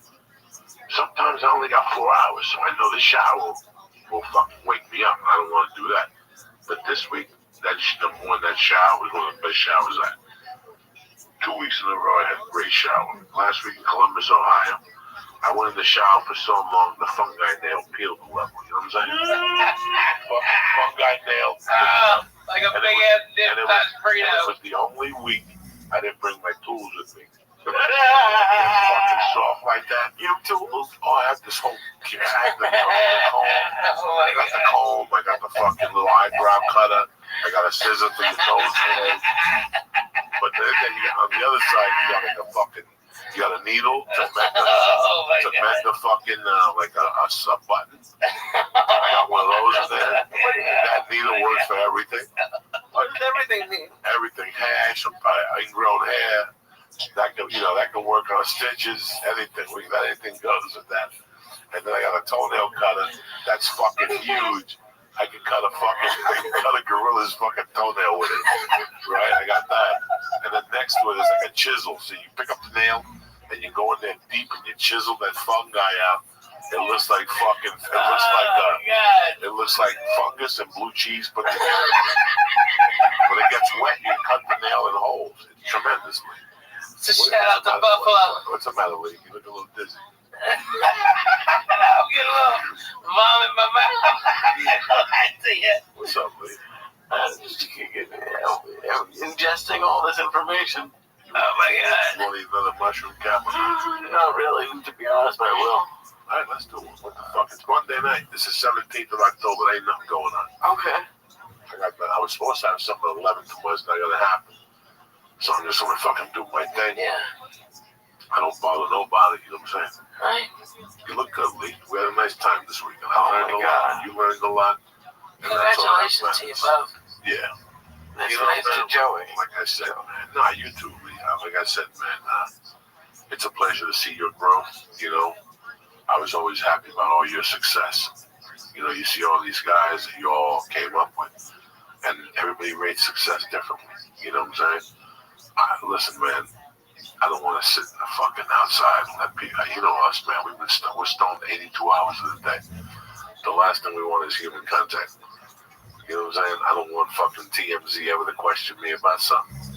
I don't ever want to be one of those guys, man. I just want to be a dirty Man, I get that shit so much, I just want a dirty comedian. That's it. I don't want nobody to even know I exist. I would never want to be in Amy Schumer's shoes, God forbid.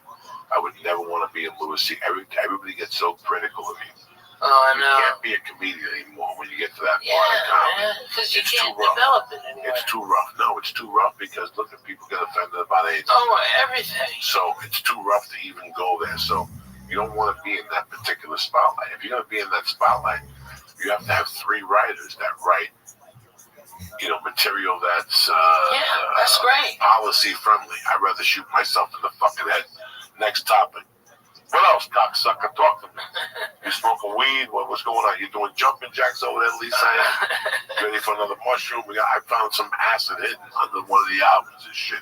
A half a piece. Can you Oh imagine? my God. We could break our own record tonight, Lee. Leave me out We of got this, we got man. these green Oh stars. my too. God. All right, wait. I'll take a green The star. sofa is a safety safe, okay? Lee knows all Lee, about that okay. fucking sofa. If you feel anything weird, okay, Lee, go to the safety safe, Lee knows okay, all Lee? about the sofa. Lee Just is write it out, okay, Lee's baby? my For main like dog. 3 hours. Lee knows all about the When you sofa. want to take a shower, take a big old shit.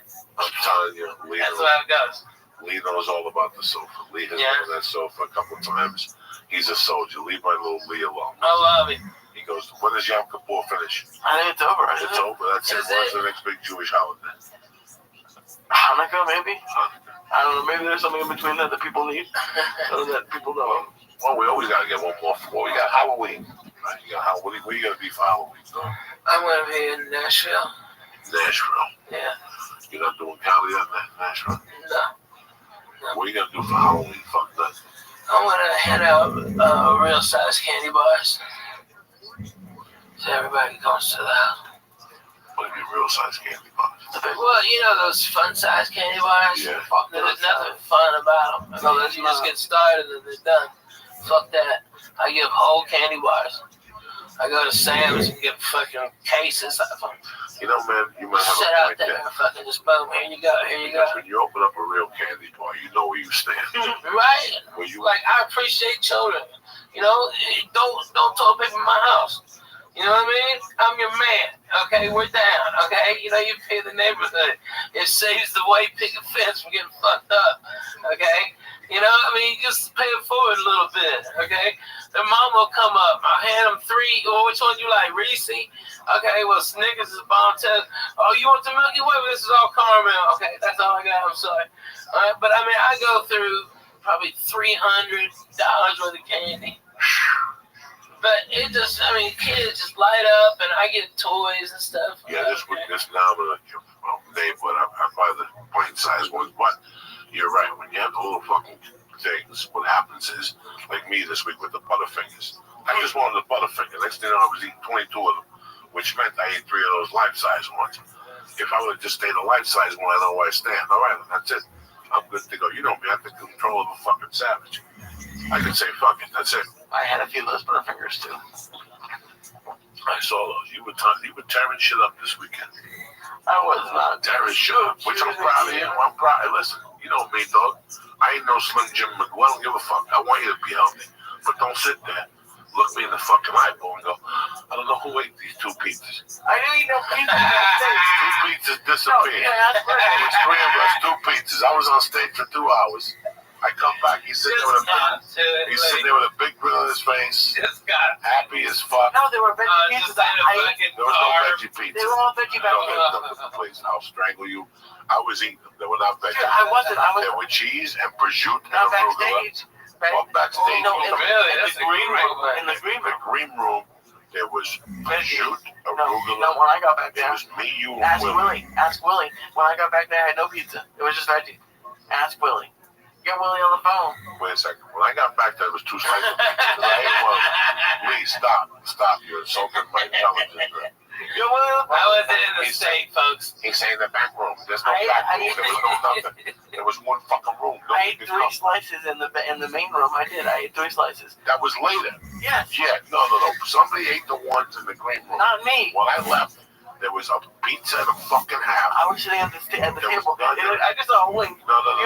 I wasn't winking. You and Ralphie are No. Really. I wasn't there. I was in Portland. Yeah, but Ralphie, There was a whole pizza that was Willie's, and there was a pizza. I took 2 little. Ali, You know those okay, I gotta be those honest little with you. fucking pan pizzas. Yeah. There was 2 little strings that come back. 2 little slices when I left. I took both of them. He ate one. I watched him. Then he ate a piece of chicken nugget. And he was eating. He's saying what vegetable? There were jambalaya vegetables. there were no veggies. No. Stop with the fucking vegetables. So next thing you know, I come back and there's no pizza. And you sit there with a grill and straight, high as fuck he was. And I go, what's going on? Up on the bar. Then he goes back to the hotel room. Next thing he's talking about chicken covered parmesan. His wife just got sick eating shit on the road. Bad Korean food. And also he's out there ordering to-go food Yeah, because at the hotel at 2 in the fucking morning.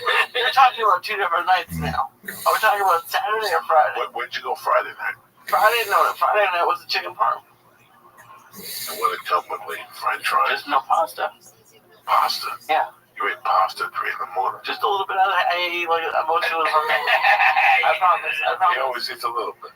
Yeah. And what was No, it Saturday? the reason why I didn't was because I didn't include cheese, so I couldn't eat most of the pasta.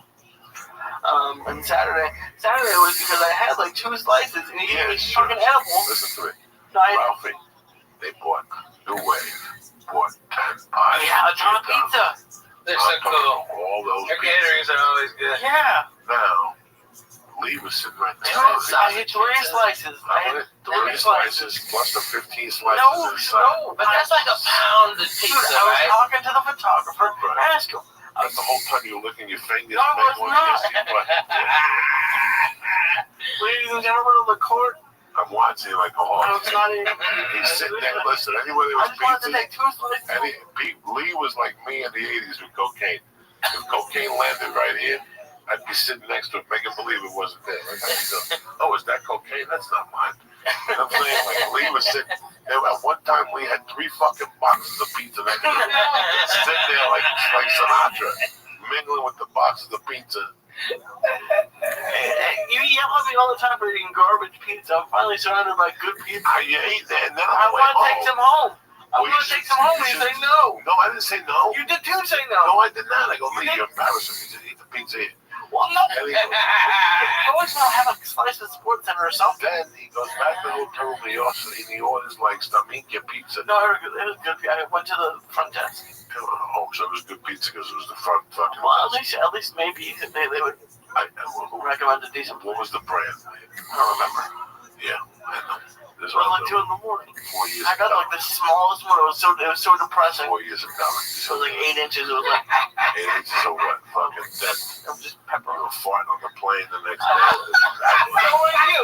No, it wasn't. On the way there, we had a skinny dude between us who almost jumped out of the plane because you were farting, and then I had to fall back in retaliation. And he's not admitting into it. At least I'm into it. I love farting on planes. You didn't fart on the way there. That was all I good. All right. You were farted half a once. fag. God, No, you sat there like a half a fag. so I funny. blew this guy out the first time. My back was bothering me. So I bent over this way to fart for the pressure. Yeah. But it blew out of my back. You had Yeah. it blew out. I heard it. I felt the back of his cheek flapping like a kite. And I sit back, and within 2 minutes, I see Lee look at me, make him believe like he's doing sign language, and he's inhaling that fart because the filter of the plane is on the Lee's feet. That's why you never take a window seat, because everything that comes goes right there to the window. If I sneeze, it goes to the window. If I blow my nose, it goes to the window. If I fart. Amen to that. So Lee gets the first dose of the fart. This guy gets the second dose. Like that hurricane last week was supposed to come back. This fart goes back. This fart goes deep and it breaks. It's like a wave, right? It's like a wave. It breaks like this. Half of it goes Lee's direction. The other half hits the middle seat and ricochets right in this guy's mouth. You understand me? I know how to fart in that first aisle. I've been doing it for 10 fucking years. I started on Rogan. That's the first guy I started on. Because that's first class. That's turkey. You gotta catch them when it's sleeping. And their mouth has to be around here.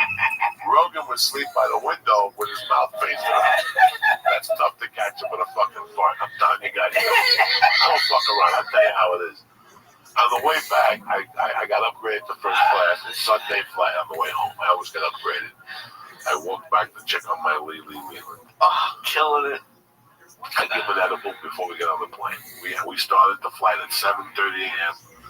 with 200 milligrams of death, a joint at the hotel. Oh, yeah, we don't fuck around. And we had just gone to bed. We had 3 hours before. 3 hours before. Killing it the whole week.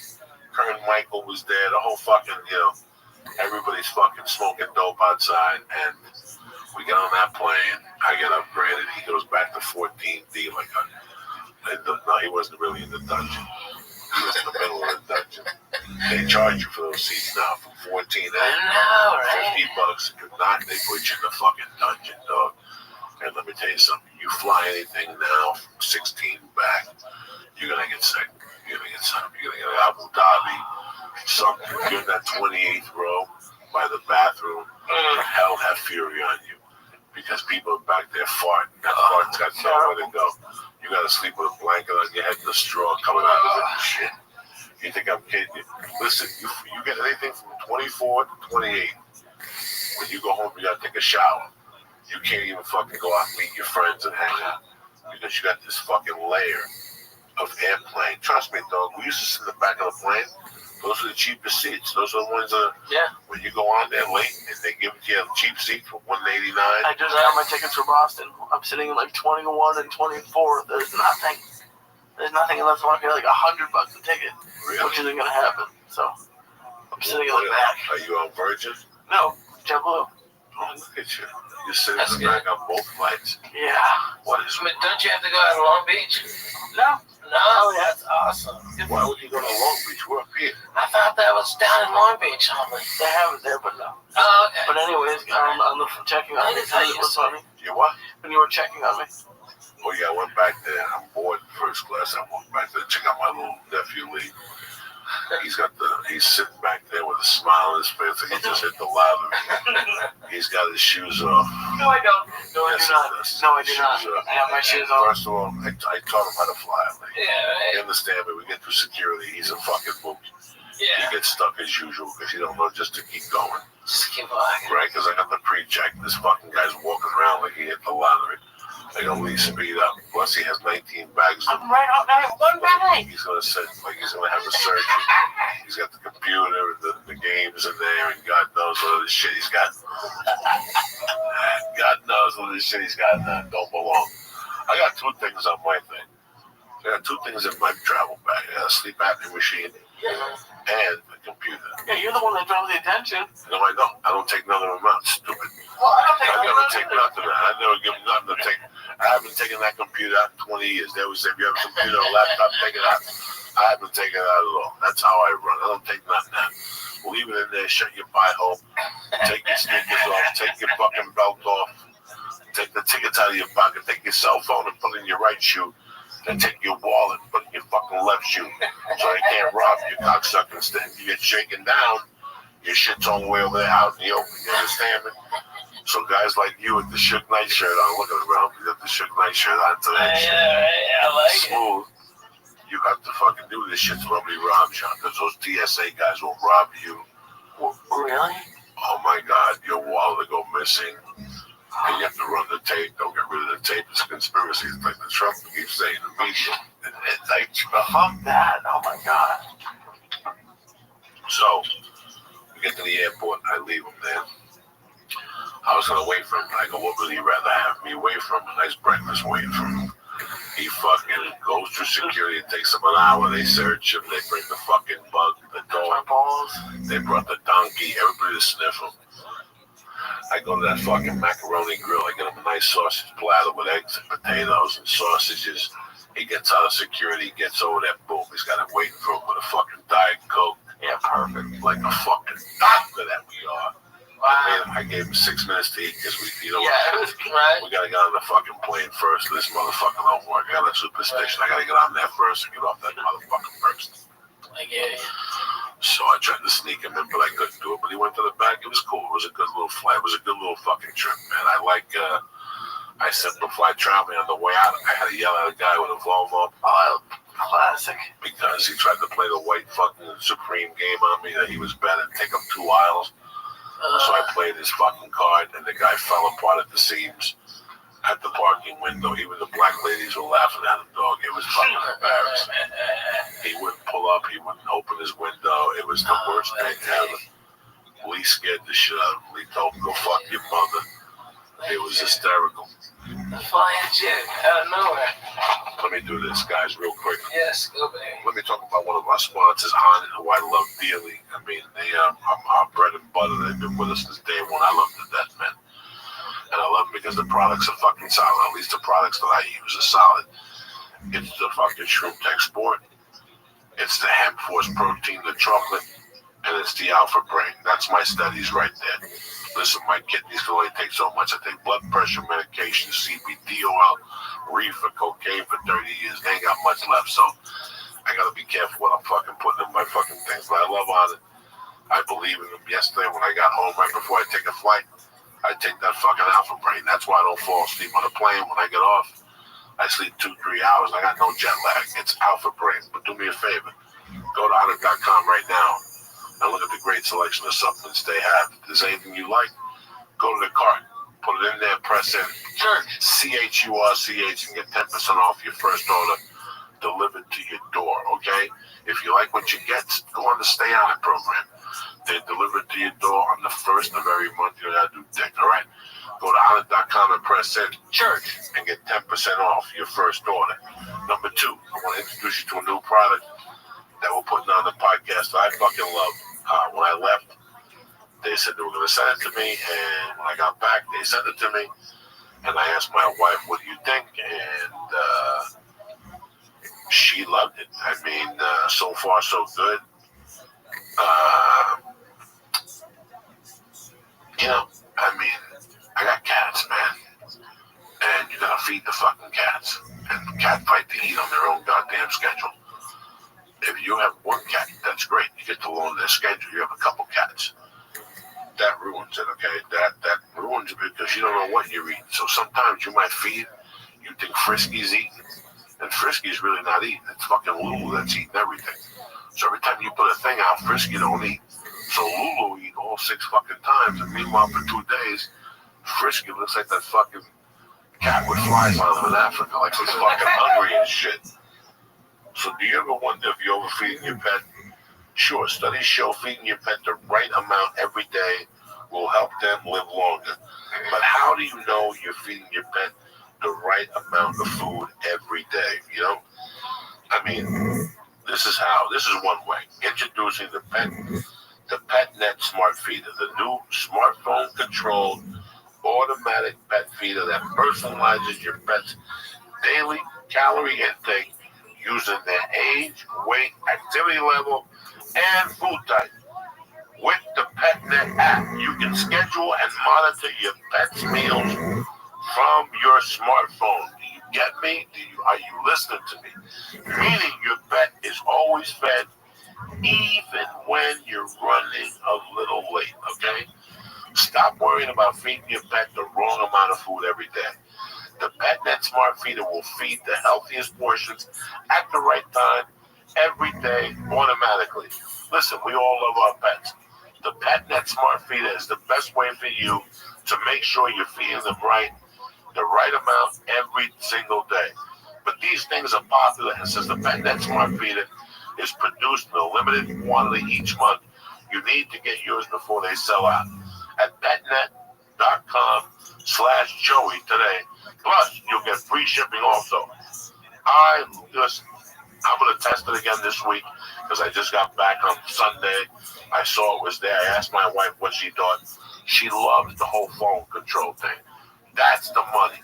It comes with an app, and you got it right there. When, how, that's the whole patois. So if you're running late, maybe you got your cat on a specific diet, maybe he has certain dietary needs. This is for you. The PetNet Feeder. So, the PetNet Smart Feeder. So do me a favor. Go to petnet.com/Joey today, and you're going to get free shipping. What I'm going to do is this. Get your PetNet Smart Feeder. Get your PetNet Smart Feeder plus free shipping when you go to petnet.com/Joey. That's petnet.com/Joey. Again, petnet.com/Joey. This is the future, okay? Right now, PetNet Smart Feeder is the best way for you to make sure you're feeding your cat the right way, the right amount, every single day. So again, get your the PetNet Smart Feeder plus free shipping when you go to petnet.com/Joey. What do you think about that, cocksuckers? I love it. Strong. It looks cool. Yeah, I'm sure you can use it with a dog too. Dog, cat, whatever the hell you need. Dude, awesome. My man Biscuits, he is fucking the greatest. My little English bulldog puppy, he's fucking the greatest. And that dog is on a regimented thing. I would love to be able to, if I could hook that up to my cameras and be able to feed it, make sure he gets exactly what he's supposed to get, and then shut it off remotely. Go to petnet.com/Joey. Look at the computer. Look at it, see the options you got, and I guarantee you'll love it because if you travel, that's where you really like it.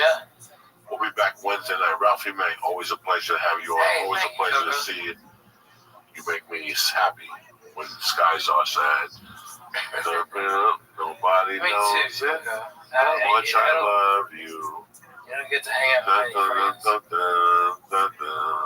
Special. You are my love. You make me happy. The skies are gray. You'll never know, dear, how much I love you.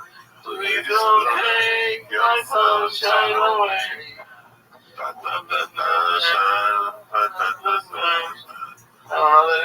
Vegas next weekend. Where you at, Vegas? Oxnard this Friday, Saturday, Thursday. Yeah, Thursday, Friday, Saturday, and Sunday, and man, and then off for a week. Thank God. I mean, I've been on eight state run so far. We got you like atrocities in 8 Come on, exactly. It's easy. You got a bus. How much I love you.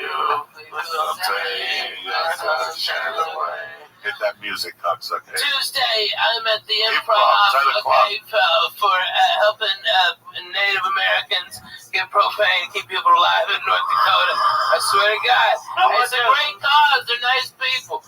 All right, you don't deserve that shit. I remember we used to have fucking holes in the walls that weren't the windows. You know, it was fucking times. Nobody knows, man, how much I love you. Because I hate your sunshine away. Hit it, Lisa. Come on, Lee. Fuck yeah. Jam it, Lee.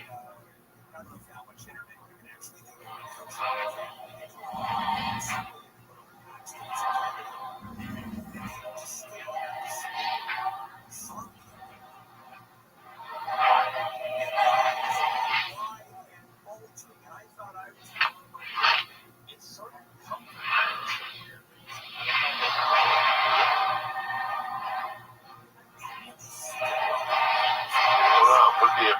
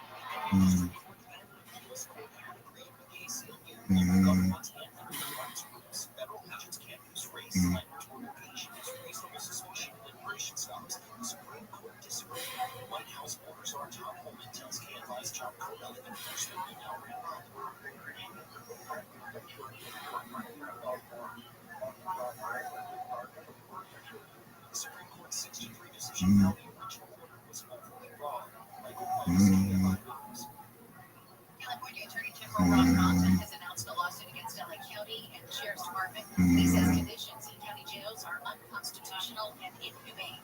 In the last 4 years, there have been more than 206 deaths inside the jails, and more than 40% were caused by preventable circumstances. Bundy says inmates are denied proper food, medical treatment, clean clothes, and bedding. The suit seeks major reforms in all these areas. The state's been investigating the jail since 2021. Actor Raymond Cruz, who played meth trafficker Tubo Salamanca in Breaking Bad and Better Call Saul, has been arrested at his home in Silver Lake. He was taken into custody yesterday morning for allegedly spraying women with a hose that he says were harassing him as he washed his car in front of his home. He was booked on suspicion of misdemeanor battery.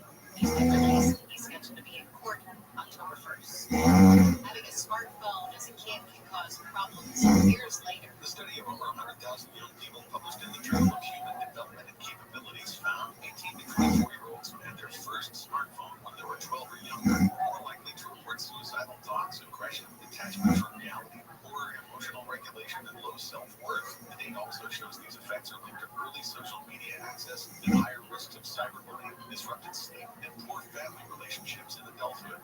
Mark Ron, KFI News. The wraps are being taken off Apple's latest and greatest today. Or with iPhone 17, Apple is set to release the 17 Pro and 17 Pro Max. Announcements are also expected on updates for the Apple Watch and AirPods. The iPhone 17 will likely be priced around $800. The Pro model could cost around $1,050. And the Pro Max will be priced at $1,250.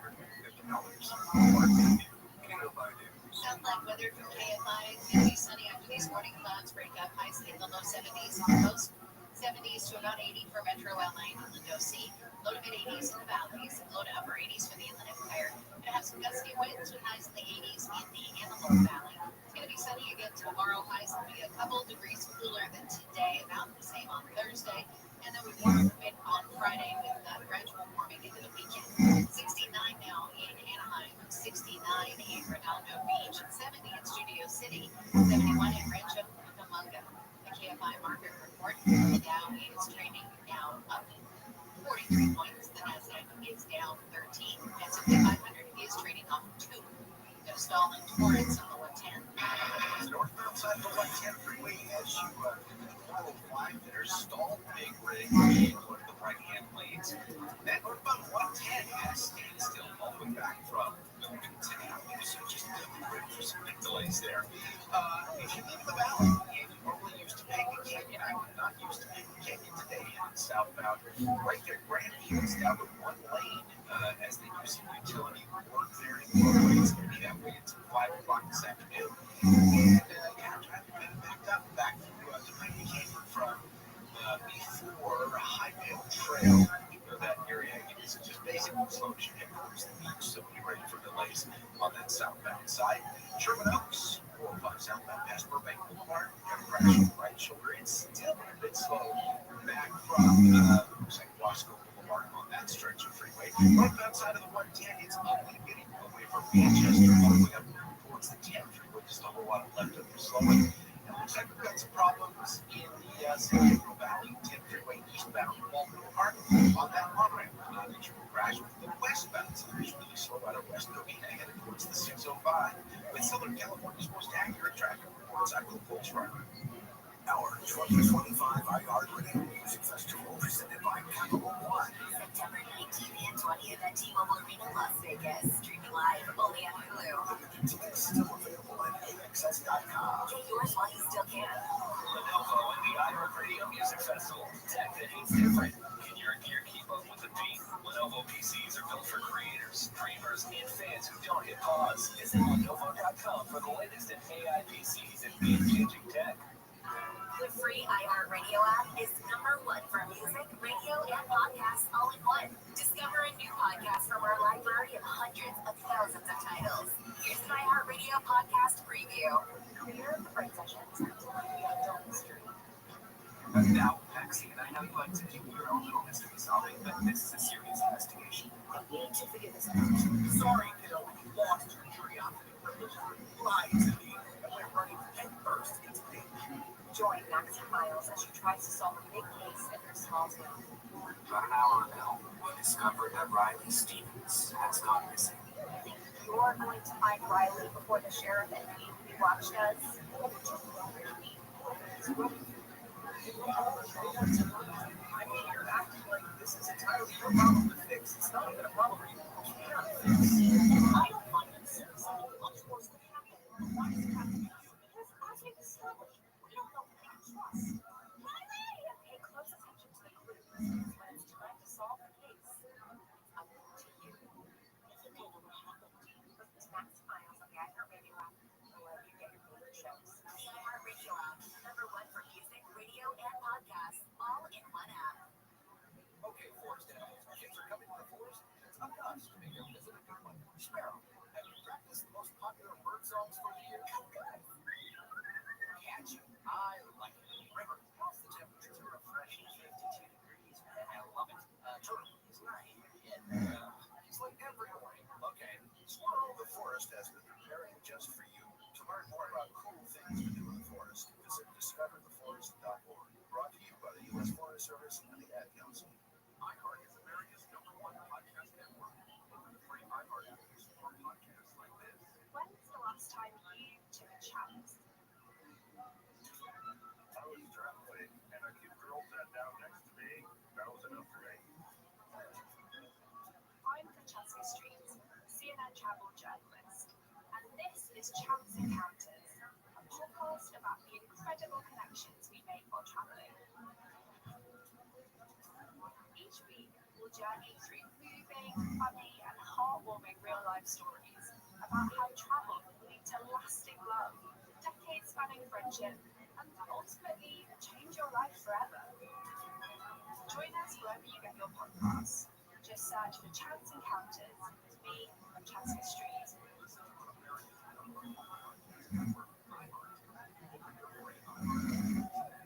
iHeart is America's #1 podcast network. Open the free iHeart app and explore podcasts like this. Los Angeles, 2021. A perfect day appears out of nowhere and promises to make all my dreams come true. Let's not forget that David Bloom was a professional con artist, so you didn't stand a chance. But I figured this drifter out before he realized it, and I'll start recording a great ride.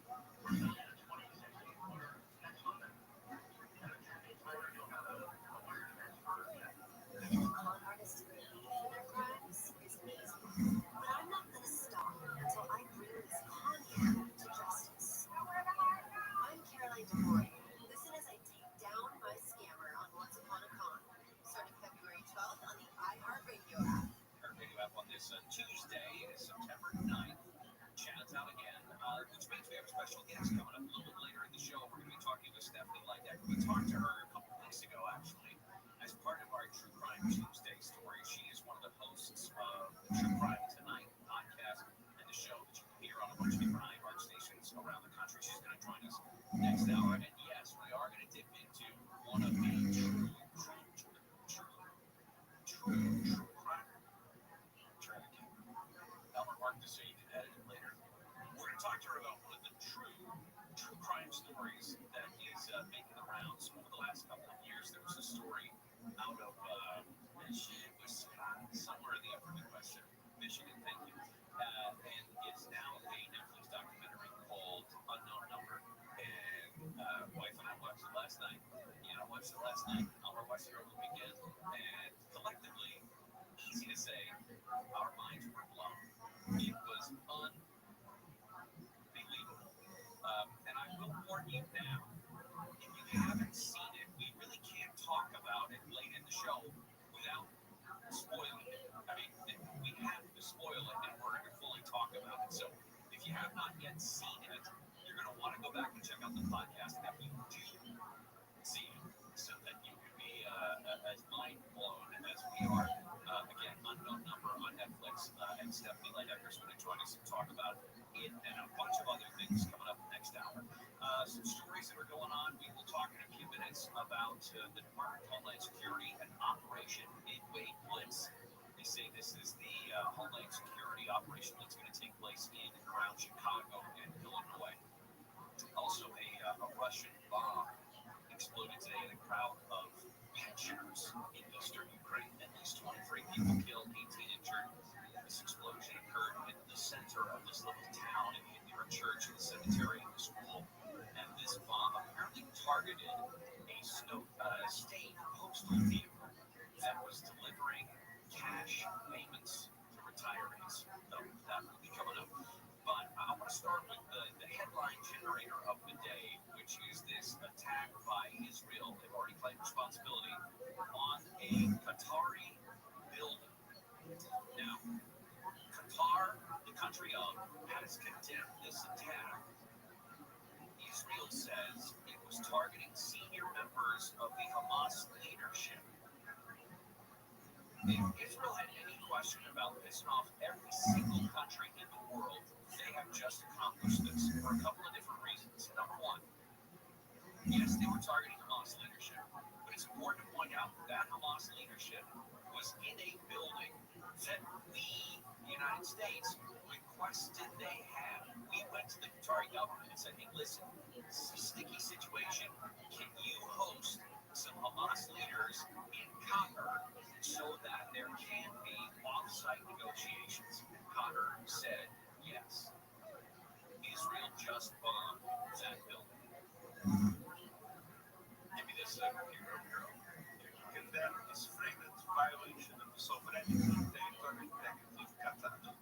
All parties must work towards achieving a permanent ceasefire, not destroying. That's Antonio Guterres. He is the Secretary General of the UN. And a couple things to remember here. Adam Parsons, for example. Well, you know what? I'll do this.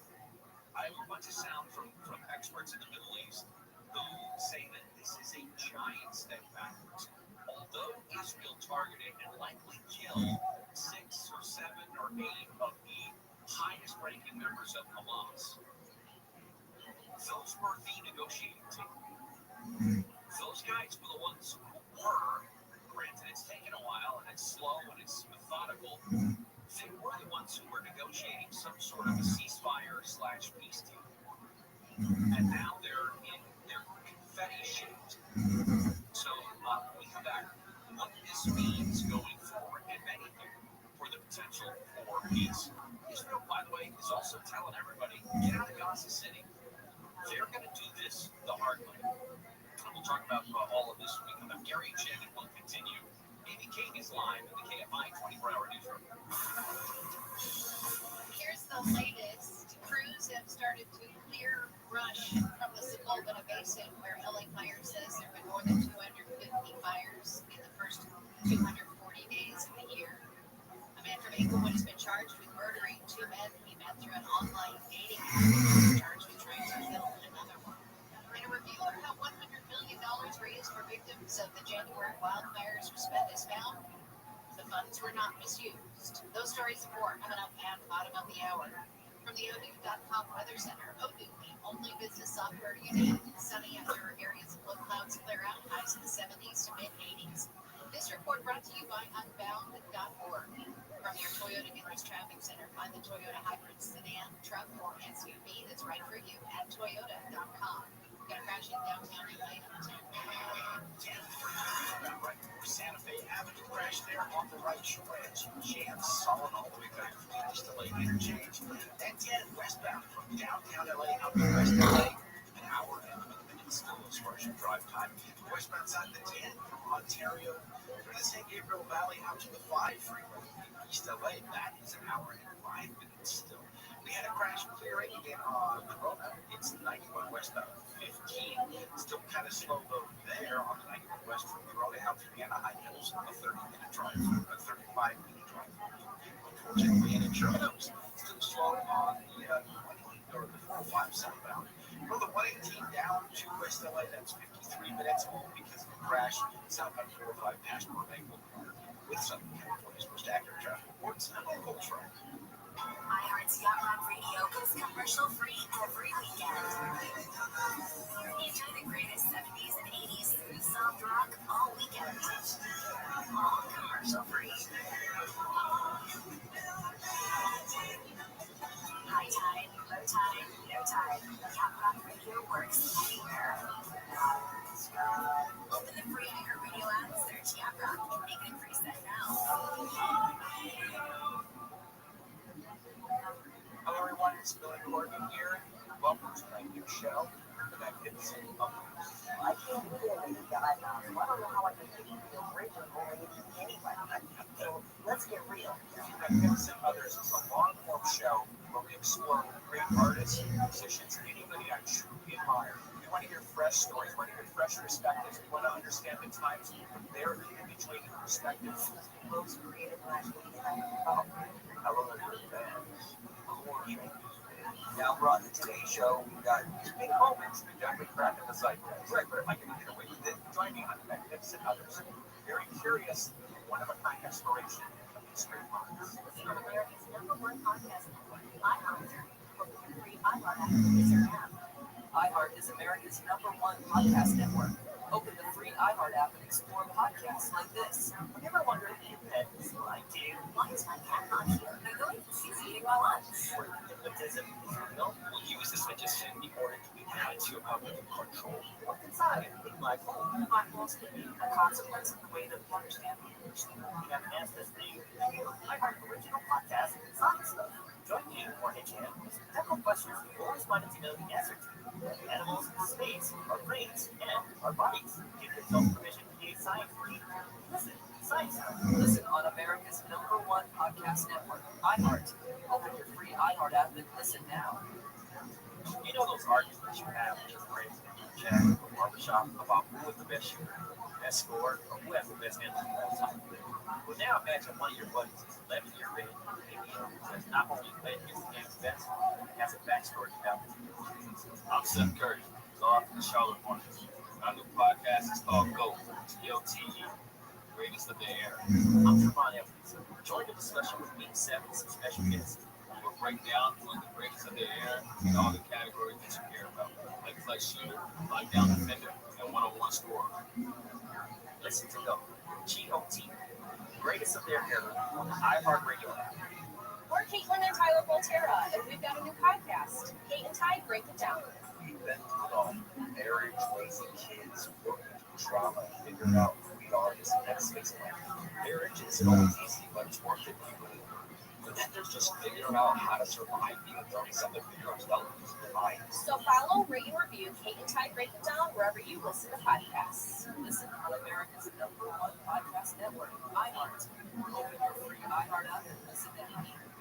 The first week of the NFL season is in the books now after the Vikings rallied for a win over the Bears on Monday Night Football. Minnesota's TJ McCarthy threw 2 touchdowns and ran for another in his first career start. Such a blessing.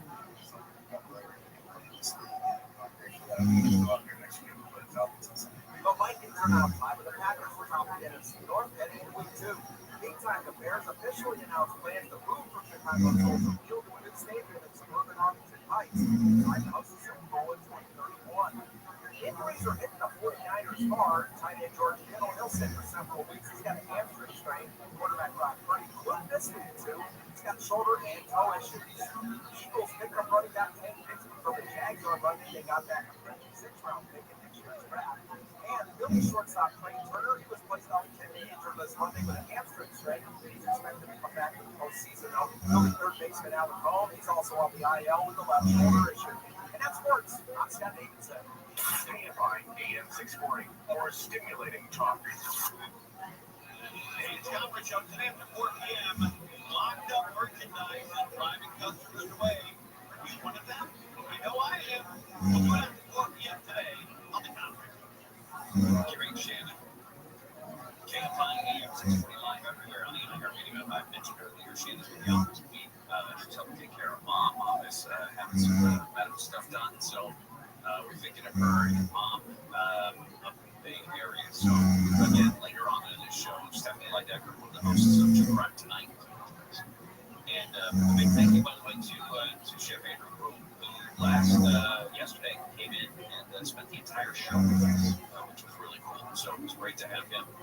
You can follow him at Chef Pool on Twitter. You can follow all of his, not just his cooking tips and all that stuff, the fun stuff he does with his wife. He's got a show, he's got a bunch of restaurants. He was an absolute blast. News and Roost is coming up Monday, September 22nd, so less than 2 weeks away. We're going to be at DJ's Restaurant and Brew House on Eastland Center Drive there in West Covina. And if you've never been out to a News and Roost, this is an absolute blast. And why not extend your weekend? You can always take Monday off. Well, if you have to, you can take Monday morning off and then go to the office after lunch. Just hang out at DJ during you have a tax check. But again, News and Brews, Monday, Friday, September 22nd, BJ's in West Covina.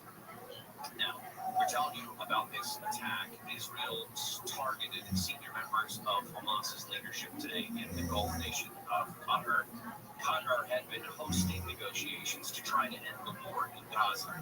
Now, an unidentified senior official from Hamas said the attack happened while the team was discussing the American proposal for a ceasefire in Gaza. Israeli official confirmed as much. Qatar was thought to be sort of neutral ground in this, in part because it's one of the Arab countries that does maintain contact, official diplomatic contact with the Israeli government. And senior Israeli government officials have been to Qatar many times to try to talk to Qatari leaders about trying to secure the release of hostages. So the Israelis have been there before as well. Israeli officials, however, have promised they will hunt down and kill Hamas leaders wherever they may be, because they want all of the leaders involved in the planning of the attack of the October 7th, 2023 attacks. It's almost 2 years ago. And specifically, the defense minister targeted the chief Hamas negotiator, guy named Khalil al-Hayya. He is believed to have been in the building when it was attacked today. But obviously it's going to be some time before we can suss all of that out. Paul Adams, who's reporting for the BBC this morning. We have got a list of around 6 or 7 people who may have been killed in the strike. They include Ghazi Hamad, who's a very familiar figure. Sometimes as a kind of spokesman, he's also been intimately involved in negotiations. If it is true that all of these individuals were killed in this strike, then what Israel has done blatantly is to eliminate all of the senior Hamas figures who were negotiating indirectly through the offices of the Qatari government, which obviously begs the question, how do negotiations go now, given that Hamas continues to hold Israeli hostages in Gaza? Brad McGurk is a former National Security Council coordinator and picks up where that guy leaves off. Where do these negotiations now go now, considering there are still hostages being held by Hamas? I feel like I understand Hamas a little bit because I've dealt with them in so many ways and just doing so much. I know how they think. And what concerns me is fear of Hamas. How do we react to this? As I just said, there are very few options. One of the options is they control the lives and fate of hostages. I'm very concerned about that. And, I'm trying to think of how this ends in the way we see the hostages coming home. And I hope negotiating 2 ceasefire deals with hostages coming out is our main priority. There are 20 million hostages in these tunnels in Gaza in horrific conditions. And I really feel this makes it much harder, if not impossible, to get them home. And then finally, to add a couple of spicy jimmies to the top of this mess of a donut, next week is the UN General Assembly here in the United States. Next week, we have the UN General Assembly meeting. At the moment, as yesterday was banned from going to the UN General Assembly along with the Palestinian delegation. At that meeting, various governments are intending to recognize the state of Palestine, an act that many politicians in Israel and the United States believe is incredibly inflammatory and misguided. All right, so to kind of buttress that, what's going on specifically in Israel and Gaza, the military of Israel ordered hundreds of thousands of Palestinians that are still in Gaza City to evacuate. They say basically we're going to expand the ground offensive against Hamas in the area. They posted this notice online today. Said the order applies to anyone currently in Gaza City, which is home to about half of the people in all of Gaza Strip. So those people remaining in the area would be under extremely dangerous conditions if they stay. It's not getting any better there anytime soon. When we come back, though, in Chicago, the the president is launching what they're calling Operation Midway Blitz. This is a continuation of the ongoing immigration enforcement operations that this administration has taken on. Obviously, the highest profile ones have been in California, partly because of geographic bias. We see it every day here. But also, this is going to be the second major city that sees a full operation where there are troops and law enforcement officials, etc., stationed nearby, then doing these operations in different neighborhoods in and around Chicago and throughout the state of Illinois. So we'll talk about that. We'll talk about what sort of an impact it's going to have going forward on all of not just the administration, but those people who want to fight the administration, the politicians in Chicago, J.B. Pritzker, the governor, Mayor Brandon Johnson, etc. So all that's to come up.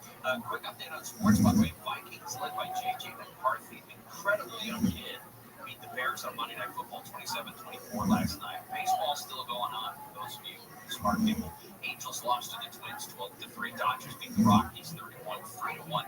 Dodgers were within a couple of outs of a no-hitter. And just blew it in that ninth inning, but still came out with the win 3-1. They'll play again tonight. Gary Shannon will continue in just a moment. Navy King is live in the KFI 24-hour newsroom. LA City crews have started clearing brush visible by Mesa. In response to the frequent brush fires in the area, the Los Angeles Fire Department recently said it responded to 254 fires in the area through the first 240 days of the year. Most of the fires are linked to homeless people. The brush clearing project, which will cause traffic delays, started on Monday and is expected to take 2 weeks. Crews will also be contacting LA Sanitation to remove any homeless encampments they may find within the brush.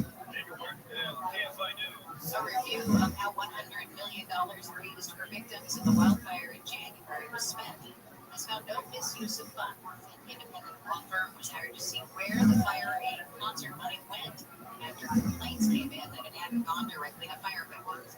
The audit found it went to various nonprofits that had provided aid as intended. California Republican Congressman Kevin Conley has called for an investigation into the spending. He says documents just received from fire aid organizers are being reviewed. A man from Inglewood has been charged with murdering 2 men he met through an online dating app and then trying to kill another. Prosecutors say Raheem Powell killed a man whose body was found in the Angeles National Forest in 2021. He's also charged in the death of a 23-year-old man in 2023 whose body has not been found, and then allegedly attacked a man, tied him up, and beat him with a baseball bat, then ran him down after he was able to get away. Prosecutors say they'll decide later whether to pursue the death penalty. The Department of Homeland Security says it will flood the zone in LA following the Supreme Court ruling that lifts a lower court's restraining order against so-called roving immigration raids in LA. A district court judge's order prohibited agents from stopping people based solely on race, language, job, or location. The Supreme Court ruling lifts that restriction. The Department of Homeland Security started an immigration enforcement action of its own. This one in Chicago. The announcement of Operation Midway Blitz comes after President Trump made multiple commitments to clean up the city's crime problem. Chicago Mayor Brandon Johnson says if the president follows through on threats to deploy the National Guard, it would be the wrong solution to a real problem. Meanwhile, Louisiana National Guard is now assisting ICE agents with immigration operations in that state. I'm Rory O'Neill. A woman in Costa Mesa is said to be arraigned on charges she registered her dog to vote. The dog cast ballots in 2 elections. Laura Yorex is accused of illegally casting those ballots in her dog's name in Governor Newsom's failed recall election in 2021 and again in the 2022 primary. Not clear how the dog voted. Prosecutors say she even posted a picture on social media with the dog with an I voted sticker. Downland weather for KFI. Sunny after these morning clouds clear out and they're on their way out. Highs will be in the low 70s for the coast, mid to upper 70s for Metro LA and Inland Orange County, 80s in the valleys and Inland Empire, 80s with gusty winds for the Antelope Valley. A couple degrees cooler for tomorrow and Thursday, and then we'll warm back up a bit on Friday and we'll continue to warm up into the weekend. As will be in the 70s and 80s. 69 at Fullerton, 68 in San Clemente. We're going to crash in Cerritos on 605. 605. Police crashed their on the right shoulder. Traffic stopped all the way back from South Street. That's 65 looking ugly. North side of the 405, terrible. Stall there on the 110 freeway, northbound past the 405. That's in the center lane. With traffic slightly back from 223rd Street, that's a bit rig stuck there. But the 405 is just a parking lot basically from the 110 freeway up to the 10. A really long stretch of slow traffic there on that stretch of the 405. It's Southern California's most accurate traffic reports. I'm a Pulse Runner. iHeartRadio Radio goes commercial free every weekend. Enjoy the greatest 70s and 80s soft rock all weekend. All commercial free. High tide, low tide, no tide. Yacht Rock Radio works anywhere. Open the free iHeartRadio app and search Yacht Rock. Make it a preset now. iHeartRadio Earth is here with little tips for a healthier planet. This spring, you can share your own observations about nature with scientists and play a critical role in scientific discovery by adding to their data collection. Discover more about citizen science programs such as monitoring weather, observing plants and animals, and more. Brought to you by iHeartRadio Earth and the National Environmental Education Foundation. To find more tips for smarter, sustainable living or to take action in your own community, go to iHeartRadio.com/earth. The free iHeartRadio app is #1 for music, radio, and podcasts all in one. Discover a new podcast from our library of hundreds of thousands of titles. Here's an iHeartRadio podcast preview. They were sweet little ladies. One was a big fall. The other was a Hungarian accent. Helen and Olga. They looked like very nice grandmothers. In a city named for angels, Helen and Olga made it their mission to help homeless men get off the street. Then one day, tragedy, one of their homeless men was killed by an income driver. And then another. So sad.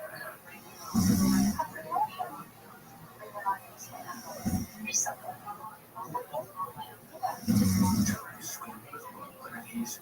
And why are we telling you this? Because this is the Blind Players podcast, and as you might expect, this is a story about murder. Well, I've never seen anything quite like this. And we're not alone. It's not as cold-blooded as anything I've seen.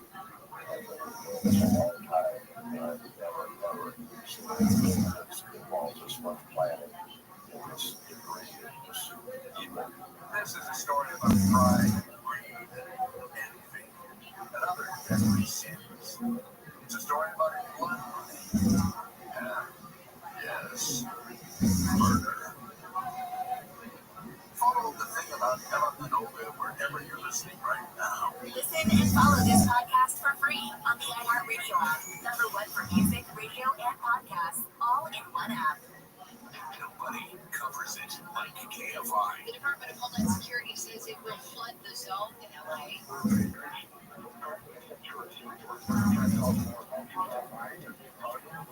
Building Fire says it has responded to more than 250 fires in the first 240 days of the year. Business groups that wanted voters to overturn a new minimum wage law in LA have failed. The LA Alliance for Tourism Jobs and Progress gathered more than 140,000 signatures, and only 84,000 of those signatures were valid. KFI AM 640, your #1 preset for breaking news in Southern California. KFI AM 640, for stimulating talk.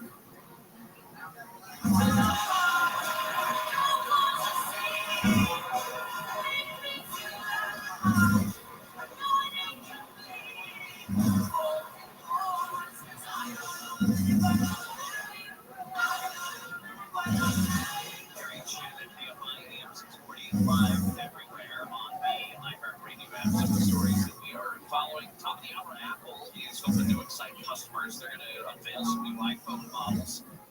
iPhone 17 is expected to be introduced today as one of the big reveals. Expected to be a thinner iPhone, maybe called the iPhone Air. They're expected to announce iPhone 17 models as well as some upgrades for the watch, the iPad, the AirPods, etc. Former Hurricane Kiko, now Tropical Storm Kiko, is just close to the Hawaiian Island, still churning up some riptides and some pretty heavy surf conditions. The storm is expected to continue to weaken as it passes north of the island chain today and tomorrow. Next hour, we're going to talk a little bit more about the fire that's burning through Sierra National Forest. It's a garden fire. It's about 49,000 acres, but they said it's now burned through a part of a large grove of our giant sequoias, setting at least a few of these very rare trees on fire. Next hour, Stephanie Ledecker from True Crime Tonight is going to be joining us and with us for the rest of the show. Janet's out this week, but she will be back next week. The Department of Homeland Security is launching an immigration enforcement operation in Chicago, part of the Trump administration's effort to target the sanctuary cities, they said. Tom Homan is, of course, the border czar. They talked about this and other cities that could potentially be targeted.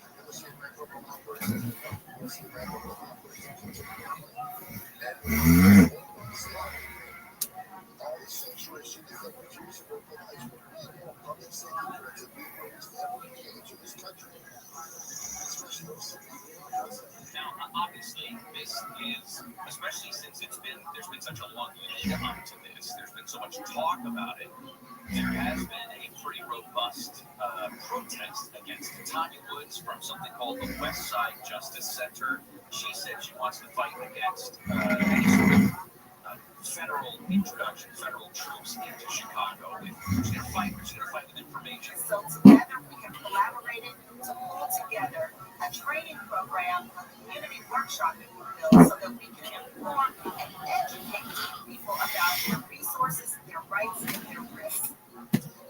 The Illinois State Representative John Ford also is upset with this possibility. Invasion of Afro troops is the same invasion that we will send to our enemies in other nations.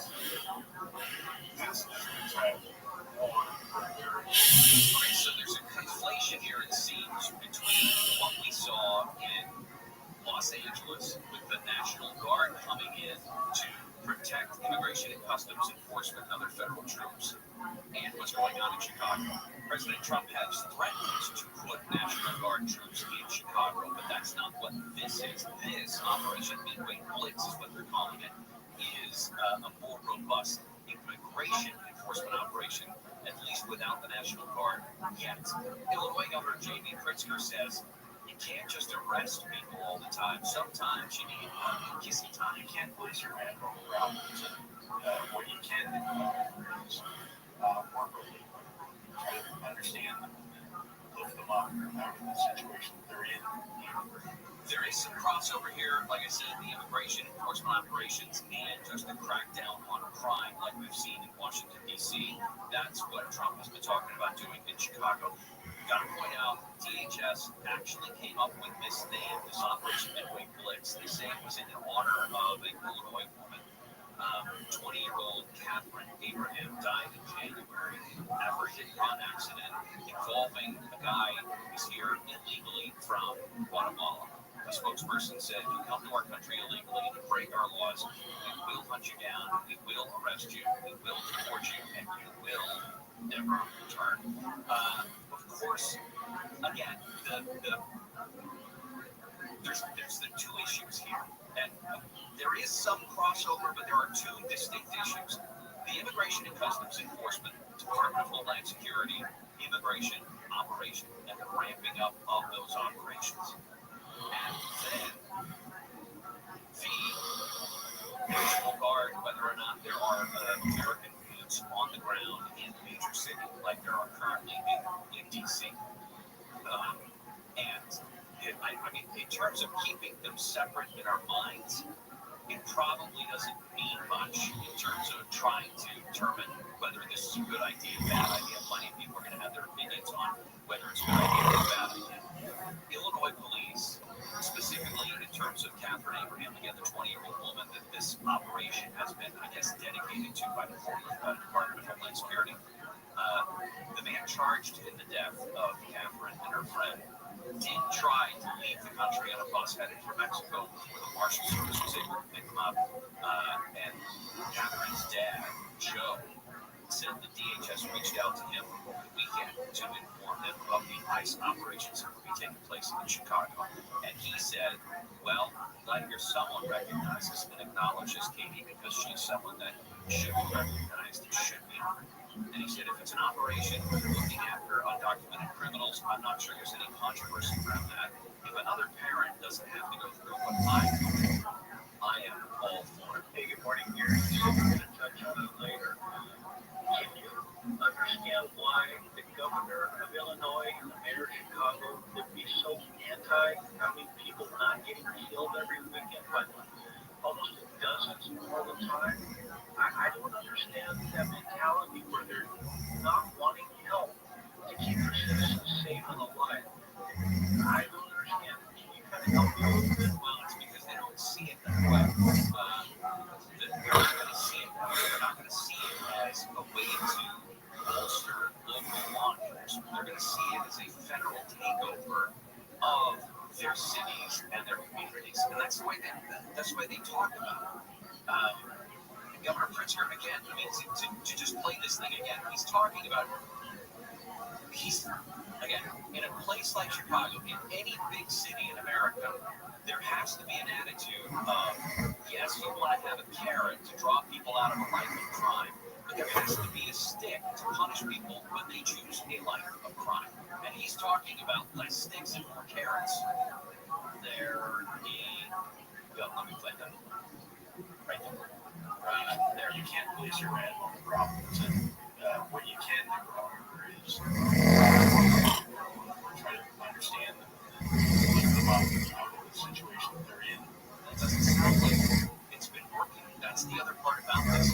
Governor Pritzker, Mayor Muriel Bronfeld out of D.C., the status quo hasn't been working. Is this federal overreach? I don't know. That's for the courts to determine. Has it been working? According to the statistics out of D.C., it has been working. Now, again, what we're talking about, this operation in the Midway Blitz, is not National Guard or federal troops around doing crime suppression. At least not yet.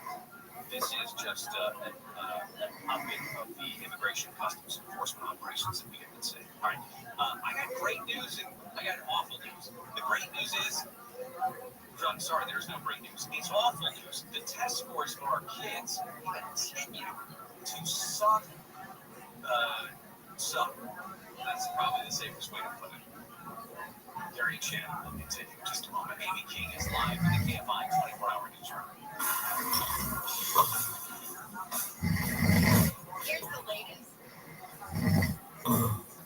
Breaking news in Beverly Hills, actor Raymond Cruz has been arrested for spraying homes that witnesses were harassing him in front of his house in Silver Lake. Israel is targeting Hamas negotiators in the capital city of Qatar. And Americans are apparently getting tired of guilt tipping because they're not doing it as much anymore. Those stories and more coming up at the top of the hour. Sunny skies on the way this afternoon, highs in the 70s to mid-80s. This report brought to you by the International Hot Rod Association. Got it from Artesia on the line. Right there, Pioneer, left lane shut down. It's kind of slow. West, all the way back from about Valley and west there. Before that, on the eastbound side, it's slow getting ready to drive over to some on the roadway there, see some slow traffic there as well.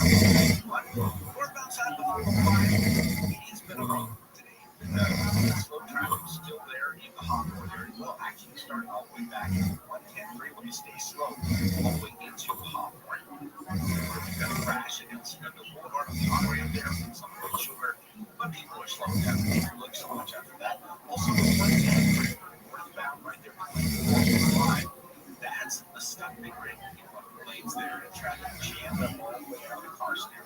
Outside, it's slow from about 223rd Street. Also slow on northbound side of the 710 and Del Mar. That looks like it's a crash in Florence. Crash there in The far left lane of Southern California's most accurate traffic alongside of Pulse Record. America's number one app for radio is iHeartRadio. Trusted DJs like millions all play-by-play. Plus, the station you're listening to right now, anytime, anywhere. Millions who already have it. Open the free iHeartRadio app today. The number one app for radio. You wanted to be a teacher when you were little, but you grew up and things changed. It's time to put it back on your list. Innovative things are happening in teaching today that you can be a part of. Make one. Teach. Visit teach.org. Brought to you by Teach Connect. iHeart is America's number one podcast network. Open the free iHeart app and listen to podcasts like this. We all love a good jailbreak. The elaborate schemes, the close calls, the moment when it all goes wrong, Oh my God, the twists and turns. and when things finally click into place. Thank God we lived to tell the tale. I'm Arthur Augusta, and I've been lucky enough to do stuff like Restream and Articles and Roadhouse and so many commercials about back then. And now I'm starting a podcast because honestly, guys, I don't feel the space is crowded enough. Get ready for Greatest Escapes, a new comedy podcast about the wildest from escape stories in history. Very few people know this story. Each week, I'll be sitting down with some of the most hilarious actors and writers and comedians, people like Ed Helms, I climbed up and it was just like, Diane Guerrero, And she goes, you're on your own. and Joseph Gordon-Levitt. I love storytelling, and I love you, so I can't wait. Together, we're going to puzzle our way through the most buck-wild true escape stories of all time. Like, what should you do? Maybe write a musical? I would hide under the desk. I'll tie a rope around the fish's neck and use it to like water ski across the road. So we'd love for you to connect with us for some of the greatest escapes in history.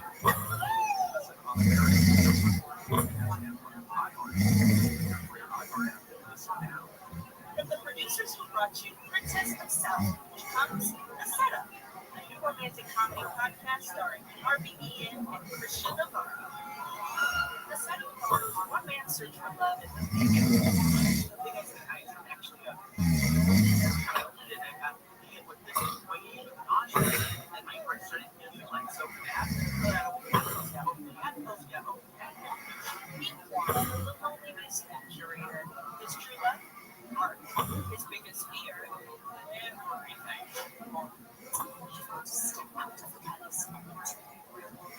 But when the perfect man walks into his life, well, I guess I'm sure you're lucky. I think so. He actually is too good to be true. This is a comedy. To pull off this heist, they'll have to get close. That is true. You're going to see that. She's so lucky to this.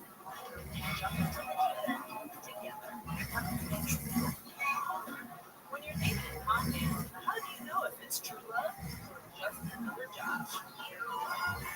Listen to The Setup. Listen on America's number one podcast network, iHeart. Open the free iHeart app and listen now. President Trump is speaking out about last month's stabbing of an Ukrainian refugee on the Charlotte light rail train. He commented on the attack while speaking at the Museum of the Bible in Washington, D.C. All people, we're all people of religion, all people we have to confront that. I just give my love and hope to the family of the young woman who was stabbed. This shows the woman's 23-year-old Rena Woodrow was stabbed to death by a man sitting behind her. We have to be able to handle that. We don't handle that in the country. Woodrow was stabbed 3 times, including in the States. That the man was arrested and charged with first-degree murder. Jeffrey Epstein's estate to hand over files to members of Congress. This comes after the House Oversight Committee issued a subpoena last month. Social media Democrats have many parts of the first documents, including much of it sent to President Jeffrey Epstein in 2003. Now, another woman, Dragon spokesman, said the signature on the note is not Trump's. That's politics. Our opinion. Taking your kids to their first baseball.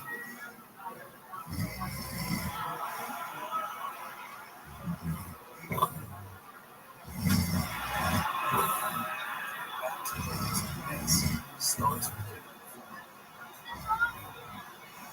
get the latest info about COVID-19 vaccines at getvaccineanswers.org. It's up to you. Brought to you by iHeartRadio and the Ad Council. In the history of cinema, few films have been as successful as The Godfather. Francis Ford Coppola's gangster epics set a new standard, not just for movies about the mafia, but for movies in general. Although, if you talk to the people who made it, Godfather's prospects for success were far from sure. In fact, before its release, the Okay, so we're finished. This is over. There's only something gonna work. Gotta get rid of those guys. Leave the Gun Taken Film. My co-host Mark Seal and I strip back the ownership of the industry and talk to never-before-heard sources to get at what really made the process so murderous. Leave the Gun Taken Film is based on my co-host Mark's best-selling book of the same title. And on this show, we pull upon his years of research to help unpack the story behind the Godfather's birth from start to finish. We sift through innumerable accounts, many of them conflicting, and try to get to the truth of what really happened. Leave the Gun Taken Film is new and archival interviews. Francis Ford Coppola, Robert Evans, James Bond, successful actor, Al Ruddy. I got a call from his head. It was a lot of trouble. Talia Shire. Everything was a very arduous chess game. And many others. We still aren't entirely sure what's true and what's not, but we can promise that our 10-part series gives everyone who's involved a chance to tell their side of the story. Listen and subscribe to Leave the Gun Taken Film. There's still one podcast network, iHeart. Listen now. KFID and 6 more stimulating talk.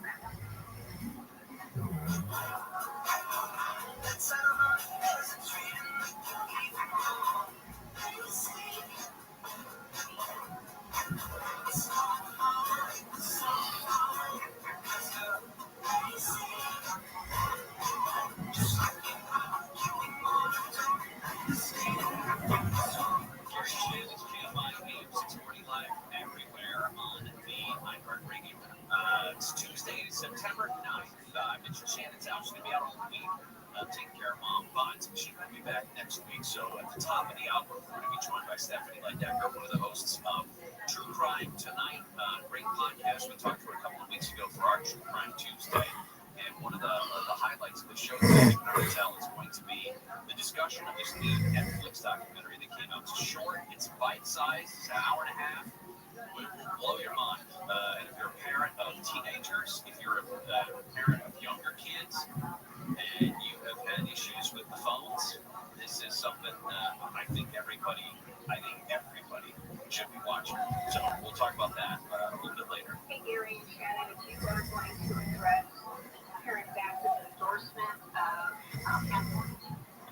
Tony D'Agosta, I would just have to say, I don't think I want that endorsement. I don't think that's going to do him any good, and it may do his opponent a lot of good.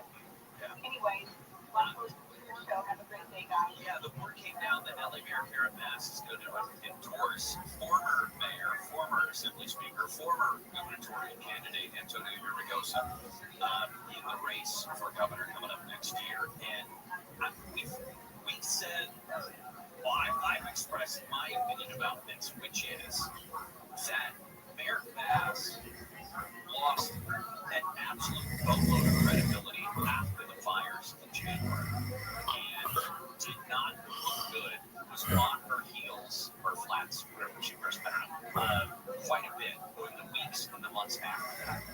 Then, when President Trump ordered National Guard troops into Los Angeles, she kind of got some of her stance back by acting as opposition. And I think in terms of her political point scoring, she did pretty well with that. But Antonio Villaraigosa, that to me is a strange endorsement. Antonio Villaraigosa hasn't done anything for 10 years. And I don't mean that in business terms. I just mean that he's been out of the limelight for a very long time. Yeah, we interviewed him last week, but it wasn't a great interview. He didn't do a great job. And didn't seem to have a good grasp on any sort of idea of who he was talking to when it comes to, making himself a viable candidate for people who otherwise wouldn't vote for him. He didn't do anything to reach across the aisle. So I think that is supposedly going to happen today. Mayor Bass endorsing Antonio Villaraigosa. New test scores came out, basically from what we refer to as our nation's report card when it comes to school scores, student scores, National Assessment of Educational Progress. It shows that 8th grader science scores have fallen 4 points since 2019. 12th graders math and reading scores scores have fallen 3 points in that same period. Now, falling test scores are nothing new. That's not a giant surprise. What is a surprise is that they're not more than that, in my opinion. This is the first real test that we've seen of those kids who were in elementary and junior high school during COVID. And we know that the younger the kids were, the more they were going to suffer when we kept them out of school for so long. My daughter was a senior in high school in 2020, so she lost the second half of her senior year, which meant she lost all of the fun, she lost all of the classes, she lost all of prom, she lost all of graduation. All of those things were taken away from her and hundreds of thousands of kids across the country. But it was the younger kids that were going to suffer the most. Reading scores dipped for 12 graders, like I said, except among the highest achieving students. Since 2019, that was the last time they administered the test. The first 12th grade reading assessment back in 1992, when you compare those, today's average score, 10 points lower. So like I said, it's not that declining test scores are not the new problem. It's that they didn't go down as much as I had expected them to. Scores for the lowest performing students are at historic lows. Continued declines that began more than a decade ago, probably accelerated by what we did in COVID in terms of shutting down so many schools. The acting director of the IES that puts out the test score says, my predecessor warned of the trend, her predecessor warned of the trend, and now I am warning you of this trend. Hey, listen, I will say, in conjunction with what we're talking about, the unknown number, with this influence that phones are having, phones and this media at a moment's notice, it is hurting our kids.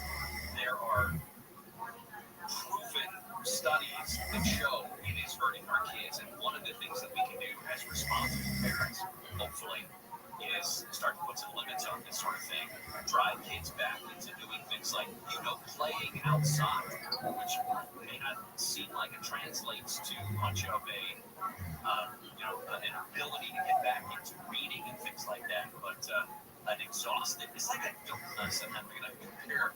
going to compare our children to dogs. An exhausted dog is a happy dog, right? A very well-behaved dog in many cases.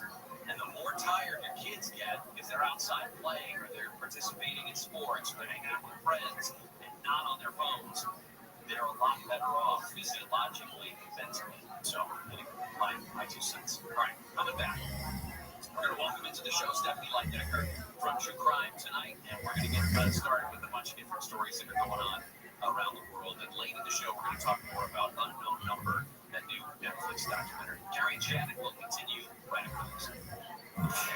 KFI and KOST HD2 Los Angeles, Orange County. More stimulating talk.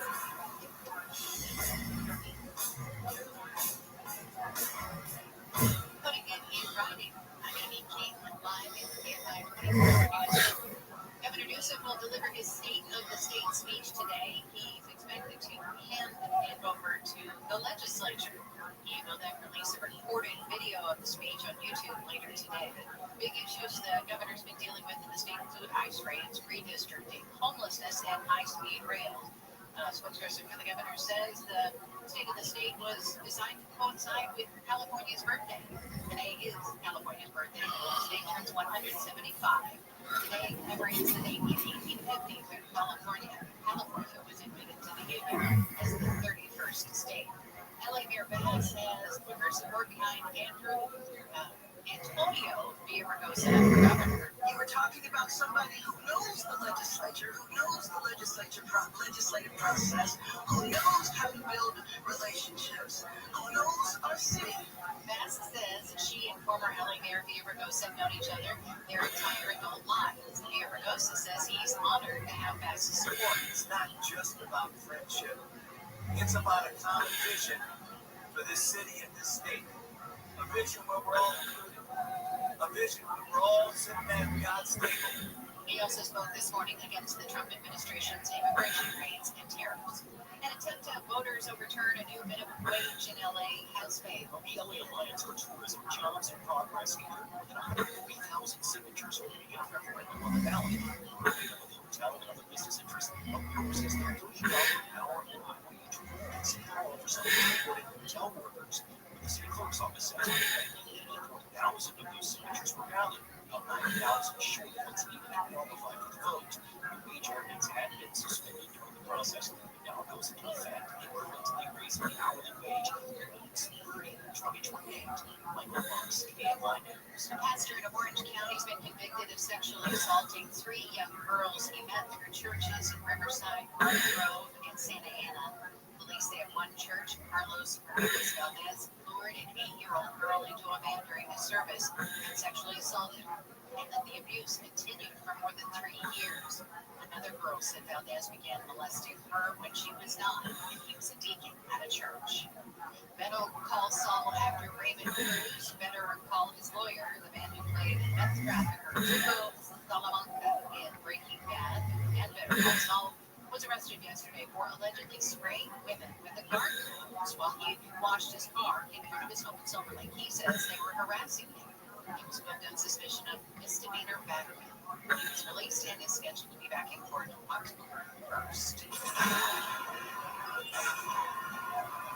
Qatar says a member of Qatari security services was killed in an Israeli attack and others were wounded following an explosion heard in the capital city. The Israeli Defense Forces releasing a statement saying that they have targeted the senior leadership of Hamas, which of course they describe as a terrorist organization, along with the United States, Europe, and many others as well. Jerusalem says Hamas's leader has been based in Qatar for many years, and it's where the negotiating teams for a ceasefire between Israel and Hamas have been based. Democrats on the House Oversight Committee released a letter in a birthday book for Jeffrey Epstein they say was signed by President Trump. BBC's Lionel Boyd's sexually suggestive note was written 22 years ago before Epstein was charged, but Trump says it was not written by him. The so-called birthday book was compiled by Epstein's accomplice, Ghislaine Maxwell, who was serving 20 years in prison for sex trafficking. Ghislaine Maxwell spoke about the book in Wednesday Attorney General Tom Blanche said she didn't remember that Trump contributed the message to the book. The so-called birthday book also includes a letter from the former President Clinton in the Friends category of the book. And guilt tipping is turning into no tipping at all. New research says pressure-driven chicks with a tablet at the checkout counter swings around for a 15-20 rate of 30% tip, or down 38% over the same time last year. 20% of people surveyed say they always more often tip higher because they feel guilty or pressure. But 30% now say they rarely or never get into the tactics anymore. 41% say the cost of living has led to less tipping, but 78% of Americans say businesses should be paying their employees more instead of relying on tips for their workers. I'm Frosier, KFI News. Southland weather, KFI, sunny skies this afternoon, highs in the low 70s, the beaches 70s to about 80 for Metro LA and in Orange County. Low to mid 80s in the valley, low to upper 80s for the Inland Empire. Gusty winds to high 80s in the Antelope Valley. Tomorrow, we see sunny skies again, highs just a couple degrees cooler than today, about the same for Thursday. And then we warm back up a couple of degrees Friday, and there's going to be a gradual warming trend as we head into the weekend. 72 now in Los Alamitos, 71 in Santa Clarita, 70 in Seal Beach, and 71 in Arcadia. KFI market report, the Dow is trading up 123 points, the Nasdaq is up 29, and the S&P 500 is trading up 8. Gonna crash and no go on the 170. 70 freeway is there on the southbound side. This is going to be just past Victory Boulevard. Looks like several vehicles involved in this wreck, and traffic especially slow.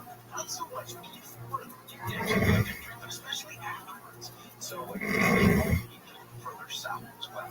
Southbound side of the 170 all the way down to the Hollywood split. It's the 101 and the 134. That's one of the things going on Hawthorne. We'll find more benefits. About a ramp is shut down. Traffic is jammed back. Also a stall on 10 or past the 45. That's in the center lane. It's back from Carson Street. Belcar, 710 northbound before Florence, crashing the carpool lane intersection brings back from the 105. With some of California's most accurate traffic reports, I'm Will Coltrane. Our 2025 iHeartRadio Music Festival presented by Capital One. September 19th and 20th at T-Mobile Arena, Las Vegas. Streaming live only on Hulu. Tickets still available at AXS.com. Get yours while you still can.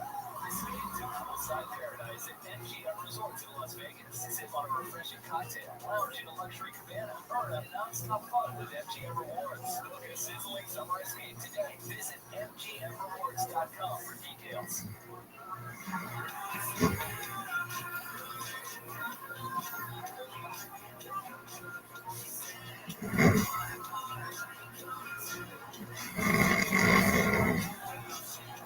Hearing Shannon KMI AM 640 live everywhere on the iHeartRadio network. Tuesdays, a bunch of stories that are going on. One of them internationally is dominating the headlines. That is Israel's launch of a strike that targeted Hamas leadership.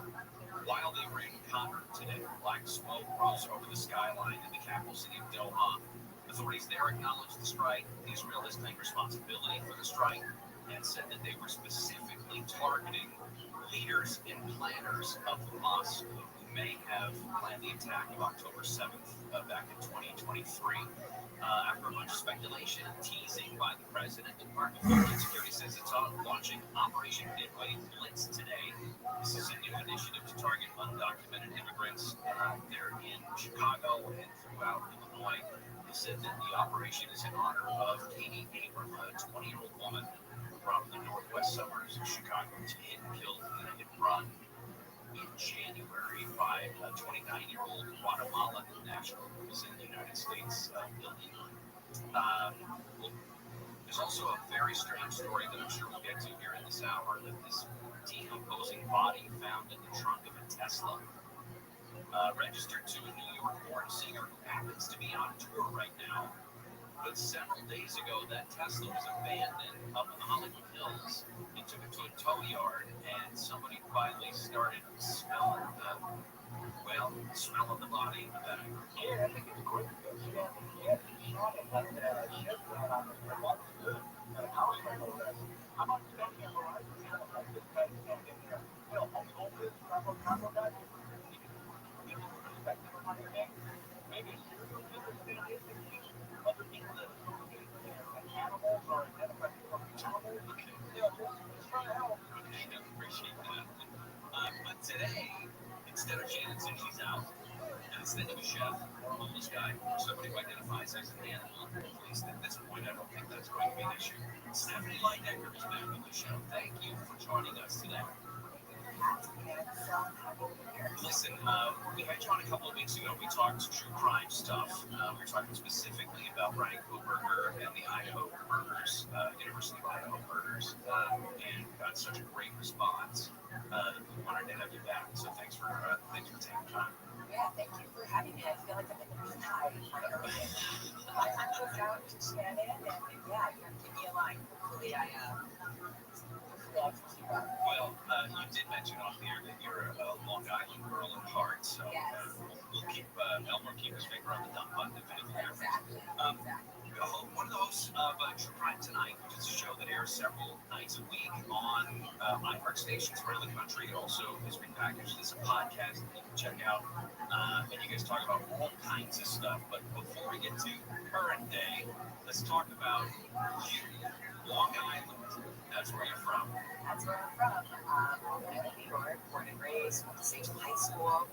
And so I was a New Yorker and then found my way through Miami to Los Angeles, which I recently moved out of, but I always loved California in my life.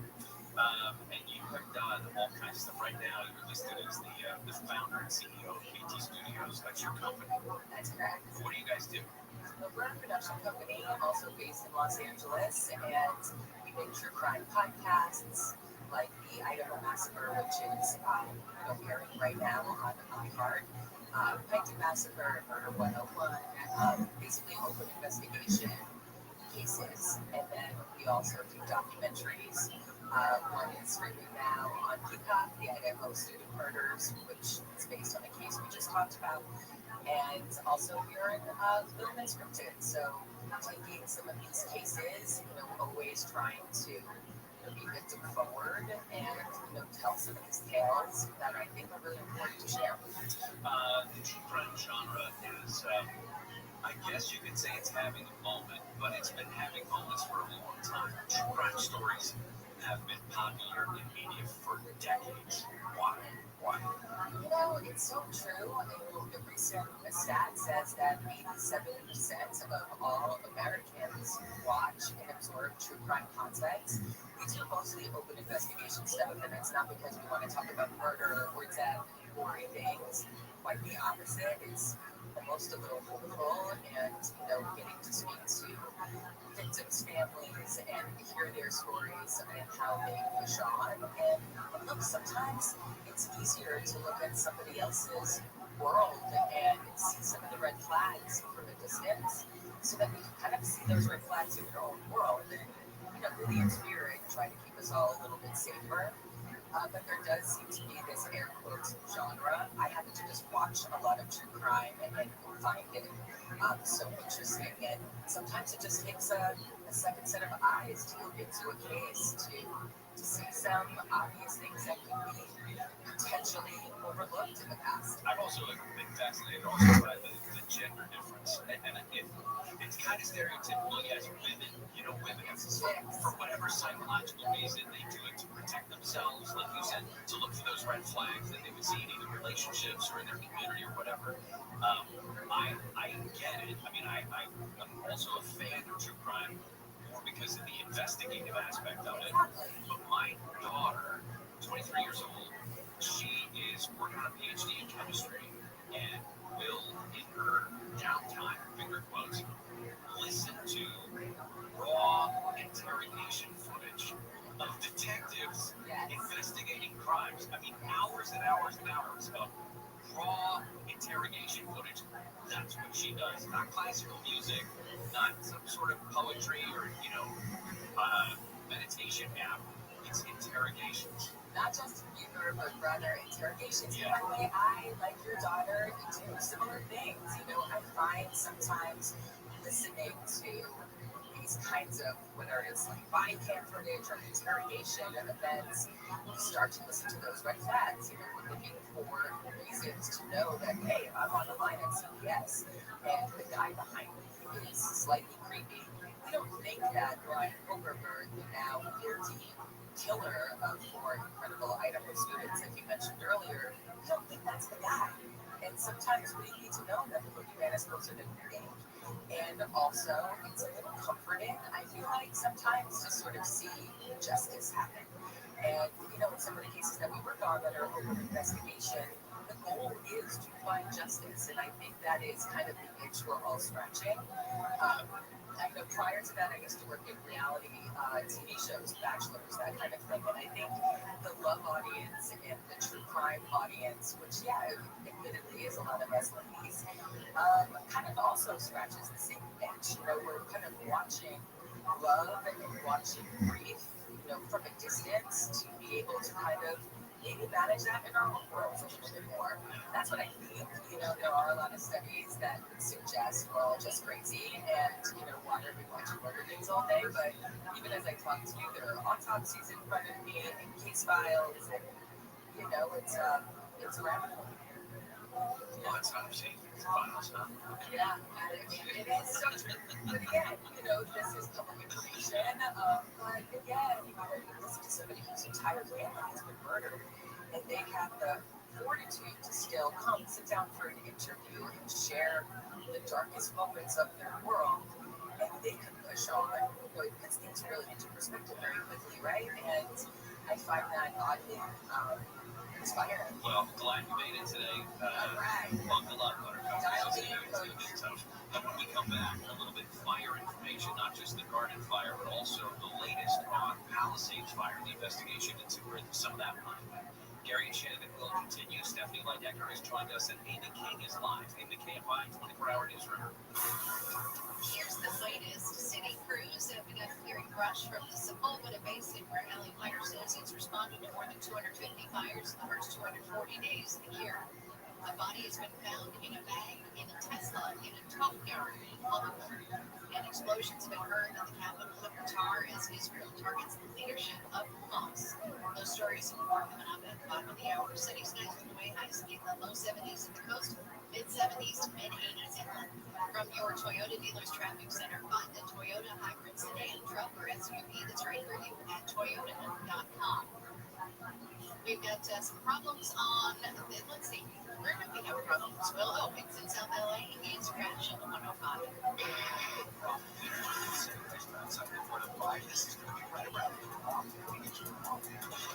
crash looks like a harbor still motorcycle, and they are asking for an ambulance motorcycle right over the description. It's burned a little bit there. Traffic slow out. Work started. We can have the Nationwide West on that stretch of 105. In Hawthorne, we've got a work zone 405 northbound. The Elson Boulevard off ramp is shut down to 3, and that's got a bit of a number on that northbound 405. It's slow for the rest of them. Excuse me, find some delays there. Also in Santa Ana, no problem there. 55 northbound and MacArthur. That off ramp is blocked on the right shoulder crash there, and things are pretty slow back from Main Street. With Southern California, supposed to accurate traffic reports and those here.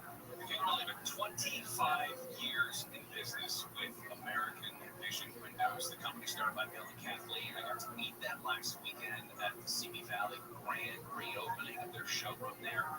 And they touted how incredible they built American Vision Windows. It's 100% employee owned. And the people there at American Vision Windows, they're the ones that make the difference. They are built around a team of home improvement experts who take great pride in their work and the energy-saving advice they provide.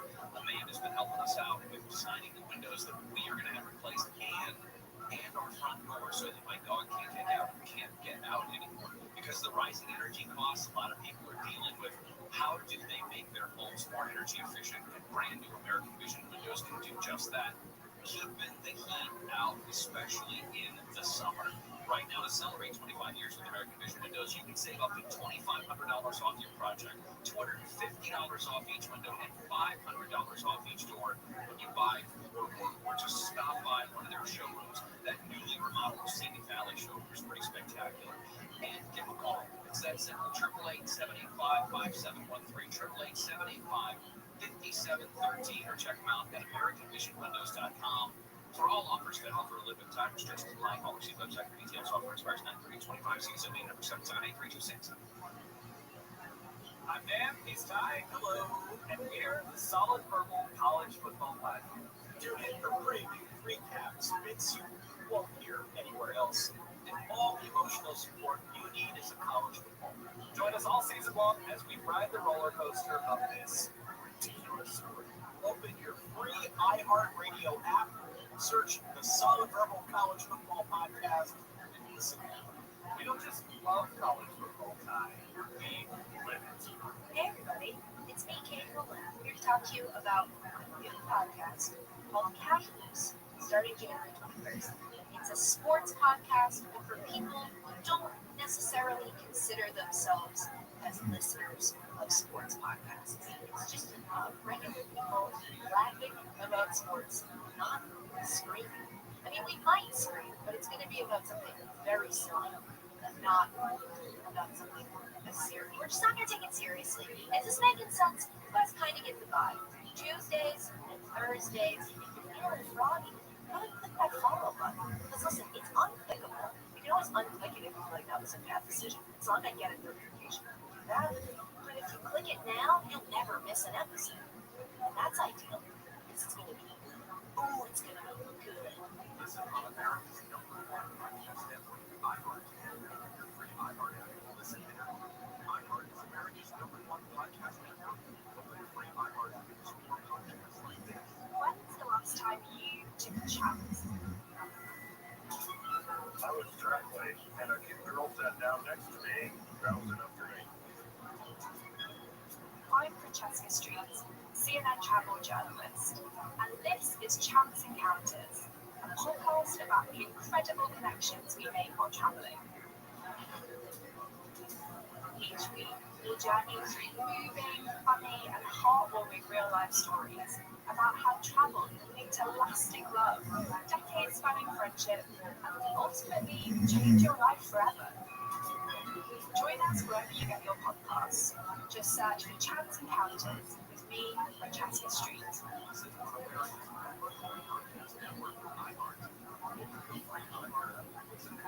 iHeart is America's #1 podcast network. Open the free iHeart app to explore podcasts like this. From TV in Atlanta, I'm Midlands. And I'm Maggie Freeland. This is Up and Vanished Week. From the team that brought you Up and Vanished, podcast that brings you a weekly dose of true crime cases. Join me as I talk through cases with special guests and true crime experts. There's got to be something in the heart of that evidence that they've got. Tune in as the game plays on the crime, true Up and Vanished style. A late night knock at the door, a missing form, a mysterious shadowy figure following the camera.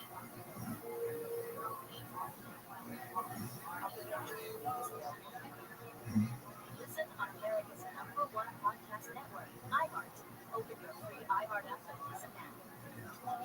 Welcome to How We Met Your Mother, which I think we're calling With You. I said what's in that. This is our new podcast. 208 episodes of How I Met Your Mother. I'm Josh Radner, and I'm playing Ted Mosby on the show for 9 seasons. And I am thrilled to be joined by Craig Thomas, who co-created the show along with Carter Bates. Well, if you're a super fan, we're going to get into all the secrets, theories, Easter eggs / pineapples, and general knowledge. But we'll also use him and our relationship to it these 20 years later to talk about life, love, art, and everything in between.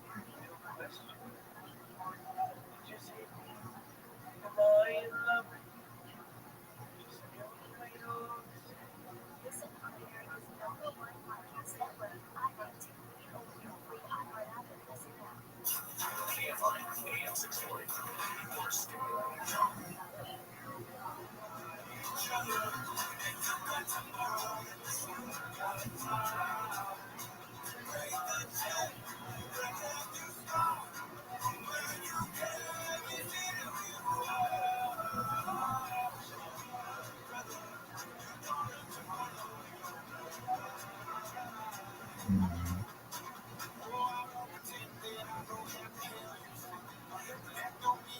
Gary Chin and KFI 630 live everywhere on the iHeartRadio app.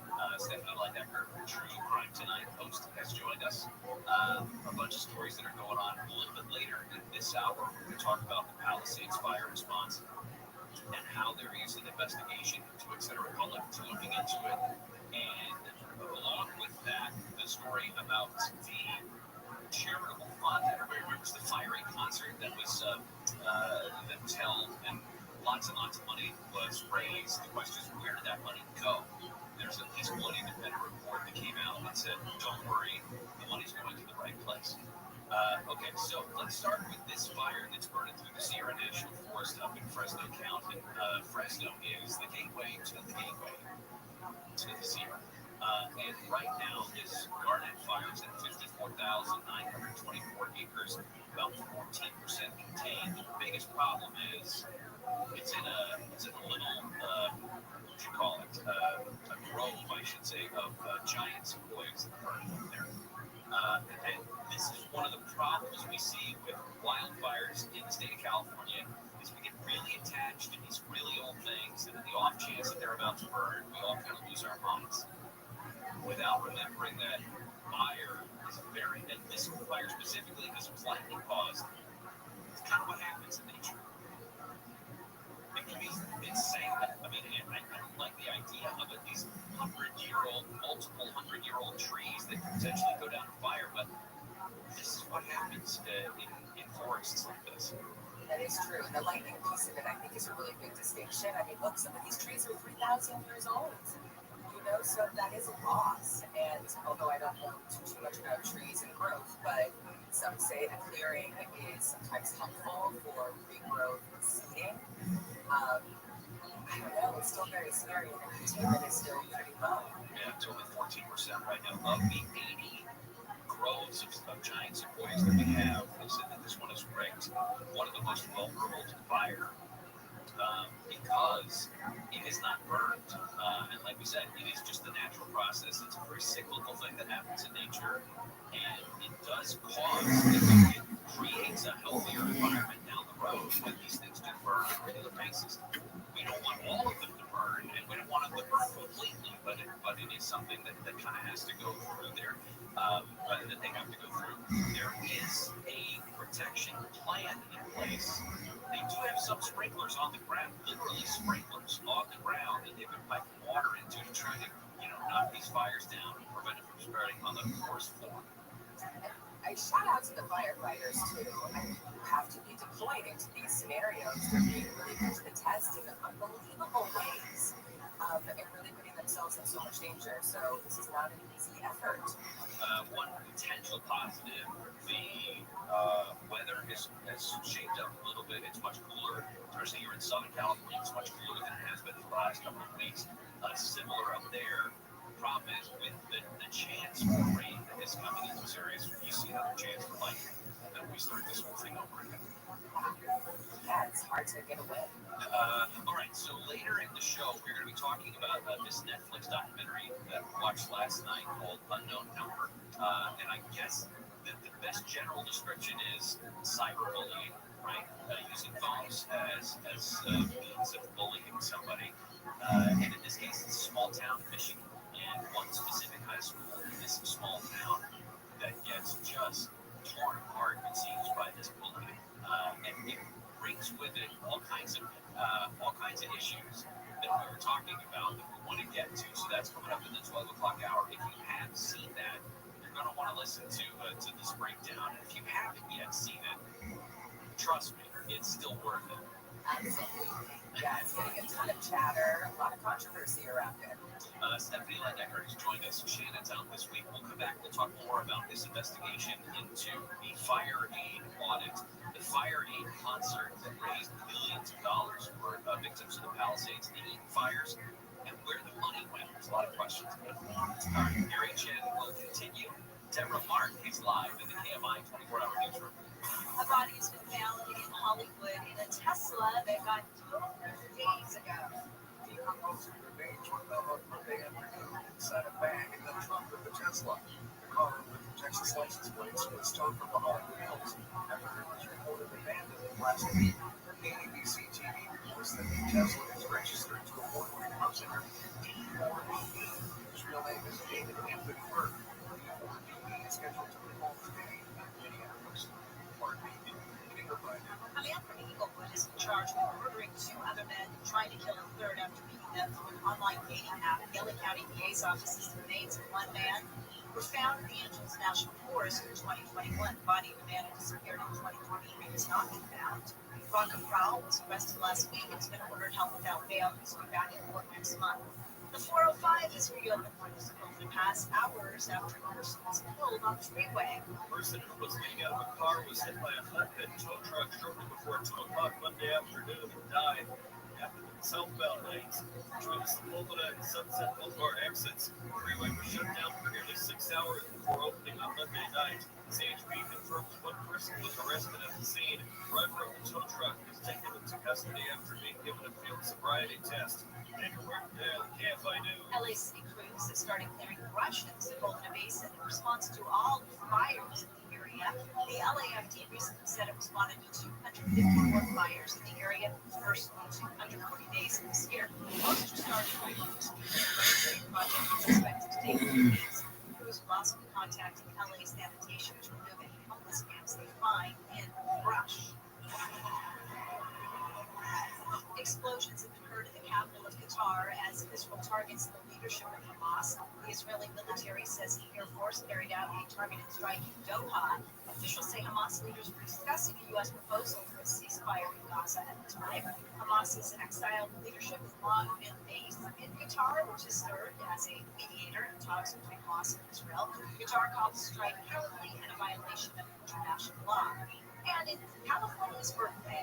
The Golden State turns 175 today. The date commemorates the day in 1850 when California was admitted to the Union as the 31st state. Fun fact, California was never a territory. It quickly became a state after the Mexican-American War because of the thousands of people who came here during the gold rush with hopes of striking it rich. Jason Camadonia, KMIU. We are going to the 605 next. Well, I used to wonder if I was going to have enough money to retire when it comes around. Am I missing something? I know I have accounts here and maybe an account there, but do I have to pull them over? Do I have to close them down? Do I have to pull them up? I met with an advisor from Trajan Wealth, and not only did they help my wife and I figure out what is necessary for our retirement, they talked about things that we can do to maximize savings for retirement. I have the answers and the plan because they're not just advisors at Trajan Wealth, they are fiduciaries. They treated me like family, and I am a client of Trajan Wealth, and so is Shannon. You can take the stress off your shoulders. Call Trajan Wealth and get your plan started today. Maybe you have a plan started, you just want a second set of eyes on that thing. Consultations are totally complimentary at Trajan Wealth. You can meet them in virtual appointments at your convenience. Just give them a call for that free review. 310-340-2200. 310-340-2200. Feel confident in your retirement plan. Trajan Wealth. TRAJAN. Check them out at TrajanWealth.com. Advisory services offered through Trajan Wealth LLC, SEC registered investment advisor. Paid advertising. Stoplight weather for KFI, sunny, highs mid-70s to around 80. Metro LA, low to mid-80s. 1978. Just around 80 for Inland OC, low to upper 80s. Yeah, Right now it's 71 in Irvine and La Palma. We have a crash on 605 in Pico Rivera. Going to be the southbound side of 605 right before Beverly Boulevard. Crash in the carpool and left lanes. 6 vehicles possibly involved in this, including a motorcycle. The southbound side jammed all the way back from Peck Road. The northbound side, a whole lot of spectators still on there. You'll start to see brake lights at Slauson. That's probably the worst thing cooking right now. We also have some road work on the northbound side of the 405 in Hawthorne. We're northbound in El Segundo Boulevard. That on-ramp is shut down. The traffic is backed up pretty much all the way back to Western Avenue on that stretch of freeway. Southbound side of the 405 getting a little bit better. It's still kind of slow from Victory Boulevard all the way down to Sunset. The usual stuff there. Getting down here, right there, 105 went eastbound, just past Bellflower Boulevard. The carpool lane blocked. It's a bit slow from Paramount Boulevard. With some of California's most accurate traffic reports, I'm Will Colesburg. I'm Dan, he's Ty, hello, and we're the Solid Verbal College Football Podcast. Tune in for previews, recaps, mid-season, won't hear anywhere else, and all the emotional support you need as a college football. Join us all season long as we ride the roller coaster of this ridiculous sport. Open your free iHeartRadio app, search the Solid Verbal College Football Podcast, and listen now. We don't just love college football, Ty, we live it. Wonder who that is, honey. Hugs with family. My grandpa's here. Get over here. Getting back to the moments we miss starts with getting informed. I miss you so much, Grandpa. Get the latest info about COVID-19 vaccines at getvaccineanswers.org. It's up to you. Brought to you by iHeartRadio and the Ad Council. The free iHeartRadio app is #1 for music, radio, and podcasts, all in one. Discover a new podcast from our library of over 350,000 titles. Here's an iHeartRadio podcast preview. Your party soon disappears. Everybody's listening. Yeah, public university in the middle of California. Such a frustrating that it can't be resolved. You can't think of a safer location. Our versus liking a location there are 1 or 2 people that can destroy someone's life. What you tell me, everything that your son has told you about that, this is we never spoke about it at all. Your son was accused of murdering his girlfriend because his testimony was never talked to you about his girlfriend. So, Archie simply been accused. That's what the television says. Your own backyard. The disappearance of Kristen's life. Listen and follow this podcast for free on the iHeartRadio app. music, radio, and podcasts all in one. Find your iHeartRadio everywhere. There are hundreds of ways to experience iHeartRadio at home and on the go, beyond the iPhone and Android app and at iHeartRadio.com. Here's another way to connect to iHeartRadio. If you've got a Roku TV, then you've got iHeartRadio right there in your living room or bedroom. iHeartRadio is available on every Roku TV, Roku Smart Soundbar speaker, or Roku players. And with Roku's voice search, you can easily access your favorite artists or radio stations with simple voice request. Your iHeartRadio music, radio stations, and podcasts now on your big screen TV with Roku. Check it out for free now. iHeartRadio. Anywhere you want to listen, iHeartRadio is there. iHeartRadio. Nobody covers it like KFI. The Department of Homeland Security says it will flood the zone in LA.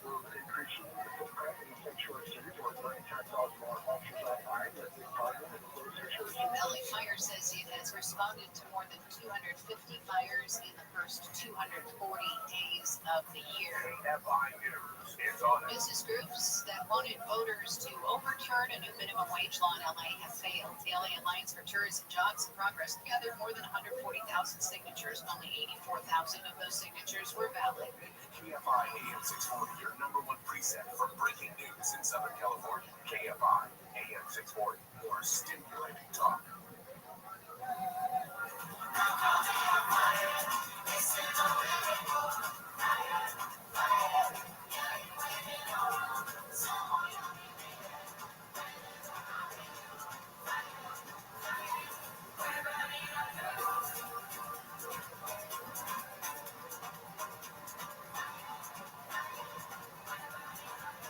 Jerry and Shannon, KFI AM 640, live everywhere on the iHeartRadio app. This hour, Apple is unveiling its new line of iPhones. iPhone 17 is coming up today. One of the big reveals is probably going to be this thinner iPhone called the iPhone Air. Are you excited about that? I seem kind of excited about it. I am ready for a thinner phone. I'm on board. I'm afraid, though, I don't know where you keep your phone. I guess I'm looking at it right now. I keep my phone in my pocket, and I'm afraid the curvature of my bums are going to crack that thin little phone. You think they would kind of take that into consideration, some flex in the phone, right? So that you can very comfortably wear it in your back pocket. I would like there to be some sort of a screen that you can put on your phone that has your eyeglass prescription on it. Okay. All right, that makes For sense. people like me that are like, I'm literally holding a calendar, it's like the size of a calculator in my phone. And I still can barely see it. So that would be my wish for Apple. A quick sports note, by the way. I don't know if you've seen this video of the Phillies fighting over the home run ball. Yes, Karen. So Philly Karen was mad that a dad picks up a ball, walks back across the seats, and hands it to his little kid, 10-year-old kid. She came over and gave him a what for and wagged the finger, etc. She ends up going home with the ball. The kid gets taken care of. He got like a signed bat, tickets to the next game and all that sort of stuff. And she got blown up online. I mean, destroyed. She lost her job. Yeah. Now, the dad who originally picked up the ball and gave it to his son, he is saying, stop. Please don't do anything to this lady. He said, he told USA Today just the other day, he said, leave it alone. Somebody knows her and can talk to her, that's different. But I don't want people breaking in their house and stuff like that. The internet already messed her up pretty good.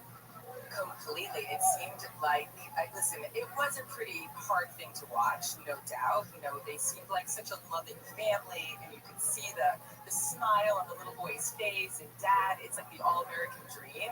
And yeah, she did, give that finger, but to lose your job, to have, frankly, the whole country down on you in such a big way, it's tough. I feel for all parties. Isn't it?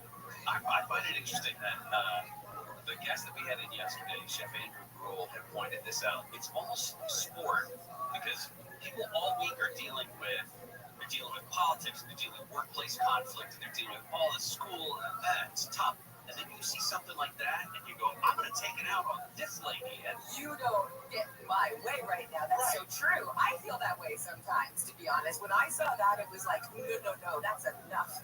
There could be pedophilia running the world right now. People are out of jobs. There is no money anywhere. We're at the brink of so many wars, but not this, really, Karen. Not this. But I think that is displaced, and I feel for her. It sounds like it worked out just fine, and the boy got some real TLC and signs, autographs, and got to be his favorite player in person.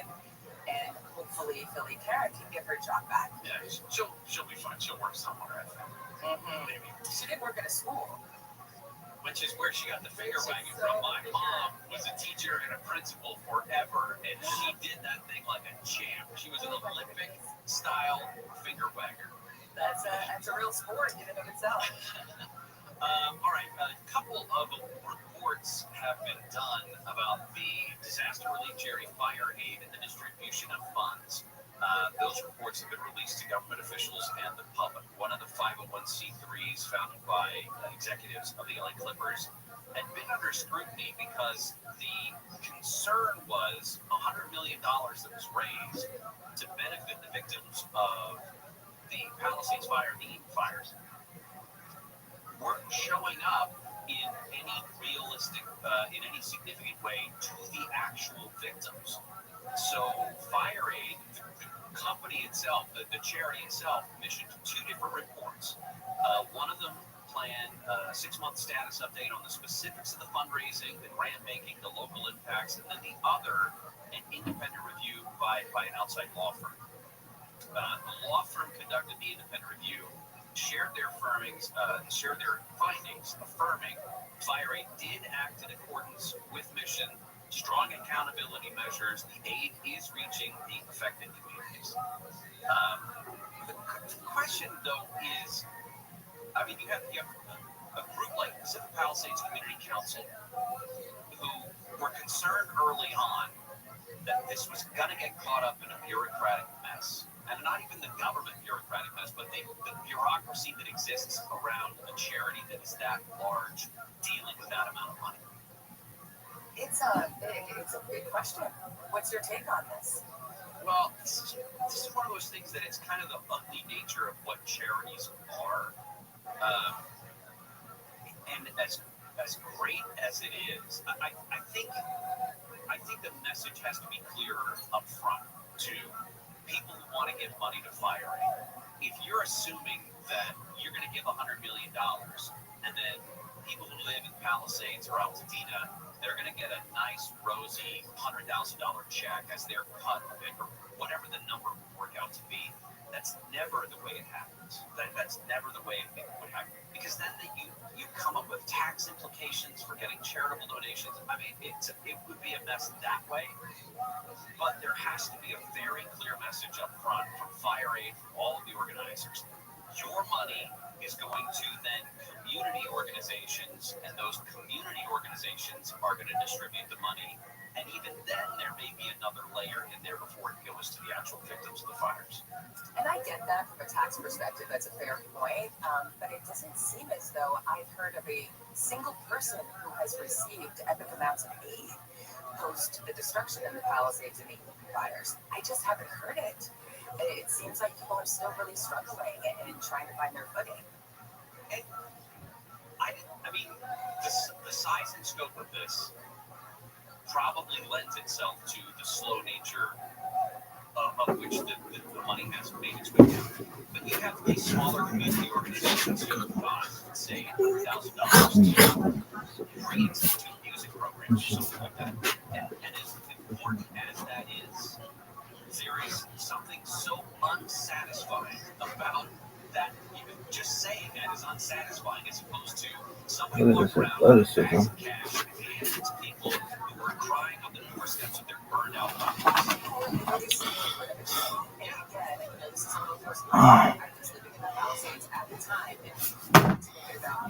D-Madness, let's get out of here, dude. We don't have to take this, dude. All right?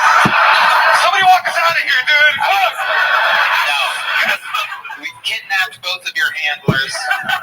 You're going to be here for the rest of the night. I'm going to bring a little porta potty up here.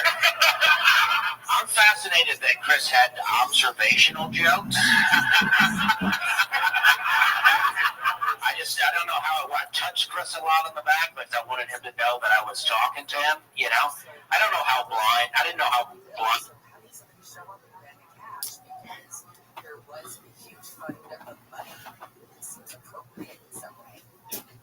Blind he was, if that makes sense. I don't know if that's offensive. 100%. Don't worry. I don't think you can ask, you know, it's just, you know what I mean? I agree completely. It's always different. It's always, some people have a little bit of this, some people have a little bit of that. Him and D Madness right behind you, completely 100% blind. Not a single thing to be seen between them. Party time, everybody. I love it. So, Chris, how's life been going since your last appearance? It's been super fun, dude. Yo. Well, doing comedy around Austin. There you go. I've been like navigating Austin alone, which is terrifying. Yeah. I had a pretty much homeless Uber driver the other day. They all are, but yeah. I don't think it was an Uber. I gotta think it's less scary to not see as you're walking. Yeah, it might actually be better for you. If you could see what's going on out there, you might move somewhere else. Go blind again. How do you navigate around by yourself? Explain that to us. But yeah, like, you know, I take a lot of Ubers, you know. This guy was like literally like I am just fumbling my way through homeless encampments, avoiding HIV and stabbings. Aren't we all? I kicked the guy's cup the other day, and all of his change fell out. Oh. It's like all of the money I think he owned. How much was it? Could you tell from the sound? Amazing. She's Jay. I'm at a lot of faces. She's Jay. She's Jay. She said.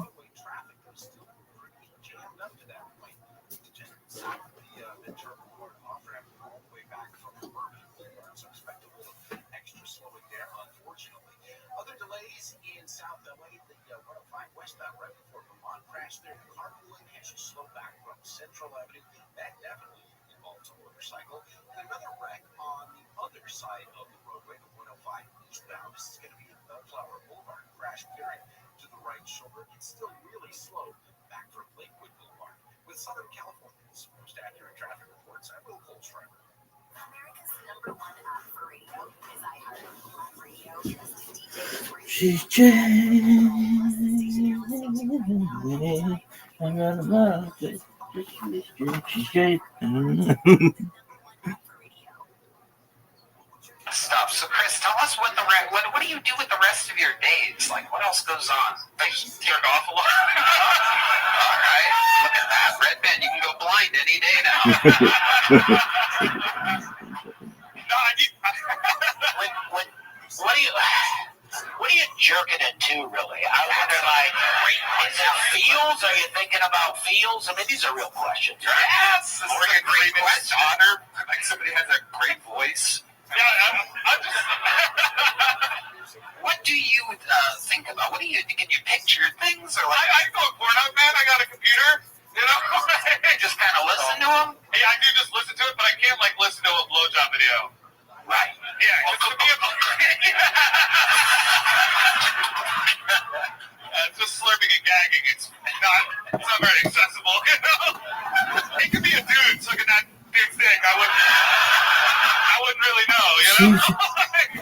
She's That's just gay. Speak for yourself.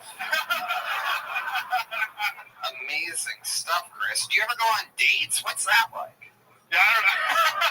I don't go on a lot of dates. I even take girls to, like, different restaurants, different dates, you know? Yeah. Yeah, I don't think it's fair that I go to a restaurant unless we're both blindfolded.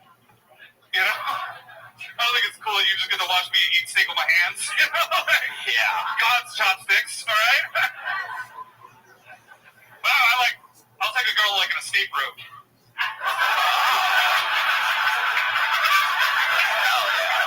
And just see how she handles adversity, you know? Let's get some problem-solving skills going here. I love it. I love it, Chris. guy's good. Other than jerking off and stand-up comedy, though, I mean, you must have like some hobby or something, right? I can play some video games while blind. No way. Yeah. There's like games and that blows people's mind. They immediately think, all right, he's faking, and I'm like, no, I play video games very badly. I'll just run into a wall for like an hour and just be like, I'm gonna get it, you know? Like, God damn it, I'm gonna beat this level. Really, just pushing buttons, right? And yeah, my brother has the controller unplugged. Yeah. Are you close with your brother? Yeah. He moved out here with us too. Nice. And he can see? Yeah. That would suck. Yeah. It seemed like it was a genetic thing though, right? What you had? Or I was just born like with fucked up eyes. Like it was just I just rolled back. You know? Like, well, you're pretty annoyed right away. Just rolled him right back. I was born with a lot of fucked up man. I had like weird things like over my eyes. I didn't even know if I had eyes. In every other country, me and Martin were river babies. You know, like we're thinking so. They're like, oh, it's a do-over baby. Okay. Yeah. Well, we live in America, so we're here right now, Martin. All right. No, absolutely. The American dream. Well, Chris, it was a great set.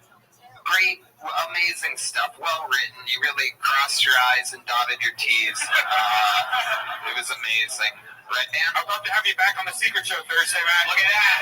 Another real gig for Chris Celio.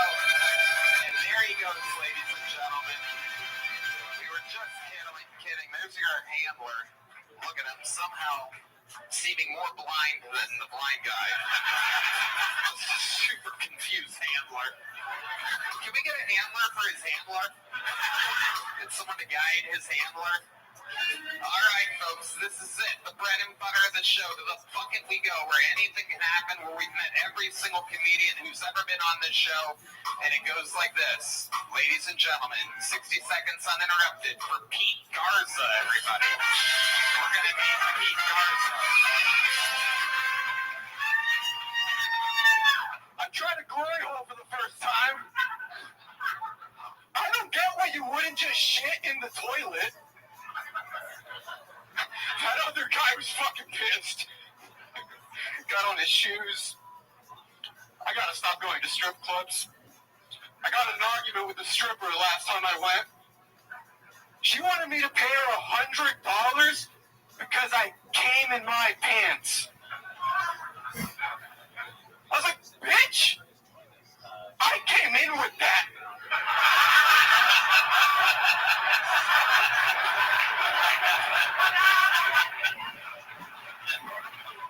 It's not even my cup. You don't know.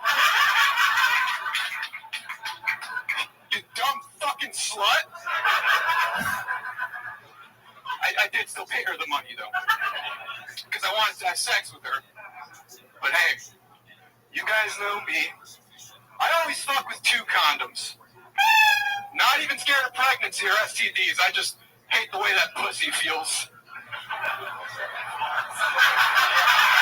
My name is Pete Garza. Thank you so much. All right, Pete Garza. I liked it. You're a wild boy. How old are you, Pete? I know this. I'm 24 next month. Okay. All right. So you're 23. Yes. Okay. I believe so. Perfect. How long have you been doing stand-up? Oh, I know this one too. You don't have to say that before everybody. I'm sorry. About a year and a half, right? It was around the time Fluky the Rat died. Okay, Pete. Wow. All right.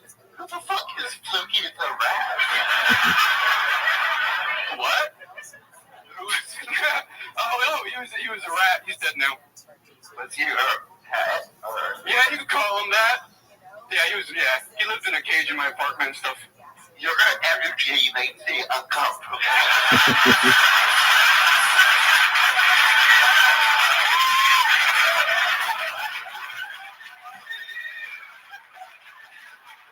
Really hitting the nail on the head with that one. I mean, just acknowledging what we're all feeling right now. It is an odd energy. What do you do for a living with energy like that? I've been working. I was a caterer for weddings, but I just got another job at Pluckers and also valet. I gotta decide. You have to decide whether you want to work at Pluckers or ballet. Big decisions. I know. I don't. I also gotta find a place to live, but yeah. Wow, where do you live now? I'm crashing at a couple friends' houses. Okay. How much stuff are you lugging around to each place? Well, I got most of my things in Laredo right now, so I just have a couple bags with me. But I take both jobs.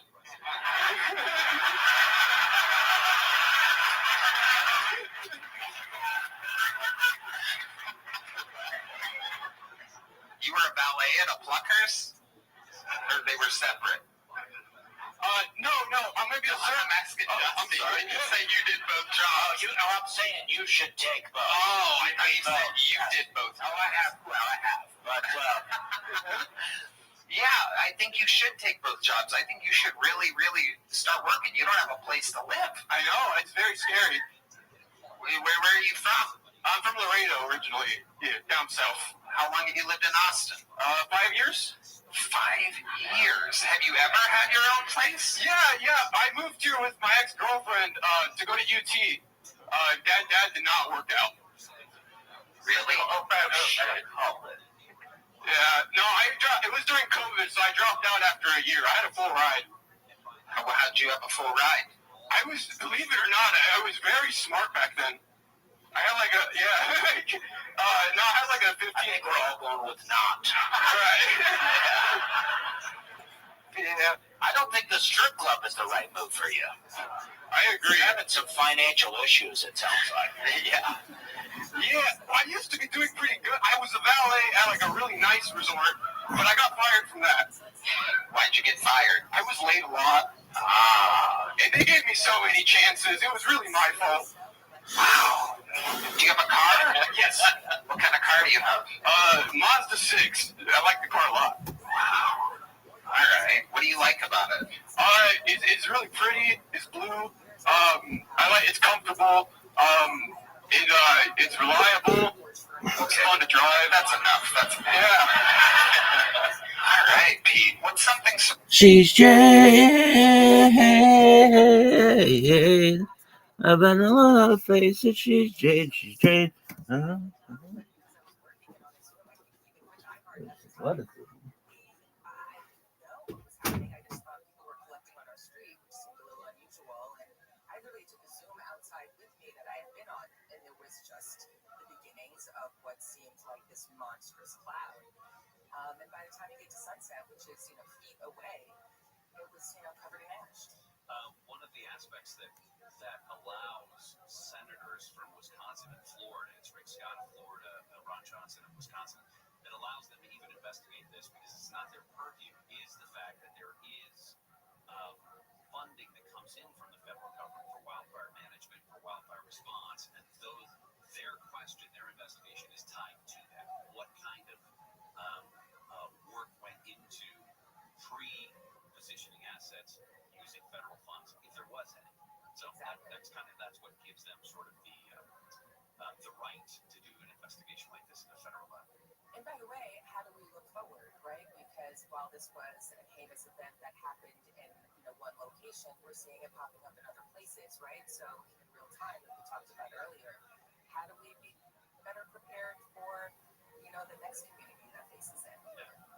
All right, Stephanie Lidecker has joined us as we continue on through the show today. We're going to do Swamp Watch when we come back. One of the big deals out of Washington is the Epstein birthday book and this drawing that came in that was apparently signed by President Trump. We'll talk about that when we come back.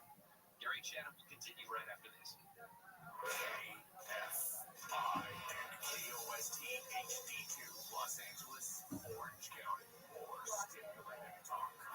Cargo container accident. Time to remark live from the KFI 24-hour newsroom. Containers have fallen into the water at the Port of Long Beach. KFI's Michael Monks is live with more. There are dozens of these containers in the water. Reports indicated a couple of hours ago. These are the big containers you see at the Port of Long Beach and the Port of LA, stacked high in rows. Aerial footage from KTLA right now is showing at least 24 of these containers floating in that water right now. The port, as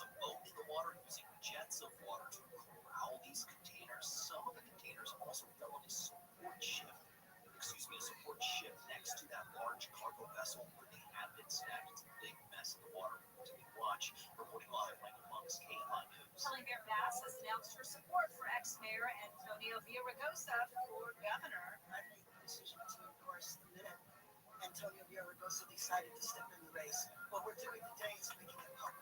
Bass says they've known each other and worked together their entire adult lives. She says he knows the legislature and he knows the city of LA. Villaraigosa says he's honored to have Bass's support. He spoke today against the Trump administration's immigration raids, tariffs, and said he supports California's Prop 50 to let lawmakers change congressional voting maps instead of the independent commission voters chose in 2010. A Better Call Saul actor, Better Call his lawyer. Actor Raymond Cruz, who played meth trafficker Tuco Salamanca in Breaking Bad and Better Call Saul, has been arrested. He was taken into custody yesterday morning for allegedly spraying women with a garden hose that he says were harassing him as he washed his car in front of his home in Silver Lake. Cruz's agent says Cruz has no idea who these women are or why they were harassing him in front of his house. Cruz was booked on suspicion of misdemeanor battery. He's been released and is scheduled to be in court next month. Amy King, KFI News. A person who works at Los Angeles County Council has been charged with felony hate crimes for allegedly sending multiple death threats to an Asian coworker. The LA County DA's office has happened as recently as last week. County Council says as soon as it found out about the threats, it called the Sheriff's Department to investigate. A proposed housing development in Big Bear could threaten the local Eagles, Jackie and Shadow. The proposed 58-lot residential division is called Moon Camp. Built on the shore of Big Bear Lake near Jackie and Shadow's Nest. The San Bernardino County Board of Supervisors has already approved the proposal, though it has faced several legal challenges due to inadequate fire evacuation routes and potential impacts on an endangered plant species. Friends of Big Bear Valley operates the 24/7 live feed showing the Eagle's Nest. It says it has been protesting the proposed development for years. Jacob Martindale, KFI News. The Labor Department says the U.S. job market was much weaker in 2024 and early this year than reported. Employers added 911,000 fewer jobs in the year that ended in March of this year. The department issues the so-called benchmark revisions every year. Final revisions will come out in February. A judge in Michigan has dismissed criminal charges against 15 people accused of acting as fake electors for President Trump in 2020. The case is dragged through the court since Michigan's Attorney General announced the charges over 2 years ago. Each of the 15 have been facing charges of forgery and conspiracy to commit election forgery, which could have gotten them up to 14 years in prison. Israeli Defense Forces are telling people in Gaza City to leave for a humanitarian zone before a new offensive begins against Hamas. Military warns that staying behind will be extremely dangerous. Israel wants to take over the city. The defense minister threatening to unfold the gates of hell if Hamas does not surrender. Many now having to flee southwards hit the bombing. Others staying put, saying there's nowhere else to go. ABC's Guy Davies says Israel has leveled dozens of high-rise buildings ahead of the planned ground operation. Prime Minister Netanyahu called them towers of terror used by Hamas. Southland weather from KFI sunny highs mid-70s for around 80 metro LA, low to mid-80s in the valleys, 80s and windy in the high desert, low 70s in the beaches, around 80 inland OC, low to upper 80s and 50 for the IE. Right now, it is 72 in Seal Beach, 75 in Winter Park, 74 in Agoura Hills, 76 in North Hollywood. The KFI financial update: the Dow is up 211, S&P 500 up 14, NASDAQ up 37. We have a crash on the 10 in downtown LA. It's on the 10 westbound, riders coming up on the 110 north connector. They're clearing it from the lanes, but it's still going to be slow on that westbound 10 from the East LA interchange. Also on the 110 south, right at the 101 north. Just got a report of a stall in the lanes. In Glendale, 134 westbound of Pacific Avenue. New accident to the shoulder there. North Hollywood, 170 southbound, right at Oxnard Street. Got some glass in the right lane.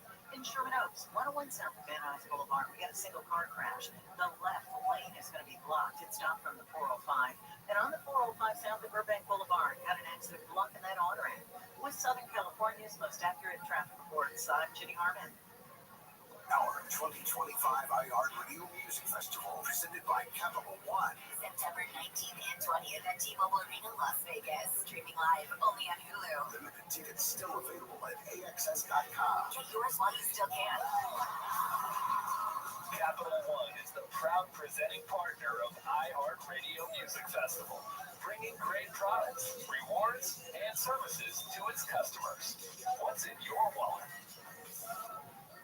We are the boys between B and C. We are the boys making concerts for free. We are the boys.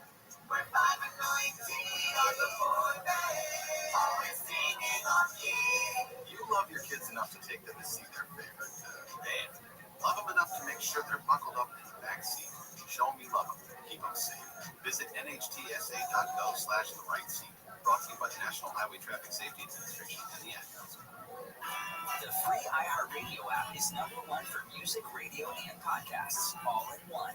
Discover a new podcast from our library of over 350,000 titles. Here's an iHeartRadio podcast preview. Here's something pretty disturbing I discovered while researching this podcast. This is what it actually says on the Los Angeles Police Department website. The site states that the Adult Missing Persons Unit investigates 3,200 cases a month, and 70% of those missing people are found or returned voluntarily within 2 or 3 days. It goes on to explain, and I quote here, since being a missing person is not a crime, police are given a very limited role while conducting these types of investigations. At the bottom of the webpage, it gets more disturbing. There's a section titled, What If They Never Returned? And here's the official police advice. In such situations, you may want to enlist the services of a private investigator to assist in your search. If you can't afford a PI, the police elaborate, quote, another option would be to contact the Salvation Army, which has a missing persons locator program. There's not a single sentence on the LAPD website that would lead a loved one of a missing person to have any faith that the police would properly investigate it. What the LAPD is basically saying is, if someone you love goes missing, don't overreact. They'll probably turn up, unless they don't, in which case you should get someone besides the police to look into it. All this is my way of saying, if the police took missing persons cases as seriously as they do, say, bank robberies, we wouldn't have had to do this podcast in the first place and ended up chasing a violent criminal halfway around the country. I'm Neil Strauss, and you can hear the full story of To Live and Die in LA. Listen and follow this podcast for free on the iHeartRadio app. #1 for music, radio, and podcasts, all in one.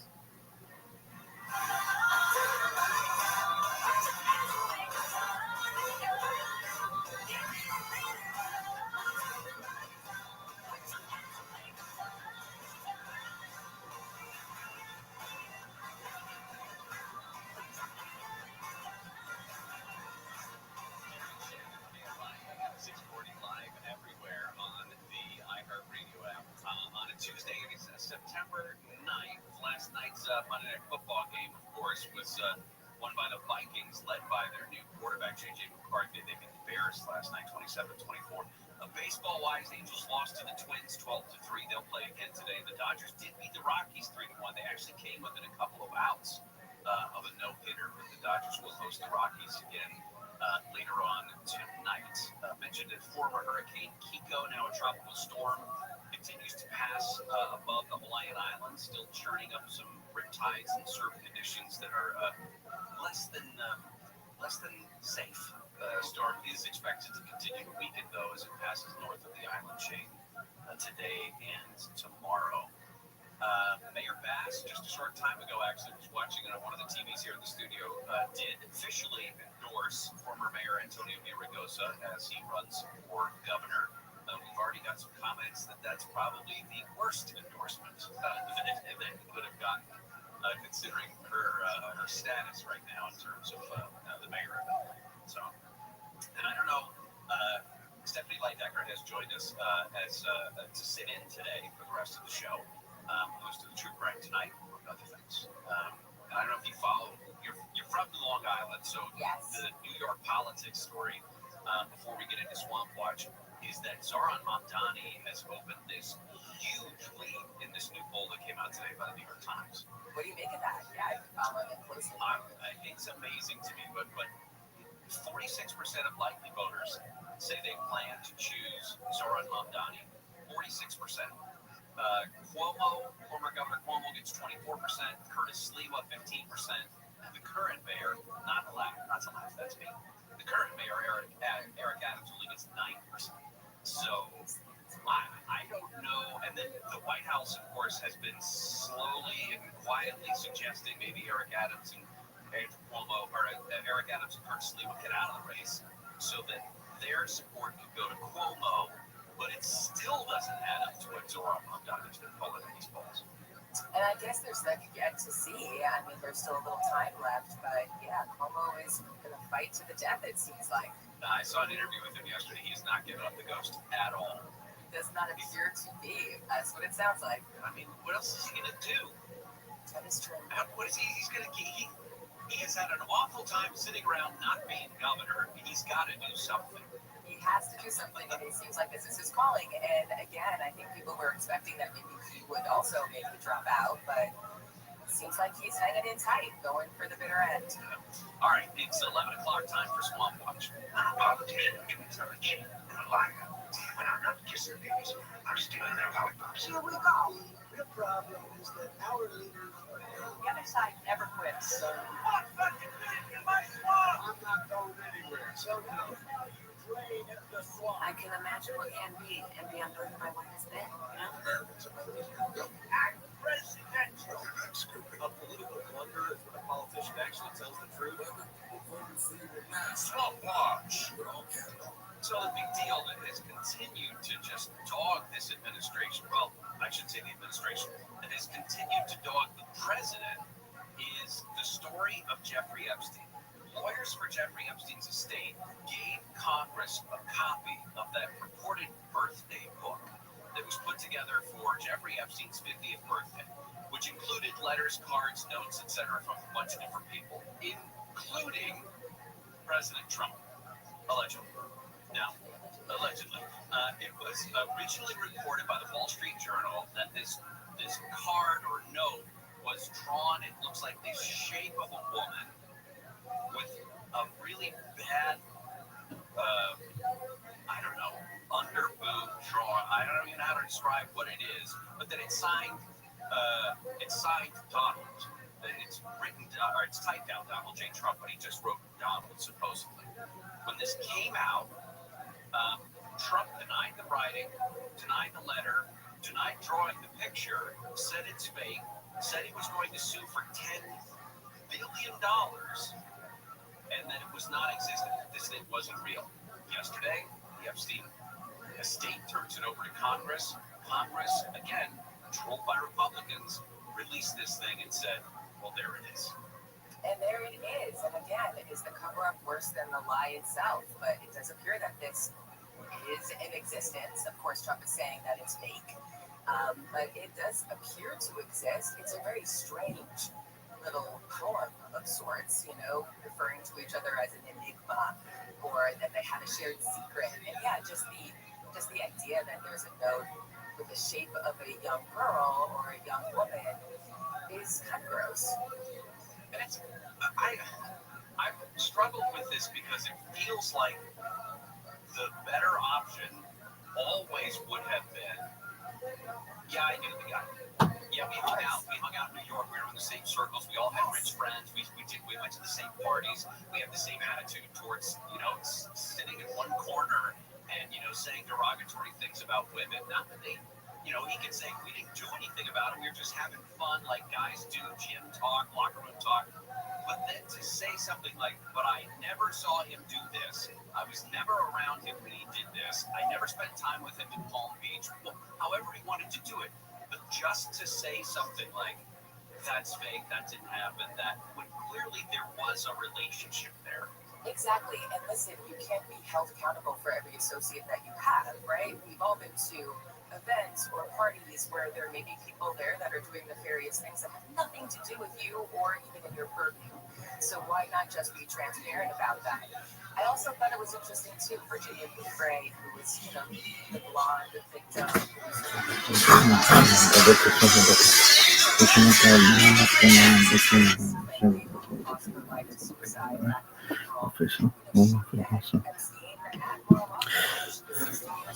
She's just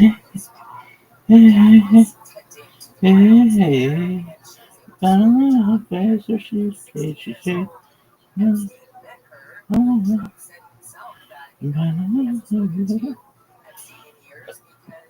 dog.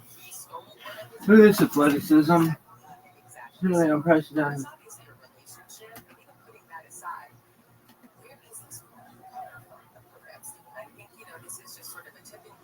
She's Jade. I'm in a lot of places. She's Jade. She's Jade. Oh, I'm in a lot of places. She's Jade. Yo, what up, pimp? How you living? Yo, OMG, how you living? How you living, Biggie Smalls?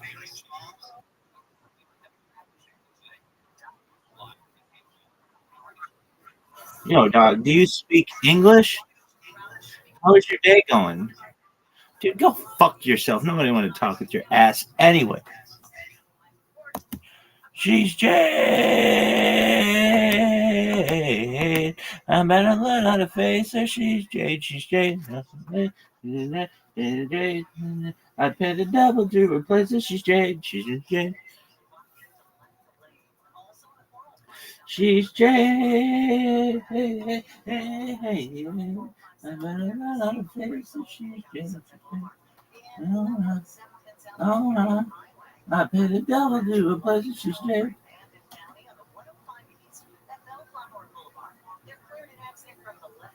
She's Jade. I bet she's Jade. Oh, look at baby come back. Baby come back. The killer 7-3.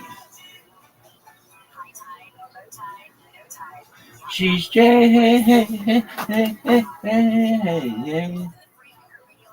I better learn how to face her. She's Jade. And she's Jade. Alright, nobody's watching this, but what do you think of your fantasy football team? Dude, the squad is strong, but we got a tough matchup this week.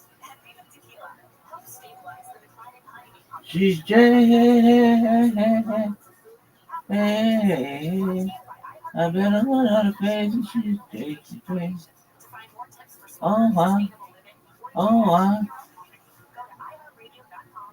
I pay the devil to replace her. She's Jade.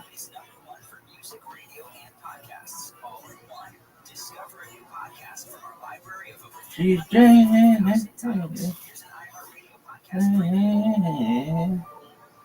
I better learn how to face her. She's Jade.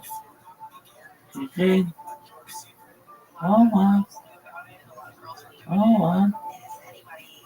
I pay the devil to replace her. She's Jade.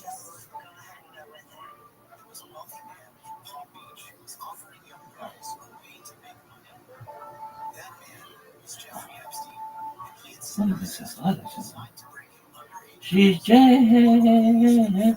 I'm gonna face her. She's Jade. She's Jade.